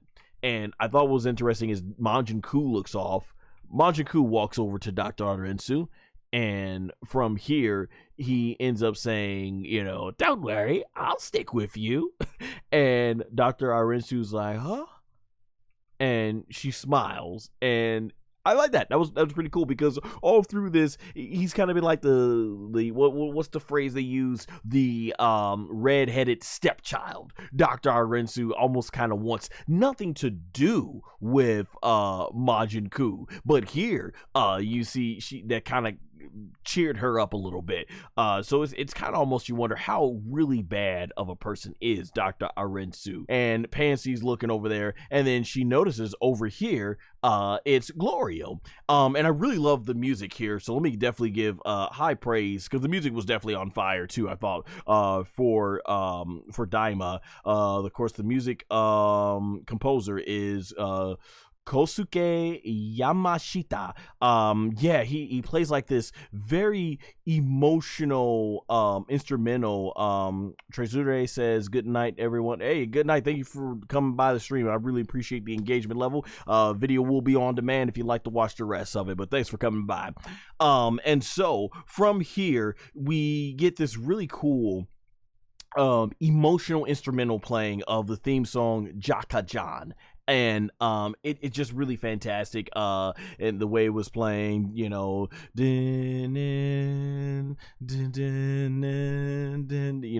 was really emotional there. And Glorio, he betrayed the one that rescued him from the demon realm, but he's looking over at the people who have now he calls friends.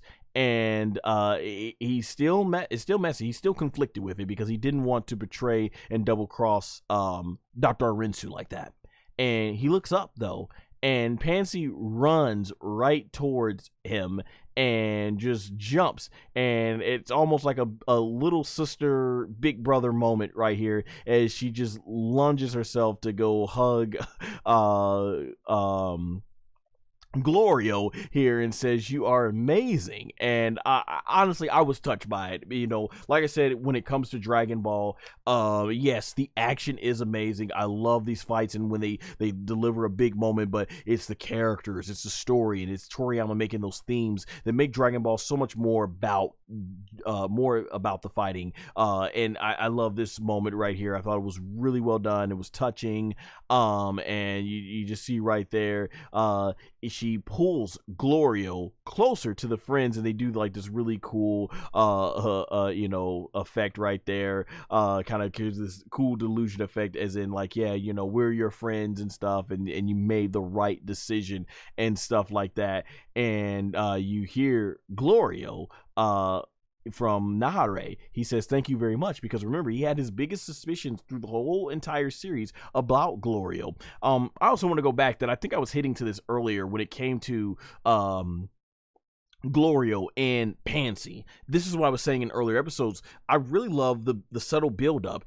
At first, Glorio thought Panzy was nosy, didn't want anything to open up to her. And then as the series goes on, you see Glorio, he ends up basically, you know, there's one point he gives a fist bump over to Panzy, and, you know, to congratulate her. And then eventually, you know, it turns into a high five. And then, you know, you see him smiling around them more and more. So like I said, he clearly was becoming more fond of these people and everything. So I really love that this was being subtly hinted at throughout the entire series. So that was definitely very well done there. And you see basically Dende and Bluma, aka Boma, and Hibis, they all, you know, kind of nod their head, or Hibis up there, you know, throwing his hands in the air and stuff like that. Or yeah, they nodded and stuff like that, and he still got that silly hat on.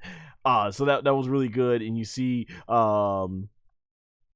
Tamagami 1 is even smiling, and it's cool to see that, because Tamagami 1 actually has personality and emotions there, apparently, because all he was doing before was just sitting there and all that stuff. And you see Neva as well giving him a wink, and Glorio kind of feeling embarrassed and all that stuff. So this is really cool, good. I enjoyed it, and I figured this is where things were gonna go with Glorio, as he opens his eyes here and he sees Son Goku basically looking at him. And he's faced off with Goku, and this is a great move right here. Goku says, "Nice going, Glorio." You know, he's like, "Nice going, Glorio," and Glorio's like, "I know, I didn't just hear what I just heard." And he's like, "That's the first time you've gotten my name correct." And that was really good. And Goku basically gives him a thumbs up, and then looks back towards the action. I love it. You know, we got the close of that arc. Goku, you know, gained a lot of respect for Glorio, actually learned how to say his name right, finally got it right. So I thought that was a really nice touch. You know, it was kind of like that whole Kakarot moment that you got at the end of Dragon Ball Super Broly. So that was awesome. And then from there, Glorio's now standing side by side with Son Goku, and it's just that running theme that Toriyama throughout his lifetime did so well when it came to Dragon Ball. Son Goku just being who he is, affecting people's lives in a positive way. That was actually one of the messages I had in the Toriyama Akira tribute video podcast that I did, where that's how I ended the podcast, saying that it was something that my mother always said growing up to me, is that just by being yourself, you never know how you can have a positive effect on other people. And that's what Toriyama did through his lifetime, and that's something that he did with Dragon Ball, having a positive effect on people, just doing his silly self of writing gags and mangas and occasionally really good action scenes and stuff like that, and that plays so much throughout Son Goku, and it's affected here at Glorio. So really love that. It's one of the things I love very much about Dragon Ball. Son Goku back into his regular proportions, which it's really cool to see. Like I said, to see everyone back, as the adult versions always look cooler. And out comes Gomah, who's like, "Oh well," he says, "you may have been turned back into adults, but you still don't stand a chance," because that was his wish. But he's very confident because he's got that third eye, which was a nuisance no matter how strong these guys were getting. "Oh, you know Vegeta's ready." This is a very much Vegeta episode. That's why I'm rocking the Vegeta tank top and stuff and everything. And he goes like, "Don't underestimate us. Now we're back to normal." And so from there, basically, you get Son Goku, and he's like, now that we're back, let's fight at one time. Yeah, let's fight one at a time. And Vegeta's like, "In that case, it's my turn." And Goku's like, "What?" And he's like, "Don't complain. You decided on that order, Kakarot."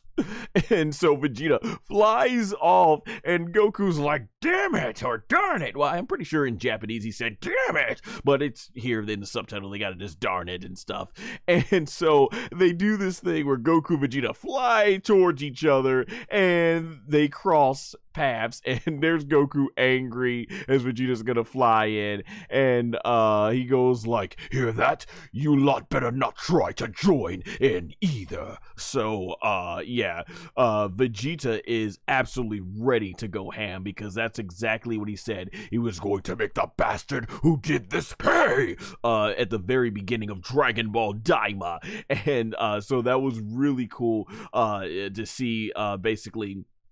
And you got my man Piccolo looking there with the twitching eyes, you know, just like, can't believe bro is still on this stuff. Like, did he not learn anything when he got his whole butt whoop at SS1 by Juhachigo, aka Lazui, aka Android 18? She lit him up, and it's like, we still playing these games after all these years. And then so from here you have Tamagami 1 and Neva looking on, and then you have the rest of the cast, Dende and Bulma looking on there, and you see it right there on the face.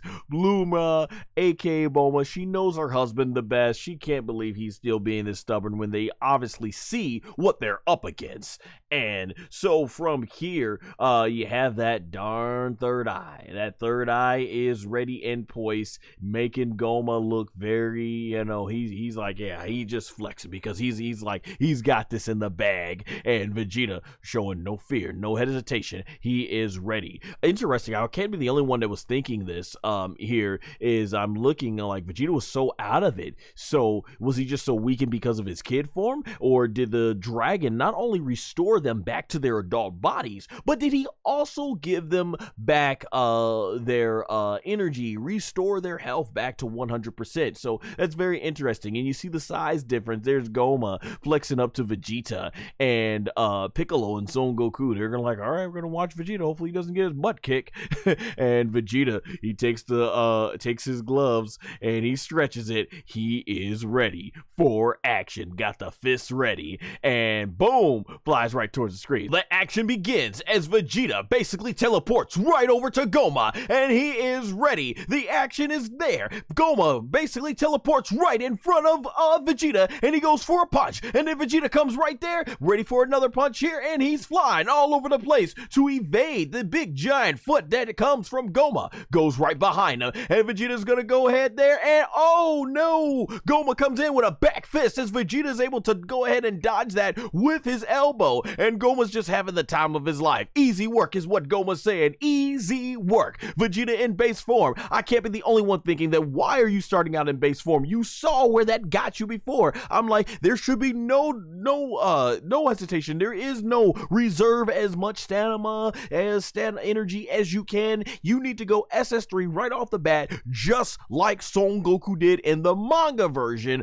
of his fight with Kid Buu, because in the anime they had him go SS2 for a long time, and I don't know why. Very well animated, but logically didn't make much sense, and it only further diminished the power of Kid Buu in the anime version. But in the manga, yeah, Goku went SS3 when he was gonna be facing Super Buu, Gotenks Exorb, and Kid Buu. That was Toriyama's way of illustrating to us that right off the bat, these guys are not to be toyed with. They are a force to be reckoned with. But Vegeta in his base form is still gonna go ahead and try, even though that's what got him in the mess in the first place. And so there you see Gomah. He goes ahead and flies right back around, and then he's about to go ahead and collide some fists right there with Vegeta, and they're gonna go ahead and almost there, and boom! Right there, you see the action shot right there, and all that propels Vegeta backwards, and then Vegeta's able to go ahead and he's able to catch himself in the air as he's looking back more forth. Gomah still looking as confident as ever, and Vegeta right there, I think he has some respect. He understands what he is up against, and so as a result,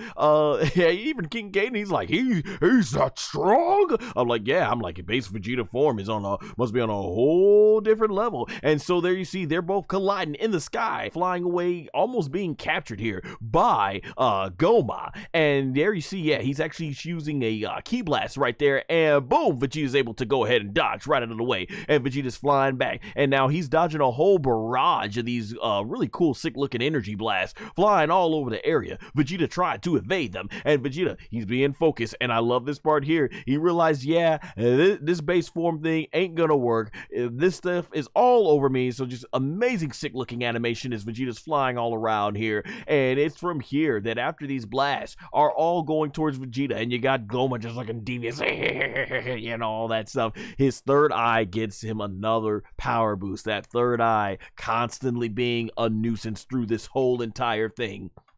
And Vegeta's basically like, okay, I finally have gotten used to my body again. And then from here, Vegeta basically, now that he's gotten, and I guess that's the reason why he's fighting his base form, just trying to get the swing of, get the hang of things, and you know, before he starts going all out. And you see these really cool ways of Vegeta just dodging all these cool energy blasts, and Vegeta starts shooting these ki blasts right back. And then right there, point blank in the eyes, and nothing. It absolutely does nothing to Gomah, and Vegeta's flying all over the area, basically, still trying to get a grasp of what he can do. And you see right there as the rocks go around, Gomah is still unfazed with that stupid looking face.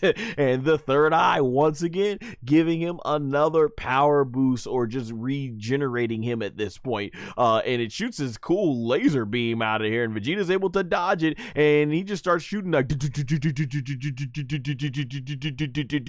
with these ki blasts, as Vegeta's doing everything he can to just go ahead and evade. Vegeta's flying all over the area, basically trying to escape this. They're all over him, and Vegeta's doing a good job in base form so far. He has really put up a huge fight, so he starts flying back now, right there towards Gomah, and he goes right to his chest, takes these two energy ki blasts, and shoots it almost like a final flash, and then right there, boom! Oh, look at Gomah's like, what?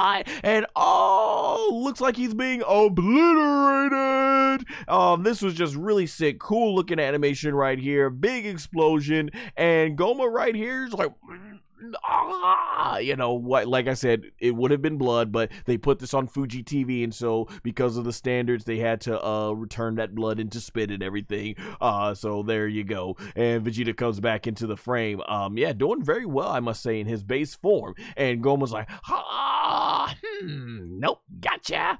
And he's looking right at Vegeta like, what you got? What else? What else? What else do you got for me?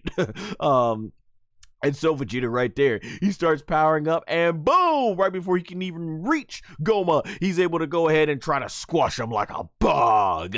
But is it to no avail? You got right there Vegeta basically holding on with his forearms.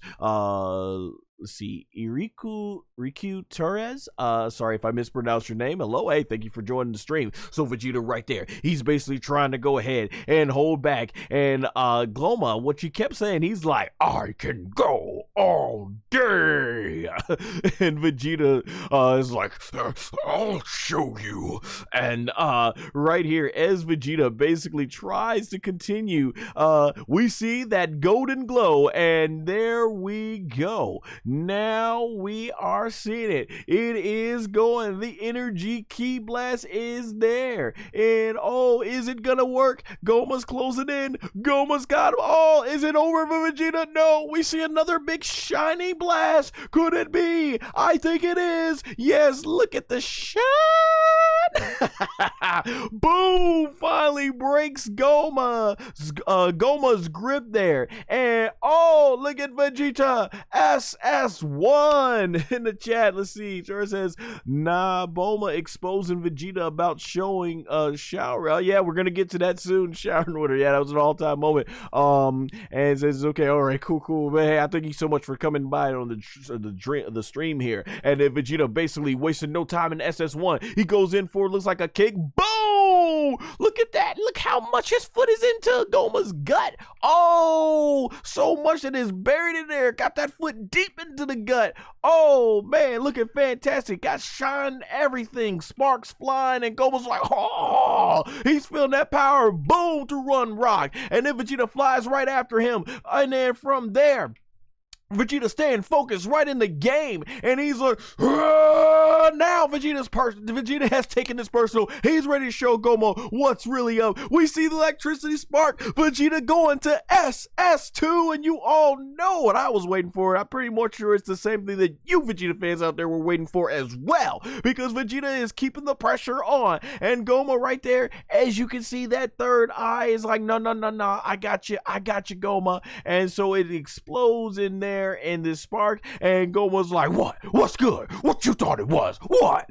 And then from there, Vegeta flying right towards Gomah, and Gomah starts showing this really huge ki blast, and he just swats that thing. Look at the animation, absolutely on freaking point. And right here, the blast nearly goes to head towards Vegeta, and Vegeta's like, he goes ahead and he dodges that, and then Vegeta flies into the sky, and he's flying higher and higher into the sky. Just loving the animation right here as Vegeta's going up into the sky, and we get to look up in those eyes like Vegeta is all business, on point, and then we see his hair get longer, and he's like, I'm like, let's go, let's freaking go, it's getting longer. I'm like, yes, the one thing I was hoping we were gonna see, because this is the only time we're ever gonna see it, because we don't see it at all in Dragon Ball Super. Vegeta starts going right over to Gomah. The electricity is going. Gomah forms another giant ki blast, which he's gonna go ahead and unleash right towards Vegeta, but he's able to dodge out of the way, and then he goes ahead and dodges another one. He cannot catch Vegeta. Vegeta's being too fast for Gomah. That's three energy ki blasts wasted through the rocks, and then right there, boom, we see this really cool eye, and bam, Vegeta goes right through the rocks. Man, it is crazy. Let's see. Trezura, I think if that's Trezura, if I said, hey, thanks for joining the stream. Vegeta coming right in, right there. Bam. I love the way this shot's look. You know, this kind of reminds me, because he's basically SS3. Let me know in the chat, or even in the comments if you're watching this on demand. Do you guys and gals out there think SS3, not Vegeta so much, but SS3 as a form looks better with eyebrows? So that's just really interesting. So we see these eyes right here, and Vegeta basically unleashing all that power. I love it. Look at the energy, the electricity. Oh my gosh, look, it's so sick right here. Vegeta unleashing all the power, and we get this huge, cool, really big explosion. I just love, like I said, the animation staff absolutely on point. Look at that, the blues, the golds, man, huge looking explosion right here, and Gomah's actually being pushed back and starting to get a little annoyed by this, and he's barely able to hold on, putting up a guard, and we got the electricity sparks flying right there. Really cool looking stuff here, and Gomah sees the shine, and he sees the electricity, and he now has been faced. He's looking like, and he is livid, that man is. He cannot stand what he is seeing, and there we see in the distance, it really is those giant golden long locks. We see the electricity flowing, and it is Super Saiyan 3 / Super Saiyan 3, but better known in the Funimation dub as Super Saiyan 3 Vegeta. And he's got those eyes going, the eyebrows, it is complete, no eyebrows, and he's got the pupils back, which they didn't draw in the kid versions of the forms, and that is just really looking sick. Oh, sick, man. I didn't know once until I see it, how it looks as an adult. Man, I gotta be honest, I think SS3 Vegeta probably one of the coolest looking form I've seen, man. Just one of the coolest looking form. Like, that looks fantastic. Like, man, Toriyama, you know, God rest his soul, but man, he really, like, out of all the forms I've ever seen with Vegeta, I'm like, this might be one of my favorite Vegeta forms, if not maybe my favorite. I have to really look back and think about it.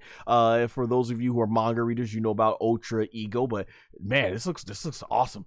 fantastic, just amazing. My gosh, Trezure, we need to get this guy more viewers. Hey, thank you, I appreciate that. It all helps the channel. Hey, if you got any other Dragon Ball friends and stuff like that, send them a link to the stream and everything. We have a good time and stuff.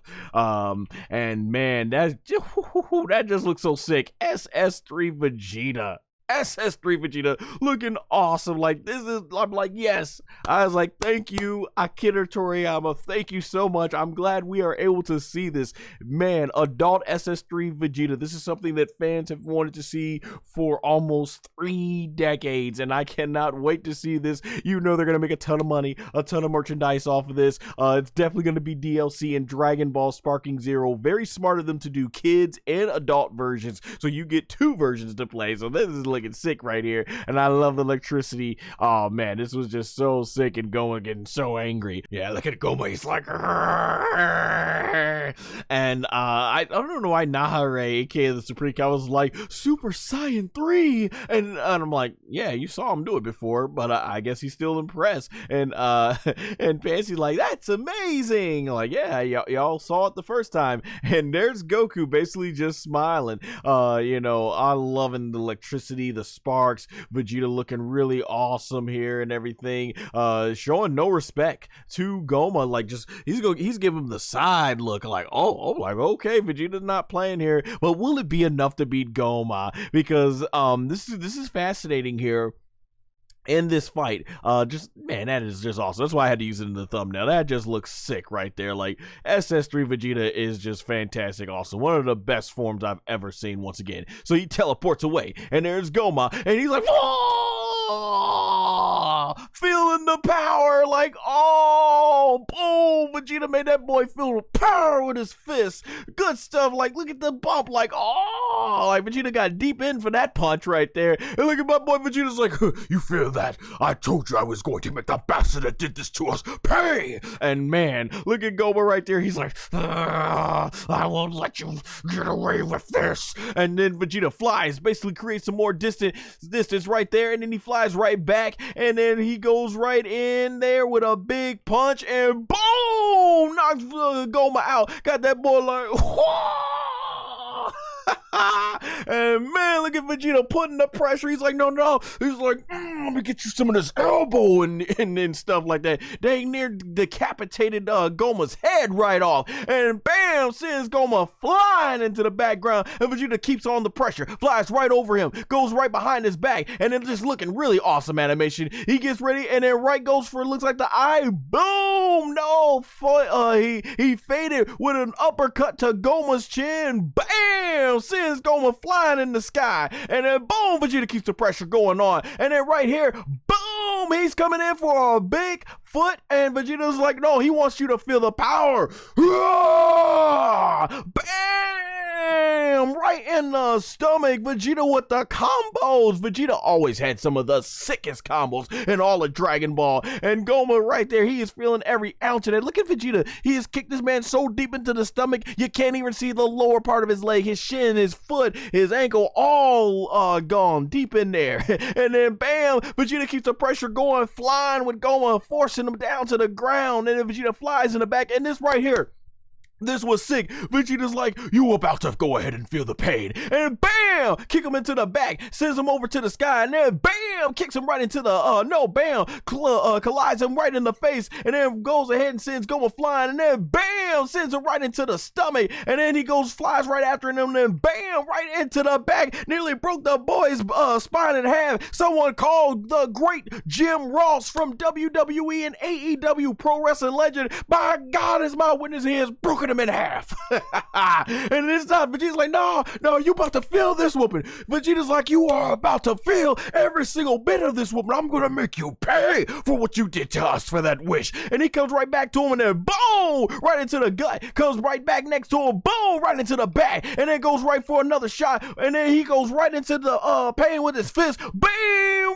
parries that fist right into the back. Gomah said fly, and then he comes right back and he's like, nah, you ain't over, it ain't over yet. He like, boom, right into the back, and then Vegeta's like, no, it ain't over, boom, like, dang, Vegeta tearing his butt up. He's like, you gonna feel this. He took every single bit of that personal, and then he goes with another big fist, and Vegeta's like, it ain't over. I took every single thing this personal, right? You do not mess with another man in this family and digress and regress them age-wise. People want to keep moving forward in life. He was taking this personal. Vegeta flying right after Gomah, goes right into the back spine, and then boom, another punch into the back, and he makes sure he really lays that one right there in there. Gomah's like, and Vegeta just flying up like, "Whoa, you feel that? You feel that power?" And Goku's like, "Oh!" And you know he'd be like, if he didn't have that third eye, he'd be begging for his life now. Make it stop! Make it stop! Oh my gosh, this was an epic moment. I'm hoping this is a rush attack in Dragon Ball Sparking Zero, because SS3 Vegeta lit him up with the combo, and Vegeta still being fresh, so he's holding very well despite the huge energy drain that Super Saiyan 3 is. And then Vegeta right here, this was so sick. He flies into the sky, and he looked like he's about to do a backdrop, and he's getting his leg prepped and ready, and then he basically goes forward, and then look at the eye. Look at Vegeta, look like, I got you, it ain't over yet. He goes ahead and flips around with his foot, and then he basically puts a big giant SS aura around it, and then he ends up powering up his whole body, and then he takes his foot right there. Look at Vegeta saying, focus, like, I need you to understand, you about to feel this, and it's gonna hurt a lot. And then boom, look at Gomah. He's like, oh, you got even the third eye poking out up here, looking like Mr. Satan, aka Mark Satan, aka Hercule in the TV dub. Oh, man, pretty much there, like where it says, boom, boom, boom. Ooh, you do not mess with another man's family. Yeah, very much so. Like Vin Diesel said, and quoted me there. Oh my gosh, like the sparks got electricity coming out of this man's stomach. Oh, dude, look at this. Look at you see. If Vegeta does another foot and like just stomps him out, and he's like, oh, the stupid face of Gomah just makes it all look hilarious. Sends Gomah flying into the ground, all through this whole entire mountain. Boom, on the ground, hits it with such velocity, and then you've got the entire dust going out there, and look at Vegeta just looking awesome. That's an awesome win pose. This needs to be his pose in Sparking Zero when he wins. And there you see, man, it is completely all right. Okay, finna go to sleep. Good night. Hey, thank you for coming by to the stream and everything. I'll have it up on demand afterwards if you want to watch the rest, but I appreciate you coming by. Thank you so much for adding to the engagement level.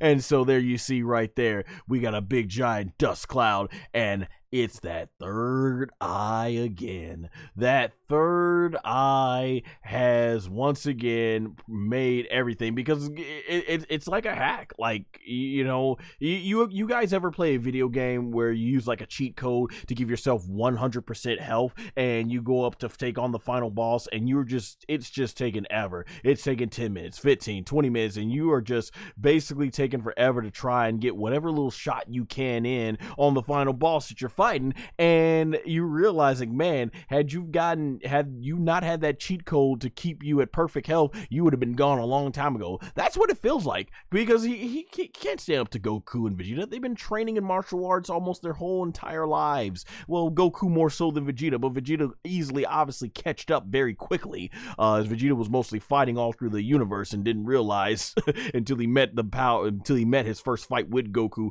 what could really be done through training.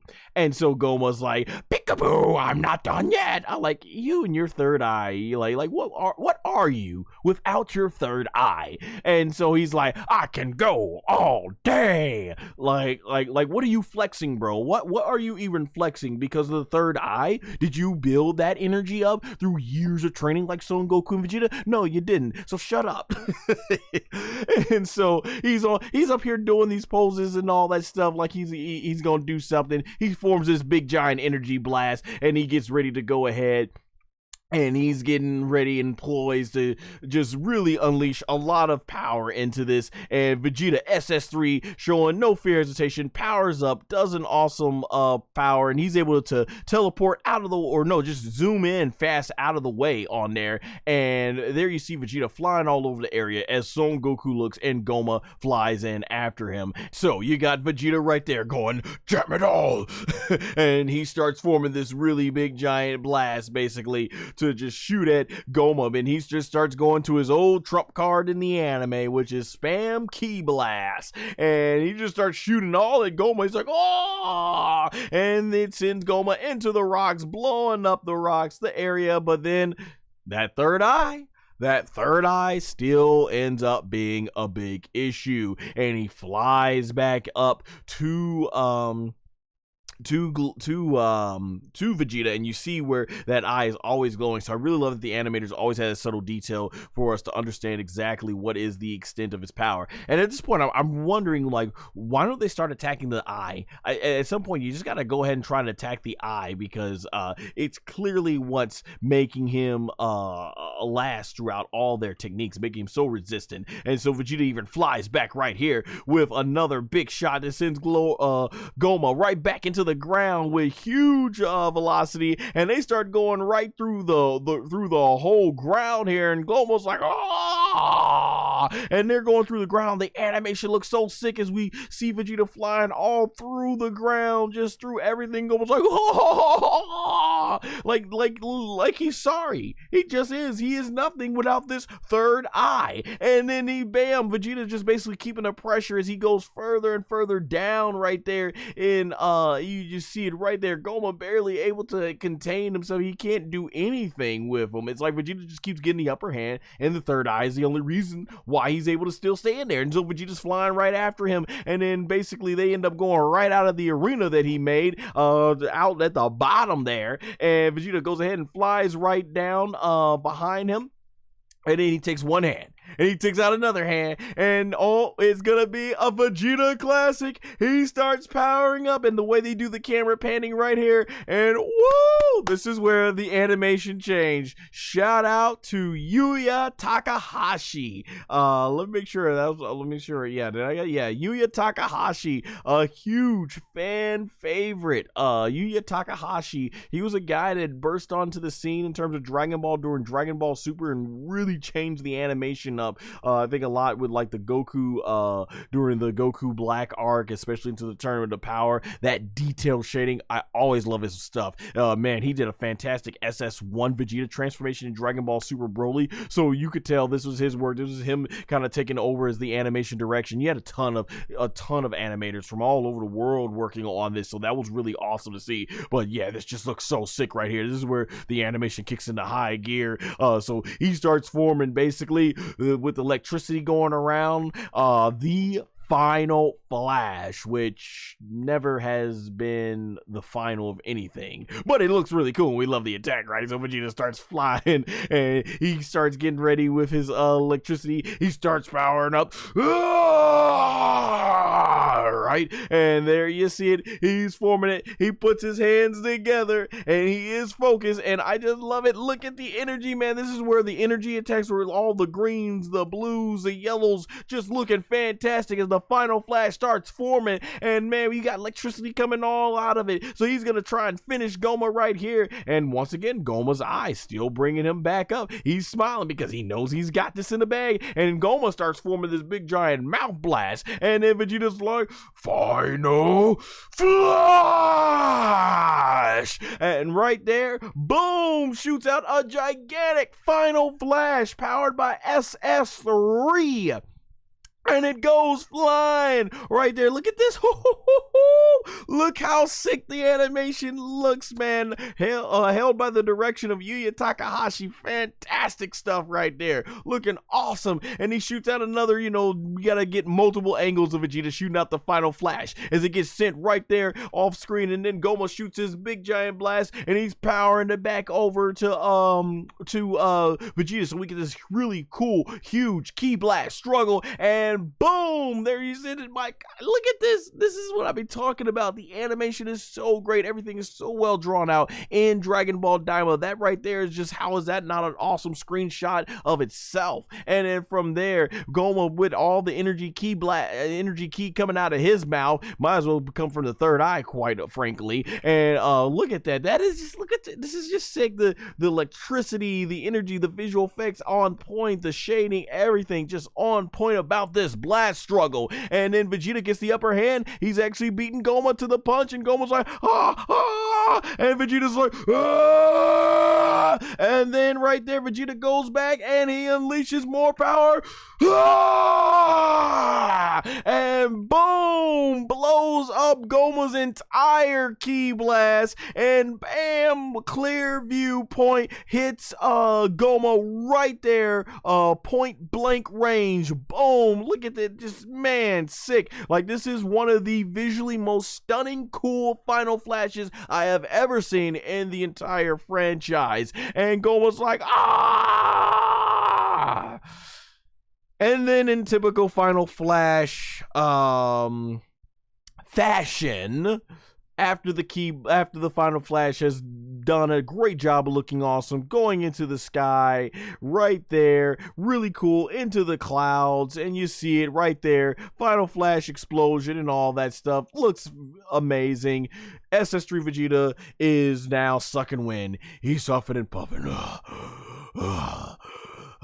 Because we know how much stamina is drained by SS3. His aura is not even up right there, and you see the sheer devastation that he did to the whole place. And Vegeta's sweating now. SS3 feeling the wrath of what it is, and he's like, oh, that's the face that once again you might want to start. Vegeta might want to stop calling your attack final. Or no, did he? No, yeah, I don't know. I don't think the Final Flash. Shout out to Codename Super if you all watch him. I think he says the Final Flash has a 100% fail rate.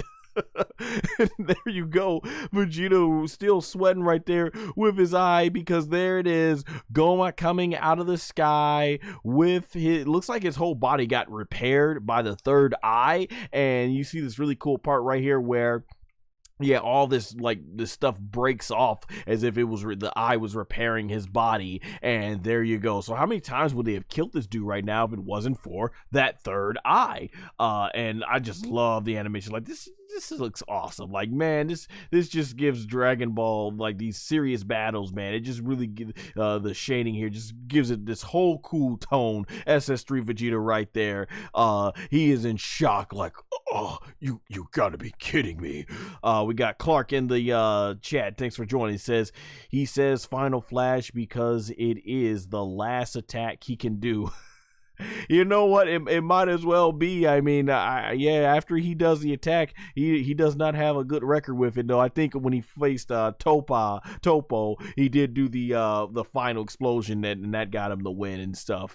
And right here, yeah, the reason why Vegeta's shocked here is because Gomah has appeared behind him, and he's all like, no matter how many times you hit me, it won't work. And Vegeta right there is spooked almost, or just shocked right there. And SS3 Vegeta, he pulls around really quickly, and Gomah goes right with a fist. Boom, and Vegeta's like, oh crap, the power. And boom, sends Vegeta flying. And it's like, man, SS3 can't catch a W at all, man. In Z, Super, and now Daima, Gomah too strong, and he sends Vegeta flying. Vegeta's able to stop himself, and then Vegeta flies away to try and create some distance, and Gomah's right hot on his trail right there, and Vegeta's looking like, okay, he's got to figure out what can he do at SS3. The Final Flash didn't work. He put everything he had into that, and he goes for a punch, and Gomah matches it, and then Vegeta right there, he's sucking wind. Boom, and Gomah's like, oh, I see you sucking wind. I can do this all day, like I said. And he goes like, ah, and there you see that third eye, and boom, you see the the wind effects right there is not looking good. And Goku, he's right. He's saying, this is bad. His Super Saiyan 3 ain't gonna last much longer. And Vegeta, Piccolo's like, you're right. And Goku's like, that guy, he's not showing any sort of exhaustion at all. And what's going on? And as you can see, Vegeta trying his best to just fight Gomah, but then boom, he gets wrecked with a knee to the gut, and then he gets kicked away. And then Gomah right there ready to meet Vegeta, and no matter what he does, Vegeta is able to block Vegeta's fist. And Piccolo's basically explaining how it appears to be that third eye, because he realizes no matter what they do to this guy, it constantly keeps him coming back. No matter what they hit with him, it is that darn third eye. And Gomah's just looking super confident because he knows they ain't got a chance against him. And Goku, he's paying very much a big attention to it. And Piccolo, he's wondering, he says, while we've been restored, we still retain some of our damage. And that's what I don't get, because they're drawn as if they're fresh and new, but they still have damage. So it's like, I'm understanding, like, what exactly is their energy level here? They're just freshen up now because they're adults and stuff, and their body's like, okay, we're not that damaged anymore. I don't know, that was confusing for me. And then from right here, Piccolo, he ends up saying that how they might be obsessed, that not by the time, this might not be the time to obsess over fighting, but come to think of it, he's like,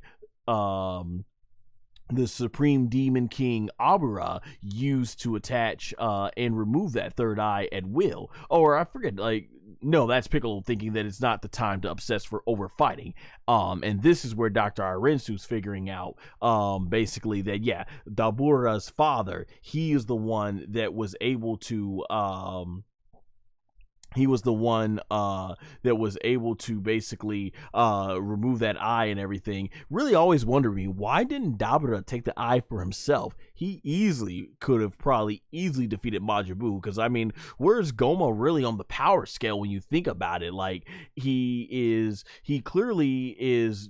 know he's clearly no match for Goku and them all by himself, and he obviously was stronger than I forgot his name. He didn't make such an impact in this whole series the whole time. Degesu, and Degesu was one shot by Piccolo, who, as I mentioned before, Piccolo, he didn't want none of the East Kaioshin, so he doesn't really rank that high, I think, on the power scale. But that third eye, if it could take a weakling like Gomah from a physical fighting standpoint and enhance him to make him so much powerful, boom. I want to see actually Gomah, and hopefully we'll see it in episode 20. I want to see Gomah use more of his big magic. Basically, what is it that made him so dangerous before the third eye and stuff like that. And so you have Dr. Arensu, though. She's trying to figure out just how did he do it and everything. And she's paying close attention here. And this is where she turns to Majin Kuu and says, bring me back the Book of Magic. And I believe it should be archive number 37. And Majin Kuu's like, righto, no problem. And Majin Kuu, he flies off, flies out of the battlefield really quickly, and there you see SS3 Vegeta has become a sweating mess, and he is now on the ropes because, man, the stamina issue is now, he's been hit by the SS3 stamina issue hard now, and he's boom punching and punching again and putting everything he's got left into these punches right into Gomah. And look, Gomah's feeling it. Gomah's feeling the power, and Vegeta's going in for another punch, and boom, right in the chest of Gomah. And Gomah's like, oh, and Vegeta is exhausted right now. He's like, like he is just what's the word? He is a glutton right now. He is a glutton for air right now, and it is no avail. You see Gomah's hand coming up right behind Vegeta there, and boom, grabs him by the hair, because the third eye has restored Gomah once again, and he's got Vegeta now saying, what's wrong? Finish already. And then he goes for a big punch, and Vegeta, he has nothing left to defend himself. Boom! boom, right in the face. Gomah finally gets a good shot in on Vegeta, and that sends SS3 Vegeta flying into this, right into the rock. Boom, right through a rock. Boom, right through another rock.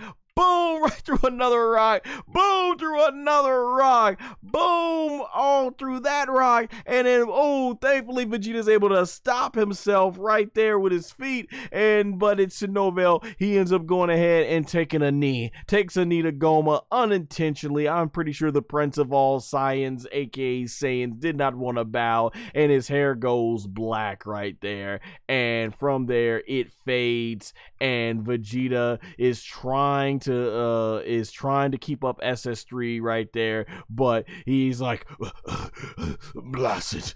It's no avail. It fades back to black, and Vegeta is back in his base form. So he's lost the strongest shot he had against Gomah at this point. Not looking good, and Vegeta is just a sweaty mess. He's stubborn, and Son Goku, he's yelling back, "Hey Vegeta, can I join in?"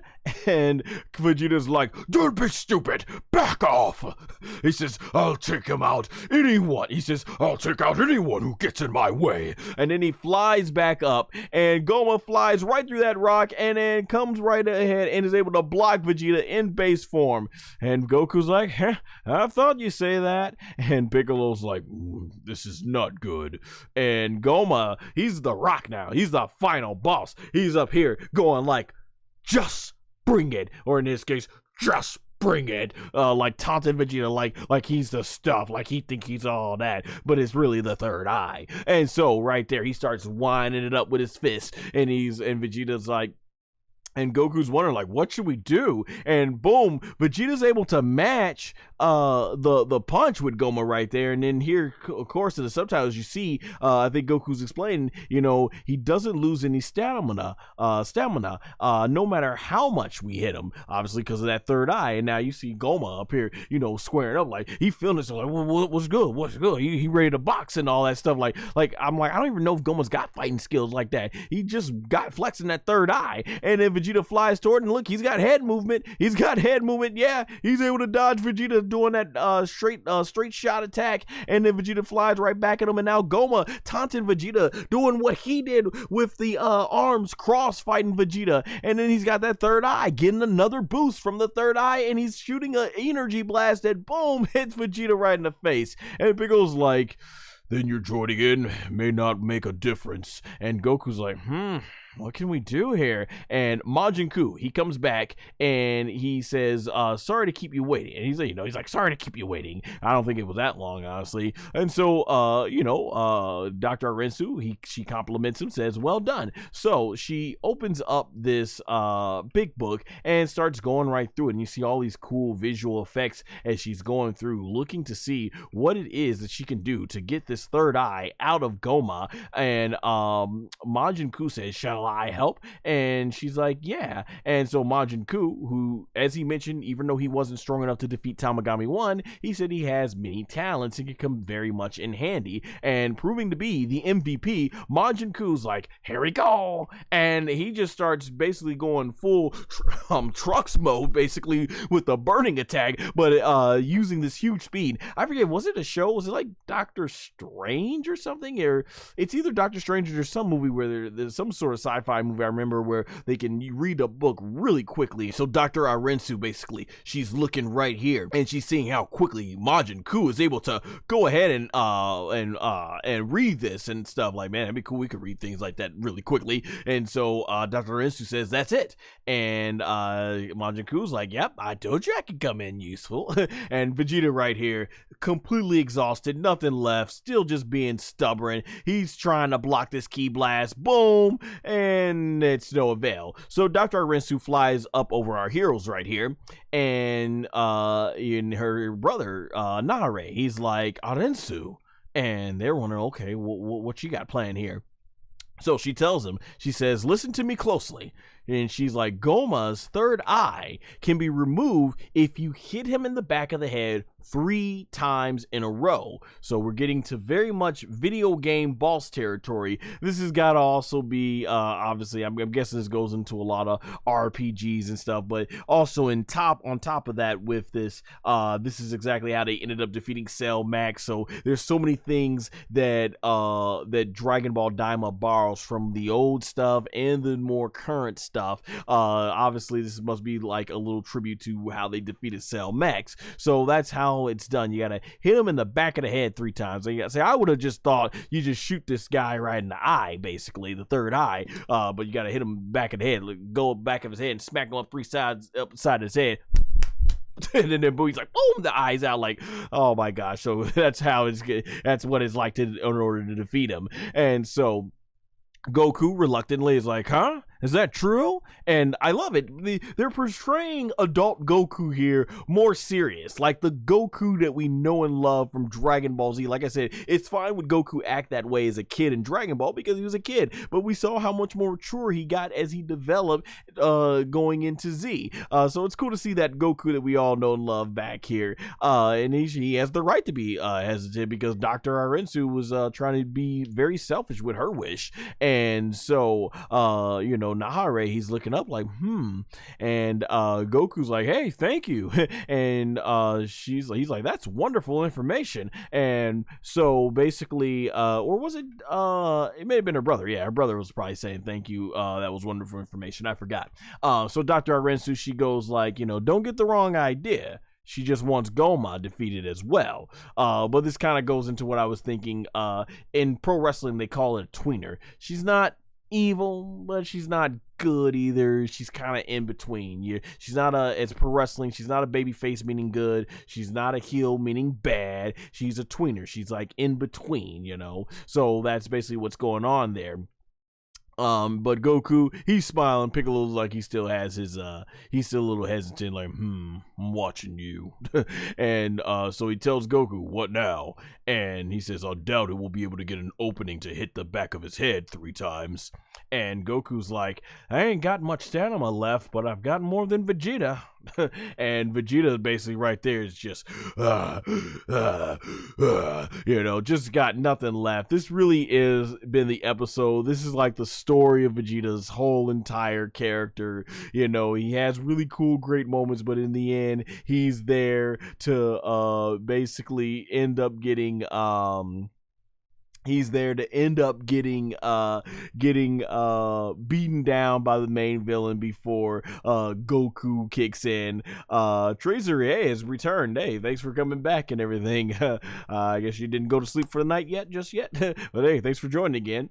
And boom, right there you see Gomah goes ahead and he punches Vegeta right there and sends Vegeta flying all into the background, and it's just not looking good here. Vegeta's just being stubborn, and Goku, you know, he's like, I'll fight. You find an opening and hit him in the back of the head. And I love this. This is going back to the beginning of Dragon Ball Z when they were strategizing against Raditz and everything. Goku would go ahead to fight Raditz while Piccolo would form the Makokotsu. Oh my gosh, I forgot how to pronounce that one. I think I got it right here. The Makokotsu pole, aka Special Beam Canyon. And so he's like, you got it? And Piccolo's like, okay, got it. And so from here, Nadare, he's like, yeah, but I think Vegeta would rather die than to try to take anyone else's help and stuff like that. Neil Throne, thanks, Neil Throne, yeah, Theorol, thanks for joining chat. You said Vegeta is basically the second guy, not the main guy. Pretty much, yeah. He's all. I've always said that I had a joke running around Dragon Ball Super called the Pecking Order, and it is the Pecking Order in Dragon Ball that Vegeta, he always fights the big bad and sort of softens him up for Goku to come in for the big win. So kind of like I was always positioned and everything. And this is, oh my gosh, this is probably one of the most talked about parts in this whole thing because, man, oh boy, we get Bluma, aka Momo, walking into the battle lines here. and she is mad. Look at that step. Look how she's walking. She says, "Leave it to me." And man, once again, going back to the voice actresses, rest in peace to the late great OG Bluma, Hiromi Suru. Would have been awesome to hear this, but I thought the current voice actress that replaced her, Aya Hisakawa, did a phenomenal job here, and I'm pretty sure that Monica Rial, when they get to this version in the English dub, she's going to kill this as well. Can't wait to hear her and Chris Sabat, because man, this whole part, Aya Hisakawa and of course the legendary Ryo Horikawa, they killed it. So oh man, so Nahara's like, what are you gonna do? And Bluma, she goes ahead and closes her eyes. She takes a little sigh, and she yells, "Vegeta!" And Vegeta's like, "What?"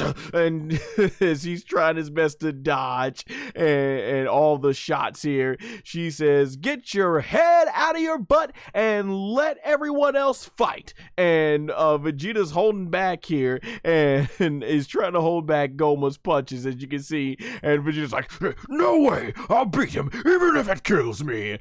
And Gomah's like, "Yeah, I'll kill you, all right." As he's going right there, he's like, "Then you can just die." Basically, because he has this one in the bag. And Bulma, she's like, "Stop being stupid." And she says, "If you're going to keep fighting," and she says, "I'm never going to." And here comes the big line. As you see right there, as Goma's about to go ahead and punch Vegeta, she says, "Take a bath with you again." And after that was said, she yells that out with all her passion, and they slow the animation down. And right here, they zoom away from Bluma, aka Bulma, and they zoom in right here to Vegeta and his reaction as he looks back, about to get crushed by Goma's fist. He's like, "Oh." Oh. When I first saw it, I literally was just laughing out loud like this. Almost fell back in my chair laughing. Oh my gosh. I did not see this coming. This was absolutely hilarious. Vegeta right there. His whole world has been devastated. The close-up on his eye. That boy quickly zooms there, zooms here, zooms back there, and then basically disperses his ki away, gets to the ground, turns and goes ahead, closes his eyes, swallows his pride, tells Goku, "Very well, I'll take you over." Oh, and he goes like, "Very well, I'll let you take over."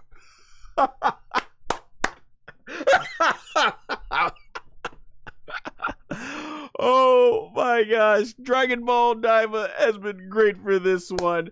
Man, on this podcast about 5 years ago, we did a ranking the 4 main couples of Dragon Ball, and shout out to my boy Linux, who said when it came to Vegeta and Bluma, aka Bulma, they're still developing, and it feels like we're still seeing new things to their relationship. And boy, was he right, because not only have we learned that Vegeta is a big lover of boobs, well, we all pretty much probably speculated that, obviously, with who he's married to, but this was just said flat out here when he was embarrassed by it. But we learned that Vegeta and Bulma, aka Bluma, in the Japanese version, they be getting freaky in the bathtubs. Oh man, we have really seen a different side to Vegeta, and just seeing how much control Bluma, aka Bulma, has when it comes to making Vegeta get right, keeping Vegeta on the good foot, basically, has been fantastic. And it really goes back to what my boy Linux said, is it's not so much that, hey, after the Majin Buu saga, Vegeta was, basically became that much of a better person. You have to look back at that 7-year time skip, truly, he really did grow fond of Trunks and his wife, Bulma. And he realized he made a mistake when he allowed Babidi to take control of him and he became Majin Vegeta. So, I love it. This has been great. It's unfortunate Toriyama is not here to see people, to see the fans, laugh at this amazing joke that he created. But it's like one last great Vegeta Bulma moment that he gifted to us, the fans. This was fantastic. Absolutely everything about this works. So if those of you have ever wondered what is Vegeta like, behind the scenes, we've learned the different side of his character. Him and Bulma, they love getting freaky in the bathtub. Oh man, so they're doing quite a few dirty things as they get the dirt off of themselves. So this is just fantastic in so many great ways, and I love that this is, of all things, what got him out of the fight. This is what gets him to take. He can be stubborn, but once the wife gets involved and says, no more, he's like, all right, Kakara, you can go. Even fighting anymore with that. And that shows you, for as much as these Saiyajins love fighting, hey, when it comes to the bed, hey, hold on now. Ain't everything more important than fighting. There's some things out there more important, all right? I love it. I need to know what Vegeta's reaction is in Dragon Ball Superhero when he comes back and seeing Bluma, aka Bulma, has a bigger booty now thanks to the dragon. Oh my gosh. I hope moving forward in the future, Toyotaro keeps more of this stuff up with Bulma and Vegeta. Fantastic stuff, man. This is hilarious. And so Goku's like, and Piccolo's like, the shame. But of course he doesn't understand romance from a human standpoint. He's a Namekian. And Goku's like, all right. So we obviously know something that him and Chi-Chi don't do. And you see East Kyle Sheet, he's like, ha, ha, ha. And they're all embarrassed for him. It's just hilarious. But hey, the man enjoys a good bath with his wife. Nothing wrong with that at all. Nothing wrong with that at all. The pecking order. Goku enters the fray after Vegeta has failed. So, Son Goku, he enters the battlefield, and he's like, if he suspects anything, he'll be on his guard. I don't know if that was Piccolo or Goku who said that, but he says, we only got one chance. And so, there we are. It's coming down. They make it really like it's going to be Piccolo, Vegeta, and Goku who are going to have to fight this out 3-on-1. And someone says, I know. I think it's Piccolo. He's like, I know. And so, right there, loving the shading right here. Goku's like, okay then. And he starts looking up, and you see he is all business right there with the close-up of his eyes. I love the shading, by the way. I love the what is it, 1, 2, 3, the 3 layers of shading. Fantastic, great line work, awesome stuff right here. And so Goku flies into the sky and flies right up there to Gomah. Goma's like, oh, this sky again? And he flies right past him, doing a little fancy work, and Goma's like, so what you gonna do? What's up then? And Goku right there looking really awesome. He stands there looking straight there, and like Gomah's like, he's like, so he says, so now it's you again. And Goku getting that stretch in. He's going ahead getting no stretch, trying to buy some time. And as he's getting stretching in, Gomah's like, it doesn't matter who fights me. And he says, why don't you all just fight me at once? And Goku's like, in his mind, he's doing an internal dialogue within his mind saying, time ain't on our side, ain't on my side here. And he says, I need to end this quickly. And you see Piccolo, he's like hiding behind a rock, so he's trying to not make it obvious here. And he goes ahead and he nods over to Son Goku. And Goku, I mean, I just love the whole animation here as Goku is just stretching. He's like, take a good look, Gomah. And Gomah's like, I'm looking because you ain't gonna do nothing. And you see Goku right there in his base form. He looks up with his eye. It's black. And then, boom, it shines. Ready to go SS1. I love how they did this. And so, Son Goku starts powering up and just loving the energy, loving all the sparks and stuff like that. He starts powering up, and oh my gosh. I gotta say, this whole thing, Masako Nozawa, 88 years old. Absolutely killed this entire scene. This woman, to be at her age and have so much energy, her voice being able to hold up when she's been yelling like this for, oh my gosh, how many, 40 plus years now is Dragon Ball? Like, man, absolutely the GOAT. The GOAT. In wrestling, they do this a lot where we bow down because, my gosh, Masako Nozawa, fantastic. And for us English dub as well, that follow the English dub, Sean Schimmel, you all know he's gonna kill this just right here. Yeah, no, he's gonna do it. So shout out to Masako Nozawa, Sean Schimmel, who both in Japan, here in America, absolutely have killed it as Son Goku, and I can't wait to hear them in this scene. And so Goku's hair starts going into blondish, and then he's there, SS1, and he looks right over to Gomah, and look at that, look at the energy, like, my gosh, just the yell is gonna be really awesome. Like, I can't wait, my gosh, that is Yuya Takahashi's influence right there on the animation, indeed. Yes, sir. My God, look how, as SS1 Goku ever looks so awesome, fantastic. And now he's looking right over there at Gomah, and you see the oars just starts wrapping around him, and you get an impact frame here, and boom, SS1 ore is complete, and Goku just standing right there looking awesome as ever. And I really love that we're seeing Son Goku fight in a different variation of his outfit. I mentioned before that I really love his Fakatsu no F, aka Resurrection F outfit, so this is really cool to see, see Toriyama change things up in seeing Goku in adult form wearing this. So he goes like, this is a Super Saiyan, aka Super Saiyan, aka Super Saiyajin. And Goma's like, and we see electric sparks going, and it's becoming clear here, like, oh, they are pulling off the classic SS3 moment, when he did the demonstrations, when he's like, this is a Super Saiyan, and then this is even further beyond a Super Saiyan 2. No, he's like, this is a Super Saiyan 2, and then he says, to go even further beyond. Like, oh, I was like, this is sick. That's one of my favorite all-time Son Goku moments. I'm gonna have a lot to say about it in an upcoming Son Goku podcast that I recorded back in October of 2024, which, because of this moment, I'm gonna have to go back and record some extra footage to add to that now.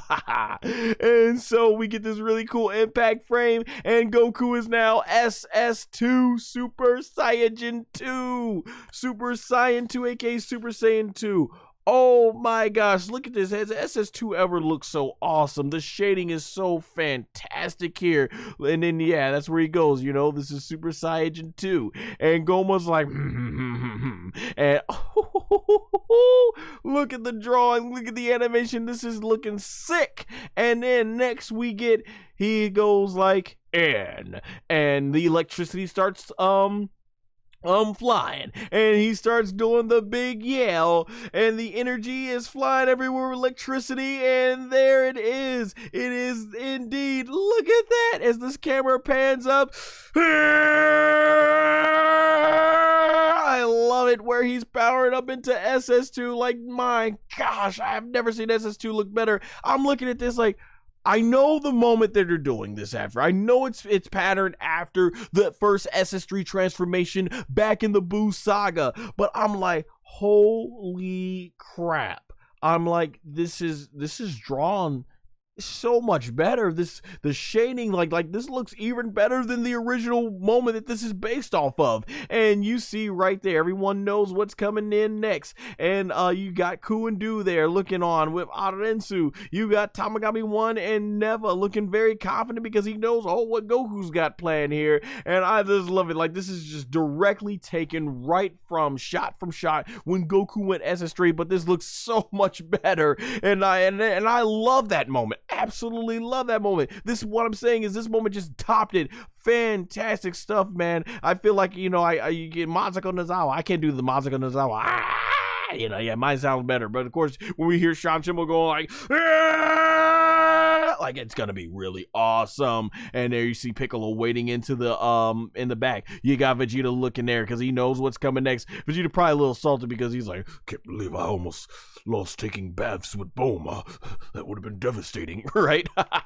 And so you see electricity man just, this is looking fantastic. The electricity, the thunderbolts now coming out of Goku as he's as they're going around the whole area, boom, blowing up the rocks, more electricity blowing up the rocks everywhere. Like, oh my gosh, this is looking really awesome as the debris starts flying everywhere. He's just using these thunderbolts, just destroying all the rocks nearby. Like, okay, I'm like, okay, this is looking sick. And you're seeing the golden glow right there. You got thunderbolts coming all over there. I'm like, hoo hoo hoo. This is sick, man. We're seeing the full power of SS3. This is, remember, this is Goku after a year and a half or so training, so he's had more time to power up SS3 more than ever before. And then the hair, it starts flying out, and at this point I'm like, oh, are we getting SS3 like the way Vegeta's SS3 looks like? That's kind of what it looks like, but then it goes further down. I love SS3, my favorite form. I love it. Man, this is the GOAT transformation right here, and this is probably the GOAT in terms of transformations.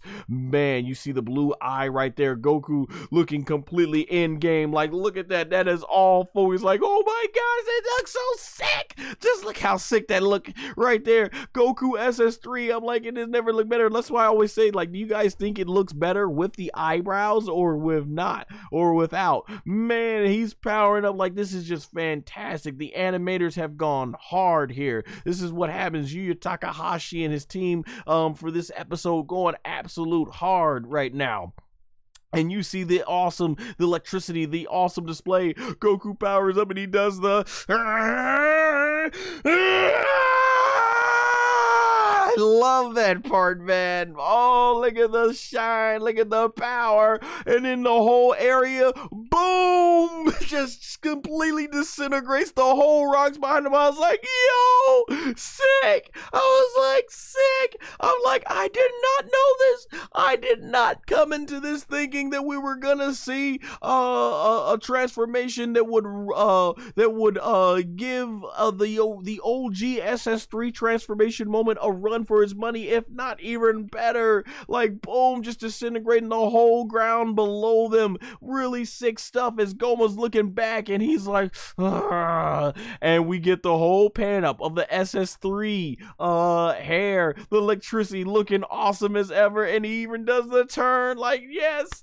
Once again, Dragon Ball DAIMA almost sort of being like this celebration of all things Dragon Ball. Epic moment, great tribute. Like, holy crap, that is the greatest SS3 transformation I've seen. And we've seen some amazing ones from the original one to going back to the one in movie 12. This was sick. I absolutely love it. Just fantastic. SS3 Goku looking on point. Man, look at that. The electricity, everything. Just loving it. And he goes like, and he ends with the whole, and this is what I call a Super Saiyan 3, aka Super Saiyan 3, or Super Saiyajin 3. Like, oh my gosh, fantastic. And Gomah was like, more pointless transformations, which is actually very much similar to what Bobbity said when he said, ha, pointless transformations. He says, so what? You've changed your hair. And he's like, Majin Buu, I think our friend is in need of a haircut. Oh my gosh, man. And everyone is in complete shock and awe of what they're seeing at SS3 Goku.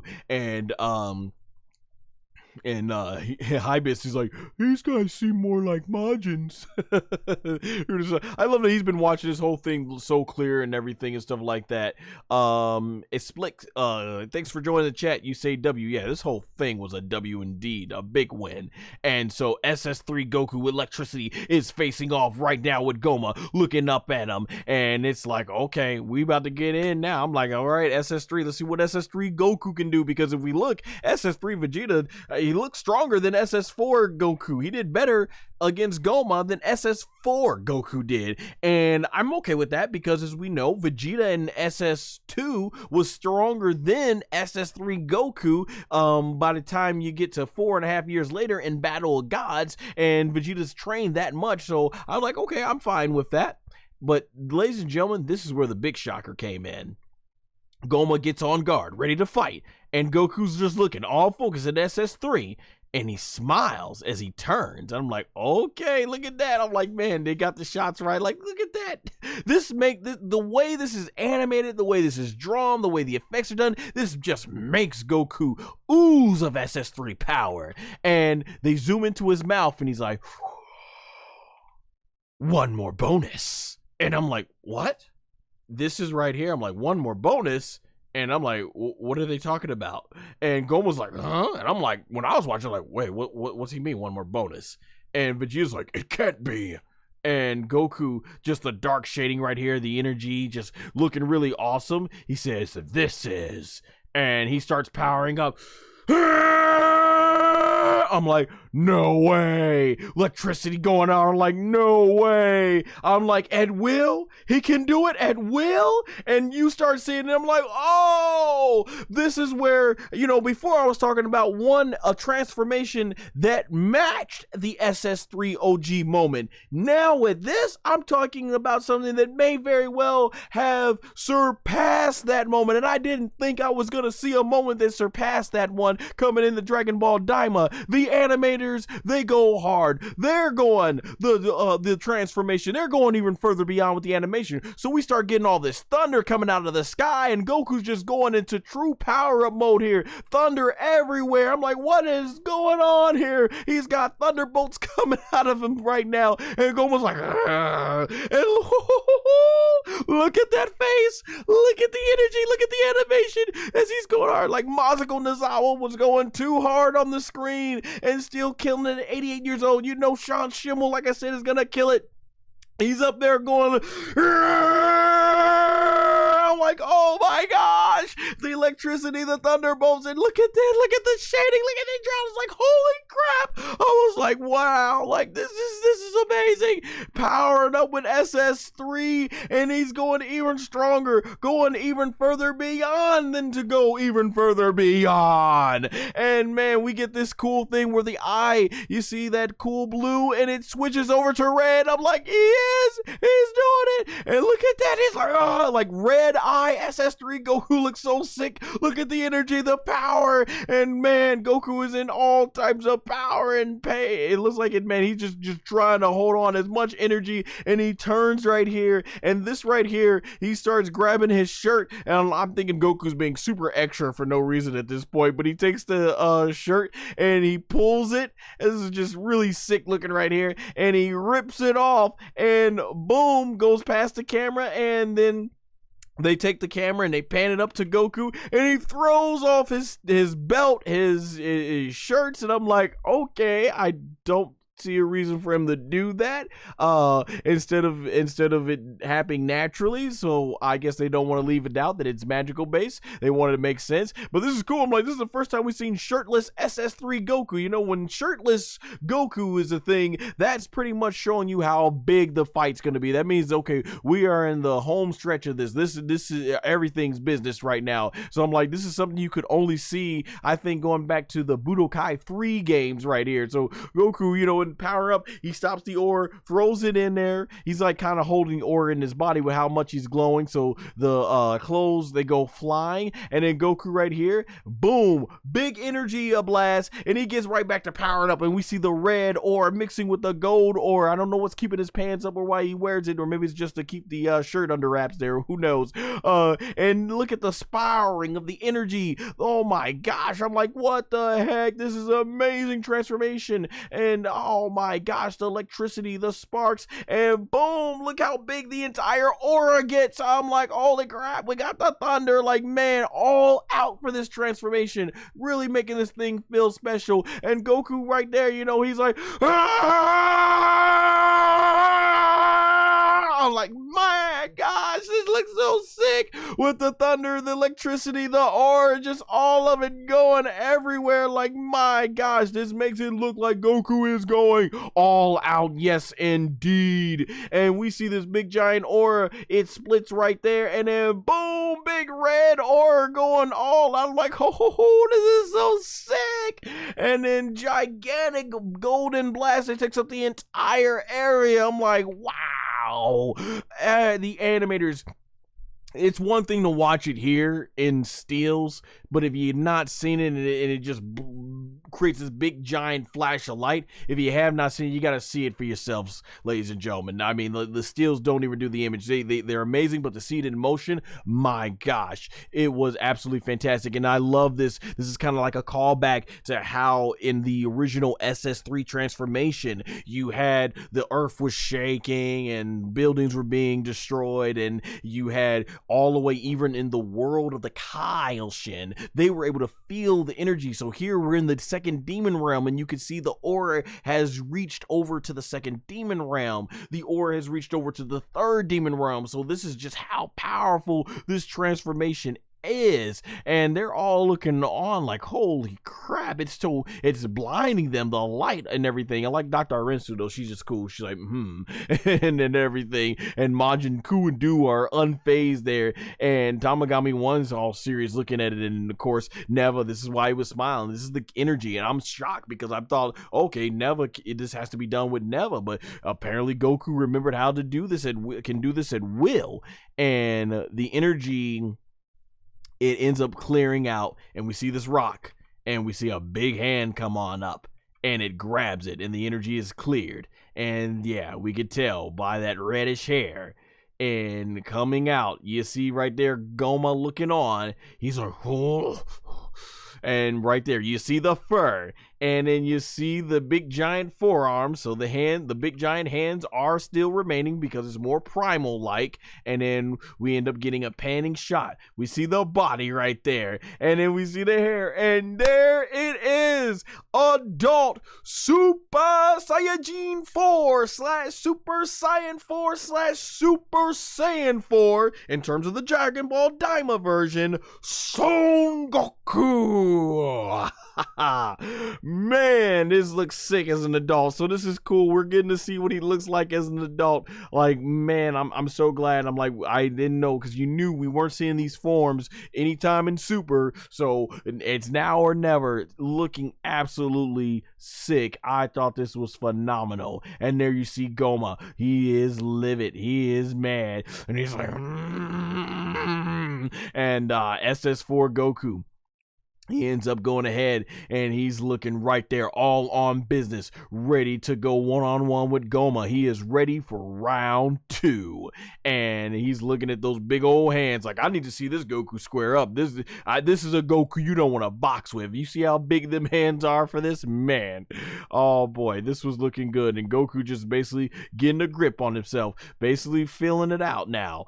And then right there, he, boom, puts his hand down and grips it into a fist. He is ready for battle. And look at that sick shot, sick looking animation. Just love it. Like, oh my gosh. Like I said, I do like the OG SS4 form better with the contrast of the black and the reddish fur and everything. Like, this is pretty much the fur he had, but Toriyama decided to obviously with this design match the hair and everything with it, which I guess does make a lot more sense. But I do like the design choices and the way it wraps around the chest and everything. Like, this is, I don't think it's bad at all. I love it. I absolutely love this SS4 design. And then with the fur nearly coming on the forearms, like side of like halfway to the forearms, like this just looks so amazing. Like, it is an awesome looking form, definitely for sure. Man, just the way Toriyama did it. The initial one was Katsuyoshi Nakasuro. Yeah, I don't know the animators as well, but I've heard that name before. I just forgot it. Yeah, Nakasuro.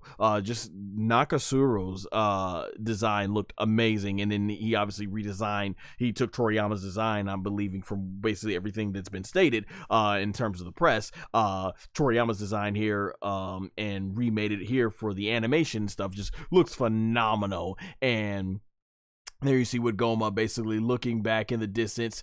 SS4, you know, Gomah's not looking so confident, like, but Goku, Son Goku, looking really awesome as ever. He is confident. Like, man, that shot right there, this looks awesome. I do like the way the hair is designed, though, even though it's not black. Like, man, this just looks awesome. Phenomenal. The main event of the series, the challenger, Super Saiyan 4, Son Goku, versus the Supreme Demon King with the power of the third eye, Gomah! And so, Son Goku, there you see, Super Saiyan 4 powering up everything that he can, using all that awesome power, and he is ready to go. And Gomah's got that wide eye. He is completely ready, and he's got that face. So you can see he's getting all pumped up for this fight. And then from there, you see Gomah. He basically takes a stance. I guess he thinks he knows some sort of martial arts or something, because let's face it, Gomah has been completely, like I said, a stupid villain through this entire series. He was designed that way, but clearly this is the power of the third eye. And then from here, we go ahead and you see that close-up of SS4 Goku, drawn by the legendary animator himself. Yes, that's right. For this, they had the legendary Notoshi, make sure I'm saying this right, Natoshi Shida. I don't know the animator's name as well, but I know he has done some of the best Dragon Ball fights ever, from Goku vs Vegeta, Jiren vs Goku, even Gogeta vs Broly, and now here, Goku vs Gomah.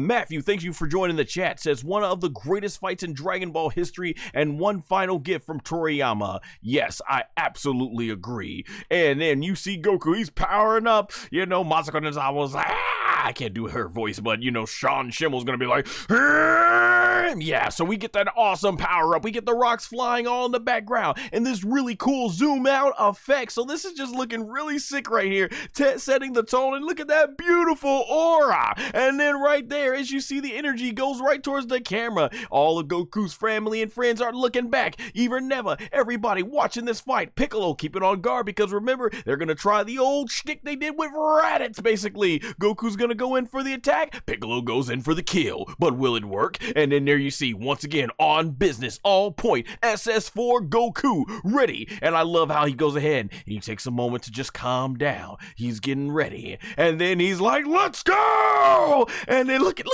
Gomah. Gomah's like, let's go.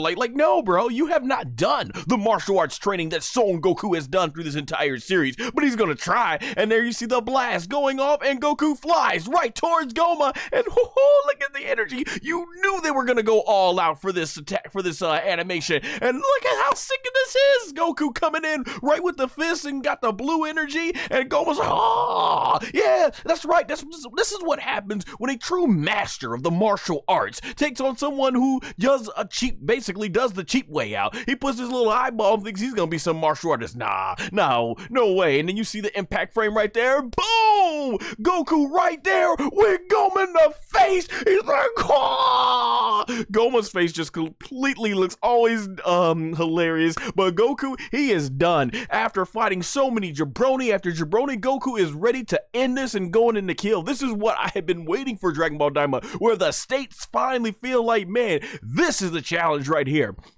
Shout out to Matthew in the chat, says how Masako can still scream like that for that long in her 80s submits her legendary status. I absolutely agree. That is totally 100% true, because man, Masako Nozawa, what, 88 years old and still kicking butt? Like, woo, this is fantastic, man. This woman is legendary, absolutely. And Goku just right in there on point. Look at that. I just love it. He is on for the kill. That is Goku. No more petty coup, no more fighting with jabroni. This is Goku, murderous. He's got murder in his eye, and I am all here for it. Yeah, at this point, you know, we're at the final episode. I'm like, kill him, give him hell, Goku. And you see Goma's like, oh, everything. His face is so ridiculous every single time he gets hit. And look at this. Goku keeps the pressure, puts him into the ground, like fear of the power, and the ground breaks, and the punch is so strong.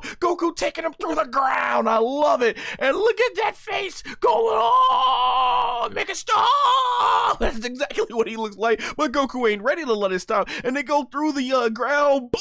boom, right on the ground. Goku on point, making sure he feels all the pain and destruction. And we get this cool shot where it goes and zooms out of the ground and boom, creates a giant crater. I was like, let's go. And I was watching like, Goku, get him. Let's go. Get him. Get him.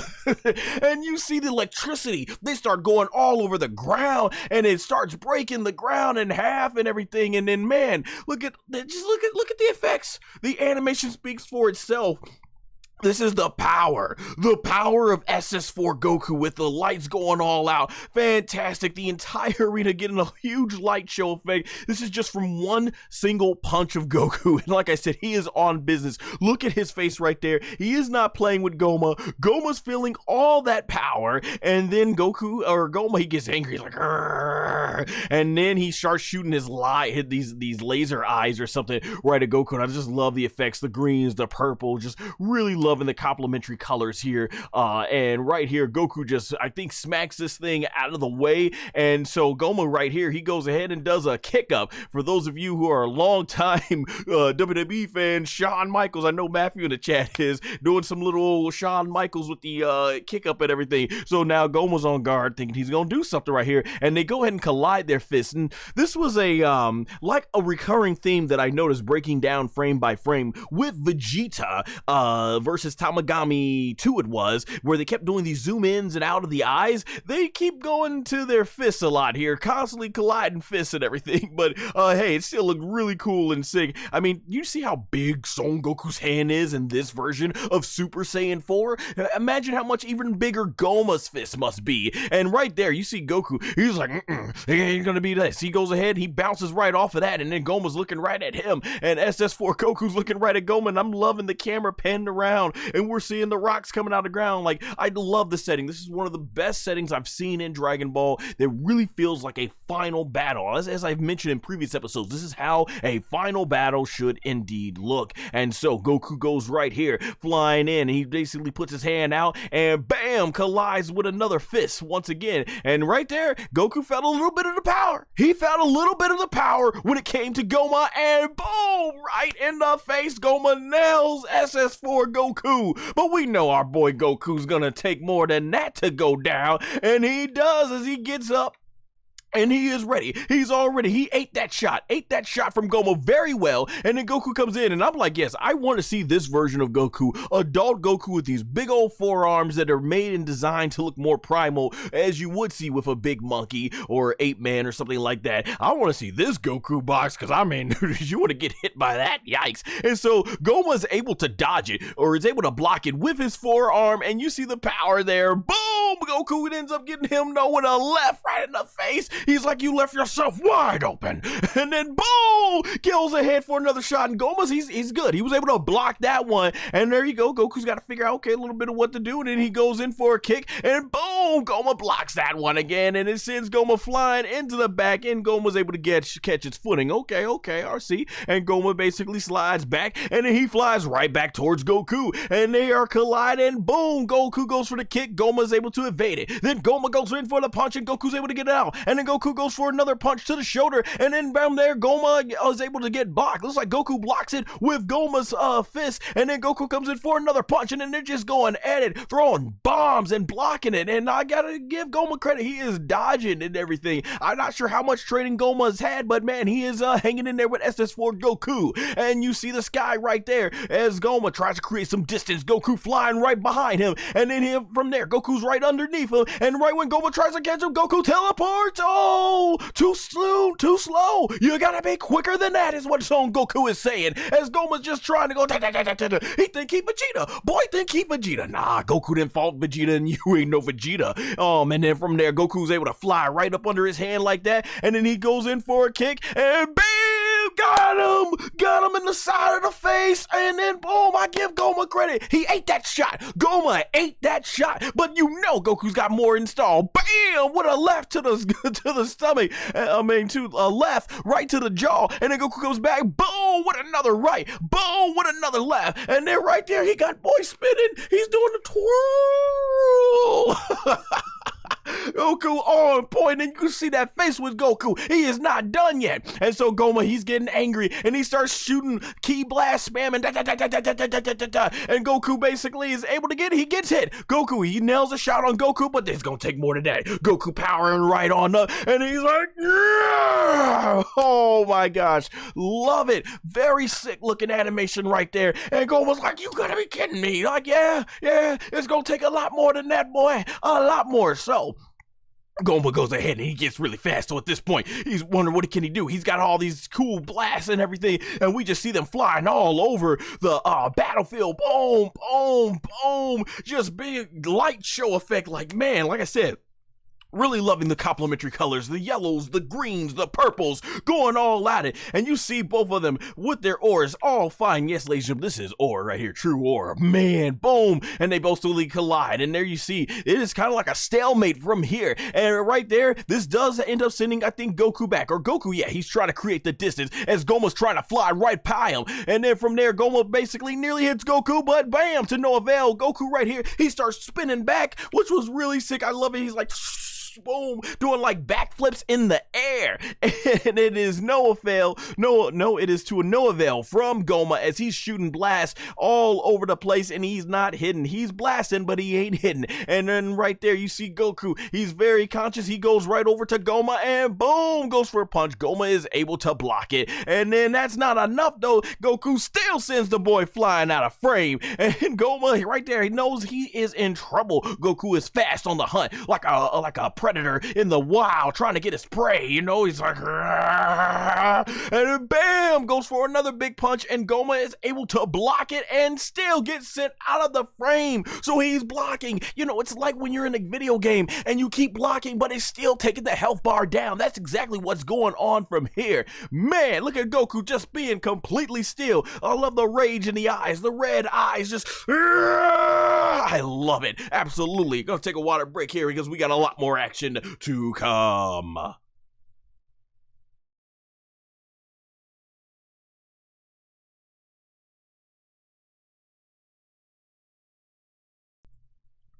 Alright, and then from there, as Goku continues to fly towards Gomah, Gomah thinks he's gonna do something, he goes for a big punch, but no! Goku's able to block it right then and there, so not enough. Goku is up, he does send Goku flying a little bit different, but then Goku gets up, gets his elbow ready, and he's like, here, boom! Right on the neck, bam! Love it, the back fist to the neck, boom! And then Goku's like, you look at that man it looks like a monster possessed. I love it. And right here, he's about to go. Oh, if you are a wrestling fan, you know this. It is the classic axe handle. And Goku goes, bam! Boom! Sends Gomah right to the ground, and he's able to land on his feet. But Goku keeping the pressure on, and I really love this. This fight, there was no talking. They just got to throwing hands. They just get wind at it. Like, we are not gonna sit here and talking and everything. They are just going at it, and I really love that aspect of the fight. Is SS4 Goku looking awesome, flying right towards him. Look at the animation, man. Shout out. The animators did a phenomenal job on the fighting. Oh my gosh. And then you see Goku basically flying right there, and boom, big giant punch to Gomah, and then boom, another kick, keeping the pressure on, another punch, boom, and then he flies over to try and throw Gomah off, and then he goes ahead and spins around. Gomah not sure what Goku's doing. Goku keeping the flying on, passing, going right past the whole huge mountain right there, and then boom, there you see, he knows Gomah's coming right, and Goku's like, yeah, come on, and then bam, Gomah goes in for a big punch, but no, Goku saw it coming. He swings that boy around, and boom, coming right even closer, and then I love this shot where he's flying around Gomah's fist, and then boom, look at that, he starts sliding. Goku is using Gomah's whole entire head as a skate going sledding on it or something like that, and then from there, he goes ahead and he puts that foot back, and then bam, big giant kick. You see the red ore coming to Gomah, and Gomah's like, oh! This is completely gotta be a reference in the manga when Super Vegeta does the kick to semi-perfect cell. I know if you've seen Toriyama's work, you've seen that as one of the most iconic, cool shots he's ever done.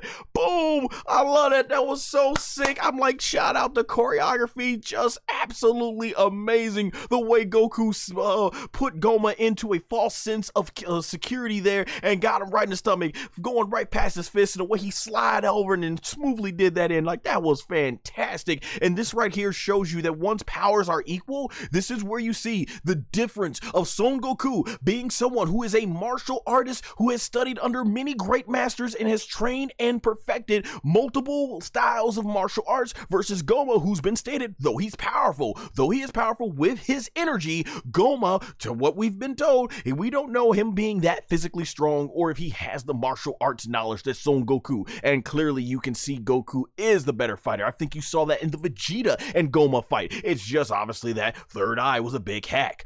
Matthew in the chat says, Macho Men would have approved of the elbow and double axe handle. Ooh, yeah, I dig it. And so the fight goes here, and boom, Goku puts some more pressure in on the gut to Gomah, and Gomah, like, his eyes sticking out of his head, like, and then boom, another punch. Goku with the pressure, keeping it on him, putting another pressure. Look at Goku, he's like, it hurts so bad. And like Goku's like, nah. Look at Goku's like, it's about to hurt some more. And then look at that. Woo! Love the animation. The artists, you knew all their heavy hitters were coming out for the animation. They were gonna make it look awesome. Look how sick that shot looks of Goku ready for the kill. And then he goes in with that big giant fist and bam! Another punch to the gut. The gut. Oh my gosh. Look at Gomah. You're wondering, look at this. Look at that. Goku put the punch so heavy into Gomah. Like if Jim Ross was on the call, good God almighty, he's broken him in half. Literally, by God, broken him in half. Oh man, look at the blast energy. And Goku, he is not stopping. Goku is putting all the pressure into Gomah. Look at that face. I don't know if I'm just completely amazed of the pain of Gomah, or if it's just that Toriyama gave Gomah such a ridiculous facial design that every single thing that he draws him in pain with is just gonna look ridiculous. So it's like, man, oh my gosh, man. And then so right there, boom, Goku goes in with a big giant uppercut to Gomah, and Gomah looks like he's completely out of it. Pretty much at this point, and bam, sends him flying out of the frame, and Gomah's going up into the sky, and you knew it was gonna happen sooner or later. The third eye comes to his defense, and this is pretty much what I was going on about. I remember stating this is that clearly adult SS3 Vegeta in episode 19 compared to Goku Mini SS4, he was far more stronger, because SS4 Goku, he got defeated by Gomah once he got that power boost, and Vegeta was able to beat up Gomah, an even stronger version of Gomah that beat SS4 Goku in his mini state. But that third eye kept making him stronger and stronger and stronger, and SS3 Vegeta kept getting more exhausted and exhausted and exhausted. And I'm like, okay, this is what's gonna happen here. So I'm like, can Goku finish the job before the blast hit? And you see Gomah looking all confident, like bro, you're just a walking cheat code.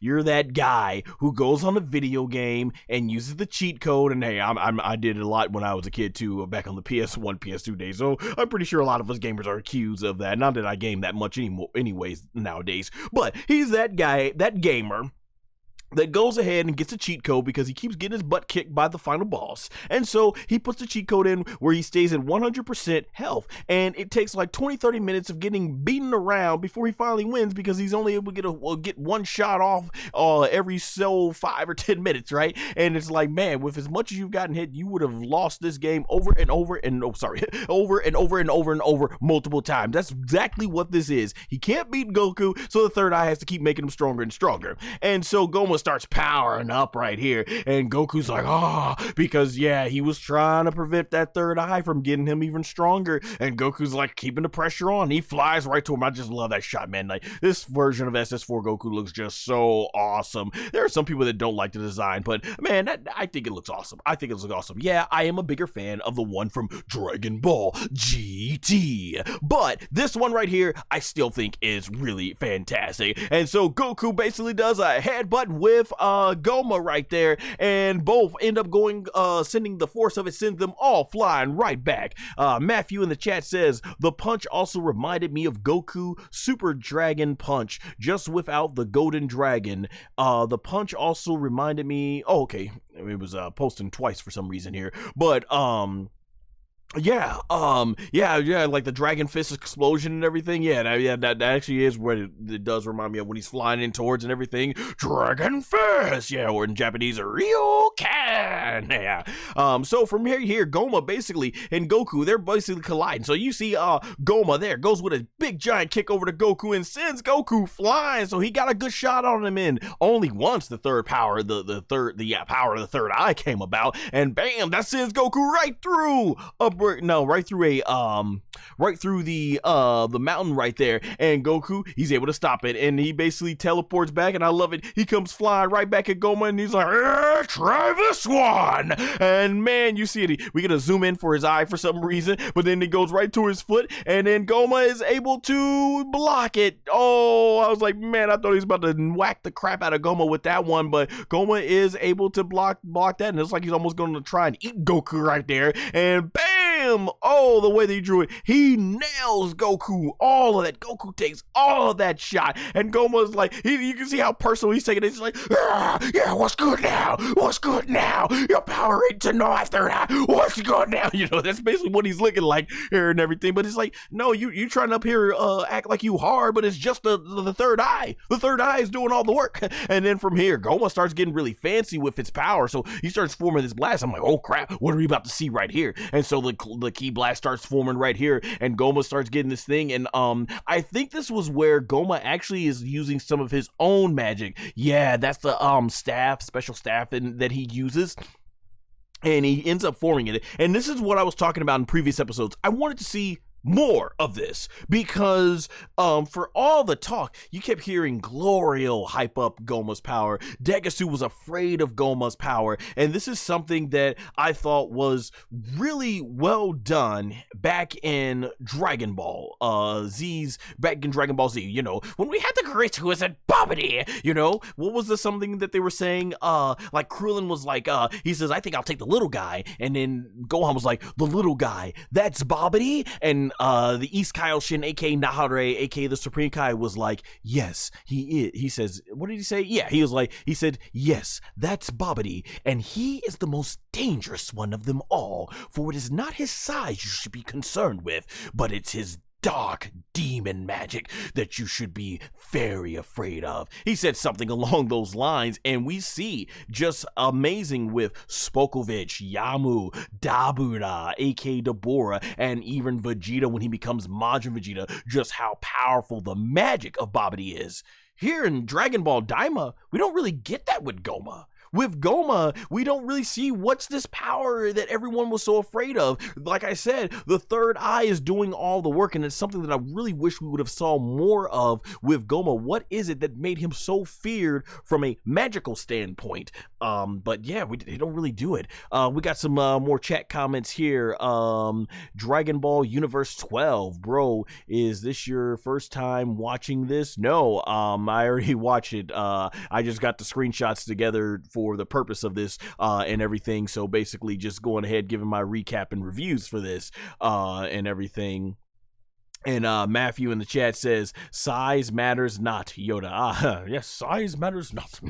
Yeah, true. Very, very true. That's exactly what Toriyama has always done throughout the entirety of Dragon Ball, especially with Gomah. He's pretty much using his size and power here from the third eye. And then from here, we start getting these really cool sparking energy and all that stuff and everything.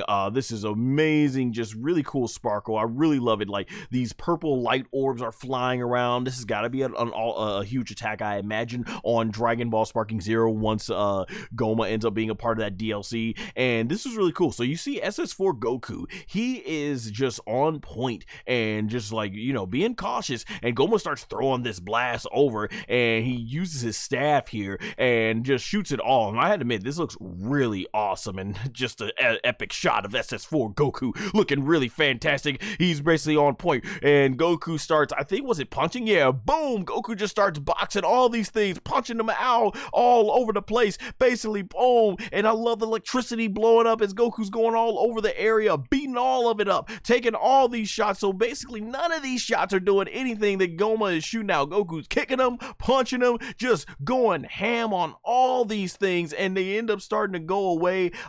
Man, this was just awesome. I really love just how we're seeing this Goku taking on all these things like a boss, absolute boss, kicking it all around. Like, man, that was fantastic. Look at this. I love the animation shot. Goku, like I said, is completely on point. And then from here, he starts flying right towards Gomah with the rage. And bam, basically just flying all over the area. And Gomah tries to sneak attack. So Gomah's going to try. He meets Goku right there in the front. And bam, Goku meets him with another. Like I said, they keep doing a lot of fists, a lot of the clashing of the fists and everything. So that was like really incredible right there. And then you see all the cool purple blasts and everything from there. They end up going away. And then Goku right there, he bam, gets Gomah with a kick, was able to catch him off guard, and sends Gomah flying into the sky. He see Gomah is like, no, how is he doing this? Goku keeping the pressure on, and then Gomah, he ends up going right back, and then Goku tries to go for a punch, and then bam, Gomah ends up getting Goku right there in the back, and Goku's able to stop, and he comes right back, and then bam, Gomah going for another punch, and then no, Goku keeps the distance right there, goes for another punch, and then Goku, he's gonna go and try, oh, look at that, look how sick that shot is, boom, goes in for another punch, and did Goku get him? Yes, sends Gomah flying. Oh, I love these faces, man, from Gomah, sending that boy flying right through the rock, and man, fight continues. All right, in the chat, Dragon Ball Universe 12 asks if I'm on Twitch. Not really. I got a Twitch account, but I don't really stream on Twitch. I mostly just stream here on YouTube. And you also say, I love SSJ4 Goku. First time it was surprising. Yeah, I mean, like, who would have ever thought Toriyama would have actually, from his mind, we would have gotten SS4 from his mind, and everything, though he helped in terms of like the designs and stuff. Just, man, it's really been incredible just seeing these characters that Toriyama didn't make, and like Broly, Gogeta, and just seeing them come to life through his mindset. It really has been fantastic. You also say, I wish Goku did Dragon Fist. Yeah, we had more to say about that. That would have been something, talk about something that Toriyama didn't design. That would have been phenomenal to actually see here. And so, as we get back to the action here, you see the ground basically, yeah, all the dust dispersed there, and Gomah, he ends up flying right out of here, and then he's flying right towards SS4 Goku, but boom, look at that, I love it. SS4 Goku's such a strategist as a fighter, and that's what, you know, a lot of people like to say Goku's just a dumb character, but he's not. He's just not book smart. He can't really function that well in society, in terms of like, hey, going to the job and all that stuff and everything, doing bills and things like that, because he was raised in the woods. But as a martial artist, he is absolutely brilliant. Look how he fade Gomah, make it look like he ain't paying attention, and then boom, he's like, nope, gotcha, bam. But Gomah, he was able to block it. He was able to block it in time, but Goku, he keeps the power going, and boom, still is able to send Gomah flying out of the frame. And then we get this close up of Goku's chest, and it gets bigger, and right here we get this cool energy, and bam, he does a cool power up. Man, Masako Nozawa, she was absolutely on point with the screaming, and you know Sean Schemmel, I love this shot here, and he's like, I love it, man. I was getting so hyped up watching this, and then right here, Goku, he goes in, taking those big forearms and fists that he uses, and he goes like, he like punches Gomah does a double punch right to Gomah's ribs, and Gomah's like, oh, man, bam. And then from here, you see Gomah, the third eye starts to going back, and he starts doing that technique. He did this in the previous couple episodes ago, where he starts forming the rocks and everything from the ground. They start coming to Goku, and he's keeping on point. He's keeping on point as it's coming right towards him, and then boom, it starts barricading them. Yo, this reminds me, if you're a Naruto fan, what was it called? I'm trying to remember. What was that called? Man, what was that called? It was gravitational pull or something. It's done by pain. That's kind of what this reminded me of, if you guys are Naruto fans. And then right here, Gomah thinking he's got Goku, but nah, Goku, boom, powers right out of that, and he comes right back on the hut, going right towards Gomah, and he starts charging up his fists, and I'm like, oh, it's about to be on. Boom, yes it is. Goku, bam, that boy had no answer. Hands all out in the air, and the legs like, oh, he had no guard at all. Boom. And then, look at that. Look at the energy coming out of the back of Gomah. How is he not broken in half at this point? And Goku keeping the pressure on, looking at that face like, got the rage. And you start seeing the energy starts flying all over the battlefield, and they start zooming out, and it's breaking all the rocks. The punch was so powerful. It completely disintegrated all the surrounding area rocks. I'm like, yo, this is we are in this final battle. Bam, that was just so sick. I was really liking that. Oh my gosh. And then from there, Goku with the punch right in Gomah, he starts getting that third eye. You know, if this is a WWE or wrestling match and we were watching this live, you know the fans would be always cheering on Goku, and then as soon as that comes up, they'd be like, boo, boo, because we know exactly what that's gonna mean. So I'm like, what the heck? In the chat, Dragon Ball Universe 12 says, or if Vegeta unlocked SS4 infused with Goku to go SS4 Gogeta. Yeah, I got some more to say about that pertaining to some fusion bugs later on.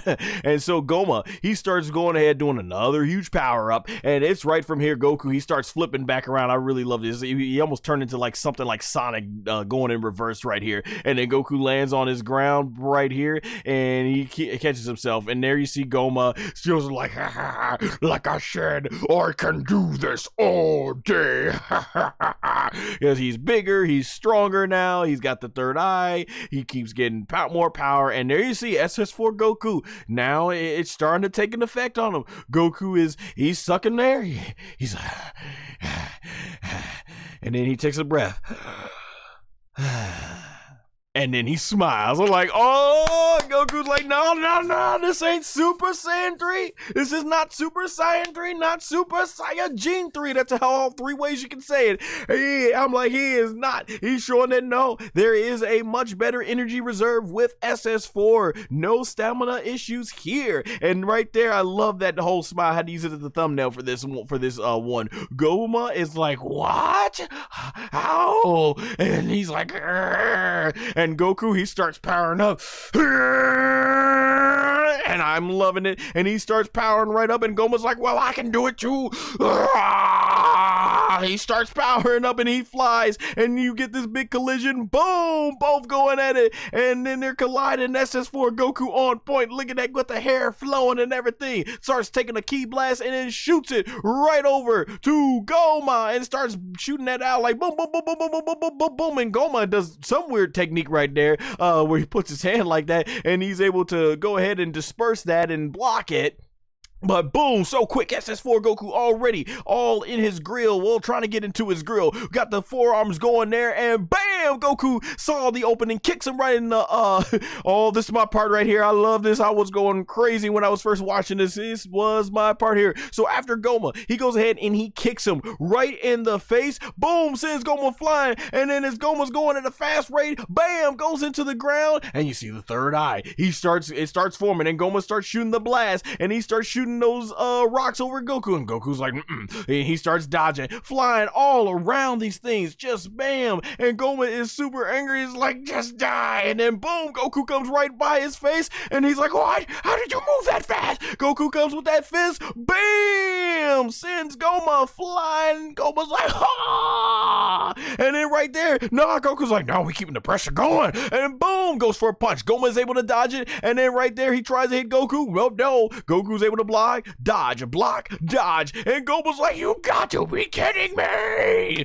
And right there, SS4 Goku just flexing all right. Let's go! Come on! Let's go! And I was like, yes, let's go! And Goku basically starts flying right towards Gomah. Goma's so quick. Goku's so quick, Goma's like, got no answer. He's not even trying to block. He's like, oh! Bam! Kicks him right in the chest and sends this boy flying deep into the ground. Boom! Through another rock. Boom! Through another rock. Boom! Through another rock. Super speed. Look how fast they're moving. Bam! To another rock. And Gomah, he gets his hand out. And Goku's like, nuh-uh. With that little eye, yeah, he sees it. Goku is on fire. Look at the focus in SS4 Goku's eye. And then bam, Goma's gonna try to do the clothesline. You know, that's what he took Vegeta out with in like the last episode, or he grabs him. Yeah, he grabs Gomah. So Goku knows this position very well from his first fight with Vegeta. It did him in. And then Goma's gonna try and chuck Goku, and boom, chucks him deep into the rocks. And thinking that's gonna be it, Goku goes through that rock, he goes onto the ground, and he's deep into the ground. And I really love the colors here, right here. And Gomah flies in. And why? In the demon realm, when they get in these dark shadowy areas, everything starts glowing up. I don't know, but yeah, Gomah goes right in there, and I'm like, oh, is he about to break out the Makokoso Pole, aka Special Beam Canyon? And he starts forming something with the third eye, and he shoots these ki blasts over to Goku. This really starts reminding me of when Gogeta and Broly broke the fabric dimensions, and they ended up just being so powerful they got transported to another dimension. That's exactly what this reminded me of, and the colors definitely remind me, like these energy balls here, it reminds me of what Cell Max was trying to use in Dragon Ball at the end of Dragon Ball Superhero when he fights Beast Gohan. And yeah, I wouldn't be surprised if they took some inspiration for this. After all, I felt like so much of this is really tied into the years of Dragon Ball. Let's see in the chat we got here. The English SS3 transformation song is still one of my favorite, but we'll most likely never hear it again. That was from Matthew. Yeah, that was an awesome theme song. But yeah, with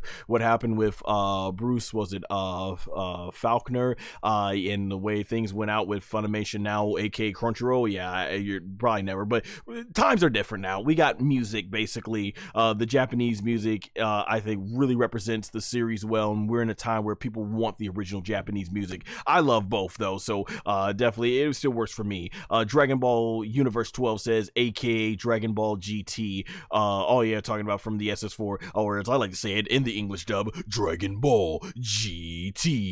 Right, so Goku is completely surrounded by these big, giant, huge balls that are colored green and purple, and Gomah is ready to unleash these attack. And these energy balls right here just start shooting out like little tiny beams. I'm like, okay, this is cool. I'm like, oh man, Goku's got to evade these. This reminds me of what was the first movie, Resident Evil, when I remember they were trapped in this room and all these little laser beams were going around. If you got touched, you got sliced and you got sliced up and everything. And there was one guy, he was like really athletic and he's dodging everything. And so when the thing comes right back, it forms tiny squares that take up the whole room. And he's like, oh crap. And then boom, it goes right through him and he goes down to a bunch of like tiny pieces and stuff.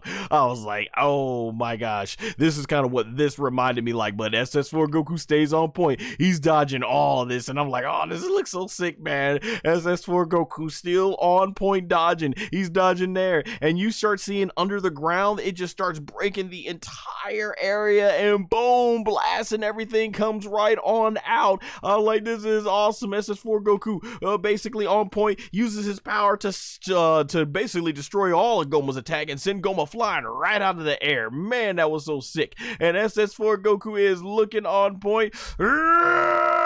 I love it, absolutely. And Gomah's like, oh, like he just getting frustrated because he can't do anything. He just cannot match SS4 Goku's martial arts knowledge, and he goes right there with another fist colliding, and boom. Yeah, I do wish the choreography was a little bit more versatile in this fight and everything, but man, it still looks just so amazingly beautiful. SS4 Goku on point ends up sending Gomah flying right back with another uppercut, and then he flies right towards Gomah. Boom, Gomah is not, yeah, there you go. Goku's able to dodge Gomah's punch, and then bam, Goku gives him another punch. Should have punched him right in that third eye, and then bam, sends Gomah flying. Is this my part? I think this is the part I alluded to earlier. Goku then goes with another punch, bam, to the face, and then he goes backdrop, lands on his hand to Gomah's shoulder, and Gomah's like, and Goku goes right there, bam, look at that, look how smooth Goku did that. He dodges and gently just goes ahead, puts his hand on, does like a little handstand on Gomah's forearm, like, oh, and bam, kick to Gomah's face. No, that was a punch. No, wasn't it a kick? Yeah, it's a kick to Gomah's face,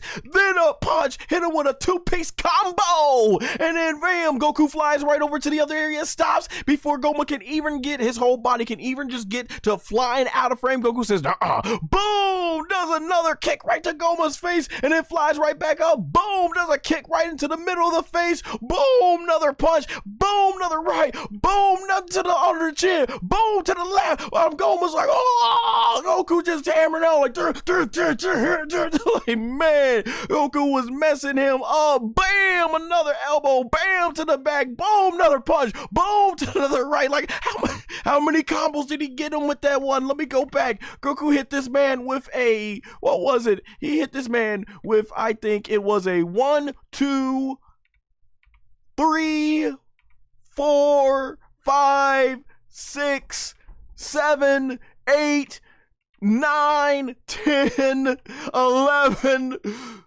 And then was that it? Yes, 11 hit combo. Yo, Goku messed this man up with an 11 hit combo. I'm like, dang, holy crap, man. Let's see, we got some stuff here saying, in the chat, Dragon Ball Universe 12 says, Dan, that's how it starts. Oh my gosh, that is my favorite Dragon Ball theme song. That and Limit Breaker X Survivor. Dan, Kokoroni. But yeah, I can't speak Japanese, but yeah, I know the theme song.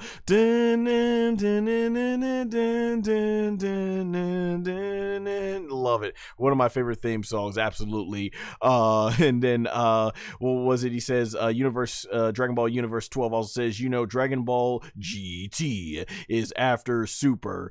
I mean, timeline wise, yeah, it takes place after the end of Z, so I mean 10 years later and everything, timeline wise. But yeah, as I've got quite a bit to say about continuity, the two timelines really don't mix up. He also says, but he did not go SS God, SS Blue, and Ultra Instinct because he couldn't, because his body did not let him. Well, yeah, I mean, when we look at the timeline, this is way before Super and stuff, and then GT, like I said, it takes place in a different timeline, so yeah, there's just no way that those can correlate. And like I said, I got more to say about continuity later on. Oh boy, do I. But from here, in terms of the fight, SS4, Goku says Gomah flying out after that amazing 11-hit combo, and then Goku goes ahead and flies right towards Gomah, keeping it on, grabs him by the leg, and look at Gomah like, oh no, I thought it was over. No. And well, this is a move, the classic AK throw, the classic throw for Goku. It's always his grab move on all the Dragon Ball fighting games. So he starts spinning that boy around, just spinning him, and Gomah's like, no.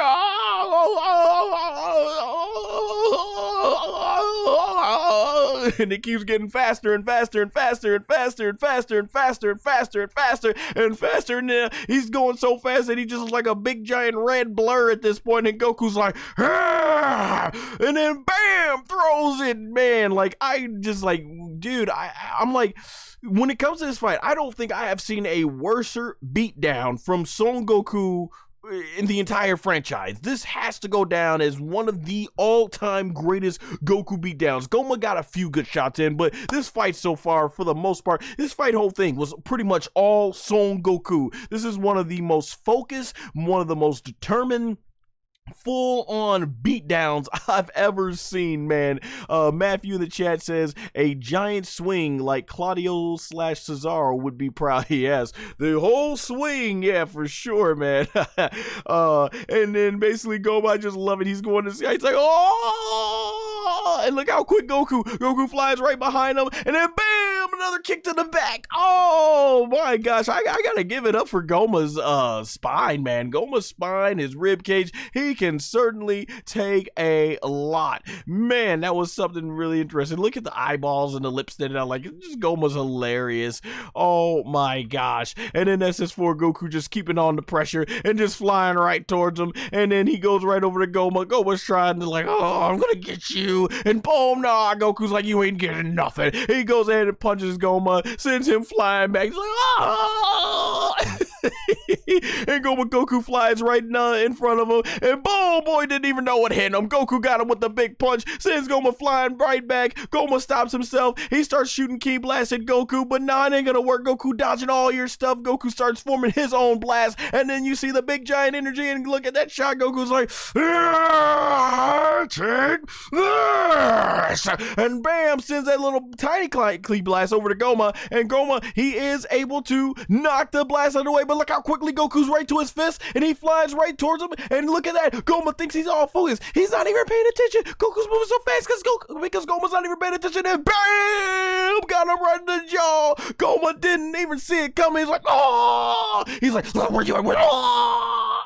Absolutely love it. SS4 Goku. And he keeps the pressure going, and dang near knocked his teeth all out of it. Goku on point, keeping the pressure as he sends Gomah flying right in the ground. This is my part here, another one of my great epic parts. You can tell this is something that Goku will learn very much about when it comes to Broly, but Goku, he goes ahead and and channels his inner Broly, who is someone he'll meet much later on, given where the timeline is in this part of Dragon Ball DAIMA. So Goku goes ahead, has Gomah right by the fist, with his fist basically right by the cheek, and bam, sends it right into the rock, and then right there, he's like, we going for a ride. He bam goes ahead and glides him right through the ground like I'm like, man, he dragged him by the face with his fist, and look at Goku, he has no remorse. He's showing no mercy, as you should not when it comes to these villains. And bam, Goku keeping that pressure on. Oh, sends Gomah flying, bam, to the ground. Eat dirt. That's what he basically said. I was like, yo, that's crazy. Y'all remember, if you're a WWE fan out there, I remember The Undertaker hog-tying Hulk Hogan, and he got on his motorcycle, and he literally just rides down the hallway with Hogan hog tied, and Hogan's not able to do anything, and he stops, and it causes Hogan to slide right into a bunch of boxes with these metal pipes in it. And I was like, oh man, that's kind of what this reminded me of. That's just the wrestling fan in me and stuff like that. Oh man, such good stuff. And you see Gomah right there, he's like, ah, and they're all like us, they're like amazing, right? Because we're seeing Goku and everything, and there you see Gomah sucking wind, like, and then boom, that darn third eye. That third eye's got to come there because he's just not good enough to do it on his own. Right, so in the chat here, we got Dragon Ball Universe 12. What if Goku went Ultra Instinct Universal? Like a Ultra Instinct Universal mode, like he can go universal.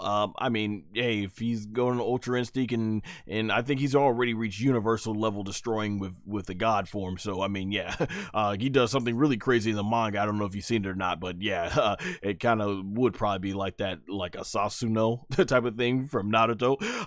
You also say probably be if he trains. Well, yeah, I mean, Goku's he's gonna get to multi-level versus levels of destruction soon with his power. And then getting back to the action here, Gomah being revived by that third eye, and you see SS4 Goku right there. He's like, I gotta do something to put this guy away. And this right here, I thought he was about to break out the Dragon Fist. Like, this is the iconic pose that Goku did at the end of movie 13 when he beat Hirudegan.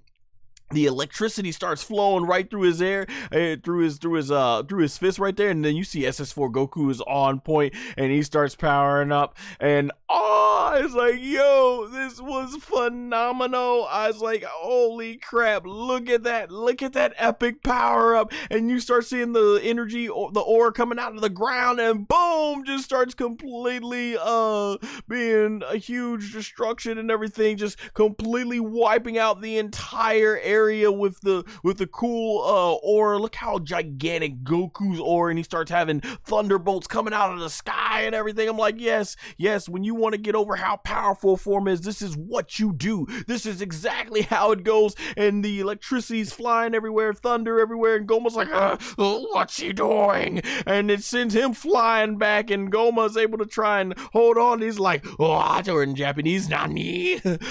And there you see SS4 Goku doing a huge power up, and I'm like, oh my, what is he about to do? Is he about to transform again? Goku just looking so phenomenal there, and he starts powering up.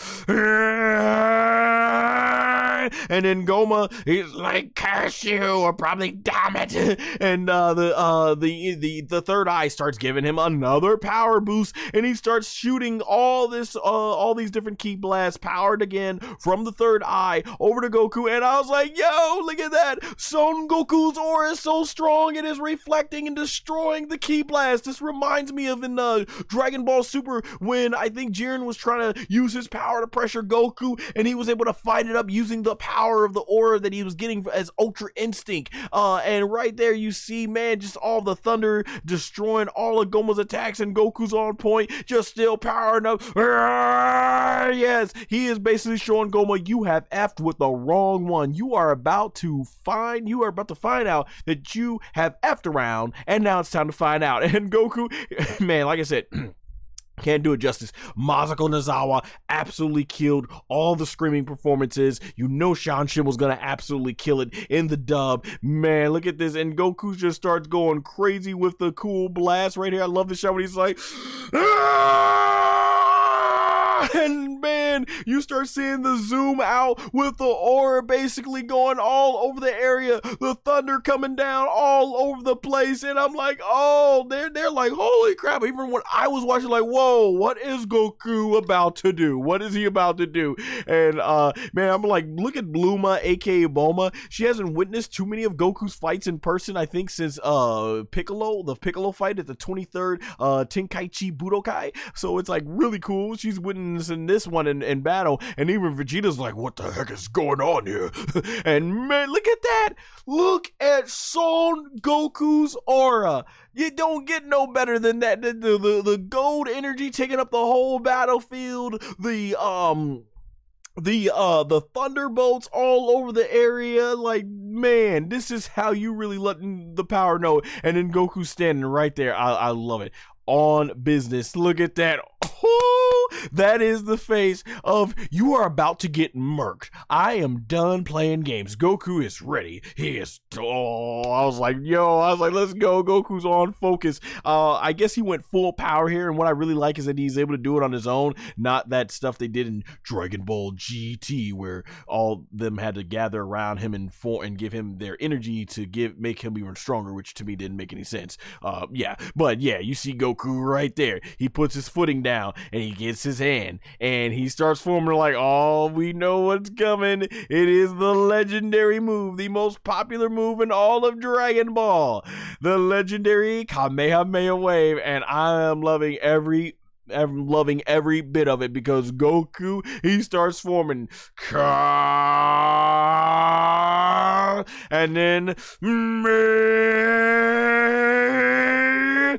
and then it starts forming this really cool blue aura, and Gomah's like, so he's gonna use the power for another power boost on the third eye, and he shoots this sucker right at there, and that's a really cool, awesome looking attack, but Goku stands his ground literally.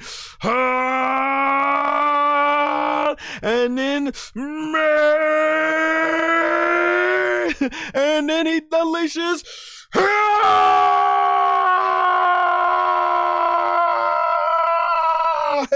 Oh my gosh, I was like, yo, this Kamehameha looks so sick, because the way it's animated, the animators, the visual effects, oh my gosh, they do this zoom out of the aura, and you see the with the red flames and everything. And I'm like, no way, are we gonna get a Kamehameha that tops the last one with the flames coming out of the ground? Because this thing is trying to attack his Kamehameha, and you see as it's flying towards the sky. I love how they zoom out of the distance and stuff, and man, the Kamehameha starts going ahead and it starts flying all into the sky, and I'm like, oh boy, here we go. It hits this big giant death ball that he's created, and there you see on impact, it completely destroys the third eye's death ball, and Gomah's like, and he's trying with all his might and his power. He's like, work like you've worked for me this entire time. It cannot be destroyed. And Goku right there just completely unleashing his Kamehameha, and I just love the animation sick. This is really awesome. That cool side shot, like when he did the Kamehameha Kaioten times 4 on Vegeta in their first battle, and you just see the red and the blues in this, and look at that. Look how sick this is. Goku unleashes even more power with the Kamehameha, and Gomah's trying his best. He's like, come on, work, and Goku just staying on point. I love it, absolutely. And you see the Kamehameha starts going right through the big blast, and I'm on the edge of the seat. I was just like them. I'm like, what is going on? What is going on? Is he gonna do it? And everybody's like, finish him. Let's do it. Because you know they are tired of Gomah. They're like, kill this man. Get it over with. Done. We are done being under his rule. And Gomah's like, come on, you can do it. Let's go. And Vegeta's like, let's go. Well, you see Naruto's like, let's go. And Vegeta's like, oh, come on. Everybody on the edge of the seats. Piccolo like, I'm ready to make the kill. And then right there, Gomah's like, damn it, more power. He's trying so hard to get the third eye to actually go over. He's like, gah! And then with more power coming towards the Kamehameha, Goku still staying on point. And he's like, unleashes it. We get a zoom into the eye, and look at that. I'm like, whoa, this Goku on fire. This is like a demon. Like Goku is a demon possessed coming right at the Gomah. Like, my gosh, he looks like hell itself has gone ahead and fused with Son Goku. How appropriately here in the demon realm. And he unleashes this big blast, and look at Goku on point with this huge Kamehameha, and it goes right through Gomah's entire technique, and boom, and then it hits Gomah. He's like, what? It completely destroyed it. And then the Kamehameha, bam, hits Gomah right in the gut, and then boom, I'm like, oh, right through. I'm like, let's go. Let's go right through Gomah. I'm like, bam, reminded me of when Raditz got hit with the Makogoso pole, aka Special Beam Canyon. But ladies and gentlemen, that ain't it. If you think this is where the Kamehameha is going, no. It's gone through Gomah, and then as it's shooting right out of Gomah, and Gomah's like, oh, got that boy looking like the Undertaker from WWE. Goku, he ends up sending this Kamehameha. He's giving him as much power as he goes, so it goes into the sky, and it shoots right through the sky, and then boom, hits through the water and goes through the ground here. And I'm like, where's this thing going? Where is it going? I'm like, holy crap, all that Kamehameha is going right through Gomah, and as it goes through the ground, like, where is it going? And then I'm like, is that what I think it is? And I'm like, it is. I'm like, yo, he just did a Kamehameha that broke through the third demon world into the second demon realm, and then it keeps going and going and going, and it goes through the rocks, and I'm like, where is it going? And it's going even further, and then it shoots up out of here. I'm like, where's this at? I'm like, yo, it broke through the first demon world. Boom. I'm like, this is sick. My man Son Goku just unleashed a Kamehameha that went through Gomah, went through the first demon world, went through the second demon world, went through the third demon world. He just broke through 3 different whole worlds, 3 different dimensions within one realm. I'm like, holy crap. That's like, in terms of the demon world, this man just did a Kamehameha that broke through 3 universes or something like that. I'm like, oh, and they're like, whoa, they're like, that is so much power. This thing goes ahead and it disperses, and then the water from the second demon realm starts pouring into the first demon world, and it's pouring there, and we get a zoom out of Gomah's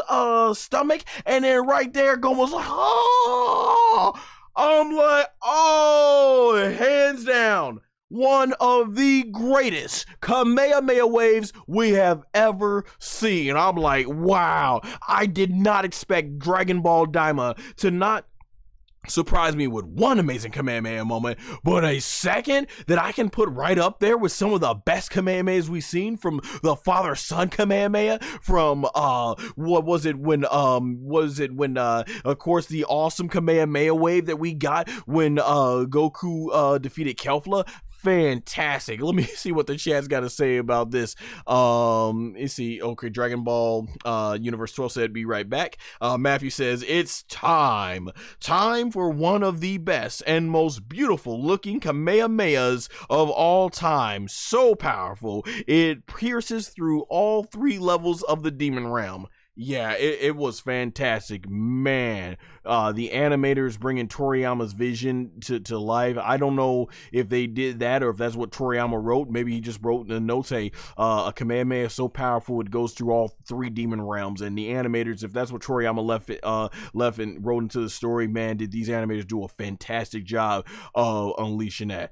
Holy crap. What a moment. What a great Kamehameha. Something to be remembered as an all-timer in Dragon Ball and just Dragon Ball history for sure.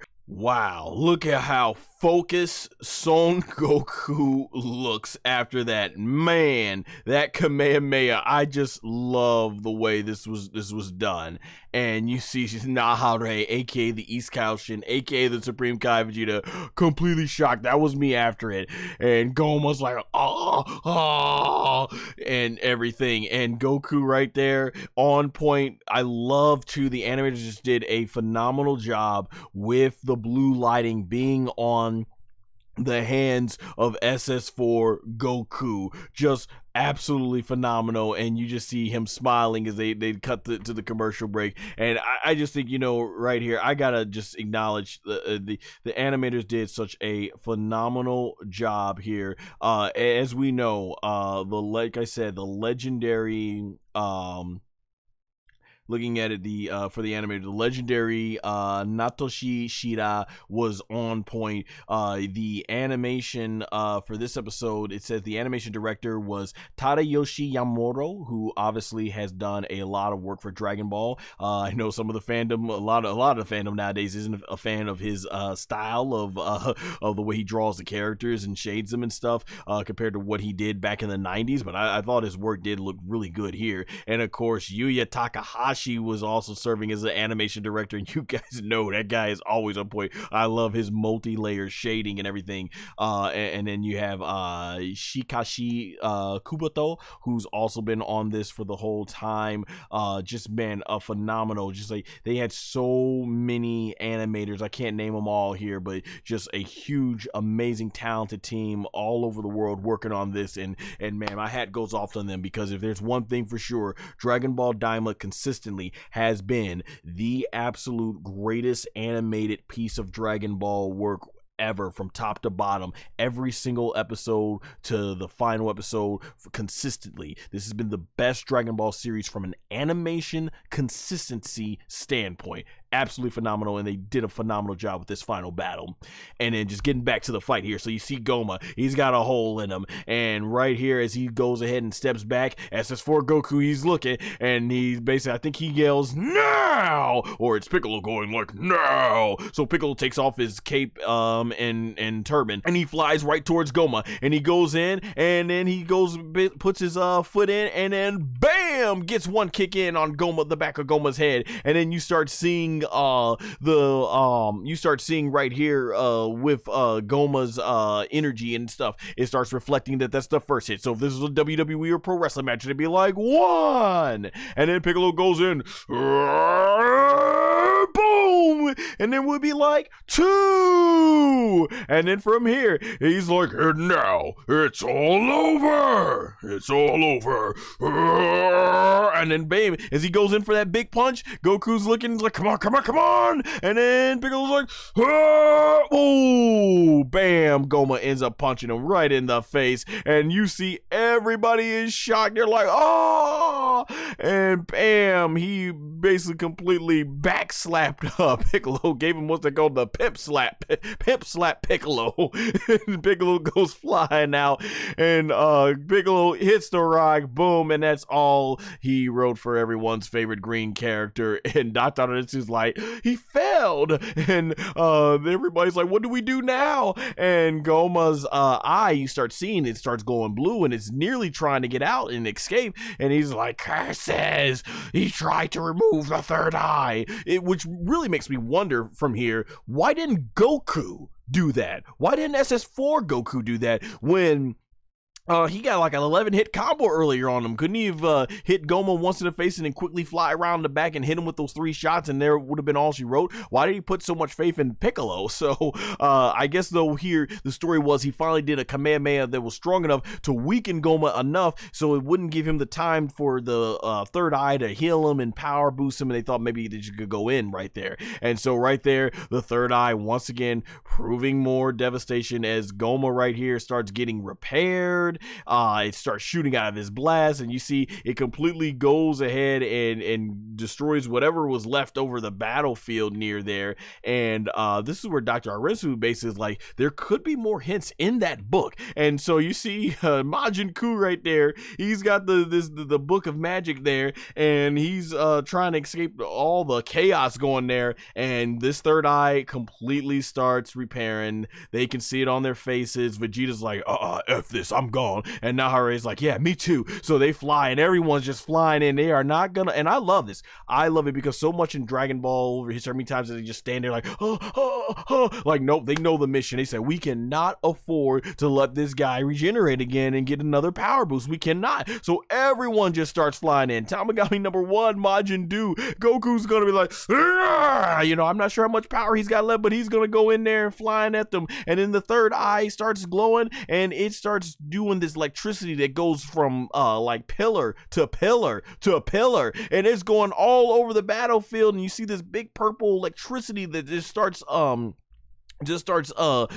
shining away, and the electricity basically is starting to power up here, and it goes and thunderbolts to all our heroes trying to get in and jump on Gomah, and it hits everyone, sending them flying back. SS4 Goku's the only one that was able to obviously withstand it, but it sends Vegeta base form, Nahanare, Gomah flying, and you see the rest of our non-fighting heroes. They're like, oh no, this is not good. And I had to admit, this did look pretty spooky right here with Gomah going like and I love how you see all their hopes and dreams are going as right there the third eye starts healing the wound in the stomach, and you see King Kadan or King Kadan and I think that's his right hand woman, and you see Panzy and Bluma aka Bulma and Dende. You can see the look and terror on their face. You can see Goku's like, no, we were so close, and man, boom, it settles in, and Gomah is fully healed. He's even more bigger, he's even stronger. That third eye just making him so strong, and he just starts laughing. What did I tell you all? I can do this all day, pretty much. And he just starts laughing, and there you see the third eye. It's like, what can be done? You see Gomah's like, and everything, and he starts laughing and powering up, and you just see this huge orb. We got like the Christmas colors and everything, sending everybody flying. And Gomah looking like a rip-off Jiren that he is, gigantic back, just laughing, feeling ill. He feels indestructible. He's like, that is a Toriyama face. That is classic Toriyama, the way he drew that. And let's see, even Matthew in the chat says, classic Toriyama. It's not Goku who beats the big bad. It's the comedy character. Well, that's what leads us to our next part. SS4 Goku. He's the only one that's left standing. Everybody's been sent flying. What can Goku do in this time? And you see Majin Kuu. He's just holding on to dear life from the Book of the Magic. And as he's being thrown away by all the power, he looks over and he sees, he sees the back of Gomah's head, and he's like, and he's like, boom, 1. And he's like, I got one off on him.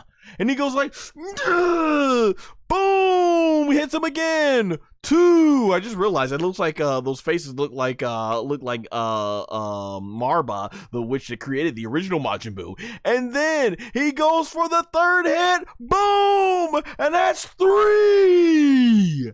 And then then you see Gomah, the 3rd eye, it's glowing, and it starts having all this cool effect, like starts malfunctioning, and then it boom starts pulling down, and Gomah's like, oh, boom, it pops out, he's like, oh, and they're like, oh, and Goku's like, and you see the 3rd eye, look at Gomah looking at all his hopes and dreams, what he worked so hard through this entire series to obtain.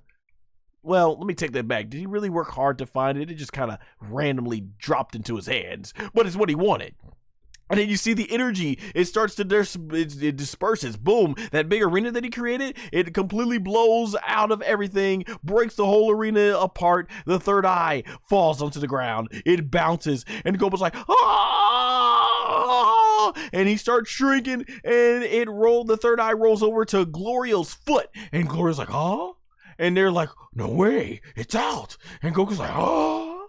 And right there, Gomah, Glorio, not even hesitating, not even thinking about it, goes ahead and stomps right there on the 3rd eye, and it completely disperses away, and it's done. It's destroyed. And we got sunlight right there back. And Gomah has been reduced to his original form. And therefore, ladies and gentlemen, the winner, Majin Kuu! This is pretty much Toriyama's way of saying, for all you who doubted Majin Kuu, for all you that thought he looked weak, for all of you that thought he was gonna be nothing, for all of you who thought he was a waste of time, for all of you thought that he had no purpose in the series, in your face, Majin Kuu saves the day! Who would have ever thought Majin Kuu is the hero of Dragon Ball DAIMA? All 20 episodes led to Majin Kuu being the winner, and this even goes for myself, as I said back in when he first debuted. Why does bro look like Paikuhan and Majin? Why does he look like Majin? Paikuhan, the Saibai man, and Buu all had a menage a trois. 9 months later, that guy popped out. And I was just joking, of course, at the time, because as I said back then, right after I made that joke, was that all joking aside, this is Toriyama to a T. Toriyama loves, he said in interviews that he loves taking people's expectations of what you think is going to be somebody who might do something and might be weaker, and then doing the opposite with them. And I said this, we could see with Fat Buu. Fat Buu looked like a complete buffoon, but boy did Toriyama know how to make him menacing. And right here, Majin Kuu, he really used what made Mark Satan, aka Mr. Satan, or some of you might know from the edited English dub, Hercule. He made him, it seemed like he was a weak character, but he became one of the most useful characters in the series that led to the defeats of Cell and Majin Buu. And here, Majin Kuu, he said it from the start, it was foreshadowing. Majin Kuu said, hey, even though I'm not that strong, I can be useful in other ways, and boy, was he. Oh my gosh, who would have ever thought Majin Kuu of all people? I think like Matthew says in the chat there, just like when Yajirobe had cut Vegeta's tail. Yep, that same storytelling. Man, I was cracking up when I saw it. I was like, yo. I was like, who would have ever thought Majin Kuu would defeat the big villain? Everybody's up here talking about fusion bugs and new forms of Gogeta and doing the Dragon Fist, aka Ryuken, breaking out another Genki Dama / Spirit Bomb. Everybody's thinking of all these big giant epic ways, and I don't think anybody was saying, hey, Majin Kuu's just gonna come up and slap this villain Gomah upside the head 3 times with a book and call it a day and that's it. Nobody. I don't recall anybody. Oh my gosh. Or if they did, I just didn't come across them. Wow. And I kind of laugh because I'm like, this ending right here, Oh man, this ending is gonna make some people mad, because if you were one of those people hoping for one of these big time epic finishes like what happened with Frieza, Cell, and Boo, I'm like, oh, they're mad, they don't get it, right? But for those of us out there, I would say that no, Akira Toriyama, this is Toriyama. He's a gag manga artist, and it's something I've always said during this whole review process of Dragon Ball DAIMA. Toriyama at heart is a gag manga artist. And everything, like his editors, they pushed him back in when he was reading the manga and everything, and stuff like that. One of the most notable ones, I think, I'm trying to remember his name, was it Torishima? I think it was Toriyama's editor. I think it was Torishima, right? That was his name.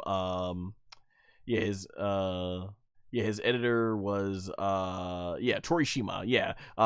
Kazukiyo Torishima. All right, just trying to make sure I remember his name. Yeah, he was very influential when it came to like taking Dragon Ball and pushing Toriyama into like darker places with like the Frieza, Cell, particularly the Cell saga and everything. But at its core, Toriyama's always been a gag manga artist, and this is totally right up his alley. So I'm very satisfied with the finish. Yeah, it would have been cool to see some of that stuff, but yeah, it is what it is. I feel like you really have to be someone who understands Toriyama work to understand why this ending fits so well compared to the big giant epic finishes that we get and stuff like that. So it made me laugh. It was, I did not expect it to end that way, but when it did, I'm like, yep, that's Toriyama for you. So yeah, I did enjoy it and everything. It's from like there, and I love the urgency from Gomah. What I will say though is, I was like, for as hyped as his third eye is and how strong it is, it took a weakling like Gomah, and look how powerful it made him and kept making him stronger. I'm like, that's how easily it is to be defeated. He just steps on it and it's gone. Like, okay. I'm like, wow, okay. I'm like, I didn't imagine that the third eye was so easy to defeat. So only when it's in its user. I was also hoping maybe more of a story that the third eye is too much to control, but the third eye is very loyal to whoever puts it in there. It really had Gomah's back. It kept making him regenerate and all that stuff. So yeah, and there you go. From there, and you see Piccolo and Vegeta completely shocked, and you see Bluma, aka Boma, and Panzy running Glorio, and from there you see they're happy, and you see Majin Kuu flies down to the ground like, yep, I did it. I'm the one that did it. I beat Gomah. I beat the third eye. Well, Goku did all the work, but there you go. Gomah did. There he is. Majin Kuu looking so proud of himself. So there you go, man. They were that screwed. But if he was able to do that, I just had to imagine Goku could have done that. But yeah, it is what it is there. And you see that they're like, huh? And he's like, and he's like, what? Why can't I finish things? And they said, yeah, you were amazing, Majin Kuu. And you see Bluma, Boma, aka Boma, East Kyle Shin. They're like, hey, you did it and stuff. And everybody's giving him that recognition, you know. And they're like, well done, friend. You know, Majin Kuu, the guy that seemed like he was nothing but a whack-looking character, because Toriyama absolutely did design him to be whack, just so that way he can go ahead and go against all our expectations and prove that, yeah, just because you look whack doesn't mean that you end up being wacky in terms of or not doing some incredible things that are not whack or whatever. And here, I mean, I guess I missed this off screen. The right hand woman of King Kadan, aka King Kadan, however you say his name, has already formed a special handshake with Majin Duu and stuff and everything. So that was really cool to see. And they're like, okay, like, all right. I was like, when did this bond happen off screen like that? That's something that they just made. And you see Neva right there, happy. Even Tamagami 1 is smiling on there. And there you go. I mean, how can you not be happy for Majin Kuu? He's a true story of a person that seemed like they were going to be a reject, but they ended up turning into a big true hero. And this part was really cool right here that I did enjoy. He walks up to Dr. Arensu and, you know, says, Arensu-sama, and she's right there, and she ends up elbowing him, giving him a light elbow jab to the chest, and he ends up smiling. And I like this moment because it always seemed like Dr. Arensu was kind of like, oh, well, you're the disappointment in the family. She's like, you're the disappointment of that child that she's like, oh, you're such a disappointment, which would be terrible, right? But Majin Kuu really worked hard to earn Arensu's to get recognition from Arensu, and it's like he finally earned her recognition and stuff and everything, and like he's proud because, you know, kids just want to make their parents proud and stuff like that. So that's kind of what it came off in this moment here. So that was cool to see in going on right here. And then you had Panzy just being happy, and they're all waving there at SS4 Goku. Seeing this design, by the way, I will say, I think the four hands, the forearms and the big muscles, I mean, well, the big forearms and the big hands, man, I think they're like a little bit too big. Right, a little too big, basically, for the form. Like, I think they could be downsized a little bit more, but I still like the form there. I don't even know what the purpose of the pants are, if he needs to wear the belt buckle or whatever for the pants. So yeah, and you see everyone is just happy. Goku, you know, he did his job. We're getting that real happy ending that we see. It's like, wow, it's crazy to see all this, not after some big giant battle, but rather we get this after the Majin Kuu finish that nobody saw coming, and Goku, he just ends up, his last line in SS4 is looks like it worked out. And Piccolo's like, yeah.